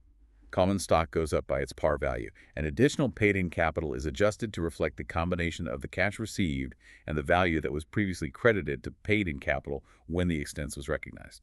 Got it. That GlaxoSmithKline example seemed useful here. Yes, Exhibit 5 from GSK is fantastic. It shows they use Black-Scholes and lists the specific assumptions they plugged in for risk-free rate, dividend yield, volatility, expected life. It really demystifies how these models are used in practice and shows you exactly what to look for on the notes. And the Coca-Cola example showed the future impact. Right, Exhibit 6 and Example 6 for Coca-Cola. They disclosed $335 million in unrecognized compensation cost related to existing awards, expected to be recognized over a weighted average of 1.9 years. That's gold for an analyst. Why? Because you can estimate the future annual expense hit. Roughly $176 million in the first year, 335 then 1.9, and the rest in the second. It gives you invaluable visibility into upcoming income statement charges that will affect future EPS. That is useful. Are there other types of share-based pay besides grants and options, maybe ones settled in cash? Yes, absolutely. Some plans are cash settled. Employees don't get actual shares, but rather cash whose value is tied to the share price performance. Examples include stock appreciation rights, SARs, or phantom stock. Stock appreciation rights. SARs give employees cash compensation based on the increase in the company's share price over a specified period. They limit the employee's downside risk since they don't have to buy anything. They're valued at fair value, and the expense is allocated over the service period. And phantom stock. Sounds spooky. Huh. Not really. It's similar to SARs, but the payout is based on the performance of hypothetical stock, not actual traded stock. This is useful for private companies or maybe divisions within a public company that aren't separately traded, or even for companies where issuing actual stock is impractical. Okay, interesting variations. So we've covered the accounting treatments for leases, pensions, share-based pay. Lots of complexity there. But a huge part of analysis, as you've mentioned, is about the disclosures. What are companies actually required to tell us about all these things? Why are the notes so crucial? Disclosures are absolutely paramount. They genuinely fill in the gaps and provide the context that the main balance sheet and income statement numbers often lack. The whole objective under both IFRS and US GAAP is to give you, the user, enough information to properly assess the amount, timing, and crucially, the uncertainty of the cash flows related to these items. And this info is buried in the notes. Almost always found in the extensive notes to the financial statements. This is where analysts really need to dig deep. While you might see lines for ROU assets or lease liabilities on the balance sheet, sometimes, especially if they aren't huge, companies might group them into vague categories like other assets or other liabilities. That makes the detailed breakdown in the notes even more essential. Okay, let's start with lease disclosures then. For lessees, what kind of information did they have to provide? It seems like there's more to it than just the asset and liability figures. Oh, much more. Lessees need to disclose both quantitative amounts and qualitative information to paint a full picture. Specifically, IFRS 16 mandates disclosure of several key figures for the current period. The carrying amount of ROU assets, usually broken down by the class of underlying asset like real estate, aircraft, equipment. Okay. The total cash outflow for leases during the period, that's the actual cash paid. The interest expense recognized on the lease liabilities. The financing cost. Right. The depreciation charges for the ROU assets, also by class, that's the usage cost. And any additions to ROU assets during the period showing new leasing activity. So the key flow numbers. What else? Beyond those specific numbers, lessees must provide a maturity analysis of their lease liabilities. This is crucial. Sure. And it has to be shown separately from the maturity analysis of other debt like bonds. What does that show? It shows the future cash outflows for lease payments, typically year by year for at least the first 5 years, and then a total for all the years after that. It helps you forecast future cash needs. Very useful. And they also need to provide additional qualitative and quantitative info, like details on variable lease payments not included in the liability, any restrictions or covenants imposed by the leases, and information about any sale and leaseback transactions. It's meant to give a really comprehensive view. That Apple lease note, Exhibit 7, is a perfect example. It shows their ROU assets, split between operating and finance. Crucially, it gives that detailed year-by-year maturity analysis, separating the undiscounted payments from the imputed interest. It discloses their weighted average lease terms and discount rates. Apple used 2.0% based on its borrowing rate. They even mention future payments for leases not yet commenced. That level of detail sounds incredibly valuable for forecasting. It's invaluable. You can really see the long-term commitments. And what about for lessors? What do they need to disclose? Lessors also have specific disclosure requirements, again aiming to help users understand the impact of their leasing activities on their financial position, performance, and cash flows. For finance leases, they need to disclose things like selling profit loss at inception, the finance income earned, income from variable payments, and crucially, a maturity analysis of the lease payments receivable, the cash they expect to collect. Okay. For operating leases, they disclose lease income, separating out variable payment income, provide disaggregated info about the assets they're leasing out, and also provide a maturity analysis of the lease payments receivable, plus information on how they manage the risks associated with the assets they still own. So, transparency on both sides of the lease transaction. That's the goal of the standards. Okay, moving to pension disclosures. These can be incredibly detailed, as we discussed with the accounting differences. What are the objectives here for defined benefit plans, especially given all the management assumptions involved? This seems like an area where analysts really need to be vigilant. You're absolutely right. DB plan disclosures are far more extensive than for DC plans, where just the expense number might suffice. IAS 19 sets clear objectives for DB disclosures. First, to explain the characteristics and risks of the plans. What kind of promises are being made? What exposures does the company face? Okay. Second, to identify and explain the amounts in the financial statements, making clear how that net pension asset or liability is calculated and what drove the changes during the year. Right. And third, to describe the effects on the entity's future cash flows. Crucial for forecasting liquidity needs. And how do they achieve these objectives? What specifically do they have to show? While IAS 19 is principles-based, it does prescribe several specific disclosures. These include details on the nature of benefits, the regulatory framework, plan governance, and specific risks. A full reconciliation from the opening to the closing balance of the net pension asset liability. This shows all those components: service cost, interest, remeasurements, couple of contributions, benefits paid out, a really transparent view of the year's activity. That reconciliation sounds key. It is. Also, a sensitivity analysis for key assumptions. This is vital. It shows how changes in assumptions like the discount rate or mortality rates would impact the reported liability. Like, what if the discount rate moves 50 basis points? How much does the obligation change? Helps assess the reliability of the number. Exactly. They also need to show the composition of plan assets, how much is in equities, bonds, real estate, etc. Gives you insight into investment strategy and risk. And finally, information about the expected impact on future cash flows, like estimated contributions for the next year and projected benefit payments. That Roche example, Exhibit 8, is perfect. Roche, reporting under IFRS, details their plans, notes some are unfunded. It provides tables showing the income statement impact, the detailed funding status reconciliation, assets versus obligation, cash flows like contributions and benefits paid. And critically, it estimates future contributions and benefit payments. That's exactly the kind of forward-looking info analysts need. Wow, that's a lot of detail required for pensions. Okay, finally, share-based compensation disclosures. What kind of transparency do companies need to provide here, especially with that subjectivity in valuing options? Right. These disclosures are essential for you to understand the nature and extent of these plans, and importantly, their current and expected future impact on expenses and cash flows. IFRS 2 specifies the requirements. Companies need to provide a description of each type of arrangement, general terms, vesting rules, maximum option term, how it settles, cash or equity. The basics of the plan. Yes. Then, detailed activity tables for stock options. Number outstanding at the start and end, number granted, forfeited, exercised, expired during the period, along with weighted average exercise prices. This lets you track the flow of options. Okay. And for other equity instruments like RSUs, similar info. Yeah. Their number, weighted average fair value at grant date, and critically, information on how that fair value was measured, including the valuation model and key inputs used. This is where you look for those Black-Scholes assumptions, for example. Got it. Checks management's valuation approach. Exactly. That Apple disclosure, Exhibit 9, is a great example again. It describes their stock plans. It provides that detailed RSU activity summary, beginning balance, granted, vested, canceled, with weighted average grant date fair values.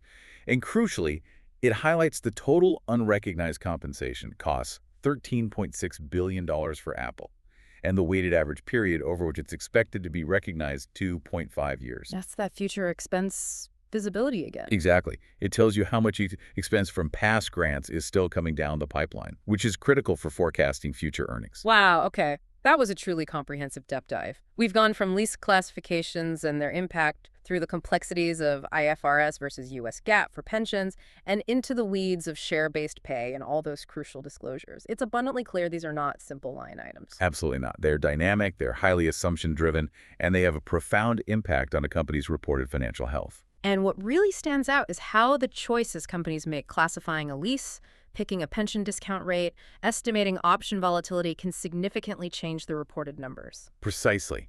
It profoundly impacts reported assets, liabilities, earnings, cash flows. everything. Yeah. It just fundamentally underscores why you have to dig into those notes to the financial statements. You need to get beyond the headlines to truly understand a company's position and performance. The notes contain the real story. Often, yes.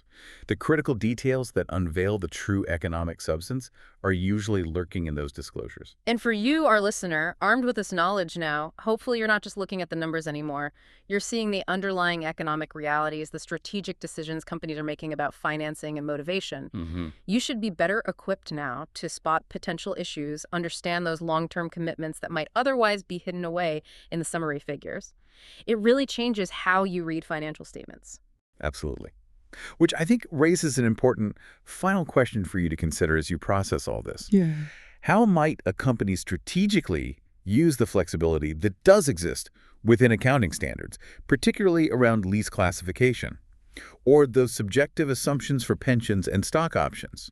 How might they use that flexibility to present a particular financial picture to investors? Interesting. And following on from that, what specific details would you now actively seek out in the financial statement disclosures to try and uncover these underlying realities to make sure you're getting the full, unvarnished story? That's a fantastic thought to leave everyone with as they continue their own deep dives. Thank you so much for walking us through that complex territory. My pleasure. And thank you for joining us on the deep dive. We hope this has given you a clearer, more informed perspective on these critical financial topics and made you a savvier interpreter of the complex world of corporate finance. Okay, let's unpack this. Imagine you're deep into analyzing a company's financials, meticulously going through the numbers, and then you hit the income taxes section. Suddenly, what looked like maybe a straightforward calculation becomes, well, a bit of a labyrinth, doesn't it? Deferred assets, liabilities, various tax rates. It's rarely just a simple percentage of profit, is it? For many of us, even seasoned analysts, this is where we might pause and think, okay, what's really going on here? You've hit on a crucial point there. Yeah. For many, income taxes on financial statements can feel incredibly opaque, almost like a black box sometimes. Our mission today is to pull back the curtain, demystify this absolutely critical aspect of financial statement analysis. We're going to dive deep into how companies actually account for and report their income taxes. We'll draw a clear line between accounting profit and taxable income and explore the intricate dance of deferred tax assets and liabilities. Our goal is to give you a clear, exam-focused understanding, but more than that, to equip you to confidently analyze any company's tax position, revealing the hidden logic beneath those complex layers. And we've got a really compelling deep dive planned for you. We'll explore the different types of income that create these complexities in the first place. Then how those differences actually manifest on the balance sheet and what key tax rates analysts truly need to understand. Not just the definitions, but the practical implications. And we're not just staying in the theoretical, right? We'll even look at some real-world examples from companies like Johnson & Johnson and Walmart to ground these concepts in practice. Exactly. Whether you're preparing for the CFA Level I exam, maybe refining your analytical skills, or you just want to understand how a company's tax strategy profoundly impacts its financial health and ultimately its valuation. This deep dive should provide those aha moments and practical insights. We want you to walk away not just with definitions, but with a deeper appreciation of the strategic why behind these financial reporting complexities. Okay, great. So let's begin at the very beginning then.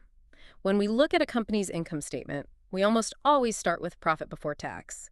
It feels like the natural starting point, but I have a feeling that's just one piece of a much larger, more interesting puzzle, right? You're absolutely right that profit before tax, which, is often called accounting profit or pre-tax income, is determined by prevailing accounting standards. Think IFRS or US GAAP.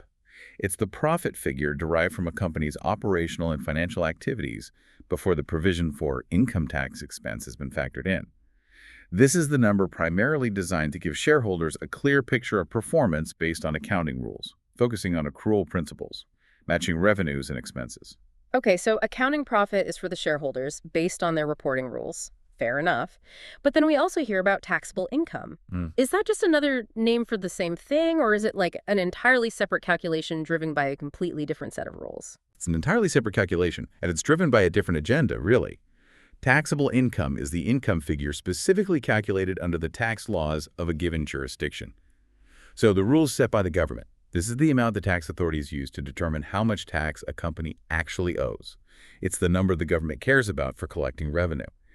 And it very frequently diverges from accounting profit due to various tax incentives, regulations, specific deductions allowed only for tax, and, well, differing legislative objectives. Right. And when we talk about what the company actually sends to the government, the real cash outflow for taxes in a given period, is that what taxes payable refers to? Precisely. Taxes payable is a short-term liability. You'll find it sitting there on the balance sheet. It represents the income taxes currently due to the government based on the taxable income of that specific period. So it's directly linked to that taxable income figure we just mentioned. It's the cash amount expected to be paid for income taxes in the immediate future, typically within the next year. For instance, if a company like Sanborn Company in the source had to pay the tax authority, say, EUR 37,000 in early 2018 for its 2017 income, that EUR 37,000 would have been recorded as taxes payable on its December 31st, 2017 financial statements. It's a direct, concrete obligation based on the tax return. Okay, got it. So we have taxes payable as that immediate cash-based obligation linked to taxable income, but then I see income tax expense on the income statement. My initial thought might be, well, they'd be the same, right? The expense should be what's payable. But something tells me there's more to this. How do these two figures actually connect, and where does the bigger picture, as you say, come in? Yeah, that's a really common point of confusion. And this is where the matching principle, a fundamental concept in accrual accounting, steps in with full force.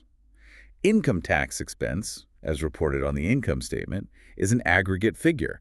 It combines the current taxes, which is essentially your taxes payable for the period, with the future tax consequences of the current period's activities.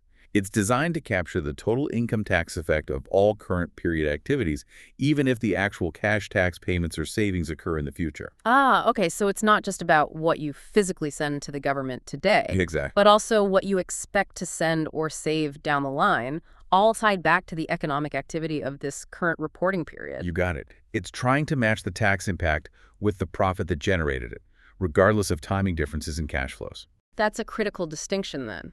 So the income tax expense, by adhering to this matching principle, provides a much more comprehensive view of a company's total tax burden for the period. It's trying to match the tax burden with the income that generated it, even if the cash doesn't flow out in the exact same period. It's the full economic impact of taxes for the period, regardless of when the cash physically changes hands. Exactly. It aims to present the economic reality of the tax impact on profitability for that period, making it a more holistic representation for investors trying to understand true performance. Okay. So these different definitions for accounting profit and taxable income clearly tell us there are divergences. We've established that. But why do these differences arise in the first place? What's the fundamental sort of philosophical divide that creates these separate realities for a company? Well, they stem from the inherent divergence between their objectives. Financial accounting standards like IFRS and US GAAP, they prioritize providing a fair, consistent, and transparent view of a company's financial performance to investors and creditors. That's their main goal. Tax laws, on the other hand, are designed by governments, primarily to collect revenue, sure, but also to achieve various economic and social objectives, maybe incentivizing certain investments, encouraging specific industries, or even influencing corporate behavior through tax breaks or penalties. Because their purposes are different, their rules for recognizing income and expense will naturally differ. It's almost inevitable. And these differences, broadly speaking, can be categorized into two main types: permanent differences and temporary differences. Right, let's start with permanent differences. These sound like they're, well, permanent, like they're never going to resolve, just eternally different. Does that mean they have a lasting impact without ever balancing out over time? You've got the core idea. Permanent differences are precisely what they sound like. Divergences between accounting profit and taxable income that will never reverse in the future. They arise when certain income or expenses are recognized for accounting purposes but never for tax purposes, or vice versa. Think of them as items where the accounting rules and tax rules simply agree to disagree. Forever. They create a lasting disparity that won't unwind. It's a fundamental difference in treatment. Can you give us some examples? Maybe something concrete, a permanent difference we might see in the real world, something that doesn't reverse? Certainly. A classic example is non-deductible expenses, such as penalties and fines. If a company incurs a penalty for, say, an environmental violation for financial reporting, this is clearly an expense. It reduces accounting profit, no question. However, tax authorities often deem such penalties non-deductible for tax purposes. It's a policy choice, right? They don't want to subsidize penalties through tax breaks. So That expense is accounted for, hits the income statement, but it never reduces taxable income. That creates a permanent divergence. Another common example, mentioned in the source, could be certain tax-exempt income, like some dividend receivables, or expenses that aren't tax-deductible, like certain donations. Okay, so fines, penalties, some types of income or donations. What about tax credits? Like if a company gets a credit for installing solar panels, is that permanent too? Yes, generally. Tax credits for specific expenditures often directly reduce the amount of tax a company owes, rather than affecting the calculation of pre-tax income, either accounting or taxable. They're a direct reduction of the tax liability itself, not an adjustment to income streams.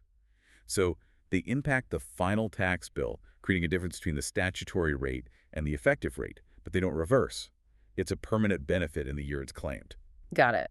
So with permanent differences like these fines or certain tax credits, if they don't reverse, does that mean they never give rise to those deferred tax assets or liabilities we're heading toward? That's exactly right. Yeah. Because they never reverse. There's no future consequence to account for, no timing difference to defer.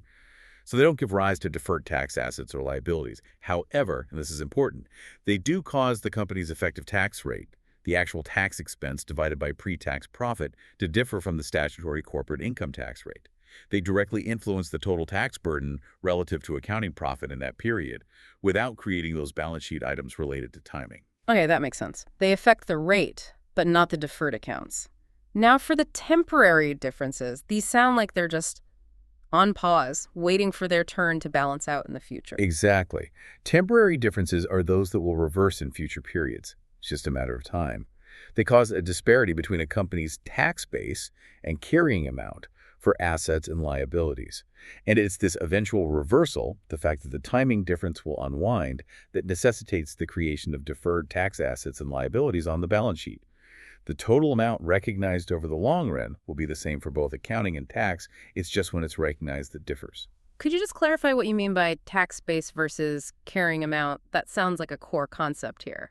Absolutely. It's fundamental to understanding temporary differences. The carrying amount is simply how an asset or liability is recorded on the financial statements, following accounting standards like IFRS or US GAAP.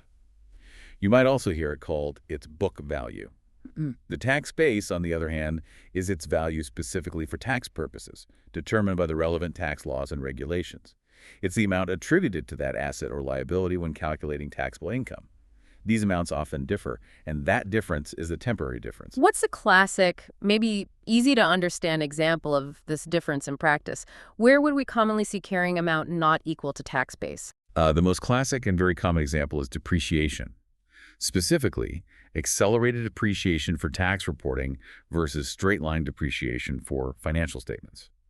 For tax purposes, many governments allow companies to depreciate assets faster in the early years. It's an incentive, right? It means higher tax deductions and lower taxable income now.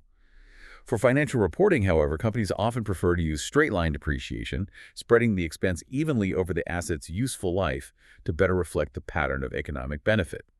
So in the early years, tax depreciation is higher than accounting depreciation. This lowers taxable income compared to accounting profit. But here's the key. Over the asset's entire life, the total depreciation expense recognized will be identical for both accounting and tax purposes. It's just the timing that differs, and that timing difference is temporary. It will reverse in later years when tax depreciation becomes lower than accounting depreciation.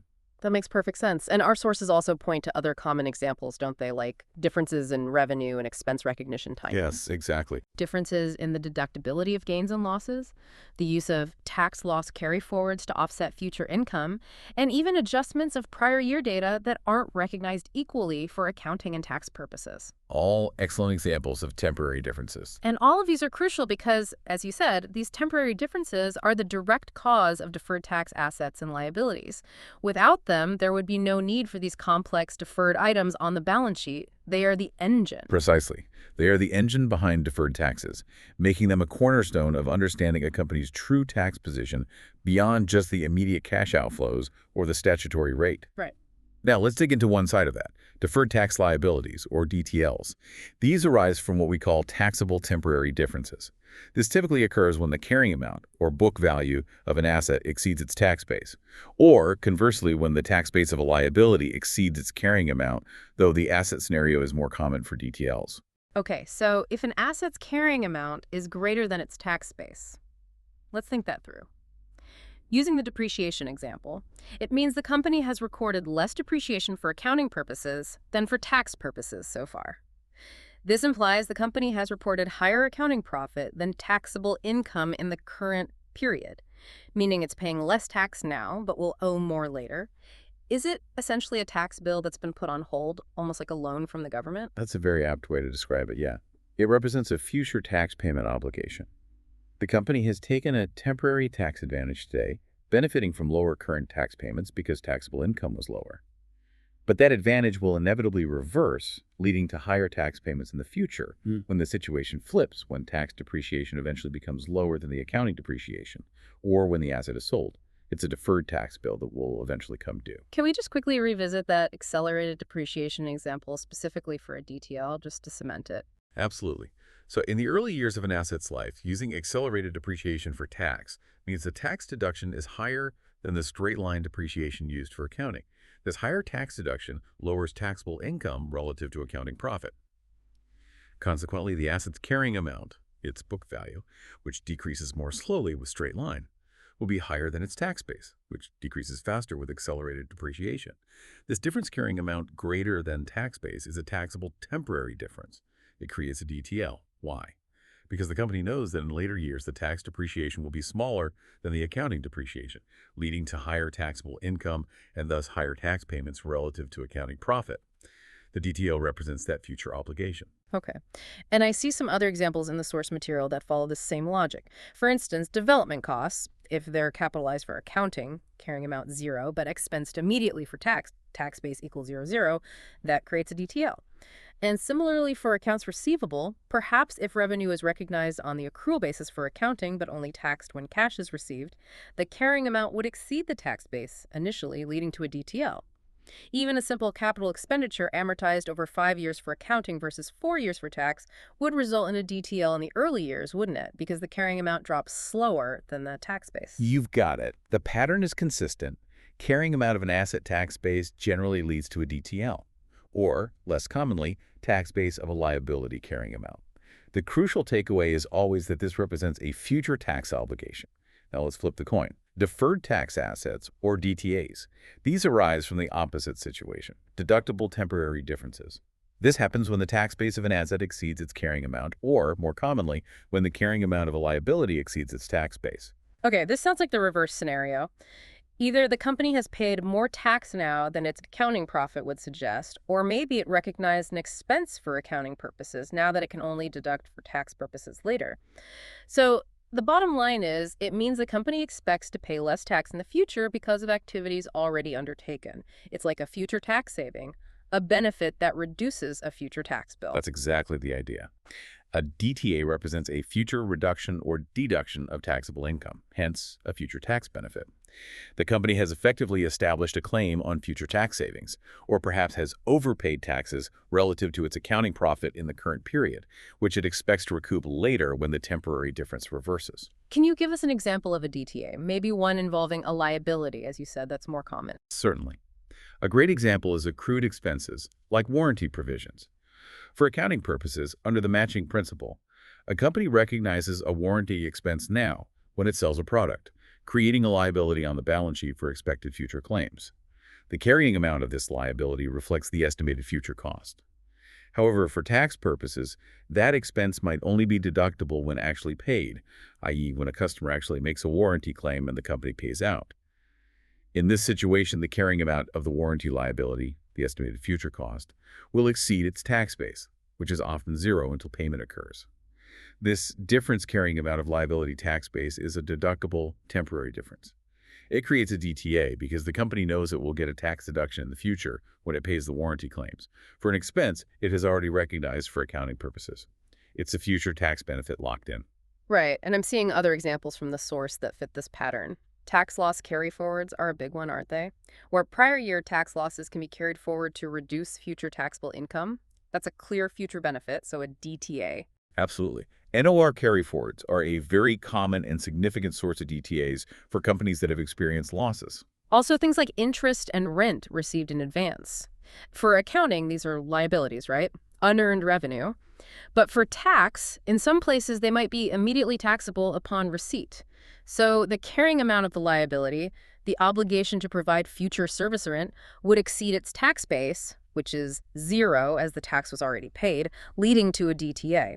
The company will recognize accounting revenue later with no corresponding tax hit. That's another perfect example. And the source even mentions advance payments from customers if immediately taxable but recognized later for accounting. That also results in a DTA because the liability's carrying value exceeds its tax base. Fascinating. What's key here is that the principle holds true across various scenarios, whether it's an asset or a liability. The nature of the temporary difference, specifically whether it creates a future taxable amount, DTL, or a future deductible amount, DTA, dictates the outcome. Okay, so a deferred tax asset sounds fantastic, a future tax break. Like finding money. But is it like money in the bank that a company can definitely count on, or is there a catch? Is it truly guaranteed to be realized? That's a critical question for analysts. And it's not guaranteed. There's a significant catch. A DTA is only recognized on the balance sheet if there's a reasonable expectation, or under U.S. GAAP if it's more likely than not, that the company will generate sufficient future taxable profits against which the asset can be recovered or utilized. If future taxable income is uncertain or unlikely, the realizability of that DTA comes into serious question. So if a company is struggling, maybe facing a period of sustained losses or operates in a very uncertain industry, a DTA might not be as valuable as it appears on paper. It could even need to be written down or not recognized at all. Precisely. If future economic benefits, specifically future taxable profits, are doubtful, a DTA might not be recognized in the first place. Or, if conditions change, an existing one might need to be adjusted downwards. Under IFRS, an existing DTA would be reviewed each period and reduced or reversed if its recovery is no longer probable. Under U.S. GAAP, companies establish a valuation allowance. This is a contra-asset account that reduces the gross DTA balance down to the amount that is, more likely than not, a greater than 50% probability to be realized. This valuation allowance is a direct signal of management's, or potentially the auditor's, assessment of future profitability. A large valuation allowance is a red flag about expected future earnings. The Pinto Construction example from our source illustrates this well. The DTA from accelerated depreciation is only valuable if Pinto is expected to have future profits.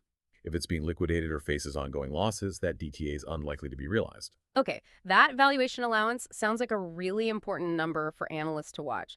What happens if the government changes the corporate tax rate? We mentioned permanent differences affect the effective rate, but how does a rate change impact these existing deferred tax items sitting on the balance sheet? Yes, changes in tax rates have a direct impact on existing DTAs and DTLs. Remember, the value of a DTA or DTL is calculated based on the temporary difference multiplied by the expected future tax rate at which that difference will reverse. So the statutory tax rate changes, and that change applies to future years when the reversal is expected. The recorded value of both DTAs and DTLs must be adjusted. For example, if the tax rate is lowered, the future benefit from a DTA is now worth less, so the DTA's value decreases. Conversely, the future obligation from a DTL is less burdensome, so the DTL's value also decreases. This adjustment typically flows through the income tax expense in the period the rate change is enacted, which can cause significant volatility in reported earnings that year.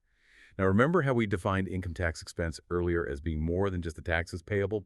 Here's where we bring it all together with a formula. The formula that links everything is income tax expense, income tax payable, plus change in deferred tax liabilities, change in deferred tax assets. Let me repeat that. Income tax expense equals tax payable plus the increase or minus the decrease in the DTL balance minus the increase or plus the decrease in the DTA balance. Okay, let's break that down. So the income tax expense hitting the income statement isn't just the cash taxes payable. It's the cash tax plus any increase in future tax obligations, change in DTL, minus any increase in future tax benefits, change in DTA. This formula is essentially the Rosetta Stone for understanding how the cash taxes paid relate to the expense reported on the income statement, right? It bridges the gap using the changes in those deferred accounts. Exactly. It captures the current cash tax impact and the change in the deferred future tax impacts, all related to the current period's activities. It's the mathematical representation of the matching principle for taxes. And our source material directly reinforces this point, stating clearly that income tax expense equals taxes payable plus the net increase in deferred tax liabilities less the net increase in deferred tax assets. Okay, this feels like a good time to walk through a detailed example to really solidify this. The source provides a hypothetical company, Reston Partners. They use straight-line depreciation for accounting, but accelerated depreciation for tax. This is that classic temporary difference we talked about, and it's a fantastic way to see how all these pieces, taxable income, taxes payable, DTL, and income tax expense fit together. Indeed, it's a perfect illustration. So Reston Partners purchased equipment for GBP 20,000 at the beginning of year one. For accounting, they depreciate it straight line over 10 years. That's GBP 2,000 per year, 2010. For tax purposes, the jurisdiction specifies straight line over 7 years. That's GBP 2,857 per year, 2007. Immediately you see the difference. Tax depreciation, 2,857 is higher than accounting depreciation, 2,000. This difference of GBP 857 per year will create a DTL. Okay, so let's break down year one step by step. First, we have their accounting profit before tax, which the source gives as GBP 4,700. Right.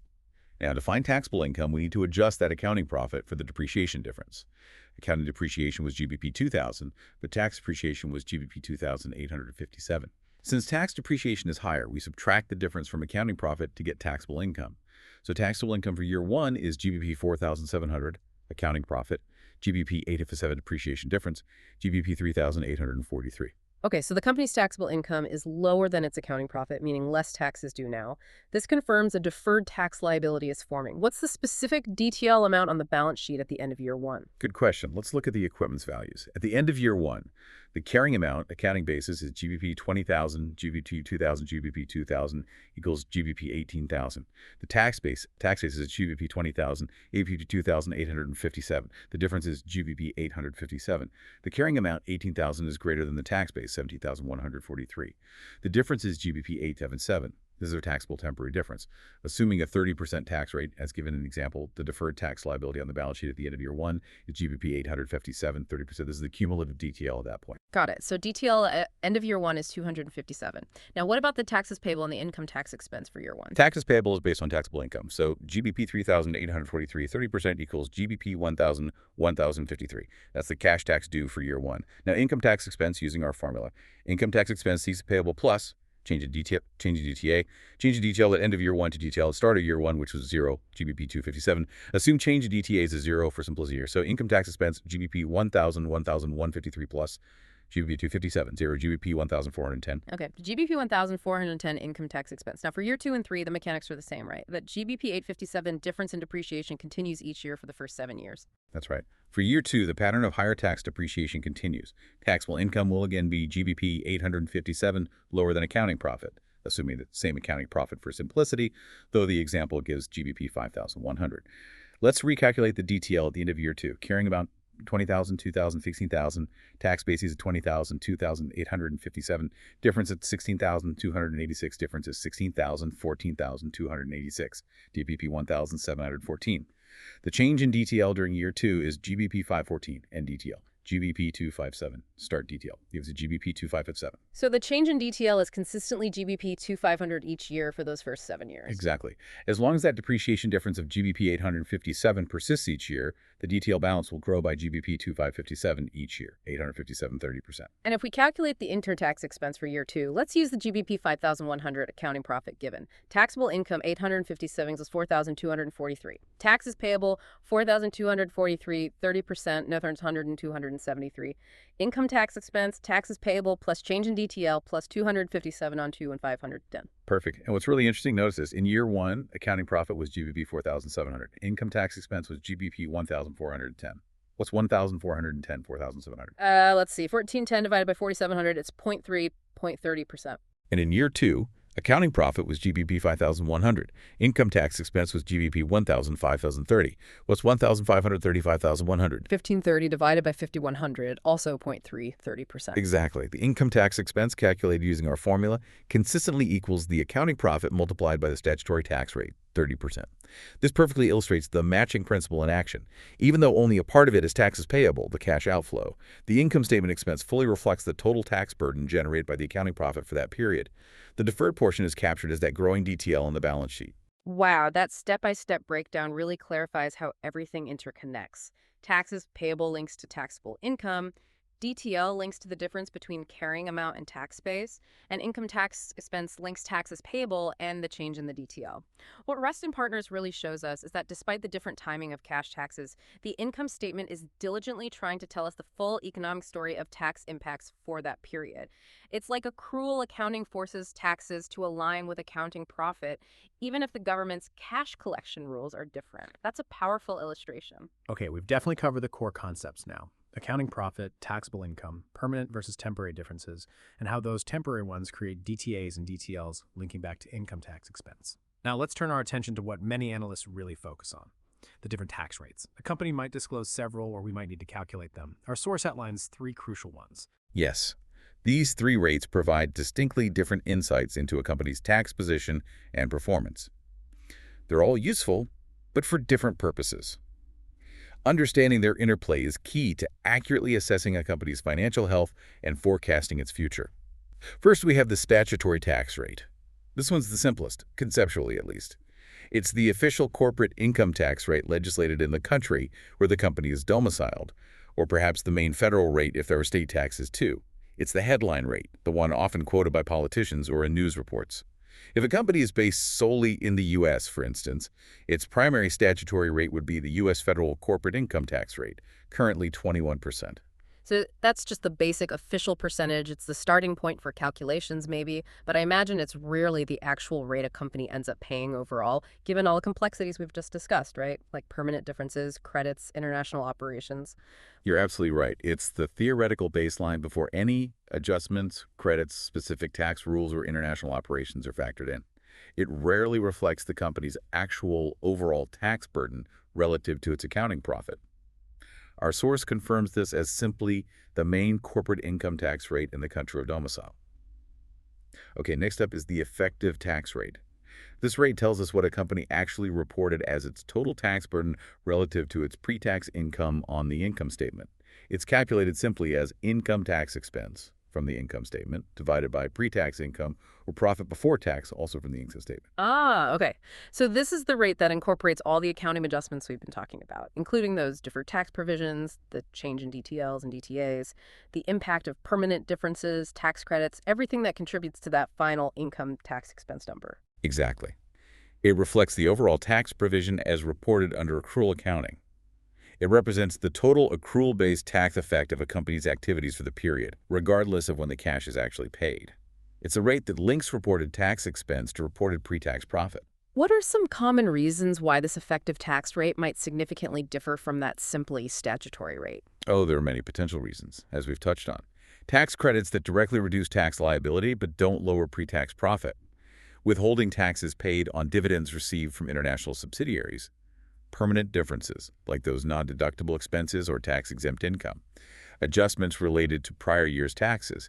And critically, for multinational companies, international operations. The effective tax rate becomes a weighted average, a blend of the different statutory rates in all the countries where the company operates, weighted by the amount of profit generated in each country.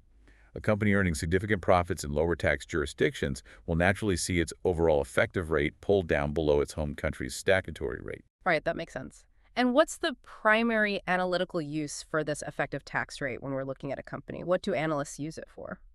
The effective tax rate is key for forecasting future earnings on the income statement.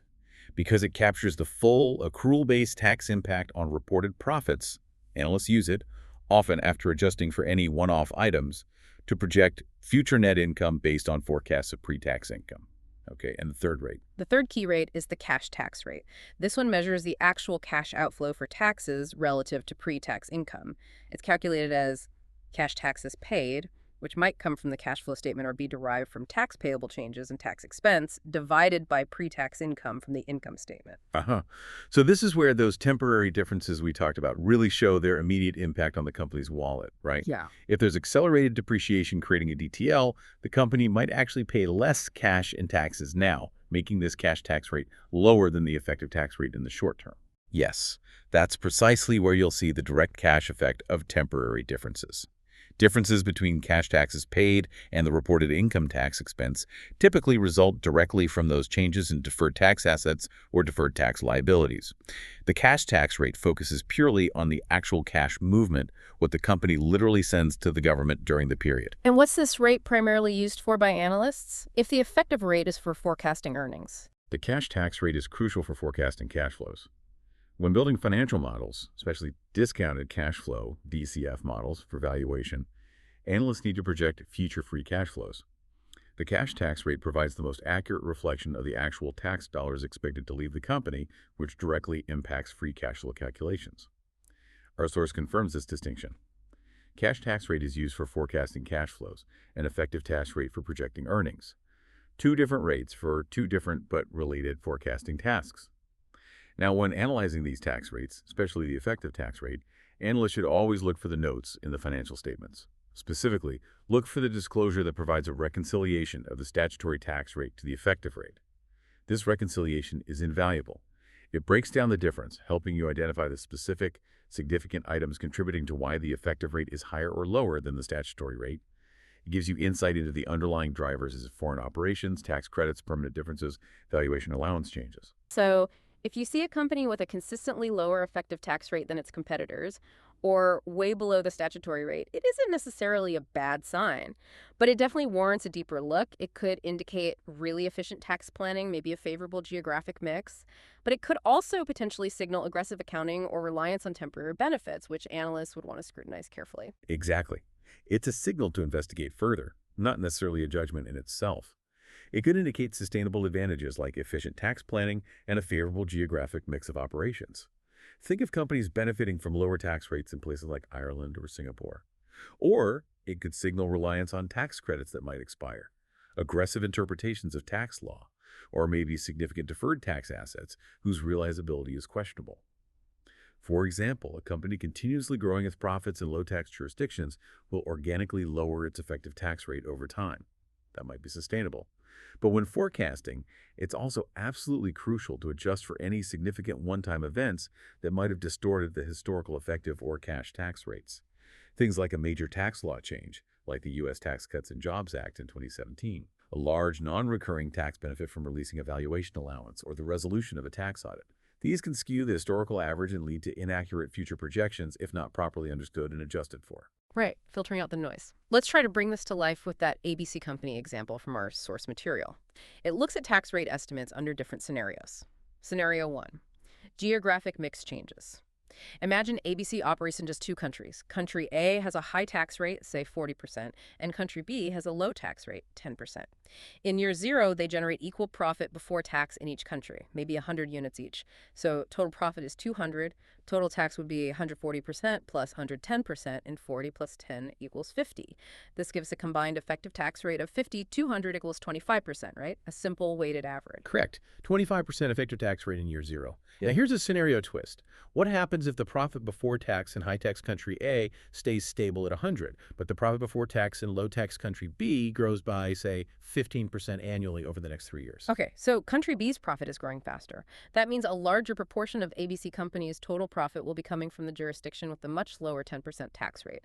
Intuitively, that sounds like it would pull down the overall blended effective tax rate over time, reflecting a more favorable tax mix for the company as a whole. Precisely. The source example shows exactly that. As country B's contribution to total profit increases, the weighted average tax rate decreases.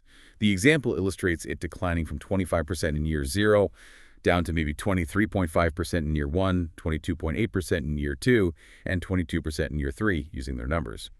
This really highlights the importance for analysts of understanding a company's geographic profit distribution and, crucially, forecasting how that distribution might shift over time. It can be a significant strategic driver of after-tax profitability. Okay, that clearly shows the impact of the geographic mix on the effective tax rate. Now let's layer in another complexity from the source. Scenario 3, which combines this growth with accelerated depreciation. What if country B, the one with the lower tax rate, 10%, and growing profits, also allows for accelerated depreciation for tax purposes? This means the company pays less tax cash now in country B due to higher depreciation deductions, but it creates a DTL, meaning it will pay more later. How does that impact our cash tax rate versus the effective tax rate in this scenario? This is a great scenario because it combines both geographic mix changes and temporary differences. Here's how it plays out. The effective tax rate will still decline over time, just like in scenario 1. Why? Because the effective tax rate is driven by the statutory rates in each country and the profit mix. The accelerated depreciation is a temporary difference. It doesn't change the underlying statutory rates or the long-term total tax associated with country B's profit. So the effective rate continues its downward trend towards 10% as country B's profit dominates. However, the cash tax rate behaves differently. Because country B's profits are growing and the company is consistently using accelerated depreciation, presumably on new investments funding that growth, it continuously generates new tax deferrals each year. These new deferrals from ongoing investment often outweigh any reversals from older assets whose depreciation schedules are flipping. This means the cash tax paid in country B will consistently be lower than the tax expense calculated at country B's 10% effective rate for that country's profit. As a result, the combined cash tax rate for the whole company, ABC, would likely be consistently lower than its combined effective tax rate across all the years shown.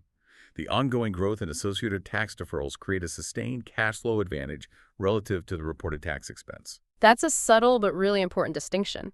The growing profits in the lower tax country drive down the effective rate, but the combination of that growth with ongoing tax deferrals, like accelerated depreciation, drives the cash tax rate down even further relative to the effective rate. The company gets a double benefit, in a way. Lower statutory rate and cash flow timing advantage. Exactly. It highlights how temporary differences, especially in a growing business, can create a significant wedge between the accrual-based effective tax rate and the actual cash taxes paid.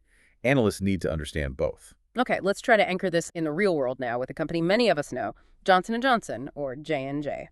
Our source provides some data from their 2021 financials. It shows J&J's income tax expense was USD $1,898 million, and their income before income taxes was USD $22,776 million. If we just do the simple math, 1,898 divided by 22,776, that gives an effective tax rate of only 8.3%. That seems incredibly low, especially when you compare it to the U.S. statutory corporate tax rate of 21%. What on earth is driving such a huge difference for a major U.S. corporation like J&J? Yeah, 8.3% is strikingly low. And this is a fantastic real-world example of why, as an analyst, you must dig into the notes to the financial statements. You can't just stop at the income statement numbers. J&J's reconciliation of its statutory tax rate, 21%, to its actual effective tax rate, 8.3%, which they provide in their income tax footnote, reveals the primary driver. It's overwhelmingly due to a significantly lower tax rate on its extensive international operations. The reconciliation explicitly shows the impact of foreign income taxed at different rates, reducing the effective rate by a massive 16.4 percentage points compared to the U.S. statutory rate. Now, there are other factors too. U.S. taxes on foreign income increase it slightly, by 6.7 points, likely related to GILSI or similar provisions. And there are smaller impacts from things like tax benefits from loss on capital assets or share-based compensation.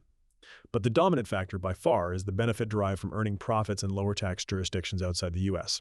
It highlights their global footprint and presumably effective tax structuring of international earnings. That's fascinating. So for an analyst looking at J&J, this incredibly low effective tax rate isn't just about, a lower tax bill today. It's a window into the company's global strategy, its operational structure, and potentially a key competitive advantage if their peers can't achieve similar rates. Absolutely. But does it also signal any potential vulnerabilities, maybe a reliance on specific international tax regimes that could change, or perhaps increased scrutiny from tax authorities globally trying to ensure profits are taxed where value is created? Absolutely, cuts both ways.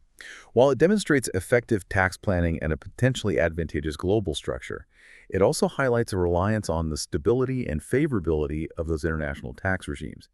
Any significant shifts in global tax policies, think about the ongoing discussions around OECD pillars for a global minimum tax or increased scrutiny from tax authorities regarding transfer pricing and profit allocation, could significantly impact companies like J&J that derive substantial benefit from international tax differentials. So, analysts look at these very low effective rates not just as a current benefit, but also as a potential source of future risk that needs ongoing monitoring. Good point.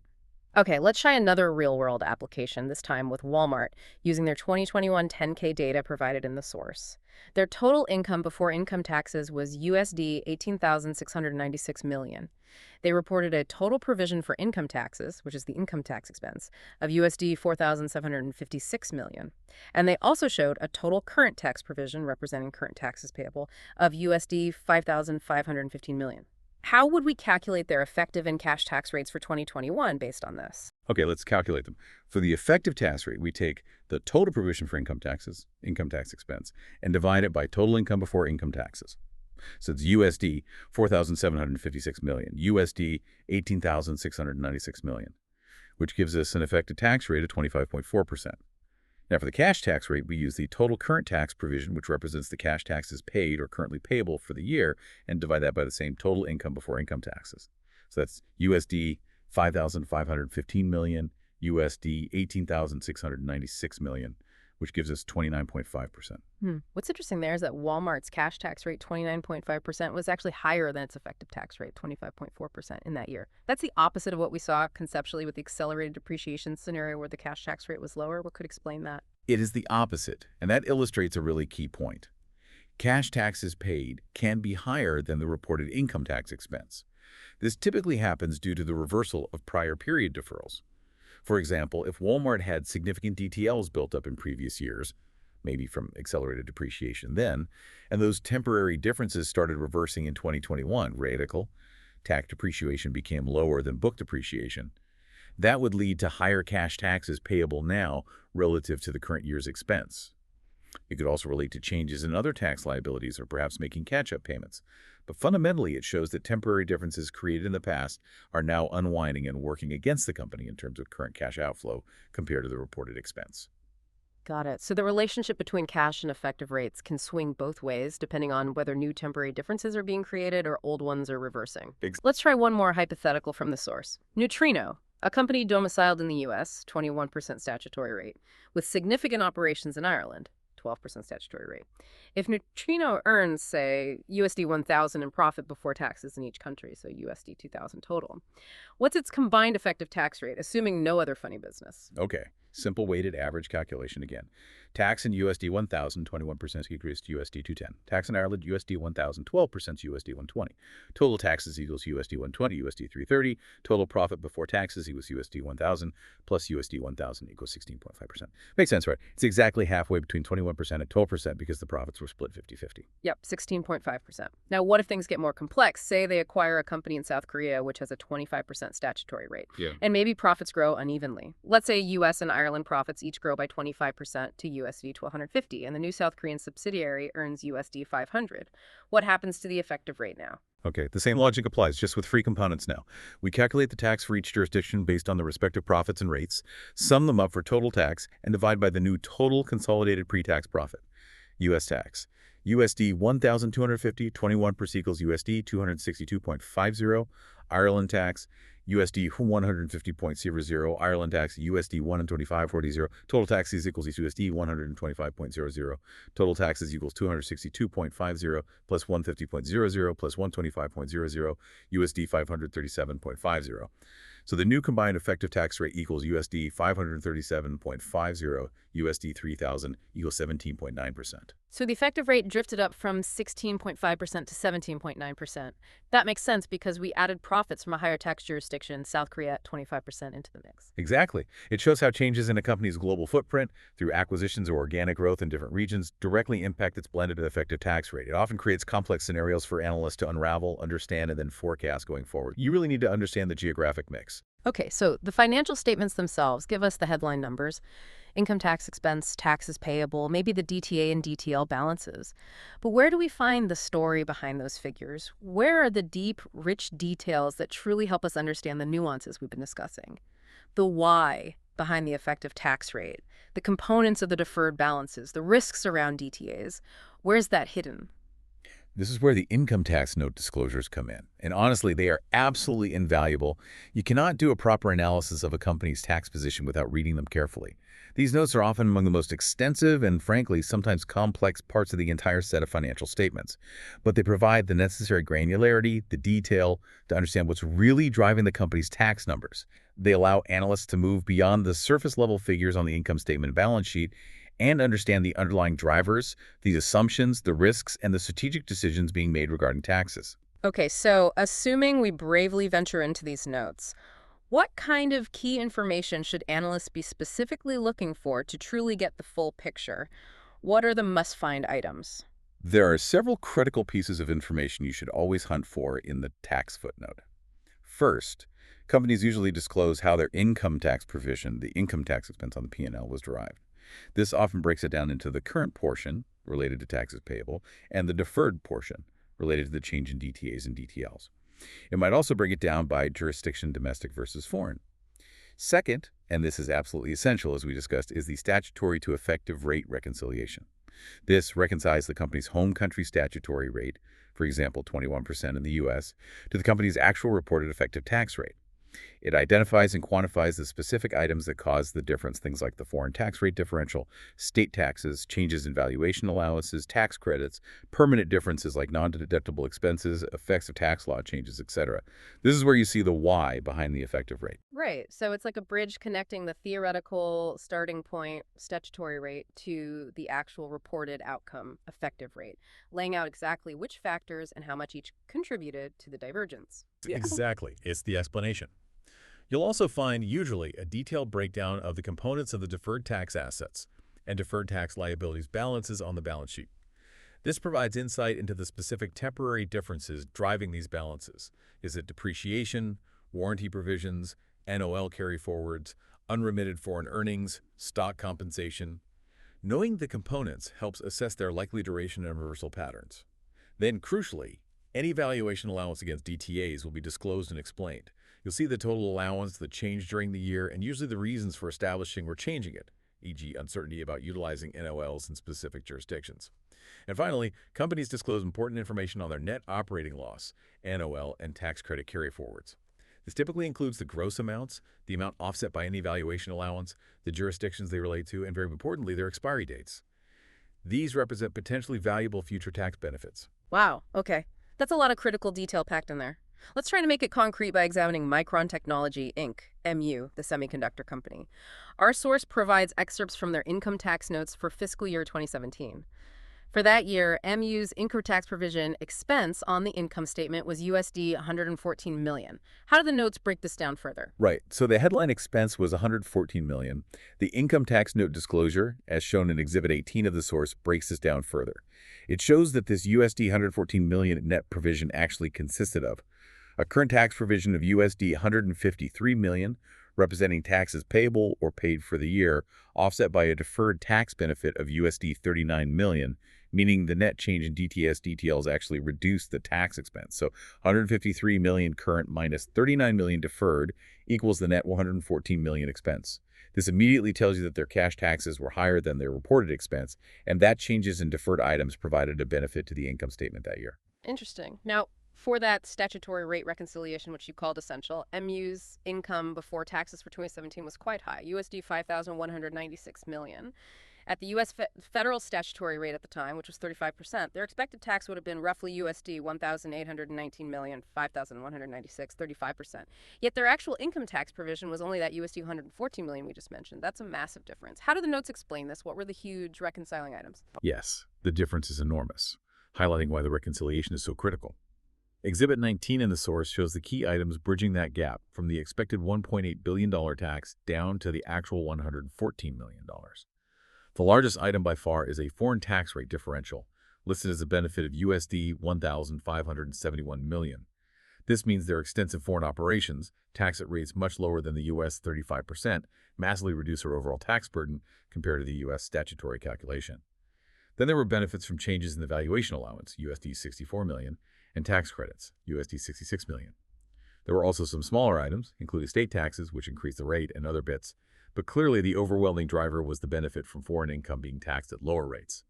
This illustrates the enormous impact of international operations and strategic tax planning and structure on a multinational corporation's bottom-line tax expense. That's a huge swing, a $1.6 billion benefit just from the foreign rate difference. It really shows how misleading simply applying the home country statutory rate can be for a global company. It's like finding the entire narrative behind the effective rate number. What about the DTA/DTL breakdown? What were the major components for Micron?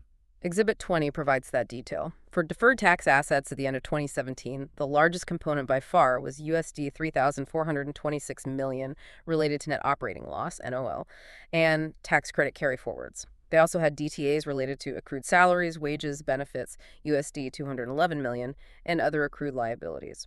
For deferred tax liabilities, the main items were related to debt discount, property, plant and equipment, likely depreciation differences, USD 397 million, and unremitted earnings on certain foreign subsidiaries.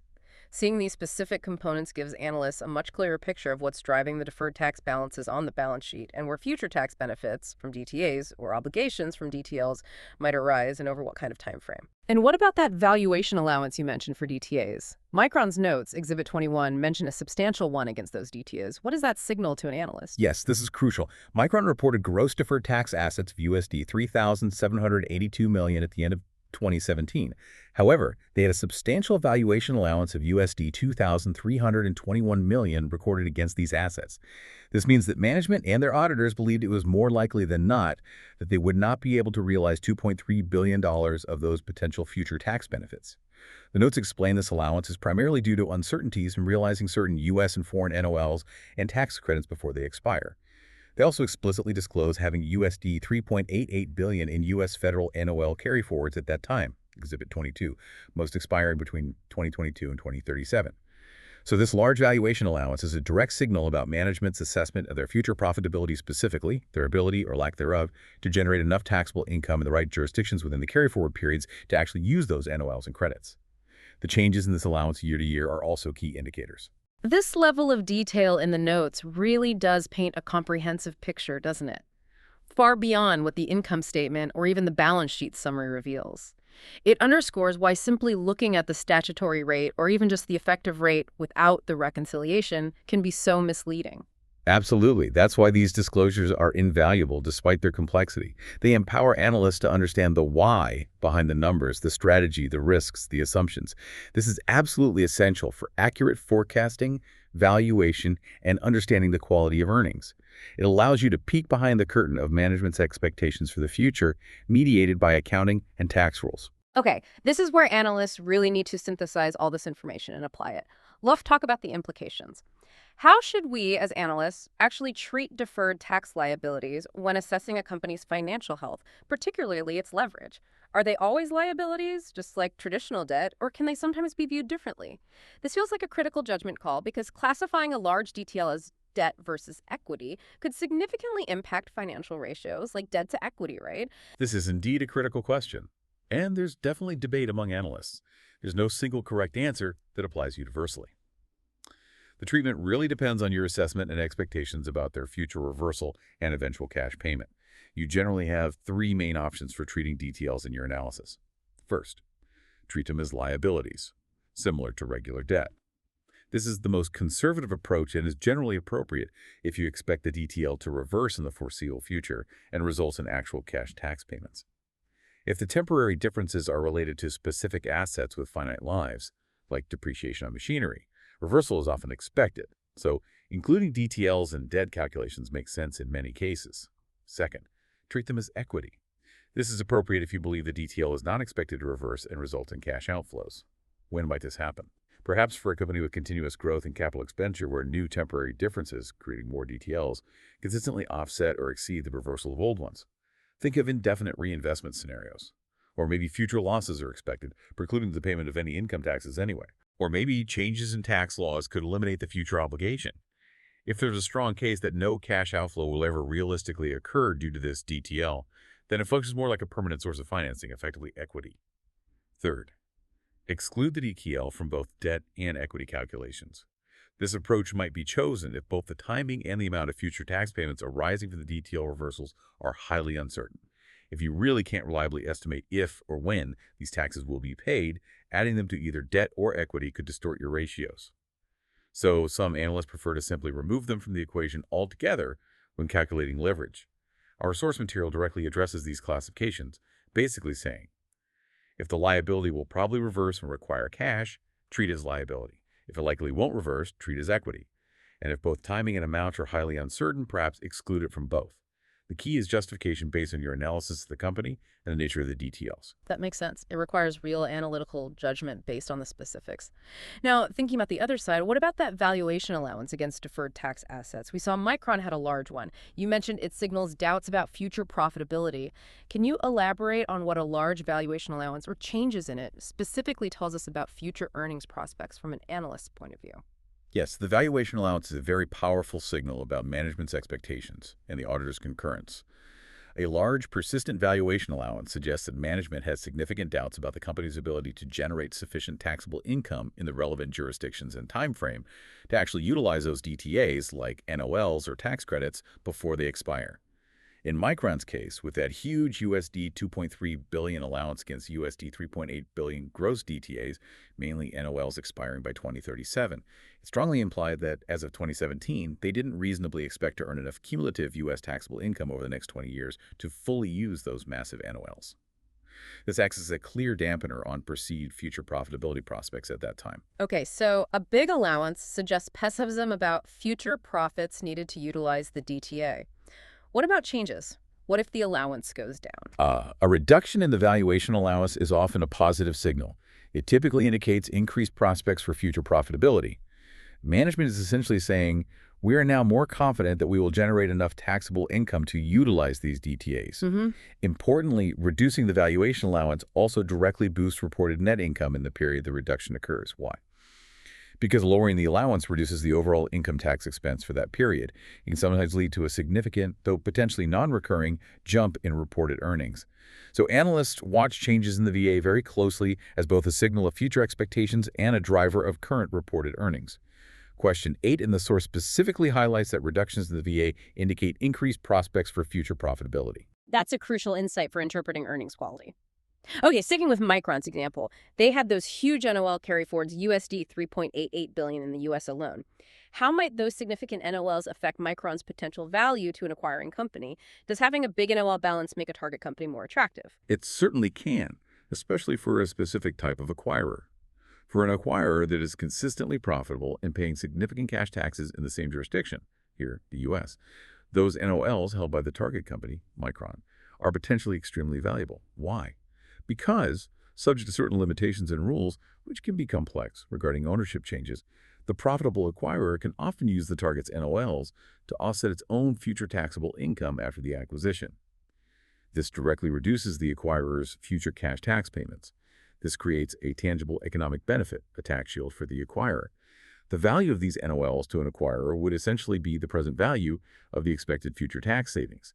Therefore, a highly profitable acquirer with a high current tax rate who could utilize those NOLs quickly would theoretically find them more valuable and might be willing to pay a higher price for the target companies specifically because of those NOL carryforwards.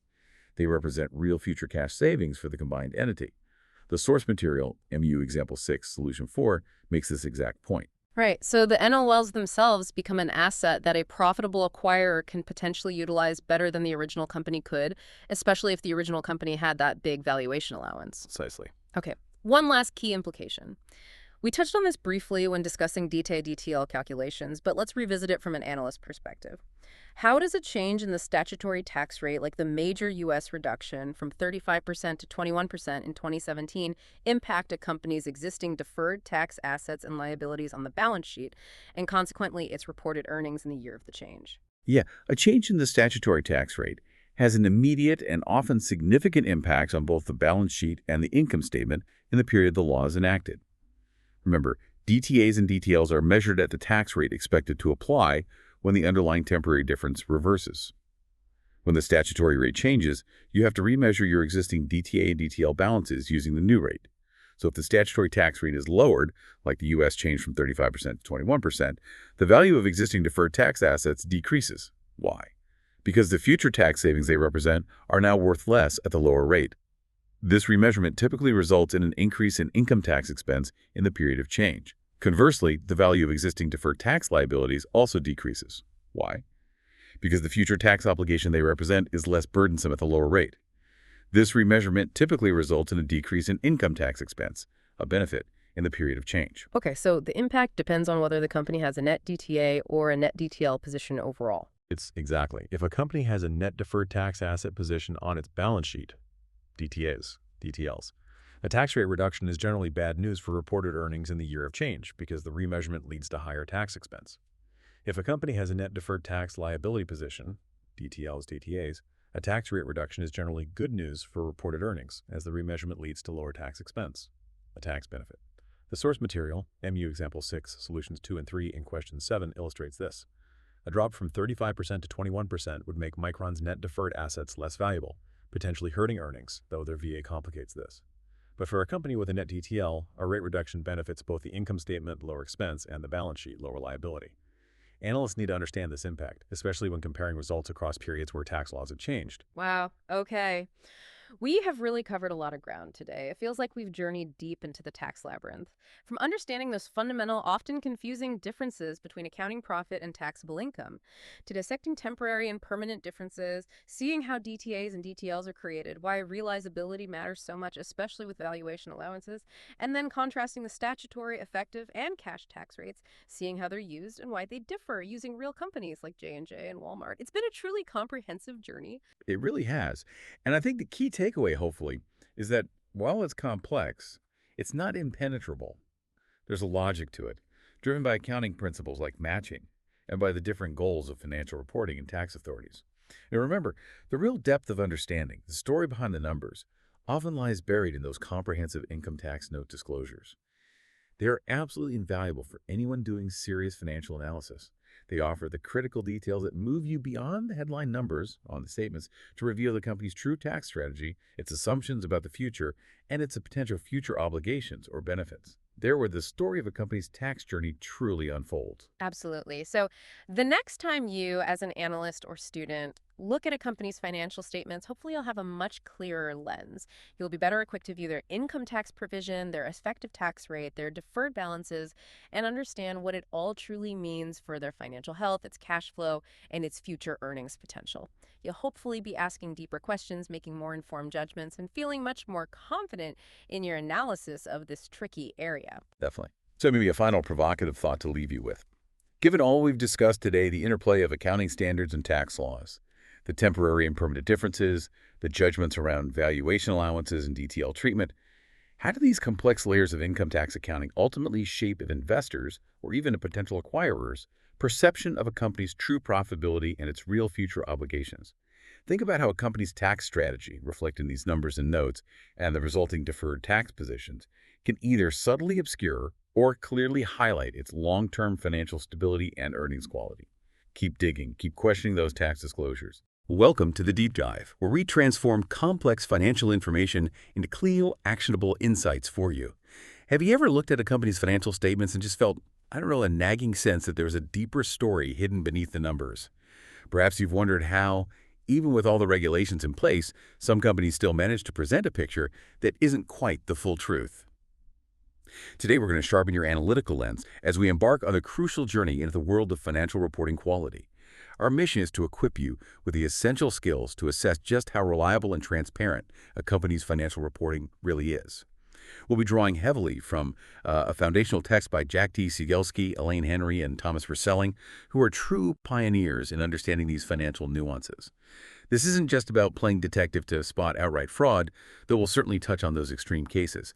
It's much more about understanding the subtle choices, the managerial discretion, and the underlying motivations behind how financial information is presented. By the end of this deep dive, you'll possess a heightened sense of skepticism and a much sharper analytical eye, ready to truly interpret the story a company is telling you. And it's absolutely vital from the outset that we distinguish between two core concepts: financial reporting quality and what we call the quality of reported results. That second one is often, more colloquially known as earnings quality. These two, while deeply intertwined, they really represent different facets of a company's financial narrative. Financial reporting quality is fundamentally about the information itself. We're asking, is the data relevant? Is it correct? Is it complete? And critically, is it unbiased? Does it truly represent the economic reality of the company's activities and its financial condition? Does it provide a transparent and faithful picture? It's really about the integrity of the communication. Earnings quality, on the other hand, it shifts our focus entirely to the actual underlying economic performance. We're looking at whether the earnings and cash flow a company generates from its core activities are sustainable. Do they provide a sufficient and consistent return on investment? What's fascinating here is that you can have high-quality reporting, meaning the company is transparent and clear, but that reporting might reveal low-quality earnings. This would mean the business isn't performing well, but hey, at least it's telling you that truth directly. Conversely, low-quality reporting can completely obscure even good underlying earnings, making it almost impossible for you to assess the company's real health. Throughout our discussion, we'll also be referencing the two major accounting standard setters: the International Accounting Standards Board, IASB, which sets international financial reporting standards, IFRS, mostly used globally, and the Financial Accounting Standards Board, FASB, which sets U.S. generally accepted accounting principles, U.S. GAAP, used primarily in the United States. Understanding these frameworks is really key to grasping how reporting quality can vary. Okay, let's unpack this further then. The quality of financial reporting isn't a simple good or bad switch, right?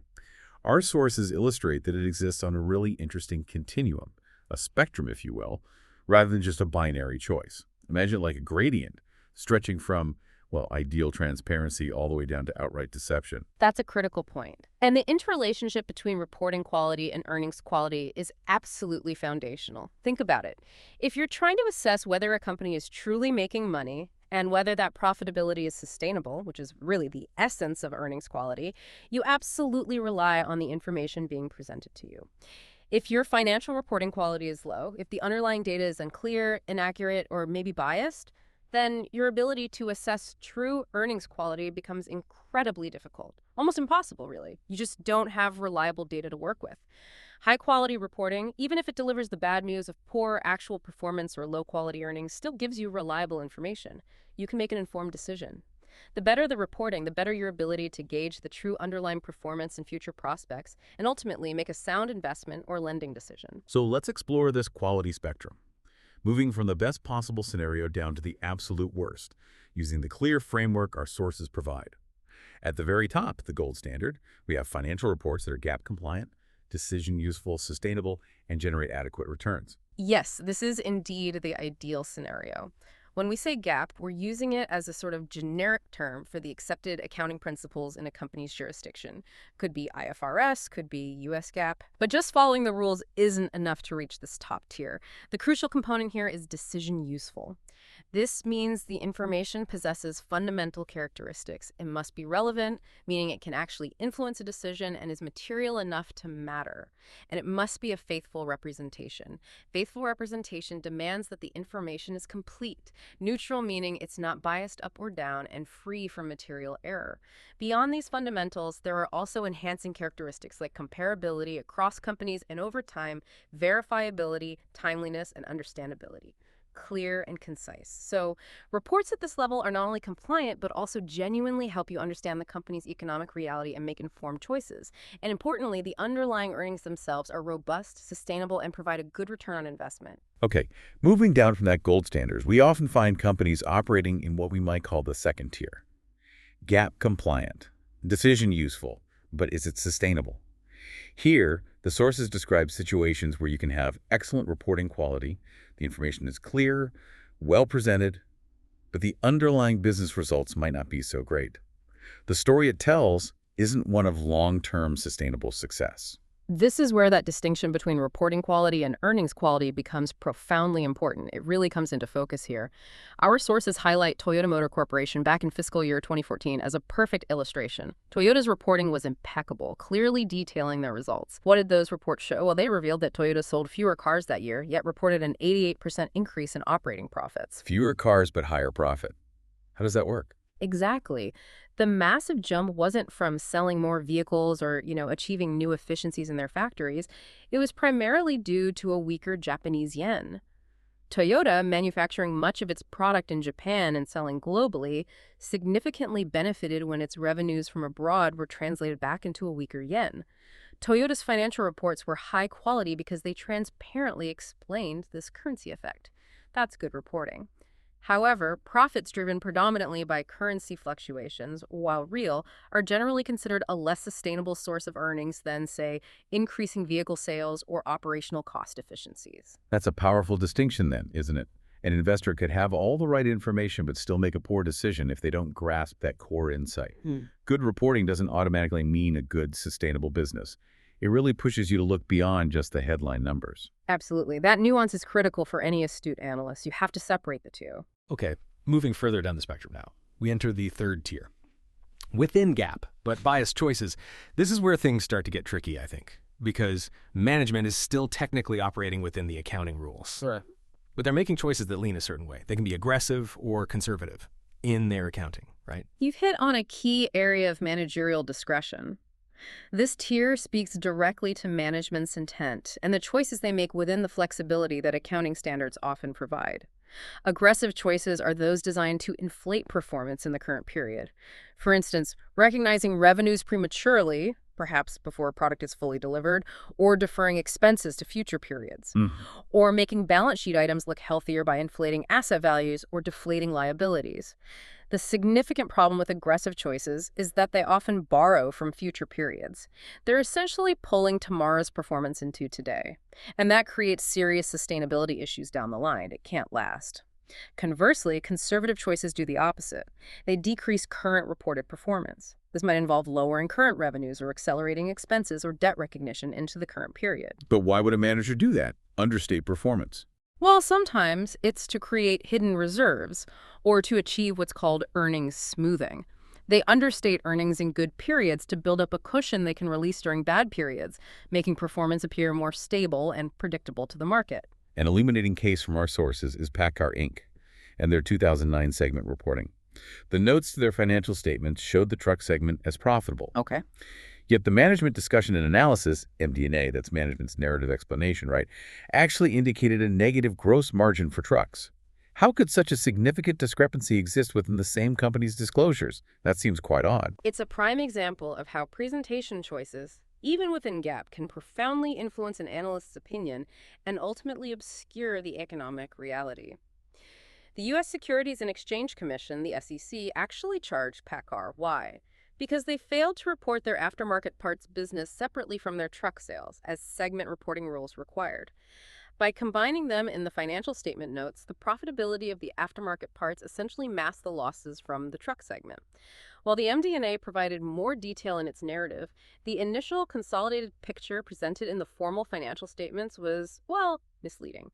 It clearly highlighted an issue of both poor financial reporting quality due to a lack of transparent disclosure about the distinct segments and poor earnings quality, as the actual truck sales performance was weak. The choices they made in presentation, while maybe not outright illegal in isolation, created a biased and opaque picture within the bounds of GAAP. It made it incredibly difficult for an analyst to truly understand the core business. That distinction between biased choices and outright earnings management sounds subtle, but it moves us to the fourth tier. Within GAAP, but earnings management. This sounds like it implies even more deliberate intent on management's part. Is that fair? It absolutely does imply more deliberate intent. Yes. Earnings management means intentional actions taken by management to influence reported earnings to achieve a specific goal. Maybe hitting an earnings target, maybe securing a bonus. This can manifest in two main ways: through real actions or through accounting choices. Real actions involve operational decisions, like deferring essential research and development, R&D expenses to the next reporting period just to avoid a current loss. We'll see an example of that. It's about changing the actual business activity. Accounting choices, on the other hand, involve manipulating estimates within the accounting system, like changing the estimated rate for bad debt expenses to boost current earnings. The key difference between this and just biased choices often boils down to proving intent, which is inherently difficult, of course. For practical analysis, both often fall under the broader umbrella of biased choices, but the deliberate nature of earnings management makes it a more serious concern. And then we hit the bottom of the spectrum, the real red flags, non-compliant accounting, and at the very bottom, fictitious transactions. These are the extreme ends, where companies outright depart from GAAP, making earnings quality nearly impossible to assess. Or, in the worst cases, completely fabricate events that never happened. These tiers represent outright deception and illegal activity. Financial reporting quality just plummets to zero because the information cannot be trusted at all. Historical examples serve as stark warnings of the catastrophic consequences. You think of Enron. Enron created this labyrinthine network of off-balance sheet special purpose entities, or SPEs, to vastly understate its debt and artificially inflate its reported profits. Or WorldCom. They improperly capitalized billions in line costs, which are clearly operating expenses related to leasing network capacity. They treated them as assets, inflating operating income by a staggering USD $7 billion and miraculously turning losses into profits for several quarters. Wow, $7 billion. Yes, and New Century Financial, a subprime mortgage lender, systematically understated its loan loss reserves, setting aside minimal amounts for expected losses on its risky loans. These companies ultimately faced massive investor losses, regulatory fines, and, well, bankruptcy. These instances represent significant, intentional departures from GAAP. Any assessment of true earnings quality is impossible.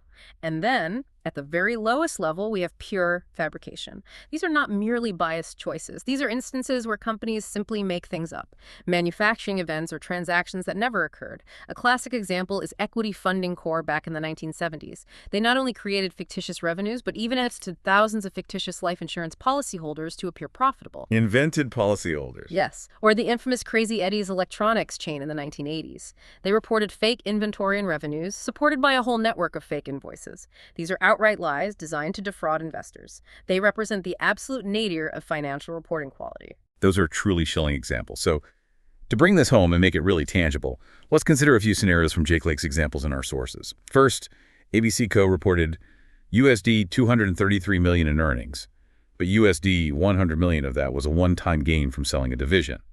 Previous year's earnings were around USD $110, $120 million. The reports are clear about this one-time gain. What's the assessment there? Okay, here, the reporting quality is high. ABC Co. clearly disclosed the one-time, non-recurring nature of the gain from selling the division.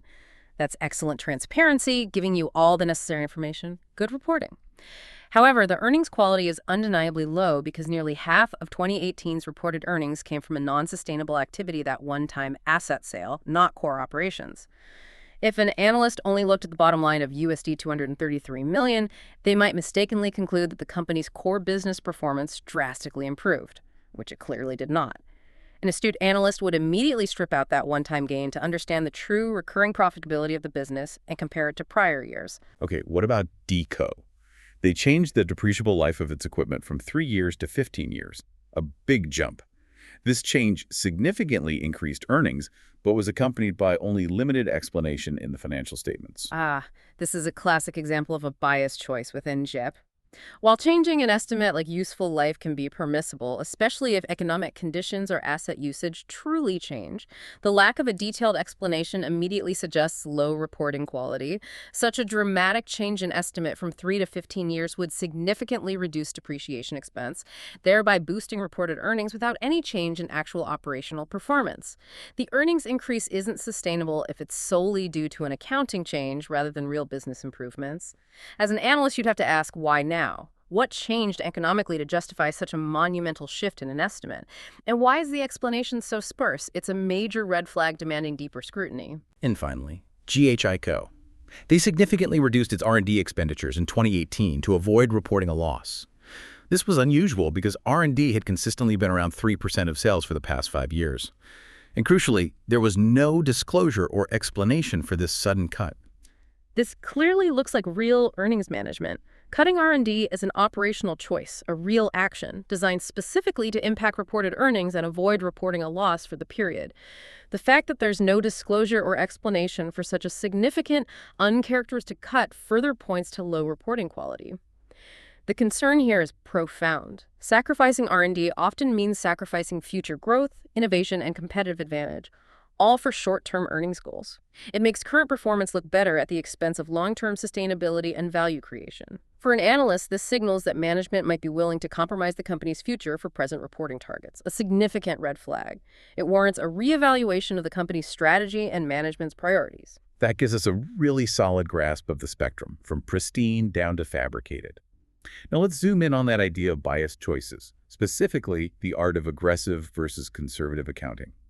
We often assume financial reports are upwardly biased, right? Managers want to make things look better. But that's not always the case, is it? That's a great point for clarity. The ideal, what accounting standards inherently aim for, is neutrality. No upward or downward bias in the selection or presentation of financial information.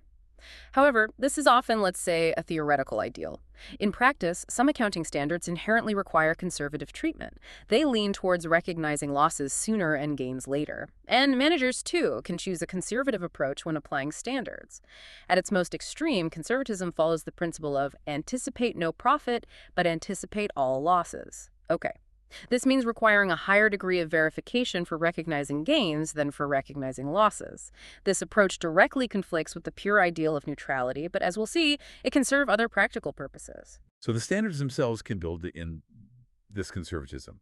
Our sources highlight a fascinating difference between IFRS and US GAAP regarding the impairment of long-lived assets. How do these two major frameworks approach such a critical valuation issue differently? This is an excellent point for comparison, and it really highlights how principles can differ in practice. Under IFRS, an impairment charge is recorded if the recoverable amount, which is the higher of an asset's fair value less costs to sell and its value in use, the present value of its future cash flows, is less than the asset's carrying amount on the balance sheet. Basically, if what the asset is worth today or what it can generate in discounted future cash flows is less than its book value, you record an impairment under IFRS. Now, under US GAAP, the process is a two-step test. Bit different. First, an impairment charge is only even considered if the sum of undiscounted future cash flows expected from the asset is less than its carrying amount.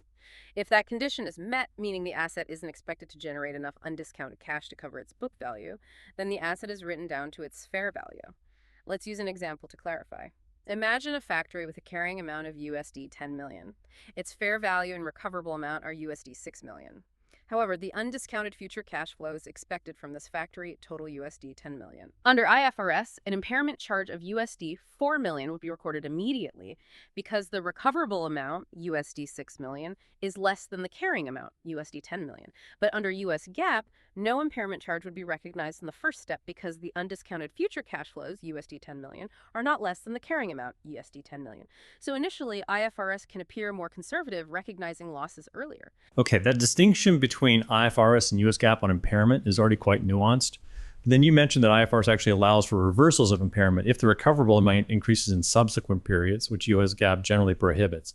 That really adds another layer, doesn't it? How does that dynamic play out for an analyst trying to compare companies using different standards? It absolutely adds a significant layer, and it's a crucial detail for analysts. You're right. While IFRS might recognize the impairment sooner, its allowance for reversal means that if market conditions improve or the asset's value recovers, the impairment charge can be reversed. That increases future reported profits. US GAAP, by contrast, takes a more permanent hit once impairment is recognized. Once written down, it generally stays written down.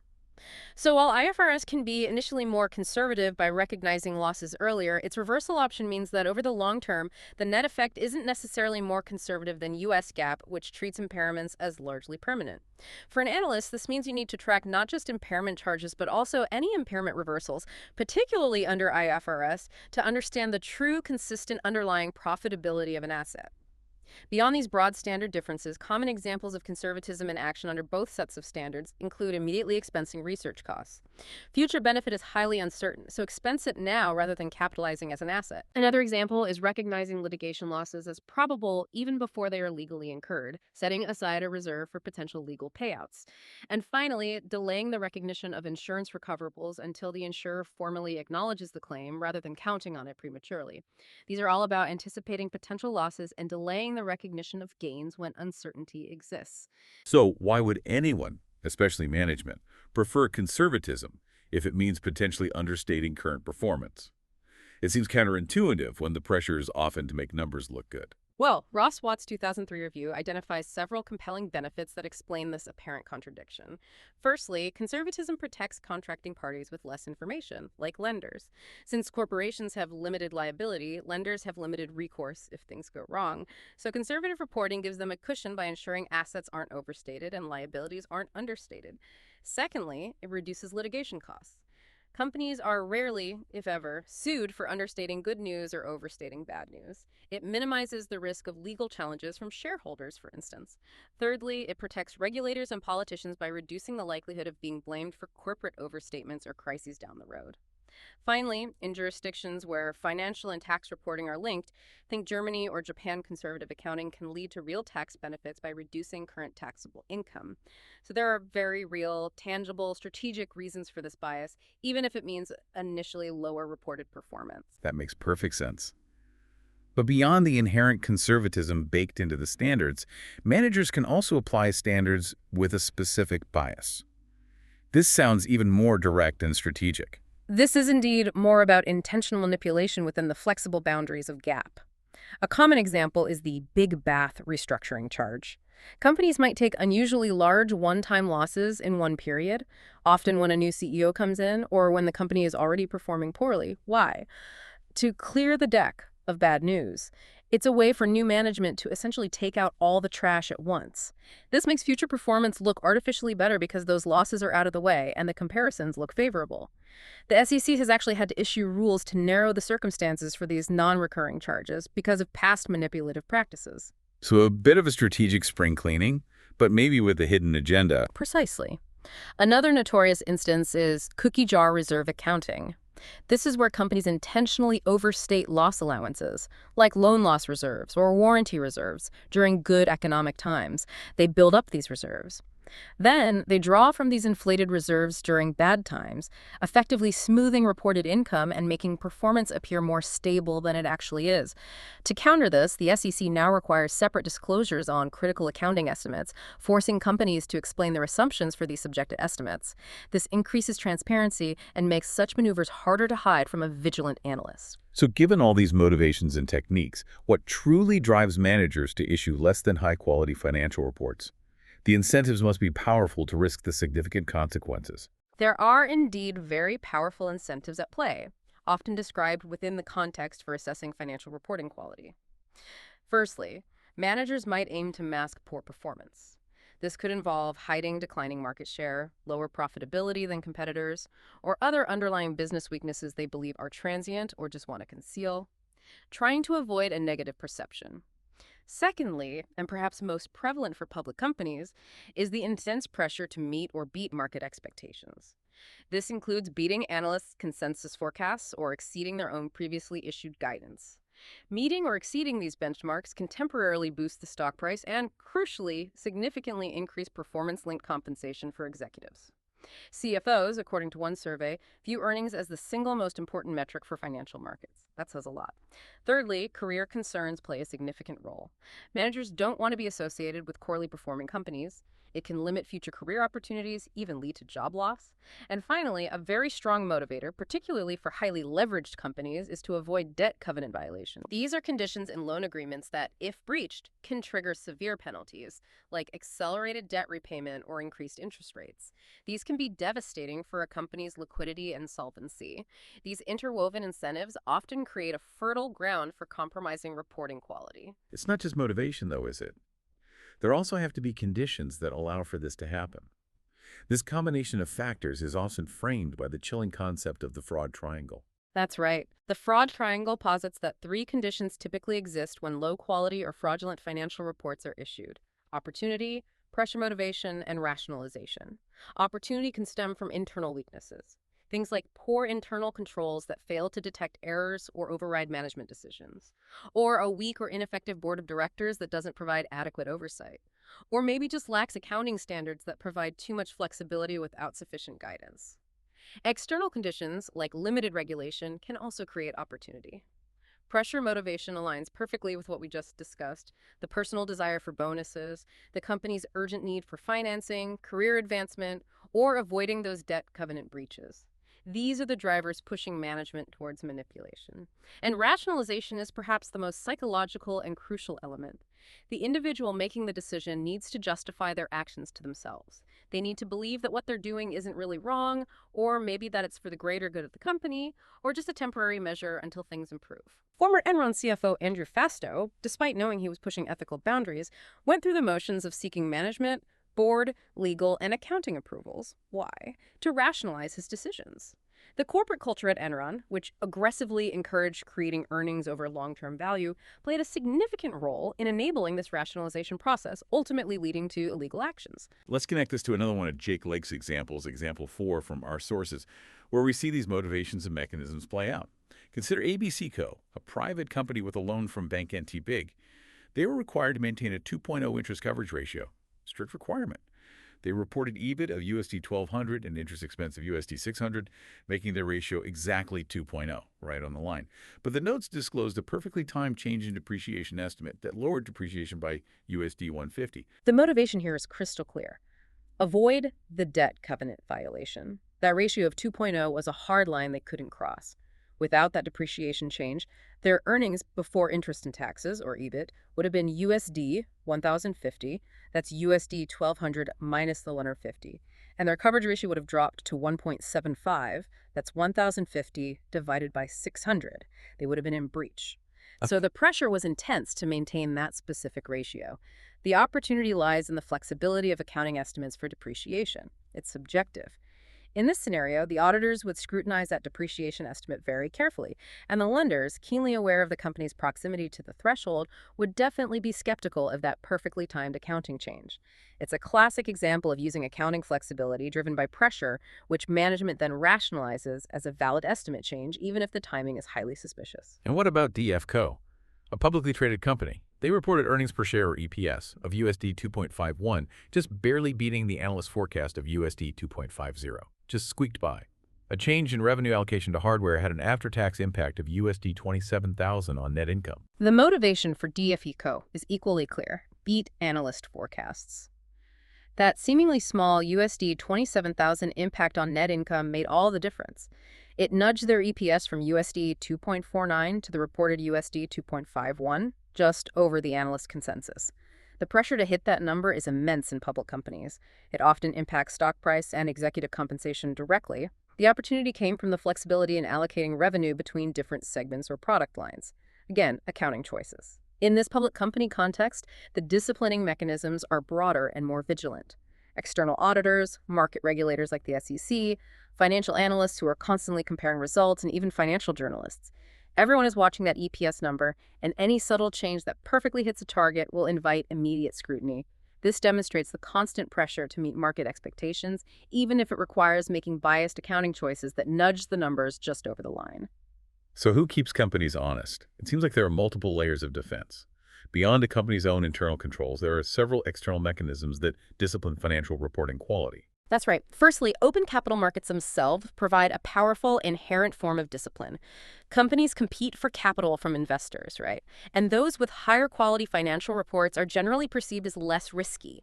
Less risk typically translates into a lower cost of capital, making it cheaper for the company to borrow or raise equity. So there's an inherent financial incentive for management to provide good reports.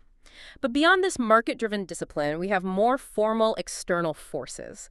The most prominent of these are market regulatory authorities. These are the big players you often hear about, like the SEC in the US.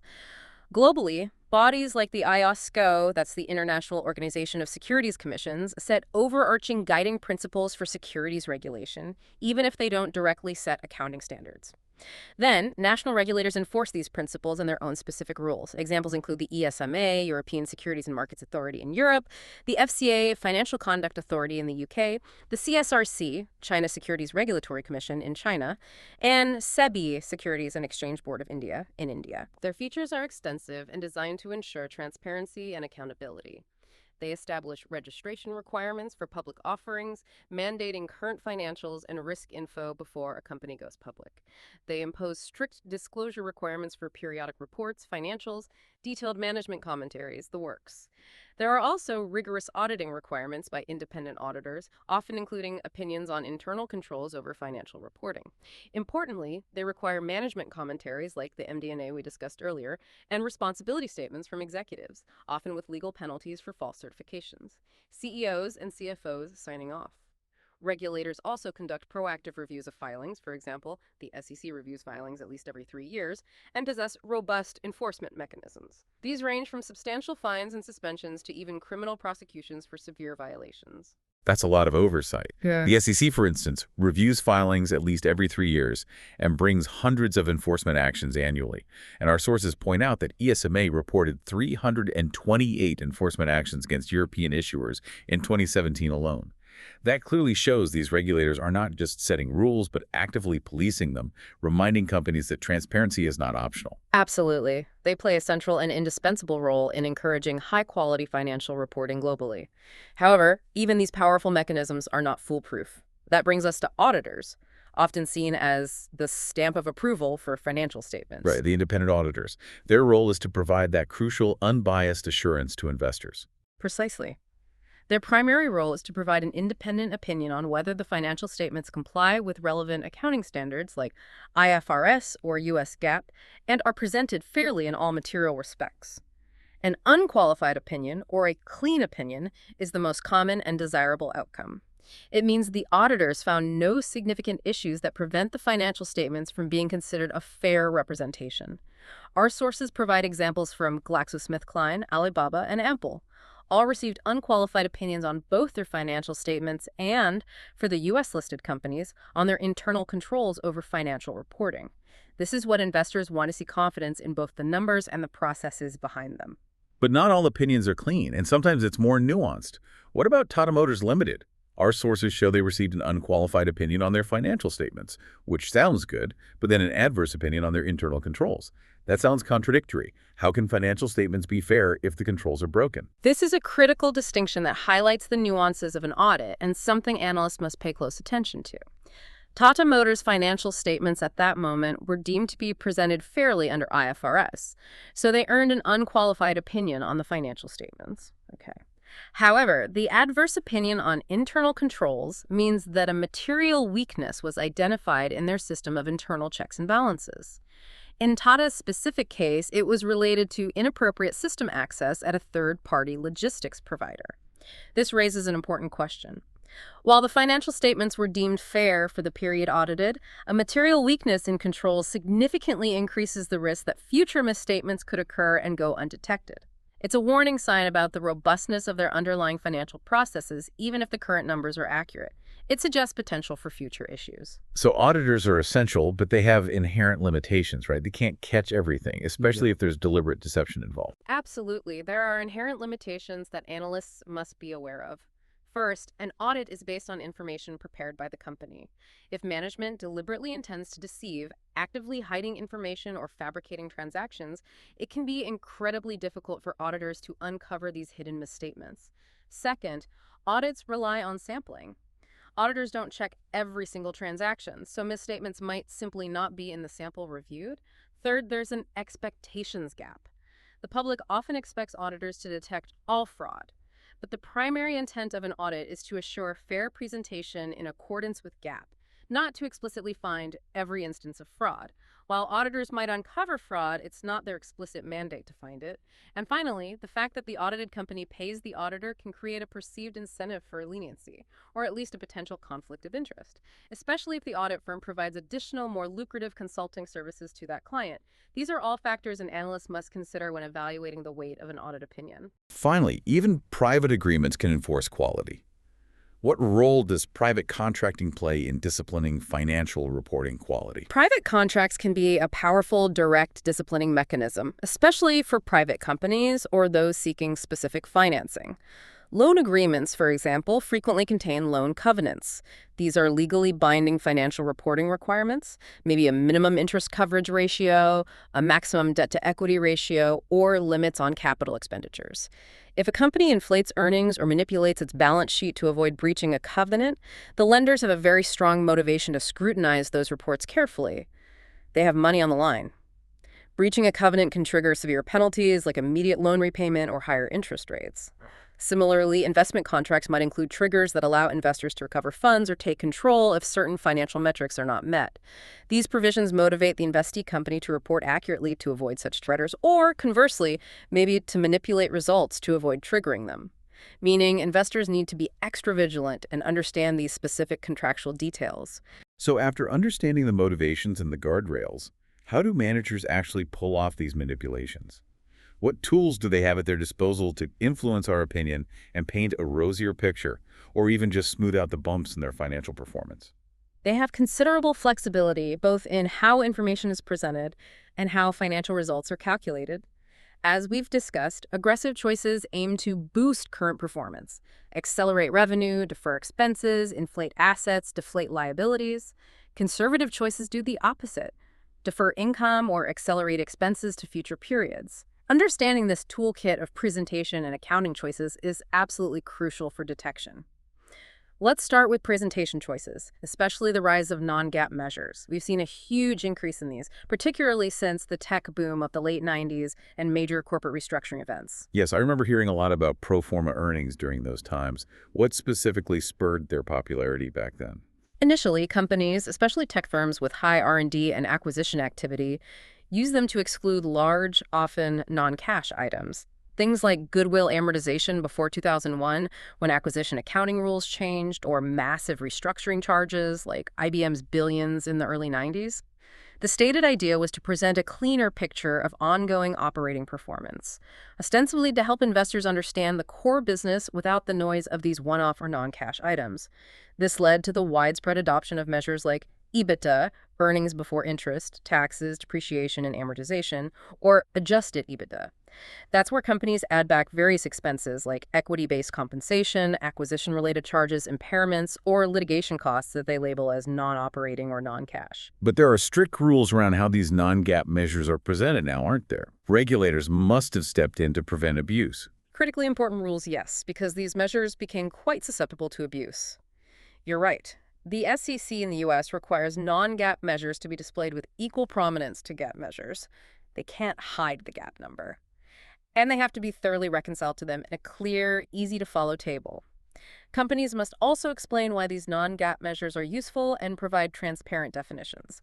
Similarly, IFRS practice statements and ESMA guidelines in Europe also require clear definitions, explanations of relevance, and reconciliation of any non-IFRS metrics. Regulators are deeply concerned that these measures can distract from GAAP results or actively mislead investors, making a company appear more profitable or financially healthy than it truly is. The SEC even prohibits excluding cash settlement charges from liquidity measures, other than EBITDA, or labeling non-recurring items as such if they're likely to recur within 2 years. They're trying to prevent companies from constantly sanitizing their results. Let's dive into Groupon's infamous adjusted CSOI from our sources, Exhibits 12, 13, and 14. This was a classic case of aggressive non-GAAP reporting, wasn't it? It truly was a textbook example. In their initial S-1 filing for their IPO, Groupon's adjusted CSOI, which stood for Consolidated Segment Operating Income, actually excluded online marketing expense. Excluded marketing for an online company. Exactly.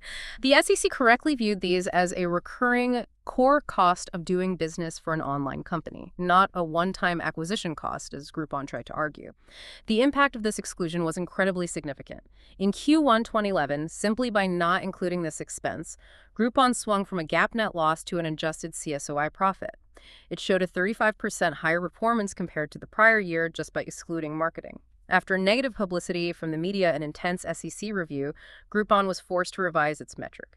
And without excluding online marketing, their revised metric showed a loss for 2010 instead of a profit. It starkly illustrates how a single presentation choice, particularly around non-GAAP metrics, can fundamentally alter the perceived financial health of a company. We've also seen the SEC take action against other companies for these issues, like against SafeNet Inc. for misclassifying operating expenses, and MDC Partners Inc., who, even after being warned, continued to improperly reconcile and give non-GAAP measures greater prominence than GAAP. This raises an important question. What's the difference between a genuinely useful adjusted metric, perhaps for a specific industry, and one purely designed to paint an overly flattering picture? How do you tell? That's the million-dollar question for analysts, isn't it? A truly useful non-GAAP metric helps clarify the core ongoing operations by removing genuinely unusual non-recurring items. Things like a one-time gain from selling a discontinued division or a truly unique litigation settlement. It provides a clearer lens on predictive earnings. A misleading one, however, removes recurring operating costs, like Groupon's marketing expense, or gives undue prominence to adjusted figures, subtly or overtly distorting the financial reality. The intent behind the adjustment is key, and it often becomes clear through scrutiny in comparison with peers, industry norms, and how consistently those non-recurring items seem to recur. An analyst should always ask, does this adjustment genuinely help me understand the company's sustainable cash-generating ability, or is it merely making the current period look better? Beyond presentation, the actual accounting choices and estimates used to calculate earnings and balance sheet items can be incredibly powerful tools for manipulation. So we're talking about the very nuts and bolts of how numbers are derived. Revenue recognition timing comes immediately to mind as a key area of discretion. Precisely. A seemingly simple change in shipping terms can dramatically shift revenue from one quarter to the next. For instance, consider a company that switches from FOB shipping point terms, meaning revenue is recognized immediately upon shipment from the seller's dock, to FOB destination terms, where revenue isn't recognized until the goods actually reach the buyer. Managers eager to meet quarterly targets might prematurely push product out the door under FOB shipping point terms, even if customers aren't quite ready for it. This practice is sometimes called channel stuffing. Conversely, if business is too good, they might delay shipments under FOB destination terms to push revenue into the next period, trying to smooth earnings or manage investor expectations. This is manipulating the business flow to achieve a desired financial outcome, impacting not just reporting quality, but also earnings quality. Inventory cost flow assumptions also have a big impact on reported profitability, don't they? Especially in volatile markets with changing prices. They absolutely do. Companies choose between methods like FIFO, first in, first out, or weighted average. In a period of rising input prices, for example, using FIFO, which assumes the oldest, cheaper inventory is sold first, would result in a lower cost of goods sold and therefore higher reported profitability. It leaves newer, more expensive inventory on the balance sheet. Weighted average, on the other hand, averages costs, giving a middle ground result. Example 6 from our sources vividly demonstrates how, for just 5 units of inventory, the choice of method could lead to a USD 330 difference in gross profit and a 6.6% difference in gross profit margin. While managers can't arbitrarily switch methods without justification, the initial choice and consistent application have lasting effects on reported profitability and asset values. Generally, FIFO gives a more current balance sheet value for inventory, while weighted average tends to provide a more current cost of sales on the income statement. What about estimates in accrual accounting, like for uncollectible accounts, which seems highly subjective and really open to manipulation? You're right. Accrual accounting provides a far fuller picture of economic activity than cash basis accounting, but it does rely heavily on estimates, and those are indeed ripe for manipulation. Managers can easily adjust the estimated rate of uncollectible accounts, the percentage of sales they expect not to collect. Lowering this estimate directly reduces bad debt expense in the current period, which then directly increases net income and boosts reported earnings. The case of Conagra Foods Inc.'s UAP subsidiary, Exhibit 16, is a stark warning. Former executives knowingly understated bad debt expense by USD 7 million just to hit profit targets. That overstated their operating profit by more than 5%. The justification for such changes can often be subjective, making it difficult to immediately detect. That's why an analyst must look for trends in these estimates relative to actual collection experience. And deferred tax assets also seem to involve a lot of management judgment and, well, crystal ball gazing about the future. They absolutely do. Deferred tax assets often arise from tax losses or temporary differences between accounting and tax rules. These assets are typically offset by a valuation allowance if management believes it's unlikely that the company will generate enough future taxable profits to actually use those deferred tax assets. Management's outlook for future profitability directly influences this valuation allowance. An overly optimistic outlook can keep the allowance artificially low, which inflates the net deferred tax asset on the balance sheet and, consequently, boosts current earnings. PowerLinks Inc., Exhibit 17, improperly recorded a USD 1.4 million deferred tax asset without establishing an appropriate allowance based on a fictitious backlog of future business. Fictitious backlog, wow. Yes.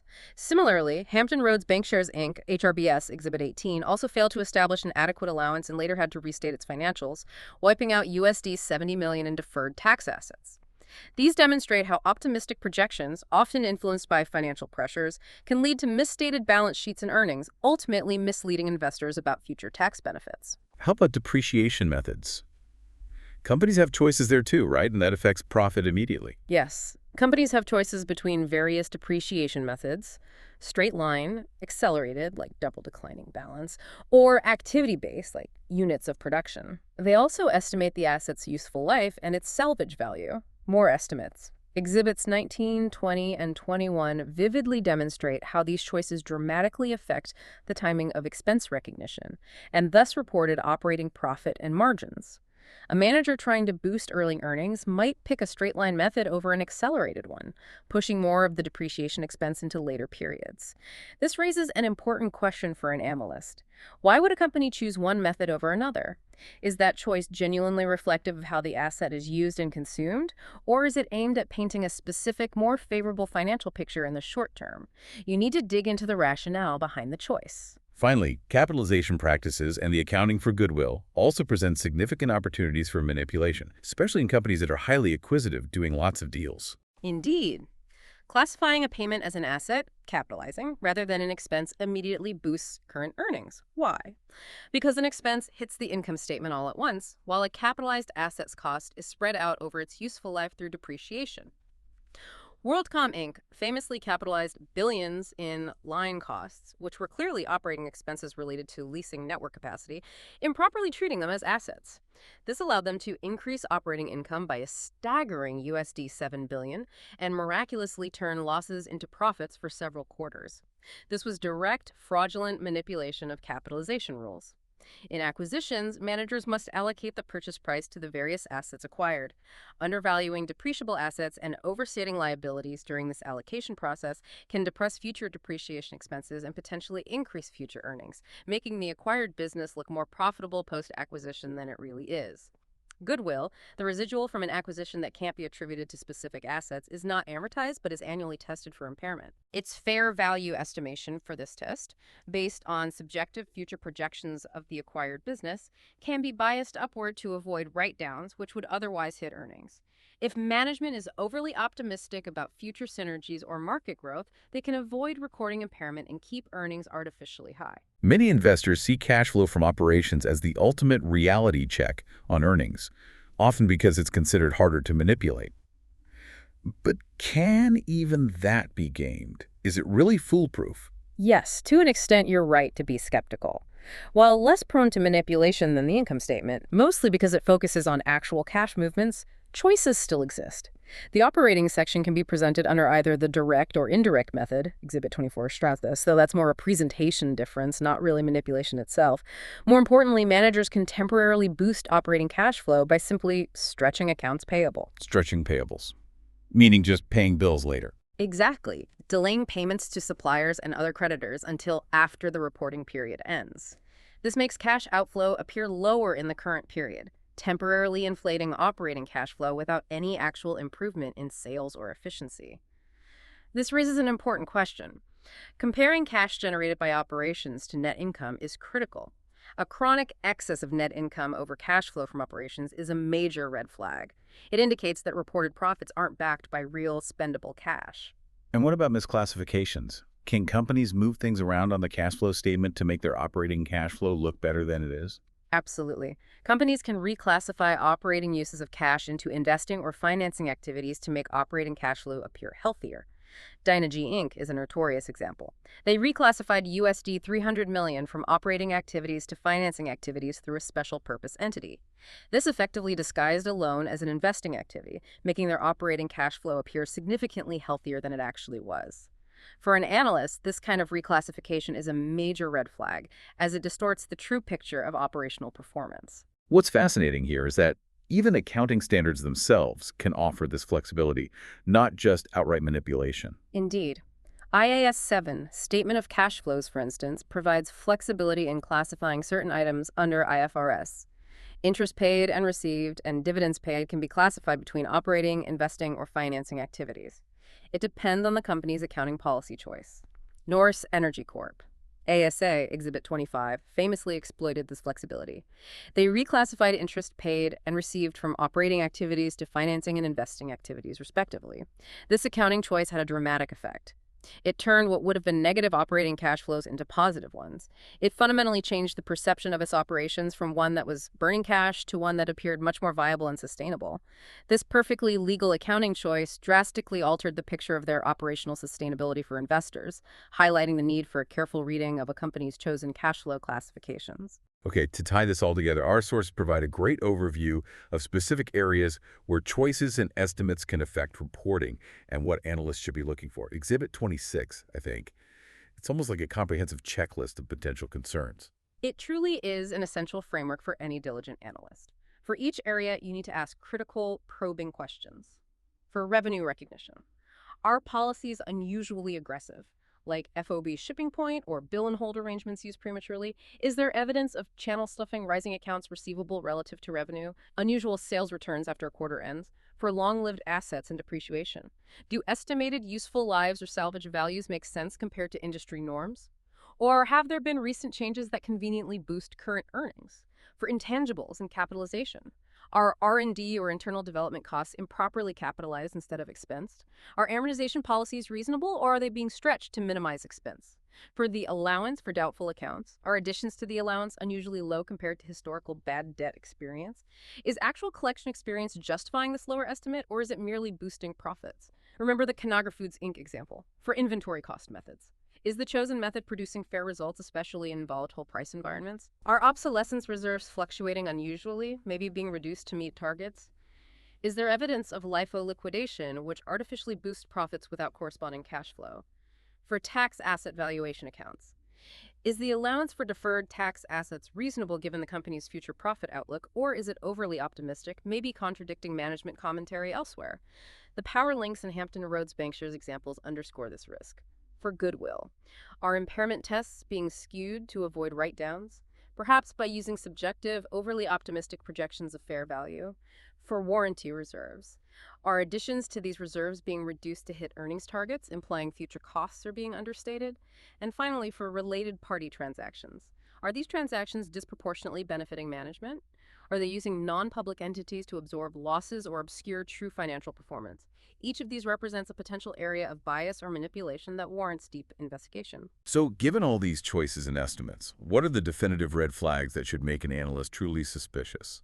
What's the undeniable trail to look for that screams, dig deeper? Look for a clear trail of inconsistency or unusual patterns across multiple financial metrics. That's key. For revenue, be wary of overly aggressive recognition policies, premature recognition, complex barter transactions, things like that. Compare the company's revenue growth with its key competitors. If it's significantly out of line, ask why. Look for increasing accounts receivable as a percentage of revenue, classic sign of channel stuffing. Or increasing days sales outstanding, DSO, meaning it's taking longer to collect sales. Declining asset turnover can also signal an issue. For inventories, watch for inventory growth that is significantly out of line with sales growth, or declining inventory turnover, which can signal obsolescence or simply that product isn't moving. Be alert for LIFO liquidation, which artificially boosts profits without real cash flow improvement. Pay attention to capitalization policies. If a company capitalizes costs that its competitors expense, that's a red flag. It makes current period earnings look better. Critically examine the relationship between cash flow and net income. A ratio of cash generated by operations to net income that is consistently below 1.0 or declining is a major warning sign. This suggests that reported profits aren't translating into actual cash, which is often the earliest indicator of aggressive accounting. Other red flags include unusually lenient depreciation policies compared to industry averages, routine fourth-quarter earnings surprises, maybe consistently over-reporting or under-reporting when there's no clear seasonality, undisclosed or poorly explained related party transactions, non-operating income or one-time sales being included in core revenue without clear disclosure, like that Sunbeam example where they booked revenue from selling assets as core sales, expenses constantly classified as non-recurring when they are, in fact, serial, and gross or operating margins that are significantly out of line with peers without a clear, sustainable business explanation. These signals, especially when appearing together, warrant deep critical analysis. It's not just about the numbers themselves, then. The company's underlying narrative, its industry context, and even its corporate culture seem to matter just as much.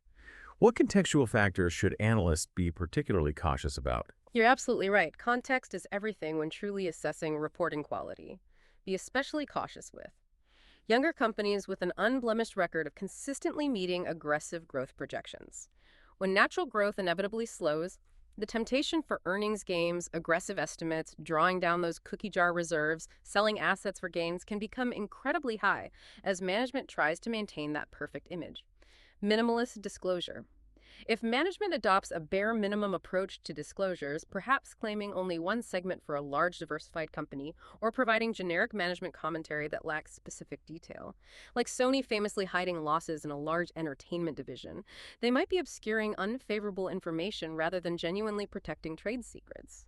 Confidence requires transparency, management fixation on earnings reports. This can be seen through aggressive and frequent use of non-GAAP measures, serial special items, or executive compensation packages that are disproportionately tied to reported earnings targets. This signals a cultural focus on the numbers themselves, rather than the real sustainable drivers of long-term value. Company culture. Think of the General Electric example, where former CEO Jack Welch famously described how managers pitched in to cover a USD $350 million loss by finding an extra USD 10 million, USD 20 million, even USD 30 million from their businesses. While maybe fostering teamwork, this corporate culture is inherently incompatible with neutral financial reporting. It suggests a predisposition to actively manage earnings to meet targets, large restructuring or impairment charges. A sudden big bath write-off might signal that prior year expenses were understated, not just that new management is cleaning up past mistakes. An analyst should adjust prior periods to properly assess underlying trends. And finally, a strong merger and acquisition, M&A orientation, can be a red flag. A rapid growth at any cost culture, like Tyco International Ltd's acquisition of over 700 companies, can overwhelm internal controls. It makes it easier for fraudulent understatement of assets and overstatement of liabilities during acquisitions, which can then artificially inflate future earnings when those reserves are released. So, we've unpacked a tremendous amount today, from the entire spectrum of financial reporting quality, tracing it from ideal transparency down to outright fraud. We've explored the subtle choices managers make and the powerful mechanisms that try to keep them in check. Remember, these warning signs aren't definitive proof of manipulation. Instead, they are critical signals to prompt deeper, more skeptical analysis. Your job as a financial statement user is to remain critically skeptical, to ask probing questions, and to always look beyond the headlines. The numbers are never just the end of the story. They are often just the beginning of your investigation. We've seen how pervasive and subtle these issues can be across different types of companies and accounting standards. It's quite a landscape. If we connect this to the bigger picture, in an increasingly complex global financial landscape, with new business models emerging constantly, think of the intricacies of digital assets, the nuances of subscription economies, or highly complex global supply chains. This raises an important question. What might be an overlooked area where companies could be subtly managing their numbers today, even with increased scrutiny and advanced analytics? How can an analyst develop an intuitive sixth sense for these sophisticated financial reporting quality issues that goes beyond just checking boxes on a list of red flags?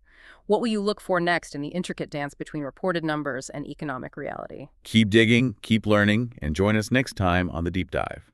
Welcome back to The Deep Dive, you incredible financial sleuths. Today, we're strapping on our detective hats and diving into a mission that's absolutely critical for anyone wanting to truly understand a company. Financial statement analysis, or FSA. Think of it as, peeling back the layers of financial data to uncover the real story behind the numbers. Indeed. And for our CFA Level I candidates listening, this isn't just abstract theory. It's really the bedrock of almost every investment decision you'll encounter. Right. We're going to break down how to convert that raw financial data into meaningful insights using the very same terms you'll see on your exam, but explaining them in a way that we hope truly clicks. Yeah, consider this your shortcut to not just memorizing, but really owning this essential material. That's the goal. That's what we love to hear. We've got a fantastic stack of resources here from the Financial Analysis Techniques module, and our mission today is really to equip you with the essential tools and techniques, for analyzing a company's performance, its health, its future prospects. We want you to feel confident about this, not overwhelmed. Absolutely. Our goal is to move beyond simply identifying what happened to truly understanding the why behind the numbers, because that deeper understanding is, frankly, crucial for excelling on the CFA exam and also for thriving in any real-world finance role. Makes sense. We'll cover everything from foundational analytical frameworks to specific ratios and even how to use these insights for forecasting. So if you're ready to get well-informed and maybe unlock some genuine aha moments, let's unpack this financial mystery. Okay, let's start with the big picture then, our first clue, if you will. Why do we even do financial statement analysis? I mean, what's the ultimate point of sifting through all these numbers and reports? Seems like a lot of work. That's the perfect question to kick us off. What's truly fascinating here is that FSA is fundamental for an incredibly wide array of analytical tasks across the financial world. It's like the universal translator for business performance. Okay. It helps us answer questions that are just central to decision-making. How well has a company performed? Not just against its own past, but, compared to its rivals. What does its future likely hold? And perhaps most critically, what's the value of this company or its securities in the market? So really core questions then. Exactly. This deep dive into financial statements is absolutely crucial for valuing equity securities. I mean, deciding if a stock is a buy, sell, or hold. It's essential for assessing credit risk, determining if a company can repay its loans, which is vital for banks and bond investors. It's critical when conducting due diligence for acquisitions, helping you understand what you're truly buying. And of course, it's fundamental for evaluating business performance, seeing if management is delivering on its promises. Think of it as peeling back the layers of a business to reveal its true story, its strengths, and importantly, its vulnerabilities. So it's definitely not just about crunching numbers for the sake of it. It's about making highly informed, strategic decisions. And our sources outline a general framework for this, right? Like a systematic way to approach what can otherwise feel like an overwhelming mountain of data, almost like our detective's playbook. Precisely. While there's no single, rigid, universally mandated approach, a robust and systematic framework typically involves 6 distinct phases. And this is detailed in Exhibit 1 of our source material. This framework really provides a roadmap for any analytical endeavor, making sure you don't miss crucial steps. Okay, 6 phases. What's the first one? Phase 1. Articulate the purpose and context. Before you even look at a single number, you must ask, what specific question am I trying to answer here? What am I hoping to achieve with this analysis? What level of detail do I need? And just as importantly, what are the inherent limitations, of the data or my approach? Okay. For instance, a credit analyst focusing on a company's ability to repay debt will have a very different purpose, right? They'll need different insights, focus on different ratios, compared to an equity analyst trying to determine the intrinsic value of a stock for investment. Clarifying this up front just guides your entire investigation. That makes sense. Set the objective first. What's phase 2? Phase 2. Collect input data. This is where we gather our raw evidence, so to speak. You'll collect the core financial statements, the balance sheet, income statement, cash flow statement. But crucially, don't stop there. You'll also need other relevant financial data, maybe broader industry and economic data to understand the operating environment, and even qualitative insights, things gleaned from management discussions, company press releases, earnings calls, or maybe even site visits to understand the physical operations. This breadth of information provides crucial context, helps avoid, tunnel vision. Right, get the full picture. Okay, phase 3. Phase 3, process data. This is the crucial transformation stage. Raw figures start to become meaningful clues here. We're not just accepting the numbers as they appear. We might create adjusted financial statements, maybe to account for differences in accounting policies or non-recurring items that distort the true picture. Like taking out weird one-offs. Exactly. We'll generate common-size statements to help with comparability across time or with competitors. We'll calculate various ratios to highlight specific relationships and performance metrics. And we might even start forming initial forecasts based on historical trends and economic expectations. This phase essentially converts a large, often messy dataset into actionable metrics ready for interpretation. Okay, processing the raw data. Then phase 4 must be the analysis part. You got it. Phase 4. Analyze and interpret the processed data. This is arguably the core of our discussion today, understanding what those transformed numbers actually mean. It's about spotting trends, identifying anomalies, connecting the dots between different metrics. Like detective work. Pretty much. Yeah. For example, if a company's inventory turnover is declining, what does that tell you? Is it about their sales strategy or inventory management? Is it a deliberate choice or maybe a sign of trouble? This phase moves beyond mere calculation to genuine insight. It's where the real aha moments happen. I like aha moments. Phase 5. Phase 5. Develop and communicate conclusions and recommendations. All that hard work culminates here. This often takes the form of a comprehensive analytical report. It should directly address the initial purpose and questions you set out in Phase 1. The report needs to clearly present your findings, supported by the data and analysis, and offer actionable recommendations based on your conclusions. It's about turning complex financial insights into clear, concise advice for decision makers. Makes sense. And the last one, phase 6. And finally, Phase 6, follow-up. Because the financial world is dynamic, right? It's constantly evolving. So your analysis isn't a one-and-done event. You need to periodically review your recommendations and holdings. See if they need adjustment in light of new information, changing market conditions, or evolving company performance. This iterative process just ensures your analysis remains relevant and robust over time. So the actual computation, calculating ratios and stuff, while important, is just one step in this whole process. The real value, it seems, isn't just getting the numbers right, but truly understanding what they're saying. And I guess a common mistake, especially for those new to PSSA, is maybe stopping at the what and not really pushing to ask why. You've hit on a critical point there. The purpose isn't just to compile data, it's to integrate it into a cohesive result that explains why something happened and, crucially, whether it created value. You absolutely need to understand the why behind the numbers and ratios, not just what they are. Great. This critical thinking is what separates a good analyst from someone who just crunches numbers, and it can often lead to some surprising discoveries. And these why questions often uncover unexpected stories, don't they? Like in our example 1, comparing tech giants Apple and Microsoft. Our source material shows they had somewhat similar sales and gross margin trends over a period, even a decline from FY 2015 to FY 2016. But then, seemingly against the trend, Microsoft's operating income actually grew each year from 2015 to 2017, while Apple's declined over that initial period. What explains that divergence? It seems kind of counterintuitive when you just look at the top lines. That's an excellent example of needing to dig for the why. At first glance, yeah, you might wonder if Microsoft suddenly became vastly more efficient operationally. But our source material reveals something different. Apple's sales, gross margin, and operating income decline from FY 2015 to FY 2016 was primarily due to a drop in iPhone sales and the weakness of foreign currencies relative to the US dollar. Okay, product cycles and currency. Right. And while FY 2017 saw an iPhone rebound, it was partially offset by continued currency headwinds. So Apple's story was really a mix of core product cycles and global macroeconomic factors. Okay, what about Microsoft then? Now, for Microsoft, they also faced revenue and gross margin declines in FY 2016, stemming from devices and Windows software, again with negative impacts from foreign currency weakness. So far, similar pressures. Right. However, their continuous increase in operating income from FY 2015 to FY 2017 wasn't primarily from a surge in core operating performance in the way you might initially assume. It was largely driven by a significant decline in impairment, integration, and restructuring charges. Oh, those one-off charges. Exactly.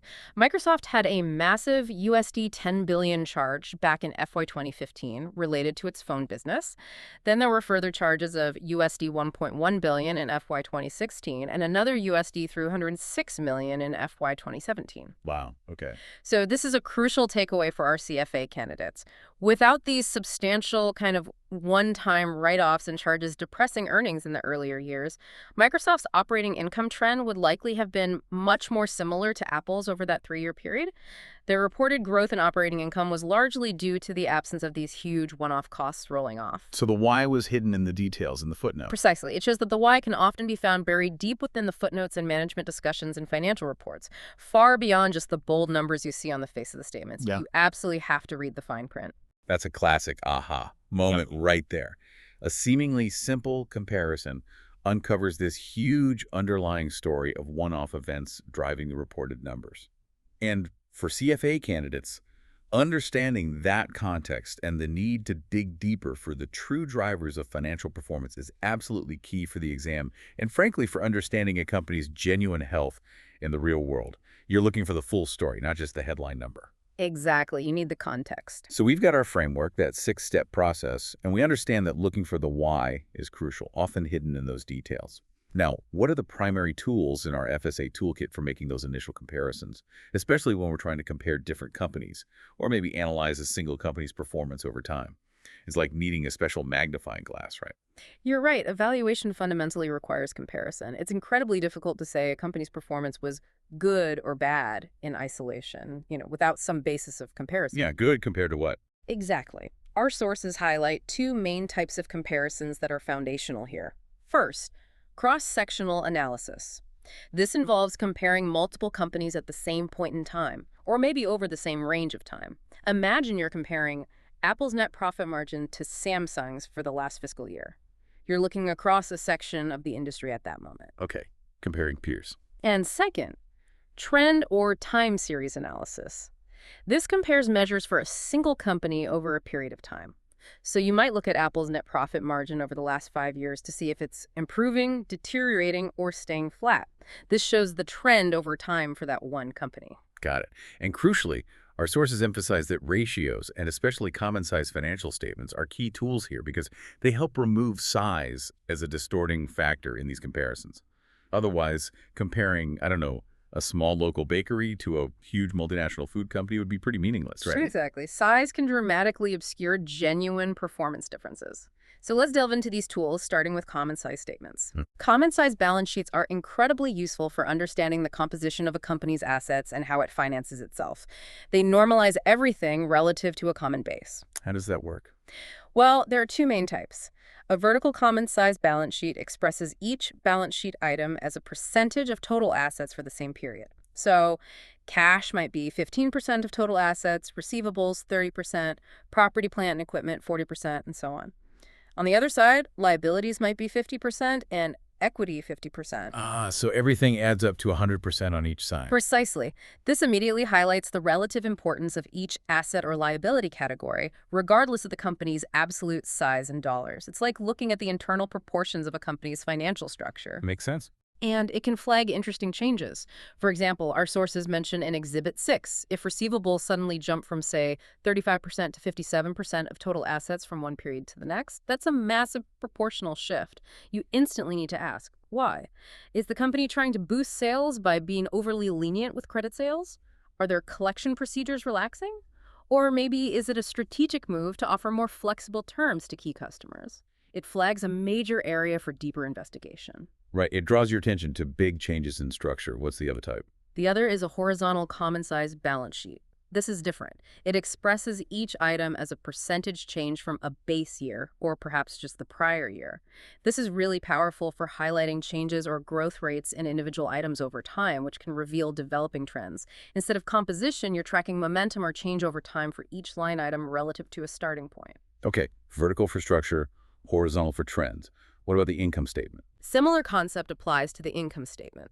A vertical common size income statement expresses each income statement item as a percentage of revenue or sometimes total assets, especially for financial institutions, for the same period. So sales are 100%, cost of goods sold is maybe 60%, gross profit 40%. Exactly.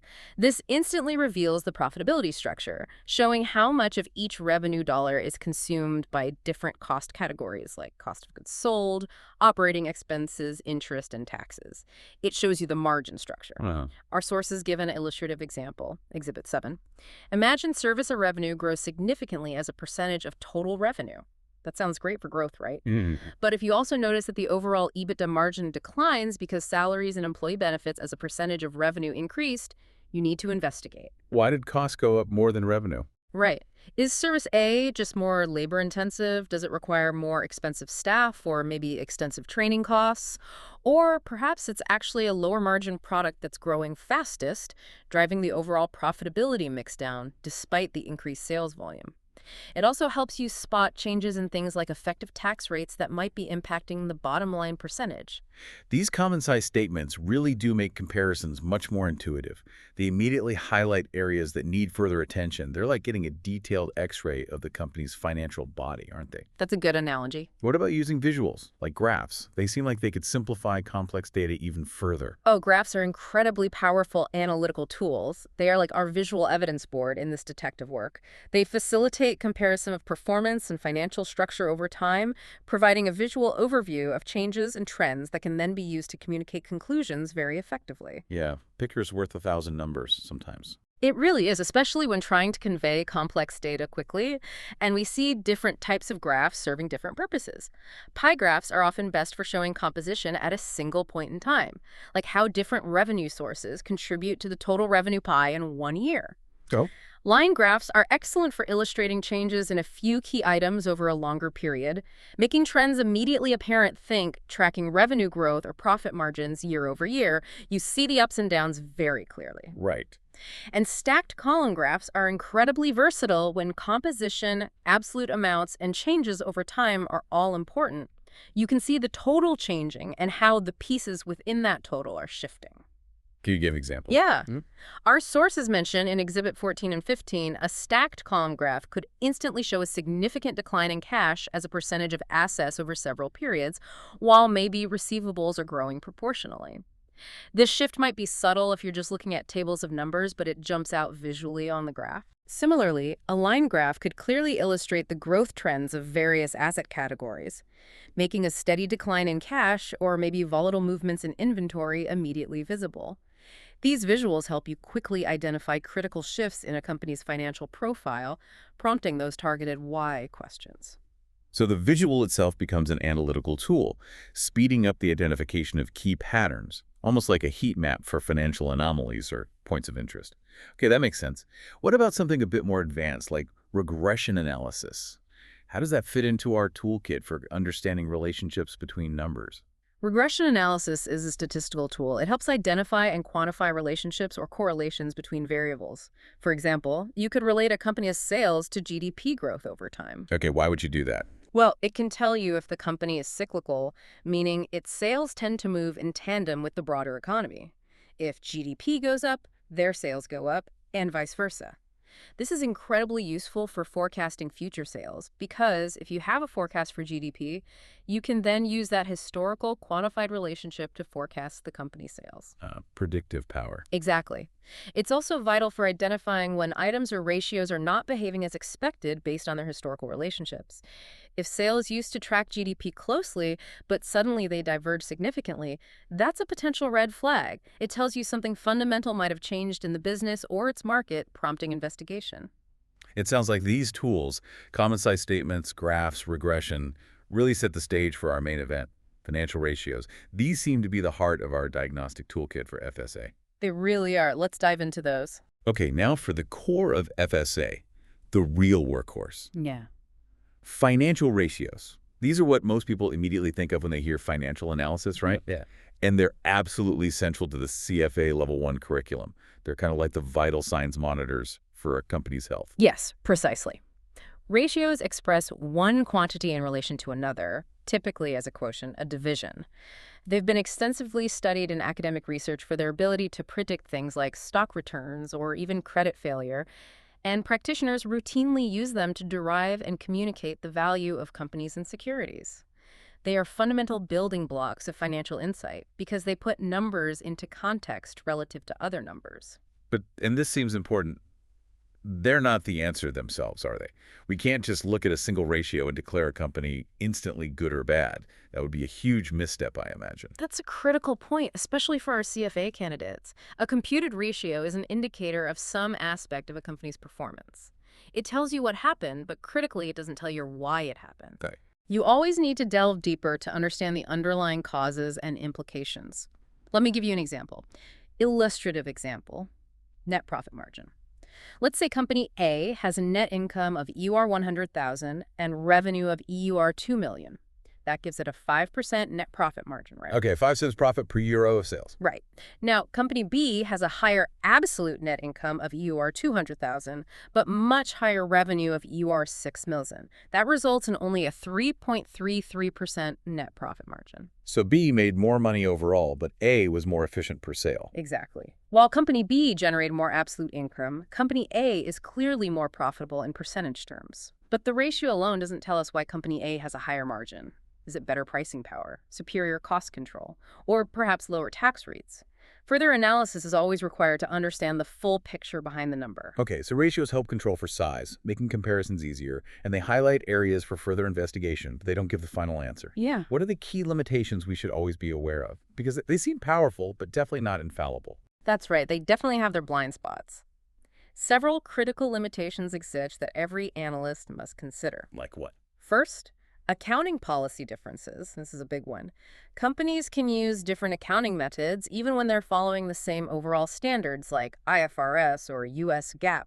Think about different inventory valuation methods, FIFO-LIFO, or different depreciation methods, straight-line accelerated depreciation. Right, those choices affect the numbers. They absolutely do, and these differences can significantly distort ratios, making direct comparisons between companies challenging. It often requires adjustments to the financial data to achieve true comparability. You might not be comparing apples to apples if the accounting isn't consistent. Okay, accounting differences. What else? Second, relevance. Not all ratios are relevant to every analysis. A key skill of an analyst, especially for the exam, is to select the right ratios that directly address the specific purpose and questions of the analysis you defined back in Phase 1. You shouldn't just calculate every single ratio available. That's often just busy work and can create noise. Focus on what matters for the question. Got it. Third, judgment required. Ratios alone cannot value a company or definitively determine its creditworthiness. They are tools that provide insights, sure, but you need to consider the entire business operation, the industry landscape, the external economic setting, and qualitative factors when interpreting them. It's really an art as much as it is a science. So context is king. Always. Fourth, consistency. Be aware that different database providers like Bloomberg or Refinitiv or even individual analysts may use slightly different formulas or classifications for the same named ratio. For example, what exactly is included in total debt? It can vary.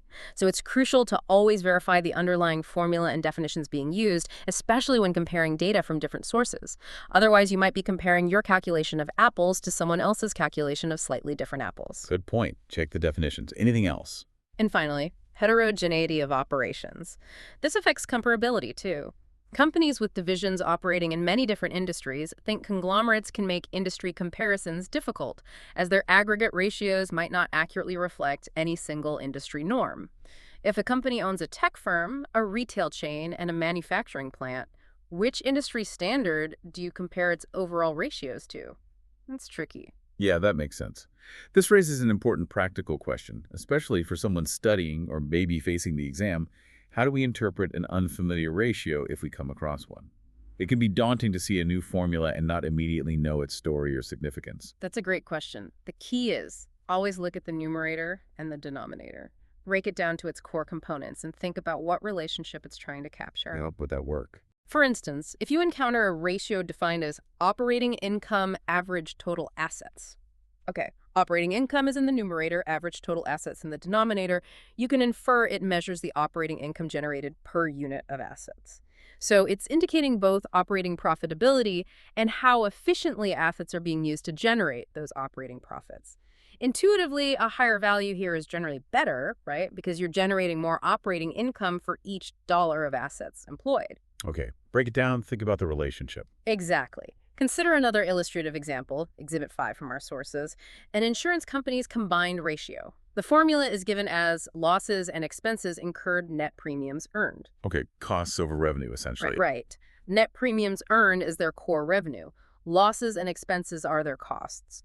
So if a company reports a combined ratio of, say, 90.1%, it means that for every dollar of net premiums earned, their costs were just over 90 cents, USD 0.901, yielding a gross profit on their underwriting business. If the ratio is over 100%, it means that their costs actually exceeded their premiums, indicating an overall loss from underwriting. So in this specific case, a lower ratio is better. Understanding the formula helps you interpret it logically, even if you've never encountered that specific ratio before. That's a fantastic tip for the exam. If you see a new ratio, don't panic. Just break it down to its core components, think about what relationship it's trying to express, and logically determine whether a higher or lower number would generally be better. And speaking of components and organization, our sources group ratios into 4 major categories to help structure our thinking. It's like sorting our detective tools into kits. Yes, these categories are vital for CFA Level I and provide a really structured approach to analysis. They are activity ratios. These measure how efficiently a company is using its assets in its day-to-day operations. Think about things like inventory management or the speed of collecting cash from customers. Are they moving things quickly and efficiently? Okay, efficiency. Liquidity ratios. These assess a company's ability to meet its short-term obligations. It's about having enough cash or assets readily convertible to cash to cover immediate bills. Can they pay their rent next month? Their suppliers. Short-term survival. Solvency ratios. These measure a company's ability to meet its long-term obligations, focusing on its financial structure and leverage. Can they repay their bonds or long-term loans? Can they survive over the long haul? Long-term stability. And profitability ratios. These measure a company's ability to generate profits from its revenue and assets. This is a key indicator of competitive position and management quality. Are they actually making money from their business? Got it. Activity, liquidity, solvency, profitability. Let's break down each category, maybe starting with activity ratios. How do they help us understand a company's operational efficiency, its hustle? Good place to start. Let's look at how efficiently they run the business day to day. Okay, activity ratios. These are also sometimes known as asset utilization ratios or operating efficiency ratios. Essentially, they tell us how effectively a company is using its working capital, things like inventory and receivables, and also its longer-term assets to generate sales. They provide insight into the operational horsepower of the business. Basically, how much bang for their buck are they getting from their assets? Okay, bang for the buck. How are they typically calculated? Well, for their calculation, activity ratios often combine an income statement figure in the numerator, which covers a period, like a full year's sales, with an average balance sheet figure in the denominator, which reflects balances at points in time. Using an average for the balance sheet items, say, average inventory over the year ensures consistency. Because the income statement reflects activity over the entire period, right? If you just used ending inventory, which is just one day, it might not fully represent the inventory levels the company managed throughout the year to generate those sales. Right, compare a flow income statement with an average stock balance sheet. Yeah, makes sense. So what are the key activity ratios we need to know? Our sources highlight several key ratios under this category. You can see them in Exhibit 17. Let's start with the big ones for managing physical goods and customer payments. First is inventory turnover. This is calculated as cost of sales divided by average inventory. Think of it as your stock's sprint speed. It measures how quickly a company sells its inventory. So higher is better, faster selling. Generally, yes. A high turnover could mean highly effective inventory management, products flying off the shelves, lean operations. But be careful, too high could signal inadequate stock levels. Maybe they risk losing sales if demand surges because they're constantly running out. Okay. What about low turnover? A low turnover might indicate slow-moving inventory, maybe obsolete products, or simply holding excessive stock. This ties up capital unnecessarily and increases the risk of needing write-offs later if the inventory loses value. Got it. And related to this is DOH. Exactly. Days of inventory on hand, DOH, is simply the number of days in period, usually 365 for a year, divided by that inventory turnover ratio we just calculated. This tells you the average number of days inventory is held before being sold. It's often a more intuitive way to look at the same concept. How long does a product typically sit in the warehouse before it's gone? Okay, average time in warehouse. What about collecting cash from customers? For that, we have receivables turnover, which is revenue divided by average receivables. This ratio tells us how quickly a company collects cash from customers to whom it offers credit terms. A high turnover is generally good, indicating efficient collection procedures and healthy cash flow conversion from sales. And low. A low receivables turnover, however, could mean several things. Maybe lenient credit policies designed to boost sales, but potentially attracting riskier customers. Or it could signal significant collection issues, or even, in some cases, aggressive revenue recognition practices, where sales are booked, but the cash isn't actually coming in reliably. Okay, and the days version of this is DSO. Correct. Complementing this is days of sales outstanding, DSO, calculated as number of days in period divided by receivables turnover. This gives us the average number of days it takes for the company to collect its receivables after making a sale. It's essentially the average time customers take to pay their bills. Okay, how long does it take to get paid? Exactly. And interpreting changes here requires context. For example, illustrative example 7 on Lenovo's DSO from our sources shows Lenovo's DSO increased slightly from 37.6 to 38.0 days, while total sales also increased by 5.4%. Looking deeper, aging data revealed a higher percentage of older receivables.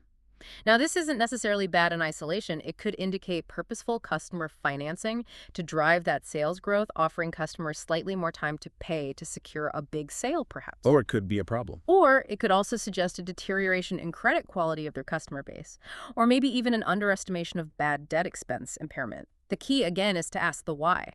Are they strategically using payment terms, or are they just struggling to collect? Always the why. Okay, what about paying suppliers? Good question. That brings us to payables turnover, calculated as cost of sales divided by average trade payables.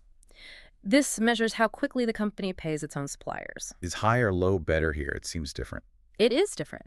A high turnover might suggest the company isn't fully utilizing the free credit available from suppliers, maybe paying its bills very quickly. Perhaps they're taking advantage of early payment discounts, which could be smart. But a low turnover, meaning they take longer to pay, could signal trouble. Maybe they're struggling to find the cash to pay suppliers, a classic sign of distress. But couldn't taking longer to pay be good sometimes, like holding on to cash? It could, absolutely. A low turnover might also mean the company is strategically exploiting lenient supplier terms to hold onto cash longer, effectively using supplier financing.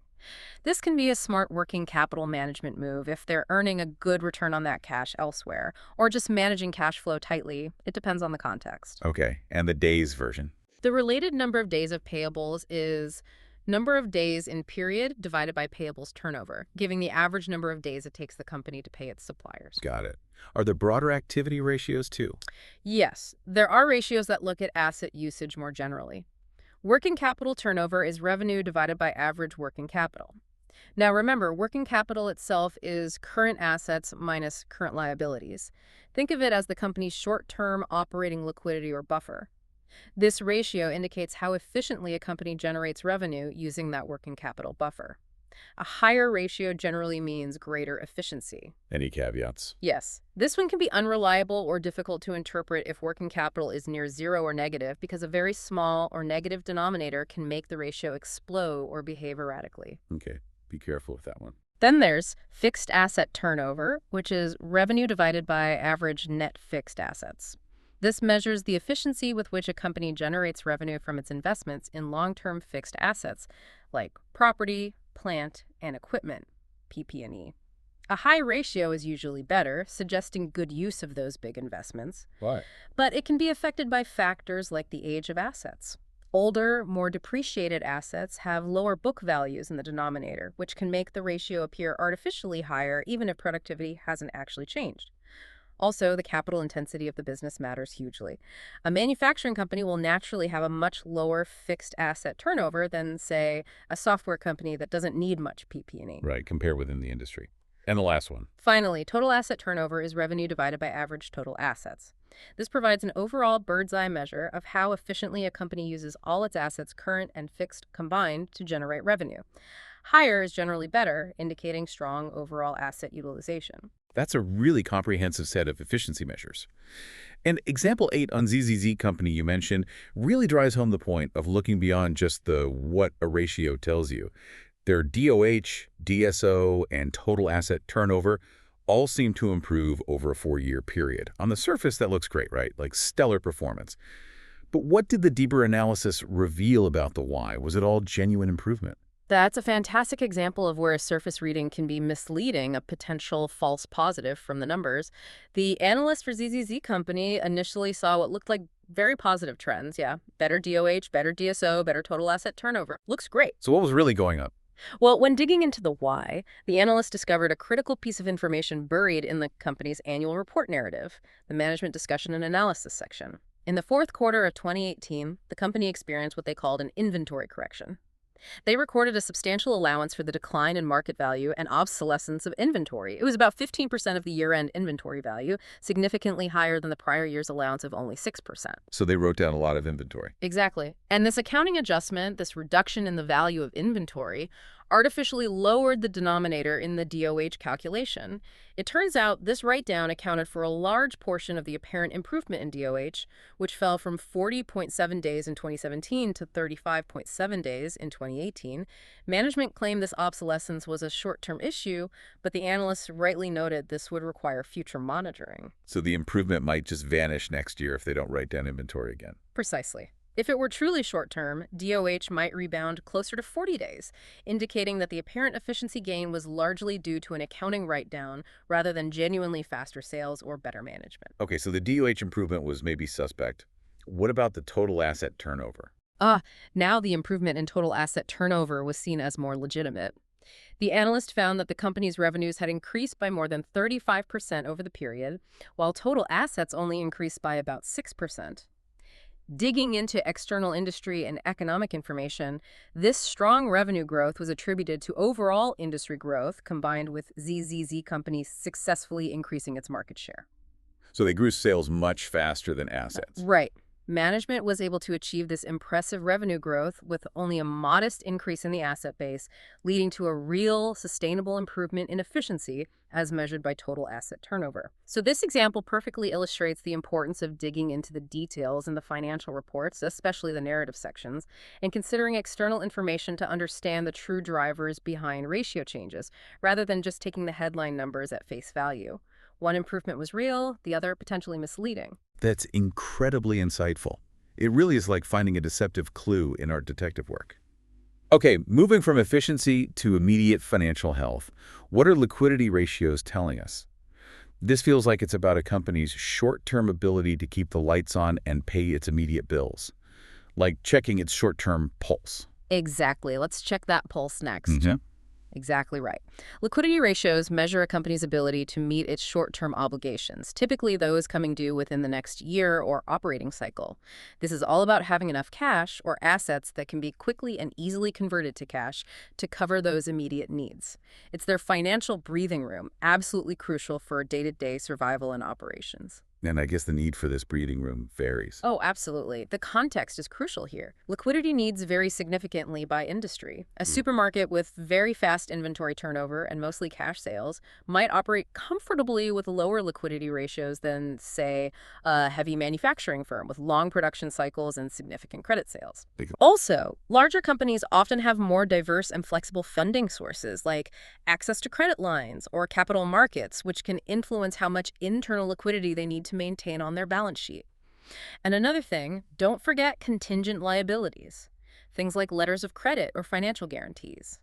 These represent potential cash outflows that aren't on the main balance sheet, but can significantly impact liquidity if triggered, especially in the banking sector, where they warrant particular attention, particularly during a financial crisis. Okay, so context and hidden risks matter. How are these typically calculated? Using averages like activity ratios? Generally, no. For their calculation, liquidity ratios typically use ending balance sheet figures rather than averages.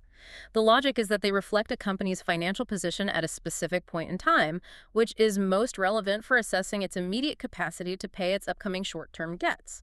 You want to know their status right now? Okay, point-in-time snapshot. What are the key liquidity ratios then? The pulse checkers. Let's look at the key ratios. You'll find these in Exhibit 22 of our sources. These are our immediate checks. First, the most common one is a current ratio.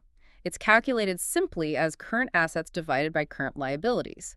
A higher ratio, say 2.0 or more, usually means higher liquidity and a greater perceived ability to meet short-term obligations. But there's a catch. There is. It makes an important assumption that all current assets, including inventory, are truly liquid and can be converted to cash quickly at their carrying value. But what if a company has a lot of old, potentially unsellable inventory? Its current ratio might look perfectly healthy, but it could be misleading because that inventory isn't readily convertible to cash. Right. Inventory might not be that current in reality. Exactly. That's why we have the quick ratio, which is sometimes called the acid test ratio. It's more conservative. It's calculated as cash plus short-term marketable investments plus receivables divided by current liabilities. So it takes that inventory. Precisely. This ratio smartly excludes less liquid current assets like inventory and also prepaid expenses, which may not be quickly convertible to cash or might not fetch their full value. It's generally considered a better indicator of a company's immediate liquidity, especially when inventory might be illiquid or slow-moving. A higher quick ratio, say above 1.0, also indicates greater liquidity.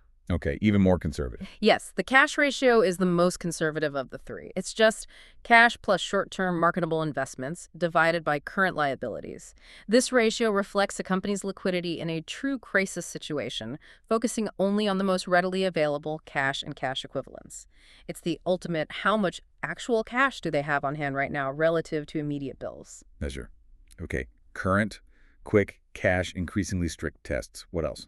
Another important measure, though maybe less common, is the defensive interval ratio. This is calculated as cash plus short-term marketable investments plus receivables. Notice that's the numerator of the quick ratio divided by daily cash expenditures. Daily cash expenditures. How do you find that? You typically estimate it from the income statement and changes in working capital accounts, essentially figuring out the average cash outflow needed per day to run the business.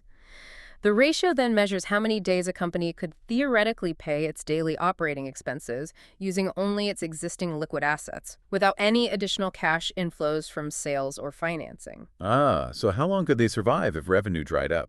Exactly. A higher ratio indicates greater liquidity, signaling a stronger buffer against short-term operational challenges or unexpected disruptions. That seems useful. Is there one that combines activity and liquidity? Yes, the cash conversion cycle, CCC, sometimes called the net operating cycle. This one is really interesting because it links activity and liquidity. It's calculated as days of inventory on hand, DOH, plus days of sales, outstanding DSO, number of days of payables. So time inventory sits plus time to collect cash, time taken to pay suppliers. Precisely. This metric indicates the net amount of time, in days, that elapses from when a company invests cash in working capital buying inventory, making sales on credit, until it collects the cash back from those operations. A shorter CCC generally indicates greater liquidity and efficiency because the company needs to finance its inventory and receivables for a shorter period. So less cash tied up in the operating cycle. Right. And interestingly, sometimes it can even be negative. Negative. How does that work? A negative CCC means the company is collecting cash from customers before it has to pay its suppliers for the inventory. This indicates exceptional efficiency and strong negotiating power with both customers and suppliers. It means the company is essentially being funded by its suppliers for a period. Wow. Any examples? Illustrative example. Example 9, Apple. Apple famously has a negative CCC. For instance, our source notes it was negative 76 days in FY 2017. This is highly unusual and incredibly positive for them. It means they sell their inventory and collect receivables significantly faster than they have to pay their suppliers. How do they manage that? It's enabled by a business model with very lean inventories, largely due to outsourcing manufacturing, robust cash reserves allowing quick payments when needed but strong negotiating power, and highly favorable payment terms extracted from their suppliers. Effectively, Apple is funded by its suppliers for a couple of months, generating cash from operations that they can then invest, rather than needing external financing just to cover day-to-day working capital needs. They're making money off their suppliers' balance sheets, in a way. That's amazing, but is a negative CCC always good? Seems too good to be true sometimes. And that's a critical point for CFA candidates. Context matters hugely. A negative CCC isn't always a positive signal. Consider illustrative example. Example 10, National Data Computer. This technology company also had a large negative CCC, reaching an incredible meganedge 275.5 days in 2008. Minus 275 days, that's almost a year. Exactly. But in their case, it was a huge negative indicator, a massive red alert. Why? It resulted from a substantial increase in accounts payable, meaning they were stretching out payments to suppliers to an alarming, unsustainable degree, almost certainly because they couldn't afford to pay them. And simultaneously, they had disappearing inventories, likely because they couldn't get suppliers to ship them new stock since they weren't getting paid. So the negative cycle was driven by distress, not efficiency. Precisely. And their own MD&A, Management Discussion and Analysis, in their financial reports explicitly stated there was substantial doubt about the company's ability to continue as a going concern. So this highlights dramatically that ratios must always be interpreted within bounds of reasonability and with full context. You have to dig into the why to understand if the underlying drivers are sustainable efficiency or just a sign of impending financial distress. Never take a ratio in isolation. That National Data Computer example is a really stark reminder of where critical thinking comes in. It's not just the number itself, but what's driving it, and whether that driver is healthy or not. You absolutely have to read beyond the numbers, even into management's own commentary, to truly understand the story. Okay, next up then. Solvency ratios. These focus on the long haul, right? Can this company stand tall against bigger financial storms over time? Exactly. Let's look at their long-term financial foundations. Precisely. Solvency refers to a company's ability to fulfill its long-term debt obligations, essentially. Can it meet its interest and principal payments over the long run, not just next month's bills? It provides critical insights into a company's financial structure and how it uses financial leverage. Leverage meaning debt. Primarily, yes. Leverage is essentially how much debt a company is taking on to finance its assets relative to the equity provided by shareholders. Solvency ratios help us assess the risks associated with that leverage. And who cares most about these? Well, in terms of context, solvency is absolutely paramount for debt valuation and assessing creditworthiness. Creditors, like bondholders and banks who lend money long-term, live and breathe these solvency ratios. They want to know the likelihood of getting their money back over many years. Makes sense. It's also true that companies with lower business risk, maybe more stable, predictable cash flows, like a utility company, can often take on more leverage without necessarily a proportional increase in the risk of insolvency compared to a more volatile tech startup. So the right amount of debt depends on the business. Very much so. And management's decisions about financing can also signal their beliefs about a company's future prospects. For example, if a company issues long-term debt specifically to repurchase its own common shares, management might be signaling they believe the shares are currently undervalued. That could be seen as a bullish signal by the market, but it also inherently increases the company's leverage and financial risk. Interesting signals. How are solvency ratios grouped? We can generally categorize solvency ratios into two primary types, as shown in Exhibit 25 from our sources. Think of them as looking at the company's financial structure and risk from two different but related angles. First, we have debt ratios. These focus primarily on the balance sheet, measuring the amount of debt capital relative to equity capital or total assets. They give us a kind of static snapshot of the company's financing mix at a point in time, how much of its asset base is funded by borrowed money versus shareholder money. Okay, what are the main debt ratios? Key ones include the debt-to-assets ratio, which is simply total debt divided by total assets. It shows the percentage of a company's total assets that are financed with debt. Generally, a higher ratio means higher financial risk and thus potentially weaker solvency. Imagine buying a house with 90% debt versus one with only 10% debt. The 90% scenario is clearly higher risk. The debt-to-capital ratio is total debt divided by the sum of total debt plus total shareholders' equity. This measures the percentage of a company's total long-term capital, which is usually defined as debt plus equity that comes from debt providers. Again, a higher ratio signals higher financial risk. Okay, similar idea. The debt-to-equity ratio is total debt divided by total shareholders' equity. This indicates the amount of debt capital relative to equity capital supporting the business. A higher ratio suggests weaker solvency. For example, a ratio of 1.0 implies the company is financed with equal amounts of debt and equity. A ratio of 2.0 means twice as much debt as equity. This is a very common and intuitive measure of leverage. The financial leverage ratio, sometimes just called the leverage ratio or equity multiplier, is average total assets divided by average total equity. This measures the amount of total assets supported by each single dollar or unit of equity capital. A higher ratio means the company is more leveraged, relying more on debt and other liabilities to finance its asset base. It amplifies both potential returns and potential risks for the shareholders. And you mentioned one using EBITDA. Yes, the debt-to-EBITDA ratio. This is calculated as total debt, or sometimes net debt, which is debt minus cash, divided by EBITDA, earnings before interest, taxes, depreciation, and amortization. This ratio estimates roughly how many years it would take for the company to repay its total debt using its pre-tax operating cash flow before accounting for capital expenditures. It's a very common metric used by lenders, especially in debt covenants. Debt covenants, what are those? Debt covenants are conditions or restrictions that lenders place in loan agreements. For example, a bank might require a company to keep its debt-to-EBITDA ratio below 4.0x. If the company violates that covenant, the ratio goes above 4.0x, it can trigger penalties like higher interest rates or even allow the lender to demand immediate repayment of the loan. So monitoring these covenant ratios is critical. Okay, those are the balance sheet focused ones. What's the other type? The second type is coverage ratios. These focus more on the income statement and cash flow generating ability. They measure a company's ability to cover its debt payments, specifically interest and sometimes principal or lease payments from its operating earnings or cash flow. They give us a more dynamic view of the company's debt service capacity. Can the company actually earn enough each period to comfortably pay its financing bills? Right, can they afford the debt they have? Exactly. Key coverage ratios include interest coverage, often called the times interest earn, or TIE ratio. It's calculated as EBIT, earnings before interest and taxes, divided by interest payments. This ratio tells you how many times a company's operating earnings before subtracting interest and taxes can cover its required interest expenses for the period. A higher ratio indicates stronger solvency, providing greater assurance that the company can service its debt comfortably even if earnings dip. This is also a very common ratio found in debt covenants.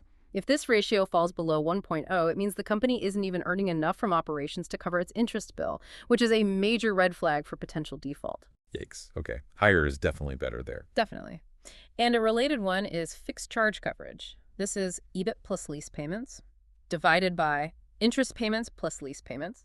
This is a broader measure because many companies, especially after recent accounting changes, have significant lease payments that are economically very similar to debt payments. They're fixed obligations.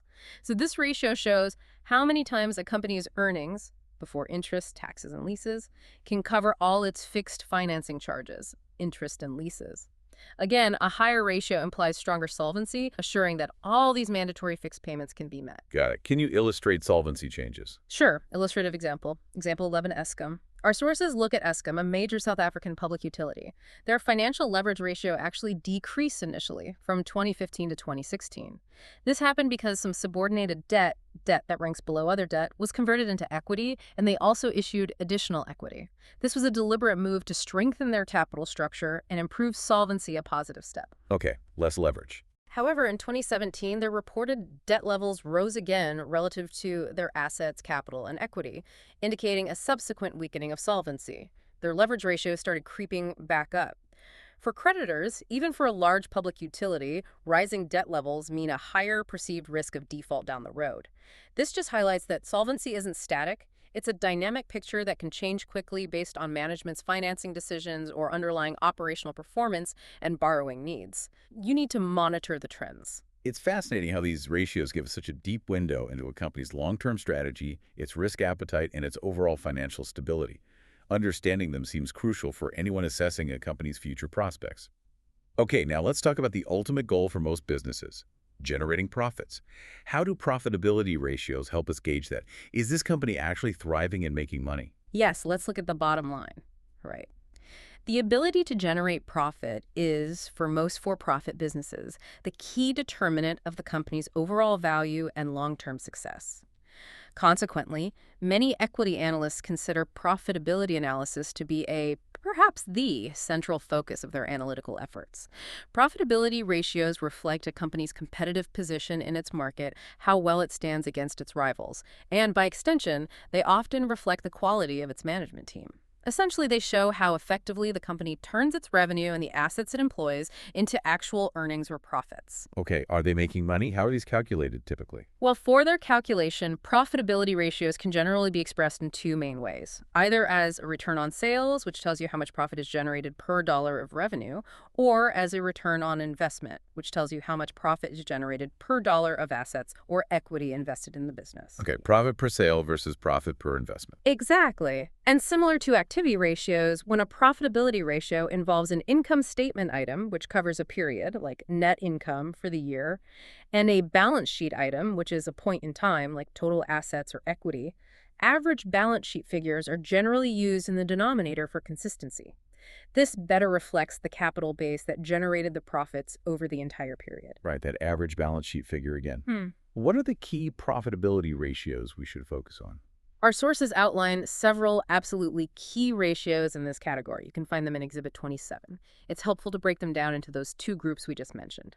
First, let's look at the return on sales ratios. These all have revenue in the denominator and tell us how much profit a company keeps from each dollar of sales at different stages of the income statement. Like peeling an onion. Sort of, yeah. Starting at the top. Gross profit margin is gross profit divided by revenue. Remember, gross profit is revenue minus the direct cost of goods sold. This percentage indicates the revenue remaining after covering the direct costs of producing goods or services. It's available to cover all other expenses, operating, interest, taxes, and ultimately generate net profit. A higher gross margin typically indicates better pricing power, superior product differentiation, or lower direct production costs. It often reflects a strong competitive advantage. If your gross margin is shrinking, it's usually a sign of increasing competitive pressure or rising input costs. Okay, the first layer of profit. Then, operating profit margin is operating income, or EBIT earnings before interest and taxes, divided by revenue. This shows what percentage of revenue is left after covering both cost of goods sold and other operating costs, like administrative expenses, salaries, research and development, sales, and marketing. An increasing operating margin, especially if it's improving faster than the gross margin, can indicate that management is doing a good job of controlling those overhead or operating expenses, showing good operational efficiency. Second layer, after operating costs. Next, pre-tax margin is EBT. Earnings before tax, divided by revenue. This reflects the profitability before the government takes its cut through taxes. It incorporates the effects of a company's financial leverage, interest expense, and any non-operating income or expenses. It gives you a sense of profitability generated by the business operations and financing decisions combined just before taxes are applied. Okay, almost the bottom line. And finally, net profit margin is net income divided by revenue. This is the ultimate bottom line profitability percentage, showing what's left for shareholders after all expenses, including taxes and interest, have been deducted. Analysts often adjust net income for any significant non-recurring items, like those big restructuring charges we saw with Microsoft, to get a clearer picture of a company's sustainable, ongoing future profitability potential, because that's what truly matters for valuation. Right, the final percentage profit. What about the other group, return on investment? Right. The second group is the return on investment ratios. These tell us how well a company is generating profits relative to the capital it has deployed in the business, whether that's total assets or just the shareholders' equity. How much profit per dollar invested? Exactly. Key ratios here include operating ROA, return on assets. This is operating income divided by average total assets. This measures the return generated on the company's assets before deducting interest expense or income taxes. It focuses purely on the efficiency and profitability of the core business operations in using its asset base, independent of how those assets were financed or the company's tax situation. So how good is the underlying business at using assets? Pretty much. Then there's the more common ROA, return on assets, which is net income divided by average total assets. This measures the overall return earned by a company on its total assets after deducting interest and taxes. It indicates how much net income is generated by each dollar tied up in assets. Just a note. Some analysts prefer to adjust net income here by adding back the after-tax interest expense to make the numerator more consistent with the denominator, which includes assets financed by both debt and equity. This gives a slightly different perspective, more focused on asset productivity itself. Okay, net income per dollar of assets. There's also return on invested capital, ROIC. The calculation can vary slightly, but a common one is EBIT, one effective tax rate, divided by average total short and long-term debt and equity. This measures the after-tax operating profitability a company earns on all the capital employed in the business, considering both debt and equity holders as the providers of capital. It's a comprehensive measure of how what a company uses all its funding sources together to generate profit for everyone who provided capital, often compared to the company's cost of capital, WACC. Okay, return on all capital. What about just for shareholders? That brings us to the really important one, ROE. Return on equity. This is net income divided by average total equity. This is a very closely watched ratio because it measures the return earned by a company specifically on its equity capital, the money invested by its owners, the shareholders. It's often seen as the ultimate measure of how effectively management is creating value for its shareholders. Higher is generally better. The big one for stockholders. And sometimes, if a company has preferred stock, analysts calculate return on common equity. This is net income preferred dividends divided by average common equity. This focuses purely on the return attributable only to the common shareholders after paying out any dividends owed to preferred shareholders who have a prior claim. It's a more precise measure of return for common stock investors specifically. Got it. Can we see profitability in action? Sure. Illustrative example, example 12, Apple. Our sources again look at Apple over a 5-year period. They note that Apple sales and various margins fluctuated. Sales declined in 2016, primarily due to iPhone sales performance and currency weakness, but then rebounded somewhat in 2017. Interestingly, despite the sales increase in 2017, some of their margins actually declined slightly, suggesting that certain costs were rising faster than sales during that rebound. Okay, so some ups and downs. Right. But what's notable is that Apple's bottom line net profit margin remained relatively stable over the entire 5-year period looked at, hovering consistently around a very healthy 21–22%. This demonstrates that while individual line items and external factors can cause volatility year to year, a company with strong brand power, pricing power, and good overall cost control can sometimes maintain remarkable resilience in its ultimate profitability. So these profitability ratios really tell us how well a company is turning its efforts and investments into actual profit, giving us crucial insights into management effectiveness, competitive standing, and shareholder value creation. It really is the ultimate report card for a business. Okay, now let's try to bring it all together. We've looked at activity, liquidity, solvency, and profitability ratios individually. But here's where it gets really interesting, I think, putting them all together. Our sources emphasize that examining a variety of financial ratios from different categories, not just focusing on one, is absolutely crucial. It's about connecting all the dots on our evidence board. Absolutely. That integration is where the deepest understanding comes from. Let's talk about how these pieces fit together. You're absolutely right. The most accurate overall picture, the deepest insight into a company's financial health and performance, really comes from integrating information from all these different sources and all the categories of ratios we've discussed. Not just looking at things in silos. Exactly. Information from one ratio category often helps answer questions or explain anomalies raised by another category.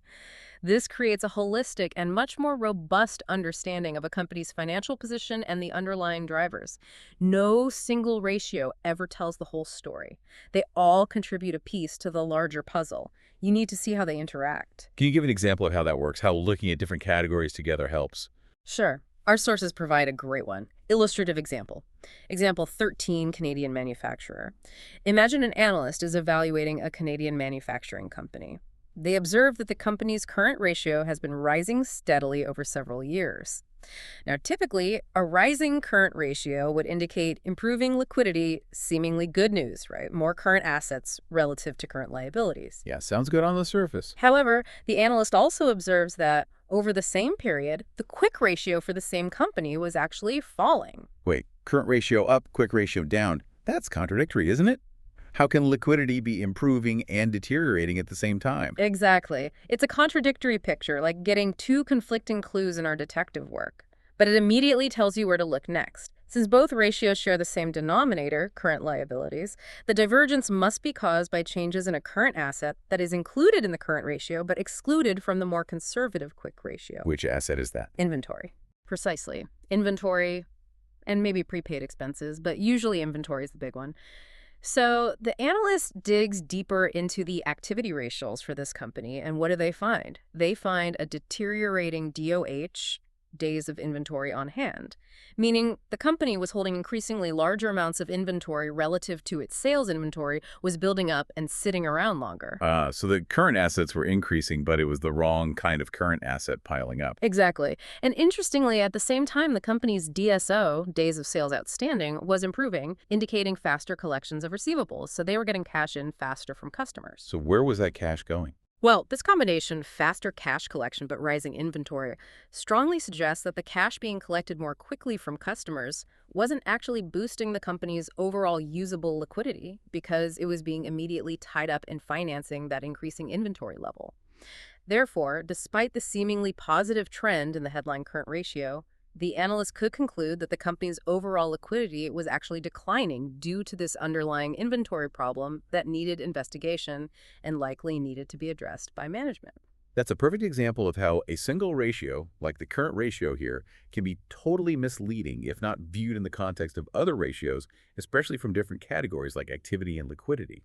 It's about seeing the whole forest and the individual trees, not just focusing on one potentially deceptive leaf. Okay, and this holistic view brings us neatly to DuPont analysis, which is a really big topic for CFA Level I, isn't it? It sounds like it's designed specifically for this kind of integrated analysis, like a financial MRI that dissects a company's performance. That's a great way to put it. DuPont analysis is indeed a powerful and absolutely critical technique for CFA candidates to master. Let's unpack that framework. Yes, DuPont analysis is a very powerful and really insightful technique. It's critical for CFA candidates because it allows us to systematically decompose ROE, return on equity, that key measure of shareholder return, into its component parts. This helps us understand what specific factors are driving a company's ROE. So not just what the ROE is, but why it is what it is. Exactly. Why is it changing over time for a particular company? Or why is it different between two companies in the same industry? DuPont analysis effectively shows how operational efficiency, operating profitability, the burden of taxes and interest, and financial leverage all interact and combine to influence that final ROE number. Yeah. It connects the income statement and the balance sheet drivers of profitability. Okay, how does it work? Are there different versions? Yes, it's often presented in stages, starting simple and getting progressively more detailed. Let's break down its evolution. The most basic version is the two-component decomposition, equation 1. This expresses ROE simply as. The most basic version is the two-component decomposition, equation 1. This expresses ROE simply as ROE equal ROA equal leverage. Okay, return on assets times leverage. How is leverage defined here? Here, leverage, often called the financial leverage ratio, or equity multiplier, is defined as average total assets divided by average shareholders' equity. So this first decomposition shows that ROE is fundamentally a function of two primary things. First, how much profit the company generates per dollar of assets it controls, ROA. And second, how much debt and other liabilities it uses to finance those assets, leverage. So you can boost ROE by being better with assets or by using more debt. Correct. A company can improve its ROE either by improving its ROA, making its existing assets generate more profit, or by increasing its leverage, taking on more debt relative to equity, provided, and this is crucial, that its borrowing costs are less than the returns generated by investing that borrowed money. It highlights that key trade-off between profitability, efficiency, and risk that management faces. Okay.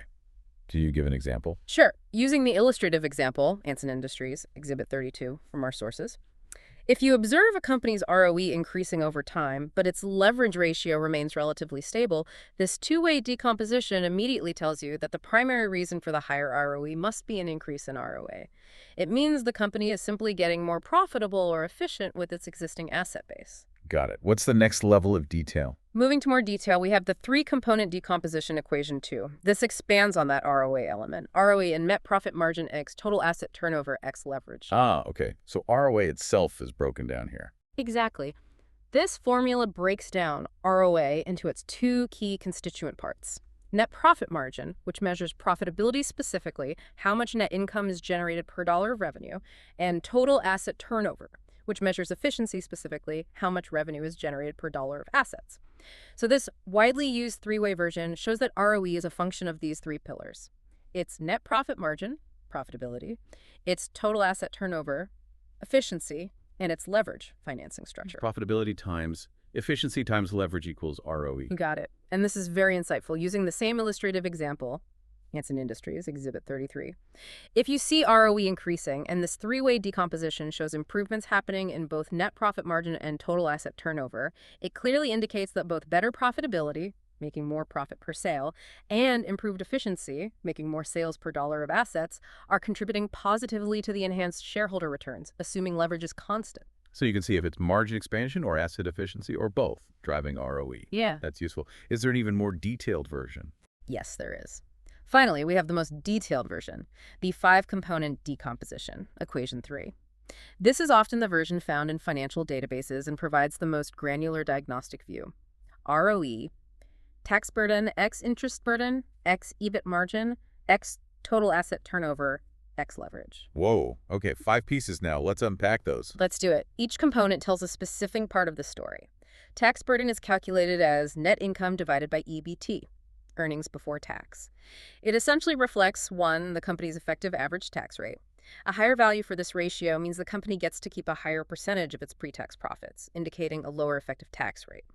So effective tax planning or operating in jurisdictions with lower tax rates can boost ROE through this factor. Okay, how much profit is left after tax? Interest burden is EBT divided by EBIT, earnings before interest and taxes. This captures the impact of interest expense on ROE. Higher interest expenses relative to EBIT would result in a lower interest burden ratio, which would reduce ROE. This component essentially shows the drag on profits caused by the company's financing decisions, the cost of its leverage. How much profit is left after interest? EBIT margin is EBIT divided by revenue. This captures the company's core operating profitability, how efficiently it generates profit from its primary business operations before considering the effects of interest and taxes. This is purely about operational excellence and pricing power. Core operating profitability. Total asset turnover is still revenue divided by average total assets, representing the overall efficiency of asset utilization, how many sales dollars are generated per dollar of assets employed, still measuring efficiency. Efficiency. And leverage is still average total assets divided by average shareholders' equity, measuring the degree of financial leverage used. Still measuring the financing mix. Leverage. Okay, tax, interest, operating margin, turnover, leverage. Got it. How does this help in practice? It's incredibly diagnostic. Consider the illustrative example, Amsterdam PLC, example 16. An analyst observed a significant decline in Amsterdam PLC's ROE over a 4-year period. That's a symptom. By using this 5-way decomposition, they could pinpoint the cause. They saw that the tax burden and interest burden components remained relatively stable over the period. So it wasn't taxes or interest costs causing the ROE drop? Correct.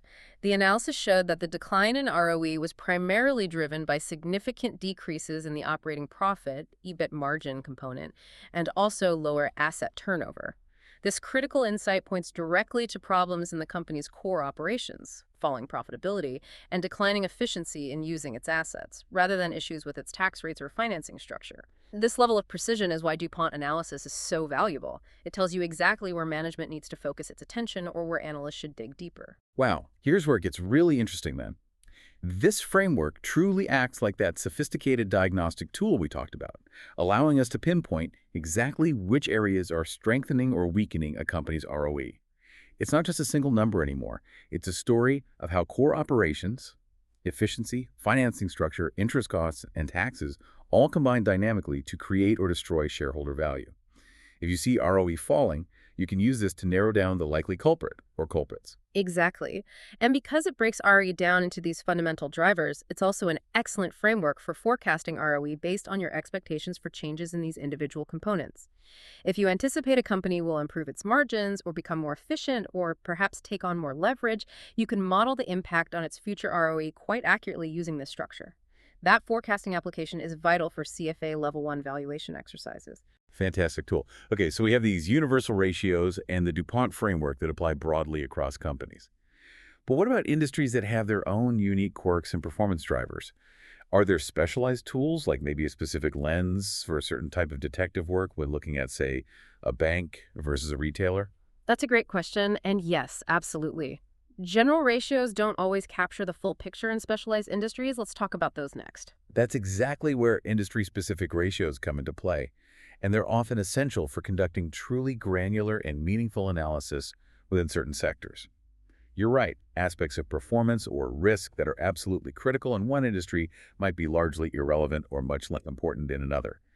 These specialized ratios provide tailored insights that the more general ratios we've discussed simply might miss. They offer that crucial layer of nuance needed for specific industries. Can you give some examples? What kind of industries need these special ratios? Sure. Our sources provide several good illustrative examples. You can see a list in Exhibit 36 that really highlight this need. Think about the retail industry. Analysts here almost always look at same-store sales changes or like-for-like sales growth. This is vital because it helps distinguish growth that's coming from opening brand new stores versus growth being generated by existing established stores. It gives a much truer picture of the underlying health and organic performance of the core retail operation. Right, growth from new stores is different from existing stores getting better. Exactly. Another common retail metric is sales per square meter or sales per square foot. This measures the productivity of the retailer's physical selling space. How much revenue does each unit of valuable floor space generate? Crucial for comparing efficiency between retailers. Okay, retail makes sense. What about banks or finance? For the financial sector, particularly banks, capital adequacy ratios are absolutely paramount. These reflect strict regulatory requirements on the minimum levels of capital banks must hold relative to their risk-weighted assets to ensure stability. Things like Tier 1 capital ratio. They also look closely at monetary reserve requirements set by central banks and metrics like net interest margin, NIM, which measures the difference between the interest income banks generate on loans and the interest they pay out on deposits, essentially, the profitability of their core lending activities. These are unique to financial institutions. Right, very specific to banking. Other examples? Well, for service companies, which often have fewer physical assets compared to manufacturers and are very human capital intensive, analysts might use metrics like revenue per employee or net income per employee. These help gauge the productivity and profitability related to their workforce, their key asset. How efficiently does their team generate revenue or profit? Okay, measuring people productivity. Or think about the hotel industry. They rely heavily on metrics like average daily rate, ADR, which is the average rental income per paid occupied room per day, and occupancy rate, which is the percentage of available rooms that were actually sold during a period. Combining these gives you RevPR, revenue per available room, a key industry benchmark. You obviously wouldn't use ADR or occupancy rate for analyzing a software company. Probably not. And for many modern subscription or relationship-based businesses, think streaming services, SaaS companies, telcos, average revenue per user, ARPU, is often a key performance indicator, KPI. It indicates the average revenue generated from each subscriber or user, usually per month or year. Tracking ARPU trends is crucial for understanding the value generated from their customer base and their ability to monetize it. Okay, so the business model dictates the important metrics. Precisely. These specialized ratios are especially important, maybe, for early-stage industries where traditional profitability metrics might still be negative or years away, or they're crucial in highly regulated sectors like banking or utilities, as they provide vital insights into critical operational aspects, customer value, or compliance requirements that the general financial ratios simply can't capture adequately. The message is clear. Always use the right tool or the right ratio for the specific job and the specific industry you're analyzing. So, always consider the specific industry context when applying your analysis. General ratios provide a solid foundation, absolutely, but these industry-specific ones often offer the nuanced details and insights that truly differentiate companies within their sector. It's like moving from general detective work to needing forensic specialization for certain cases. Makes perfect sense. Oh, yeah. Okay, so we've analyzed the past using historical data. We've assessed the present situation using all these ratios and frameworks. Now, what does this all mean for the future? How do analysts actually use all this information, our entire toolkit we discussed, to forecast earnings and predict future financial performance? This seems like the ultimate application of all our hard analytical work, right? Trying to predict the next chapter of the company's story. Forecasting is indeed a crucial application of FSA. Absolutely. And it's often where all your analytical skills and judgment really culminate. Analysts combine a wealth of data information about the broader economy, forecasts for the specific industry, detailed knowledge of the company itself, its strategy, its competitive position, integrating the common size and ratio analyses we've done with their own informed judgment about what's likely to happen next. So it's part science, part art. Very much so. It's not just about extrapolating past trends blindly into the future. It's about understanding the drivers of those trends and anticipating how future events, strategies, or market changes might impact them. How do they actually build these forecasts? Is it just guessing? Oh no, it's usually much more structured than guessing. Analysts often build sophisticated financial models. Typically, you might start by forecasting revenue, perhaps based on assumptions about market growth, market share changes, pricing power, maybe linked to external economic forecasts like GDP growth if the business is cyclical. Okay, top line first. Right. Then you can budget or forecast expenses.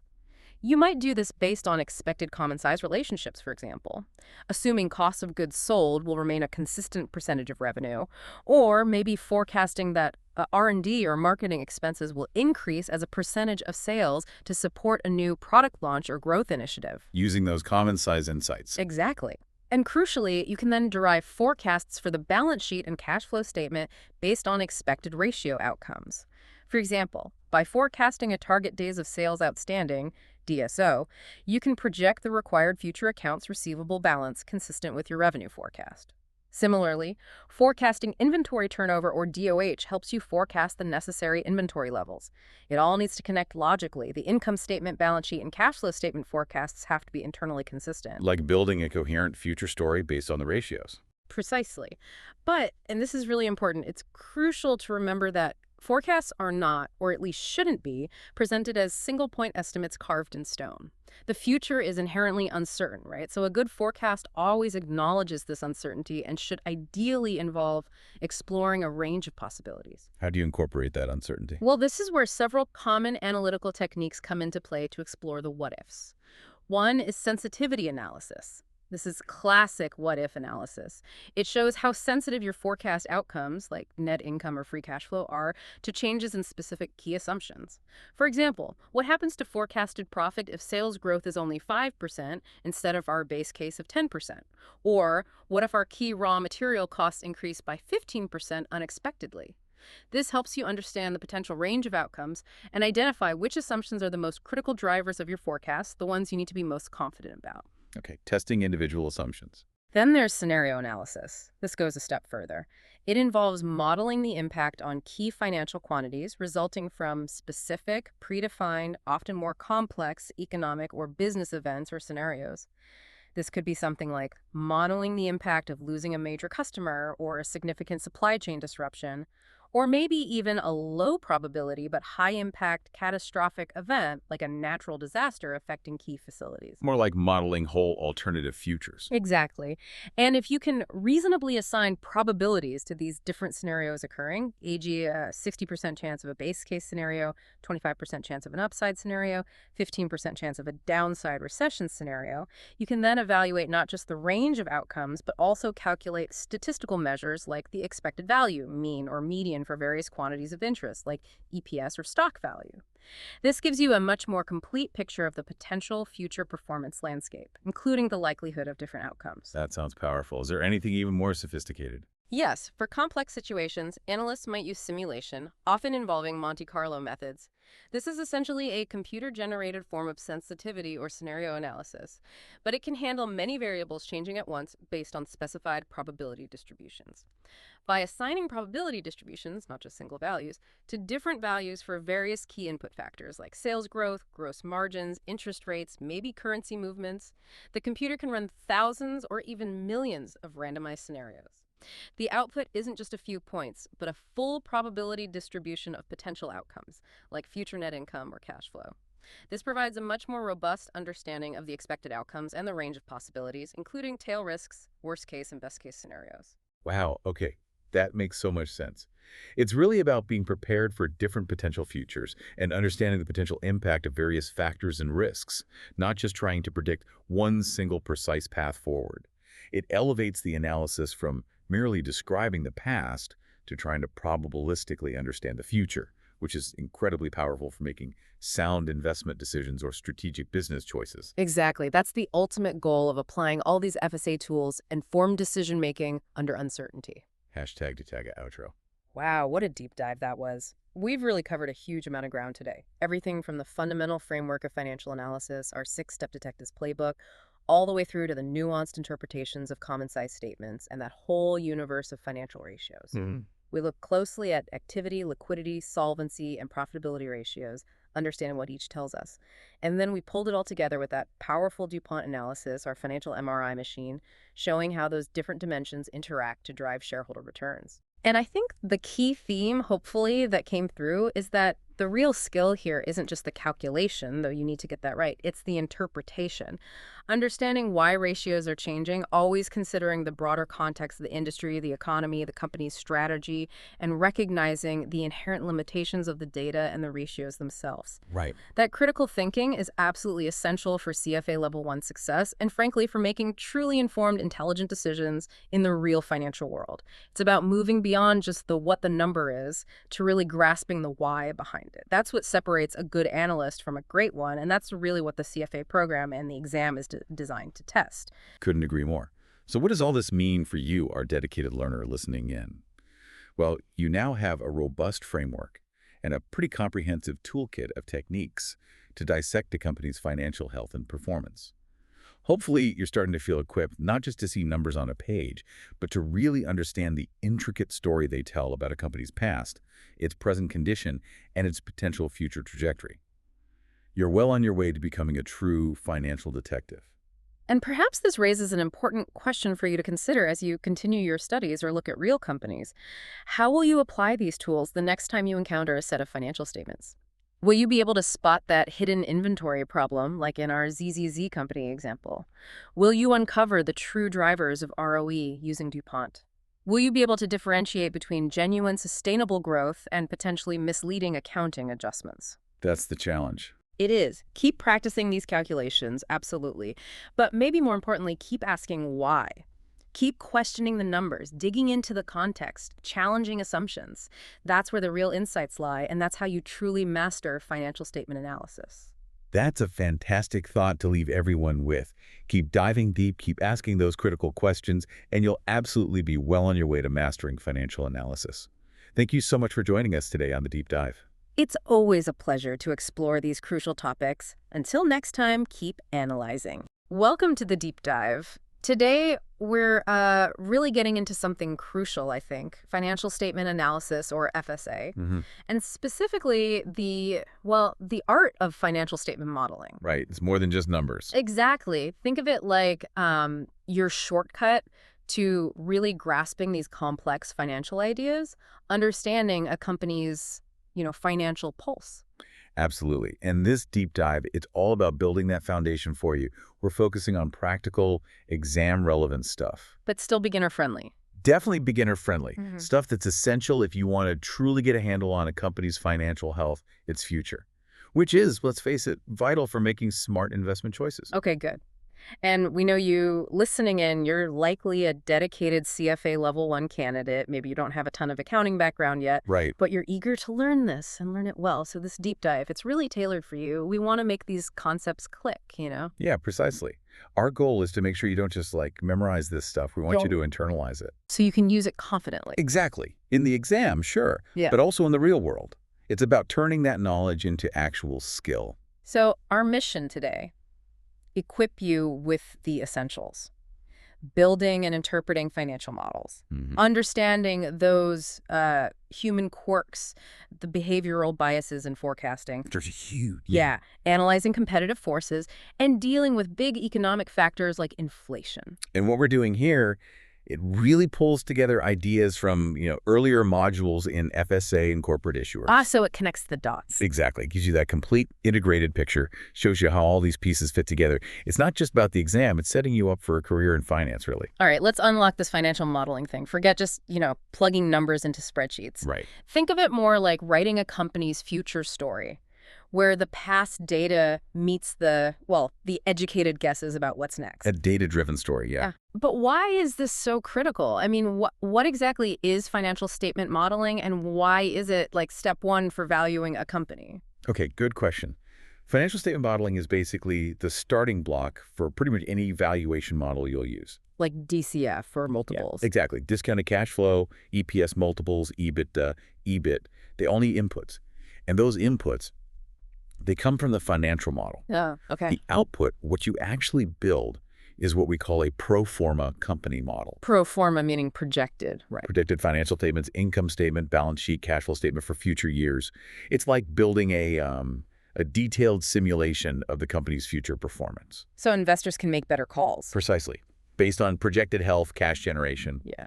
It helps you understand the drivers of future value, not just guess at it. Got it. Now, before we jump into forecasting, you mentioned something important, accounting standards. There are two big ones we always hear about. Why do we need to know both? Yeah, that's absolutely fundamental. Globally, you've got two main standard-setting bodies. First, the International Accounting Standards Board, the IASB. They issue IFRS International Financial Reporting Standards. Okay, IASB and IFRS. Then you have the Financial Accounting Standards Board, FASB, in the U.S. They're responsible for U.S. GAAP, generally accepted accounting principles. FASB. And U.S. GAAP. Right. And for Level 1, you absolutely need to be familiar with both. Companies worldwide use one or the other, sometimes a mix. And they're not identical. Not at all. Things like revenue recognition, how assets are valued, lease accounting, they can differ significantly. Which impacts the numbers we see. Hugely. So as analysts, you need to read statements under either standard, and often you need to make adjustments to even compare companies side by side if they use different rules. Okay, crucial point. Now for me, this is where it gets really interesting, and maybe a bit confusing for beginners. We talk about the income statement, balance sheet, cash flow statement separately, but they're not just three different files, are they? It's more connected. Oh, absolutely. You've nailed the most critical concept. They are inextricably linked.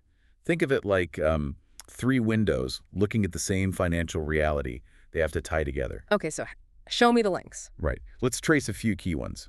First, retained earnings on the balance sheet. Where does that come from? The income statement. Net income. Exactly. Your net income for the period, minus any dividends paid out, gets added straight to the previous period's retained earnings. So profit on the income statement boosts equity on the balance sheet directly. Okay, link one. What else? Then you've got several balance sheet items tied directly to income statement projections. Think accounts receivable, accounts payable, inventory, your working capital accounts. Right. Sales go up, receivables probably go up too. Generally, yes. Assuming payment terms stay the same. If you forecast higher sales, you'd expect higher accounts receivable. Same logic. Higher cost of sales likely means higher inventory or accounts payable. So how do we model that connection? We often use working capital ratios. Things like days of inventory, days sales outstanding, DSO, days payable outstanding, DPO. Ratios that measure efficiency. Exactly. You project those ratios, maybe based on history or expected changes, and then you combine them with your sales or cost of sales forecasts from the income statement. Okay. So if DSO is constant and sales jump 10%. Then accounts receivable needs to jump 10% too, to keep that relationship. It produces your projected working capital accounts on the balance sheet. Makes sense. And the third link, the cash flow statement. That's the bridge. It reconciles net income, which is accrual-based, to actual cash. Remember those changes in working capital accounts we just talked about? Yeah. They directly hit cash flow from operating activities. If receivables go up, that's cash you haven't collected yet, so cash flow is lower than profit. Got it. And the final piece, the ending cash balance from the cash flow statement. That number becomes the cash line item on the next period's balance sheet. Whoa, so it all circles back. It has to. It ensures the whole model is consistent, logical, and, well, it balances every single year. It's an integrated, self-correcting system. Without these links, the model just doesn't work. Okay, this is great conceptually, but let's make it real. You mentioned walking through an example, Rémy Cointreau Group, the French spirits company. That's the one. A really good case study. We'll look at their fiscal years ending March 31st, 2021 and 2020. So we can see how to actually build these pro forma projected income statements, cash flow statements, and balance sheets. Exactly, step by step. Rémy is good because it has clear segments, so we can see how different parts of the business contribute. Okay, what is the segments? They report three main ones. Right. First, and by far the biggest, is cognac. Think Rémy Martin. In FY21, that was about 73% of revenue. Wow, dominant. And get this, 94% of their current operating profit. 94%. From cognac. Yep. Now, current operating profit, that's a key non-IFRS measure they use. It's basically operating profit before any big non-recurring stuff like impairments or litigation. So it shows the core ongoing business performance. Exactly. Gives you a cleaner view. The second segment is liqueurs and spirits. Brands like Cointreau, Metaxa, Mount Gay. A diverse mix. That's about 25% of revenue, 14% of current operating profit. Okay. And the last one is partner brands. They distribute other companies' stuff. Small, only 3% of revenue in FY21, actually lost a bit of money. It's declining as they phase it out. So cognac is the powerhouse. Absolutely. Huge margins there, around 30% current operating profit margin in FY21. So understanding cognac is really understanding Rémy Cointreau. All right. So if we're building Rémy's future blueprint, the income statement forecast, you said 4 main steps. That's right. A logical flow. Step 1, revenue forecast. The top line, always critical. The most critical, usually. Then step 2, operating expense forecast. That's your COGS and SG&A. Cost of goods sold, selling, general, and admin. Okay. Combining those gives you step 3, the pro forma EBIT forecast. Earnings before interest and taxes. A key operating profit measure. Right. And finally, step 4, factor in your non-operating expense forecasts. Things like interest and taxes. That gets you to the full pro forma income statement forecast. Okay. Revenue, operating expenses, EBIT, non-operating expenses. Got it. Let's break them down. Hashtag tag check 2.1. Revenue forecast. Step 1. Revenue. Predicting future sales. This isn't just slapping a growth rate on, is it? Especially for a company like Rémy. Definitely not. For a global company with premium products, you have to be more nuanced. We break it down into 3 key drivers. Okay, driver 1. Volume. You start with historical trends, sure, but then you adjust for what you expect to change. Like the COVID recovery fading. Exactly. That initial demand surge might slow down, but for luxury like cognac, you look at specifics. Growing affluent consumers in Asia, that's a positive. Flatter developed markets, maybe less growth there. So what did the model assume for Rémy's cognac volume? We projected a solid 7% volume growth for 2022, then easing a bit to 6% for 2023-2024. Reflects a maturing, but still growing luxury demand. Volume, driver 2. Price mix. This isn't just raising prices across the board, it's also about the mix of products sold. Selling more expensive stuff. Precisely. Huh. Rémy focuses heavily on exceptional spirits bottles, over $50. That strategy really boosts the price mix contribution. We assumed a steady 4% contribution from that. So how do you combine volume and price mix? You calculate organic growth. That's growth from the core business, excluding currency effects. The formula is simple. 1 plus volume growth times 1 plus price mix minus 1. Got it. 1 plus vol, 1 plus PM1. That gives you the underlying business growth. Exactly. And driver 3? Must be currency. 4x. Got it. Foreign currency, Forex impact. Rémy gets over 70% of its revenue outside the Eurozone. So currency swings matter. A stronger euro could hurt reported revenue, even if local sales are fine. But you didn't assume any Forex impact here. For this specific model, for simplicity, no significant Forex impact was assumed for 2022-2024. But in a real-world analysis, absolutely critical. You'd likely run sensitivities for different exchange rates. Okay. So for a good revenue forecast, volume, price mix, and Forex. And for Remy, focus on that cognac volume and the exceptional spirits strategy boosting price mix. Understanding organic growth is key. Hashtag tag 2.2. Operating expense forecast, Shago GS, SG&A, other. Okay, revenues projected. Now, cost of sales, the COGS, and operating expenses. How do we tackle forecasting those? They seem complex. They are, but you approach it systematically. It's a mix of history, management guidance, and understanding the company's strategy. Let's break it down. First up, cost of goods. Cost of goods sold. We look at the flip side, gross margin. Remy's has been pretty stable, actually, around 67.3% for a few years. That's quite high. It is. And given their push towards premium exceptional spirits, which usually have better margins, we expect it to improve slightly. So forecast margin improvement. Yeah, the model projects a 100 basis point increase per year for the next 3 years. That aligns with rising revenues, the better price mix, and also management's long-term goal. They're aiming for 72% gross margin by FY 2030. Okay, that gives us a good anchor. What about SG&A? Selling, general, and administrative. Right, SG&A. Two main parts here. First, distribution costs. Shipping, logistics, sales force. Exactly. Historically, these actually rose quite a bit for Remy as a percentage of revenue, from like 26% up to 38% at one point, before settling around 34% in FY 21. Why the big increase? They invested heavily in setting up their own distribution network, especially in Asia. That's largely done now. So forecast those costs to stabilize. We forecast a modest increase, actually. It's just 20 basis points per year as a percentage of revenue. Reflects ongoing investment in those markets. Okay. And the G&A part, administrative costs. Administrative costs. These spiked as a percentage of revenue during COVID, but mainly because revenue fell. Ah, the denominator effect. Exactly.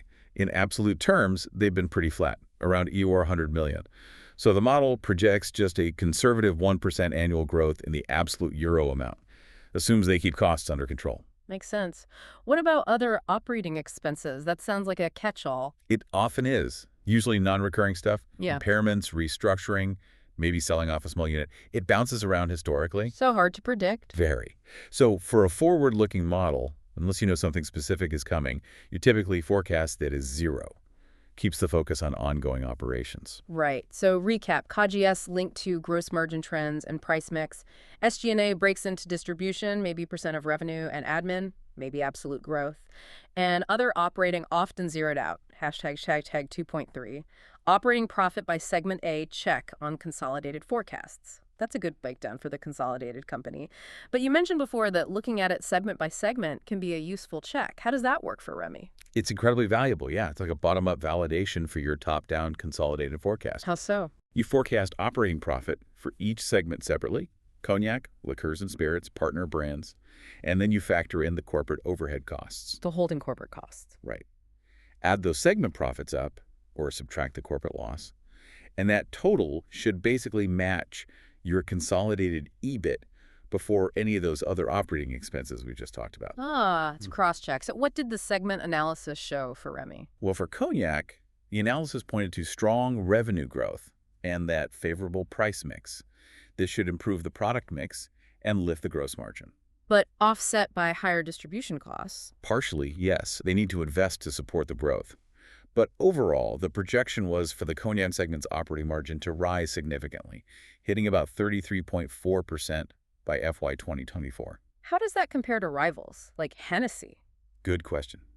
Hennessy, part of LVMH, historically ran margins around 30–32%, though they might have a slightly less premium mix. So Remy's projection looks quite strong, maybe ambitious, but plausible given their strategy. And the other segments? Liqueurs and spirits was projected for a modest margin increase, up to maybe 13.6%. So the overall company margin improvement is really driven by cognac? Primarily, yes.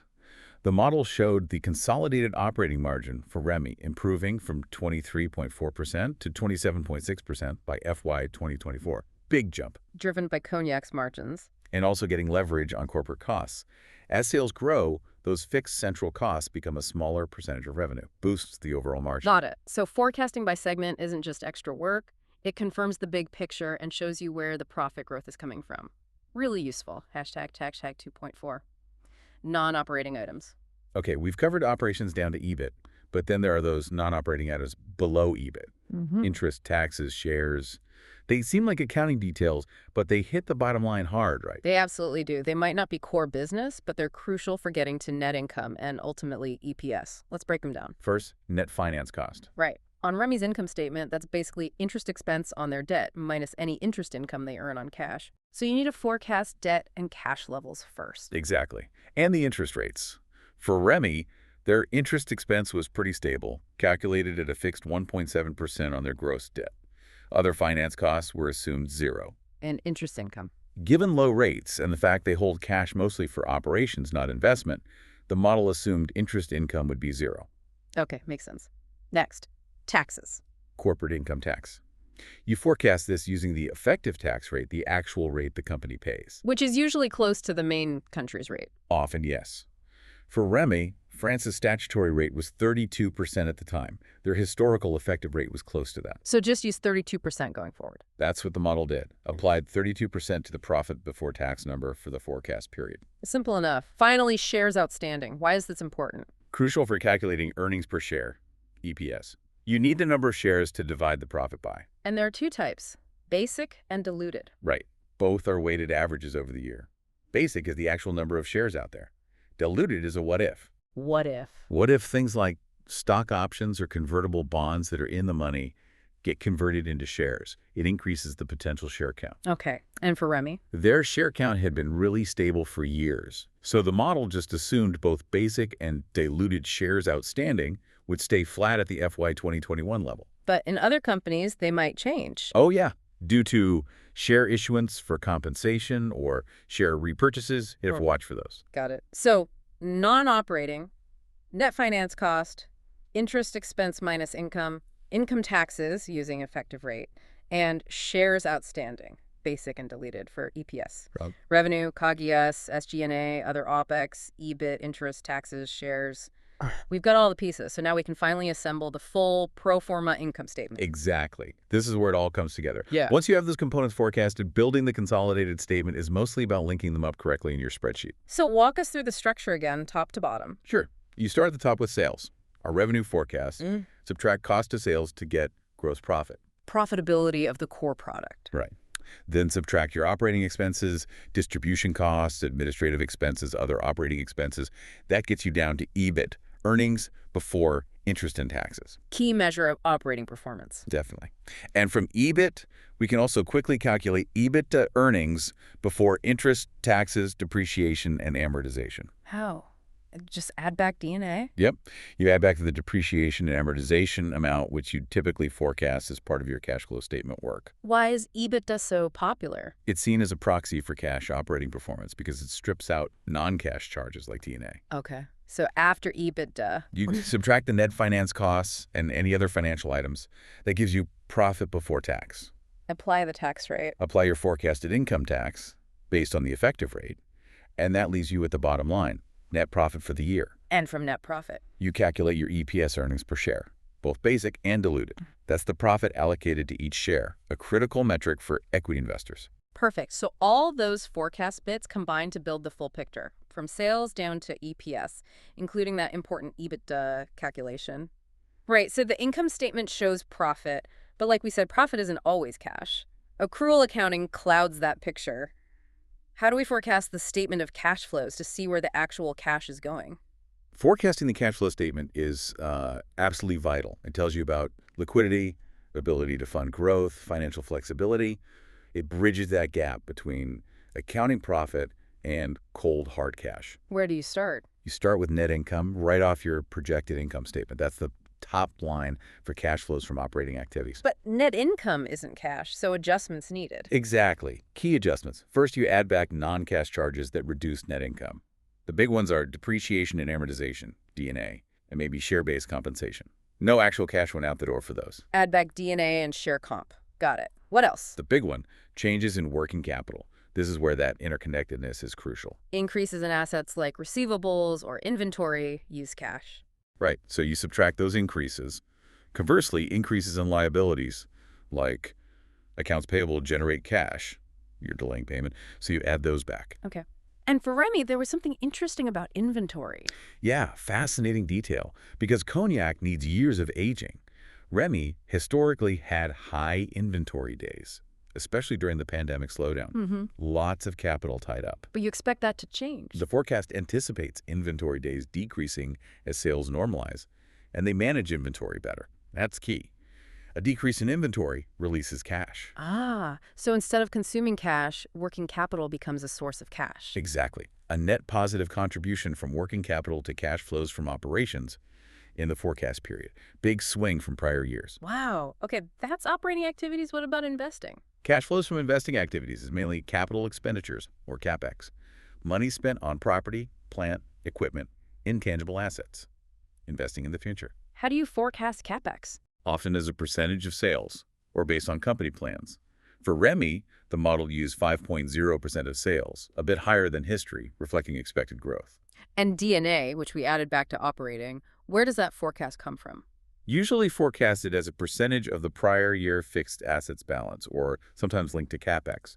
For REMI, it was estimated at 4.2% of prior year fixed assets, based on the historical average. Okay, last section, financing activities. Cash flows from financing activities. This tracks how the company raises and returns capital. So, debt issuance or repayment, share repurchases or issuance, and dividends. What did the REMI model assume here? It assumed share-based compensation stayed stable, no major share repurchases or issuance, and dividends held steady at FY 2021 levels. Reflects a consistent policy. Great. So cash flow. Start with net income, adjust for non-cash, DMA, share comp. Adjust for working capital changes, super important. Account for investing, CapEx, and financing, debt, equity, dividends. Got the flow. Okay, it feels like we've built the engine income statement and tracked the fuel cash flow. Does the balance sheet just kind of fall into place now? Is it the final check? That's a good way to put it. The forecasted balance sheet is really the culmination. It pulls everything together from the projected income statement and cash flow statement, starting from the last historical balance sheet. So it's mostly about linking cells correctly at this point. Largely, yes. Assuming your income statement and cash flow forecasts are solid and properly linked. What about balance sheet items we haven't explicitly forecasted, like, I don't know, Goodwill or something? Good question. Items not explicitly modeled are often just held constant from the last historical period. Unless there's a specific reason or guidance suggesting a change, simplicity helps. And you mentioned consolidating equity lines. Yeah, for presentation, often things like common stock, retained earnings, treasury shares get rolled into one line, common stockholders' equity. How is that forecasted? The core calculation is usually prior year value plus net income plus share-based compensation dividends. Yeah. You're basically tracking the changes year over year. And the golden rule. It must balance. Every single year, assets equals liabilities plus equity. Always. Always. If your forecasted balance sheet doesn't balance, you know immediately there's an error somewhere in your model, a broken link, a miscalculated flow. It's the ultimate integrity check. Right. So the balance sheet pulls it all together from the other two statements, relies on correct links, and the fact it balances proves the whole model hangs together. So we did it. We built the whole integrated financial statement model for REMI, forecasted income statement, cash flow, balance sheet. But what's the point? What's the ultimate output we need this for? This has to feed into valuation, right? Absolutely. That's the payoff for all this detailed work. The primary purpose of building this comprehensive financial statement model is to generate the critical inputs needed for various valuation models. Without these forecasts, valuation is just guesswork. Pretty much. How could you value a company if you don't have a reasoned view of its future earnings or cash flows? So the model gives us things like future EPS, EBIT. Exactly. You can use metrics derived straight from the model, free cash flow, EPS, EBITDA, EBIT, to feed into different valuation approaches, like multiples analysis, or, very commonly, a discounted cash flow, DCF model. Let's focus on DCF. What inputs does the model provide for that? For a DCF, which aims to estimate the company's enterprise value, the key input derived from our model is typically free cash flow to the firm, or FCFF. FCFF? What is that again?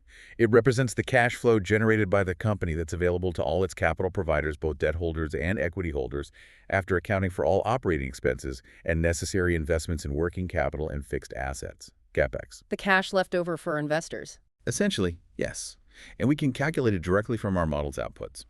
A common formula is take EBIT, tax adjust it, so after-tax EBIT, add back depreciation and amortization, since it's non-cash, subtract the change in working capital, the cash used or generated, and subtract capital expenditures. So after-tax EBIT plus D&A change in working capital CapEx equals FCFF. You got it. That FCFF is the cash flow stream you then discount back to the present in a DCF model. So a deep, accurate financial statement model lets you project that FCFF with much more confidence. It's the absolute bedrock of the valuation. Makes perfect sense. The model isn't the end goal. It's the crucial engine providing the inputs like FCFF needed to actually value the company. Okay, let's switch gears dramatically. We've been deep in the numbers, the mechanics of modeling, precision, logic. But you mentioned earlier, it's not just about spreadsheets. It's about the humans behind the spreadsheets. And humans, well, we have biases. Even expert analysts aren't immune. Not at all. Behavioral biases can creep in and significantly distort forecasts. Understanding these biases, and importantly, how to mitigate them, is crucial for improving our forecasts and ultimately our investment decisions. So recognizing our own potential flaws helps us make better predictions. Absolutely. We've identified 5 key ones that often pop up in analyst forecasts: overconfidence, illusion of control, conservatism, representativeness, and confirmation bias. Okay, 5 big ones. Let's unpack them. Recognizing and tackling these biases sounds essential for better forecasts. Hashtag Tag Times 3.1, overconfidence bias. First up, overconfidence bias. We all tend to think we're better than average drivers, right? How does this natural human trait mess up financial forecasts? It's exactly that. Overconfidence bias is simply having unwarranted faith in your own abilities or the accuracy of your judgments. Research is pretty clear here. Like what? Studies show when people create, say, 90% confidence intervals for their forecasts, meaning they only expect the actual result to fall outside that range 10% of the time. They should be right 9 times out of 10. Right. But in reality, they're often wrong up to 40% of the time. A huge gap between perceived accuracy and actual accuracy. Wow. And does it get worse in certain situations? Apparently, yes. People tend to feel even more confident when they're making contrarian predictions going against the crowd, which can be really dangerous. So how do we fight this? We can't just, decide to be less confident. No, but you can build in processes. Rigorous self-assessment is key. That means recording your forecasts systematically. And then this is the important part, regularly reviewing them. Looking back at what you got right and wrong. Exactly. And crucially, why you were wrong. Doing this honestly will likely show you that your forecast error rates are higher than you thought. Okay, so facing reality helps. Then what? Then you take steps to actively widen the confidence intervals around your forecasts. A fantastic tool for this is scenario analysis. Instead of just one best guess. Right. Ask yourself, where could I be wrong and by how much? Create multiple scenarios, base case, optimistic, pessimistic for your key assumptions. Like with the Remy example, instead of one sales growth number. Exactly. We could model a base case, then an alternative 1 with maybe lower sales growth and higher costs, and an alternative 2 with the opposite. Each scenario gives you a different EBIT margin, different working capital, and ultimately a different free cash flow estimate. Ah, so you see a range of possible outcomes. Precisely. It forces you to confront the uncertainty and combats that tendency to be overconfident in a single number. So, mitigation. Review past forecasts honestly and use scenario analysis widely. Hashtag 3.2. Illusion of control. Next bias, illusion of control. Sounds like thinking you can influence things you actually can't. Yeah. How does that manifest for analysts building complex models? You've got it. It often ties into overconfidence. It's overestimating your ability to control uncontrollable events. For analysts, this often shows up in 2 main ways. Okay. First, believing that just gathering more information will automatically make your forecast better. Second, believing that building more complex models guarantees more accuracy. But more data and complexity aren't always better. Not necessarily. There are diminishing marginal returns. You can drown in immaterial information that just adds noise. And overly complex models. They risk overfitting. Overfitting, meaning they match past data perfectly but fail in the future. Exactly. They become brittle, sensitive to slight changes or outliers. Plus, there's the opportunity cost. Time spent building a super granular model for a tiny part of the business is time not spent analyzing bigger opportunities. So what's the mitigation strategy here? Just accept uncertainty. That's part of it. Yeah. But also be disciplined. Try to restrict your modeling variables mostly to data the company actually discloses regularly. So you can track it. Right. Focus your energy on the most important variables, the ones that really move the needle, and seek out truly unique insights, not just more noise. Can you give an example like with Remy? Sure. Imagine the temptation to model Remy's revenue not just by segment, but by country, by sales channel, like bars versus retail, maybe even by specific cognac brand. Super granular. Sounds impressive. But the problems are huge. You likely can't find public data to check those tiny forecasts against actuals. It takes immense time. And crucially, does it actually improve the overall forecast accuracy in a meaningful way? Often, no. So the takeaway is resist the urge for excessive complexity. Focus on key drivers and disclose data. Don't fall for the illusion of control. Hashtag tag 3.3. Conservatism bias. Anchoring and adjustment. Okay, bias number 3. Conservatism bias. This isn't just me being cautious, right? It's more about getting stuck. Exactly. It's not just caution. It's the tendency to stick to your prior views or forecasts by inadequately incorporating new information. So you get new data, but you don't change your mind enough. Precisely. Yeah. You might underweight new negative news, keeping your forecast too high. Or, maybe surprisingly, you might underweight new positive news, keeping your forecast too low. Interesting. And you mentioned anchoring and adjustment. Yeah, that's a specific way conservatism shows up. You use some prior estimate or maybe the first piece of information you got as an anchor. Then, when new information comes along, you make adjustments, but they're insufficient. You don't move far enough away from that initial anchor. Your updated forecast stays too close to the old, potentially wrong number. The anchor holds you back. How do we fight that? Regular team reviews can help. Getting fresh eyes on your forecasts and models, people who aren't anchored to your original assumptions. Peer pressure in a good way. Sort of.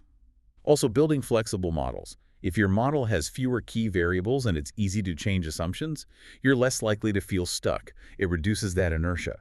And since it's related to overconfidence and illusion of control, tackling those helps too.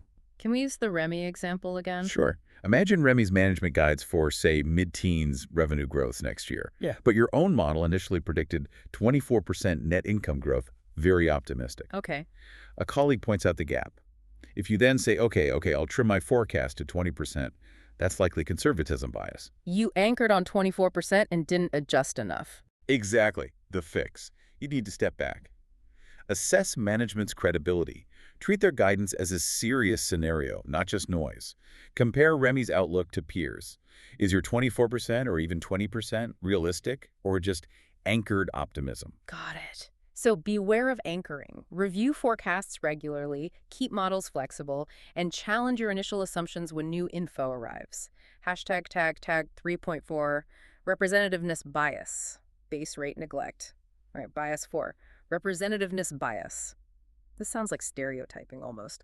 Classifying new things based on old patterns, even if it's misleading. That's a good way to think about it. It's classifying information based on past experience or categories you already know. The new info looks like something you've seen before, so you slot it into that mental box. But it might not actually fit there. Right. That classification reflex can trick you. A common form of this in forecasting is called base rate neglect. Base rate neglect. Yeah, you ignore the base rate, how common something is in the general population, or the average characteristics of the broader category.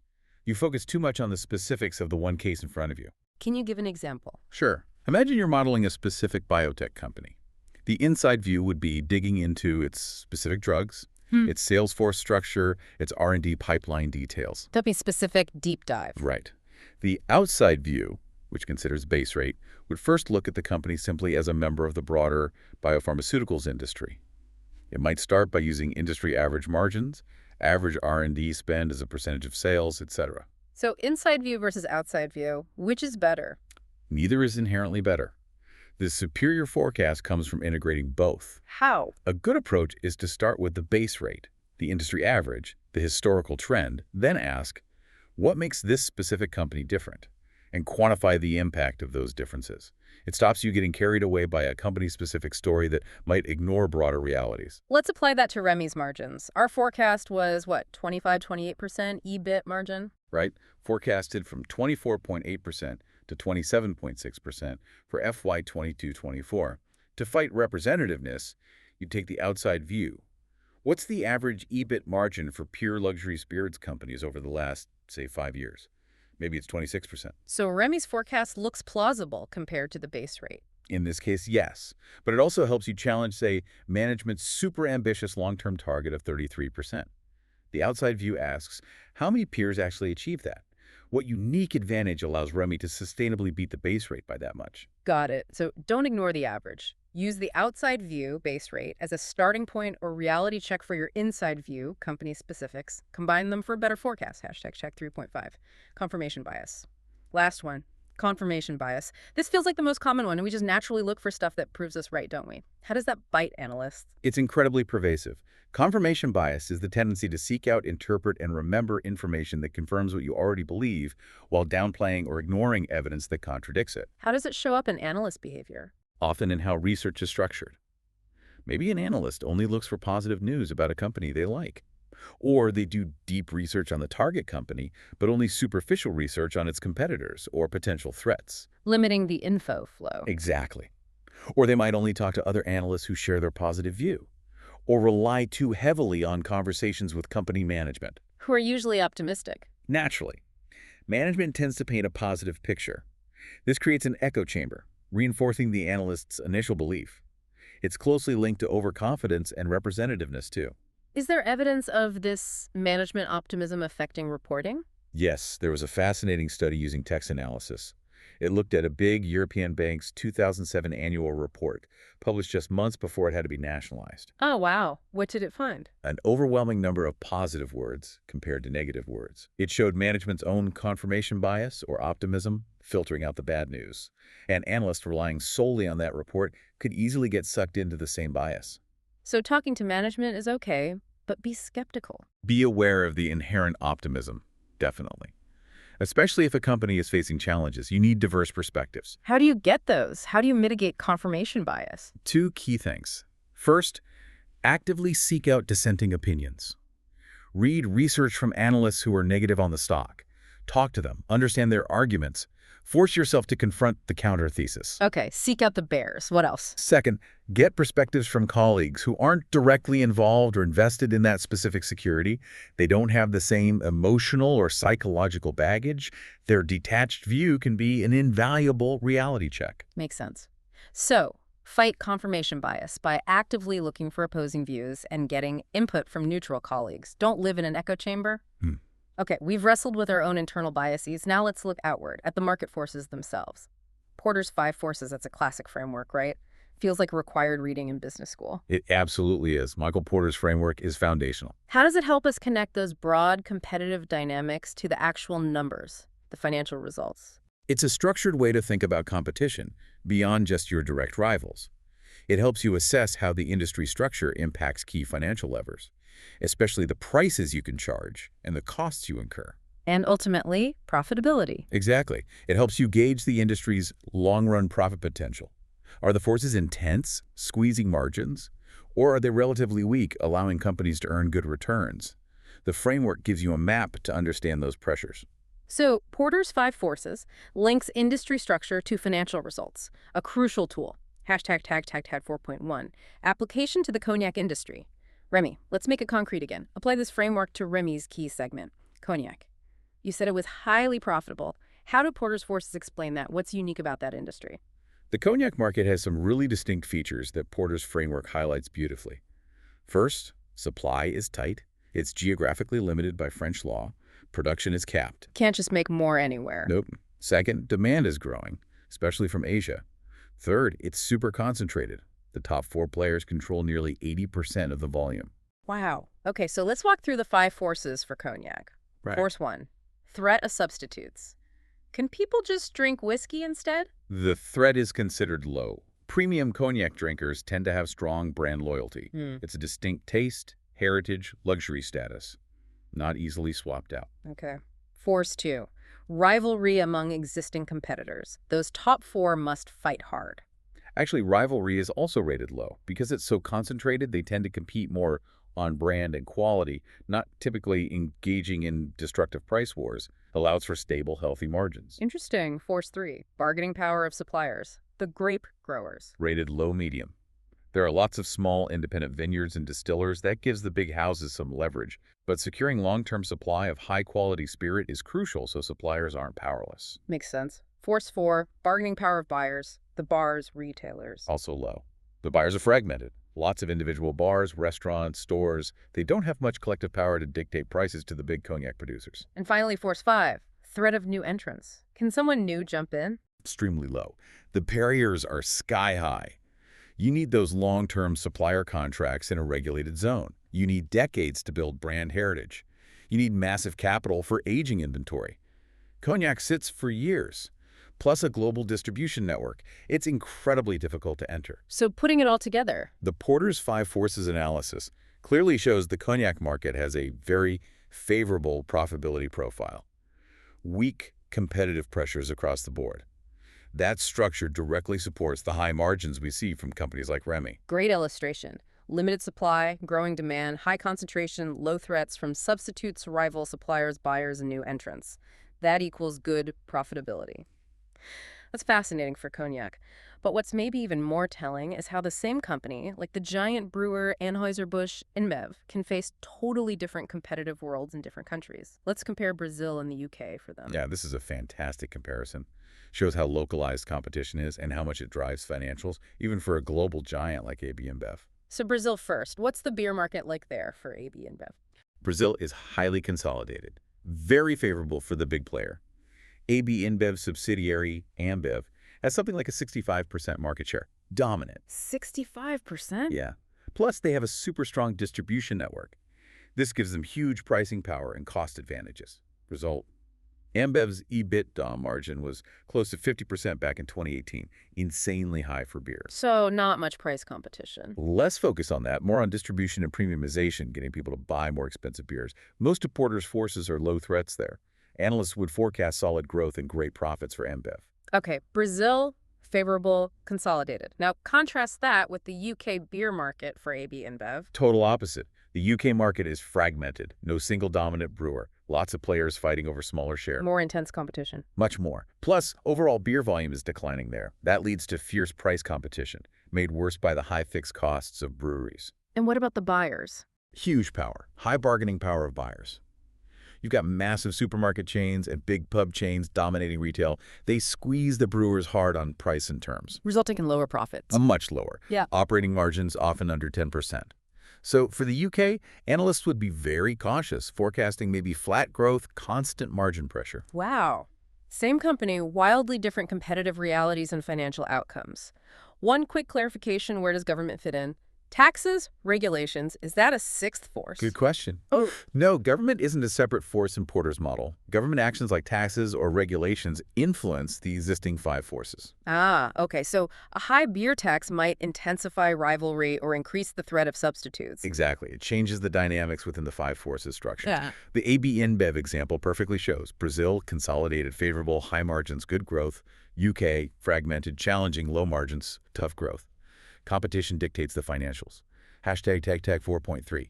EuroAlco case study, applying five forces and calculations. This is great for understanding the why, but for us, as CFA candidates, the big question is, how does this translate into actual numbers in our models? We need to quantify the impact. Let's use that EuroAlco case study you mentioned. Excellent. This is where we bridge the qualitative analysis to the quantitative forecast. EuroAlco operates in Eurolandia, a growing market, but facing challenges. Rising excise duty, cost pressures, higher selling costs. Okay, first scenario. Impact of price elasticity. Let's say the government hikes duty again. Retail prices go up 10%, but brewers' net revenue per unit stays flat. Half of EuroAlco's COGS are fixed, half variable. Selling costs say same percent of sales, admin costs fixed. What happens? Right. Now let's bring in two analysts with different assumptions about price elasticity. How much volume drops when price rises? Analyst A assumes elasticity of 0.8. Correct. So a 10% price hike means volume falls 8%, 0.8 times 10%. That's a big volume drop because of the fixed cost being spread over fewer units. Profit gets hit hard. Exactly. Analyst A projects operating profit falls by 25% and the operating margin drops to 10.6%. Ouch. Okay. What about Analyst B, who assumes elasticity of only 0.5? More optimistic. A 10% price hike means volume falls only 5%. 0.5 times 10%, less volume lost. So Analyst B projects operating profit falls by only 16%, and the operating margin settles at 11.6%. So Analyst A is more pessimistic purely because they assume consumers are more price sensitive? Precisely. The higher price elasticity assumption leads to a bigger volume hit, which magnifies the negative impact of fixed costs on profitability. Shows how critical that elasticity assumption is. Definitely. Okay, next scenario. Barley prices. Forget taxes for a moment, assume stable revenue volume, but barley prices fall 20% back to an earlier level. How does that impact gross margin? Okay, first we need to know how much barley matters. Let's say barley is 25% of EuroAlco's COGS. Got it. A 20% drop in barley prices means total COGS fall by 5%. 20% of that 25% portion. Okay, COGS down 5%. How does that flow to margin?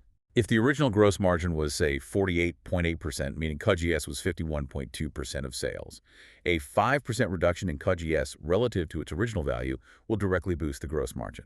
The calculation shows it would improve from 48.8% to 51.4%. A 260 basis point jump, just from cheaper barley. Yep. Shows the direct sensitivity to raw material costs. Okay, now back to competitive forces. Euroalco's selling expenses rose from 30% to 33.5% of sales. Which of Porter's forces might be driving that? Several could be at play. Intra-industry rivalry is a big one. Spending more on advertising. Promotions to build brand loyalty against competitors. Makes sense. What else? Also, the threat of substitutes. Maybe they're spending more to fight off wine, spirits, or other drinks, reinforcing their beer brands. And maybe buyers. Indirectly, yes. Buyers' bargaining power. If advertising creates strong consumer pull for Euroalco's brands, that actually strengthens their position when negotiating with powerful distributors or retailers, makes the brand indispensable. Interesting link. Final scenario. Those powerful retailers. Their growing importance strengthens the bargaining power of buyers. How does this impact Euroalco's ROIC, return on invested capital? ROIC is key. Operating profit divided by invested capital. Yeah. How efficiently are they using capital? 2 analysts again? Analyst A thinks margins get squeezed. Yeah, Analyst A says buyer power forces the operating margin down from 13% to 8%. As a result, ROIC falls from 27.1% to 16.6%. Profitability hit. What about Analyst B? Analyst B thinks Euroalco can hold the 13% margin but has to give concessions elsewhere, like offering much longer payment terms to retailers, better trade credit. Which ties up more capital. Exactly. Analyst B assumes this effectively doubles the invested capital base. More receivables. Stable profit, but double the capital. ROIC plummets from 27% down to 13.5%. Wow. So which scenario is actually better for ROIC? Surprisingly, Analyst A's scenario, lower margin but less capital tied up, results in a higher ROIC, 16.6%, than Analyst B's, 13.5%. So protecting your capital base can be just as important as protecting margins for ROIC. Absolutely critical insight. This case study shows how elasticity hits profit, raw materials hit margins, competition drives selling costs, and buyer power impacts ROIC through either margins or capital. It quantifies the forces. But it's still not mechanical, right? There's judgment involved. Always. Porter's framework helps assess the potential, the pressures. But analysts use their judgment, informed by this analysis, to make the actual projections for revenue growth, profit margins, ROIC. It's about probabilities, not certainties. Okay, final section. We've looked inside the analyst's head, biases, outside at the competition, Porter. Now let's zoom out further to the whole economic climate. Inflation and deflation. How do these big price shifts ripple through our financial forecasts? They are hugely significant. General price level changes, up or down, can massively impact the accuracy of your forecasts for revenue, profit, cash flow. And it's not the same for every company. Not at all. The impact varies tremendously. Depends on the company, its industry, even different parts of its own business like specific revenue streams or expense categories. Some companies can pass costs on easily, others can't. Those that can pass costs on probably do better in inflation. Generally, yes. Strong brands, unique tech, market dominance, these things give pricing power. They tend to have more stable profits and cash flow. Others get squeezed hard. So modeling inflation and deflation is complex but essential. Hashtag tag 5.1. Sales projections with inflation and deflation. So focusing on the top line first, sales. How does inflation affect a company's ability to raise its prices? What do we need to consider in our projections? It's a really multifaceted issue for sales projections. Start with the industry. Yeah, industry structure matters a lot. We saw that with beer. The U.S. market is an oligopoly. Fragmented customers. Brewers could keep beer prices pretty much in line with overall CPI inflation. But Europe was different. Right. More fragmented brewers, more concentrated customers, big retailers, less pricing power. Prices lagged inflation there. So industry structure dictates baseline pricing power. Then you look at the specific company. Exactly. Several factors. First, price elasticity of demand. We talked about this. If demand is inelastic, people buy regardless of price. The company benefits from inflation via higher revenue. If demand is elastic, raising prices could actually hurt total revenue as volume plummets. The volume price trade-off. Always. Look at Unilever. Back in 2008, high input costs forced them to raise prices, but volumes deteriorated. Then in 2009-10, raw material costs fell, they lowered prices, and saw strong volume recovery. Classic trade-off. Is there data showing this link generally? Yes, the UK food sector data showed a clear negative correlation. Higher food inflation meant a lower sales volume. The slope was about -0.4, suggesting a 1% price hike led to a 0.4% volume drop. Okay. What else affects company sales and inflation? Geographic mix. For multinationals like AB InBev, you have different rates of inflation among countries. Their Latin America South division saw huge organic revenue growth, driven almost entirely by price hikes due to high local inflation. They managed to keep margins stable despite potential negative currency impacts. How do analysts handle forecasting that? Different inflation rates everywhere. Two main ways. Either assume things normalize after a year or two, or explicitly forecast higher inflation effects and adjust for expected currency impacts. Understanding input costs helps too. Definitely. Knowing a company's major input costs, like grain for a baker, helps you predict their likely pricing response when those costs inflate. And finally, it comes down to company strategy. Ultimately, yes. Faced with rising costs, does the company try to preserve margins by passing on costs? Like the French cognac houses raising prices in China, even if it slowed demand. Or do they take the hit on margins? Right. Accept margin reduction to increase market share, like Cisco might do in a recession, keeping prices low to hold on to customers. Strategic choice. Okay, so sales projections under inflation depend on industry structure, price elasticity, the volume-price trade-off, geographic mix, input costs, and company strategy. Lots to consider. Hashtag, tag 5.2. Cost projections with inflation and deflation. Right, that covers the sales side. But what about costs? Inflation or deflation must wreak havoc on expense forecasting too. How do we predict future costs? Just as complex as the sales side, yes. Cost projections are also heavily influenced. Again, start with the industry view. It helps. Understanding industry purchasing characteristics is key. For example, do companies in this sector use long-term price-fixed forward contracts for key materials? Like airlines hedging fuel. Exactly. Or other sophisticated hedges. These strategies can delay or soften the blow of input price increases on their COGS, at least for a while. You need to factor that buffer in. Okay, let's use that Carrefour example to see how different assumptions play out on the cost side. Remind us of the scenario. Sure. Carrefour, the supermarket, faces 4% COGS inflation. Maybe oil, packaging costs rise. Assume volume stays stable initially. 4 analysts assess how Carrefour responds, making different assumptions about how much of that cost increase they pass on via higher shelf prices and what happens to volume. Okay, analyst A passes on 2% price, loses 2% volume. B passes on 3%, loses 1% volume. C passes on 1%, loses 3% volume.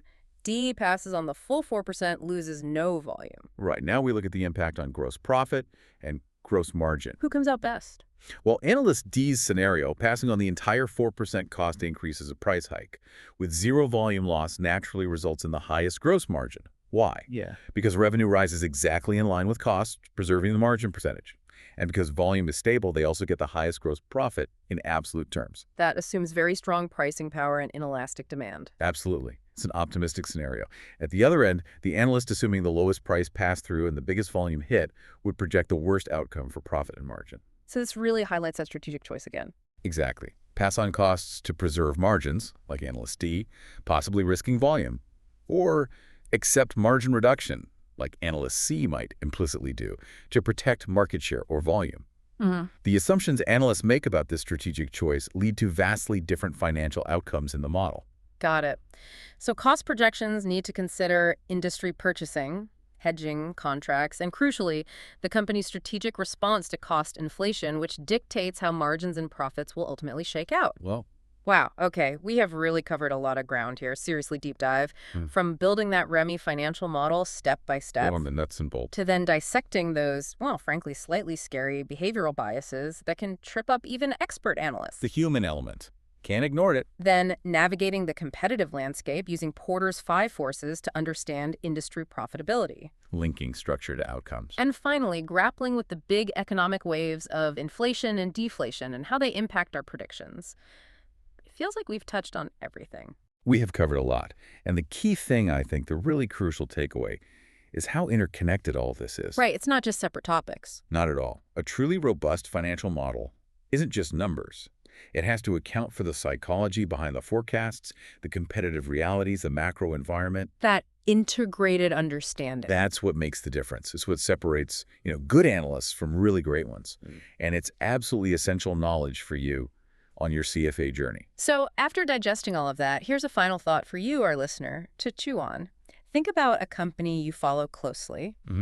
What potential disruption may be a new technological development, an unforeseen economic shock, a huge regulatory change, what could be a major inflection point that would just completely rewrite its future financial forecasts. And maybe more importantly, taking everything you've learned today about modeling, biases, competition, economic factors, how would you actually go about preparing for and modeling that kind of dramatic future? What variables change? What scenarios do you need? What biases do you need to be extra careful about in that high-stress scenario?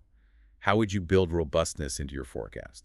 Keep exploring, keep asking questions, keep digging deeper. This isn't just exam prep material. It's about making smarter, more informed decisions out there in the real financial world. Absolutely. Yeah. Practice these concepts. Use the examples we talked about as springboards.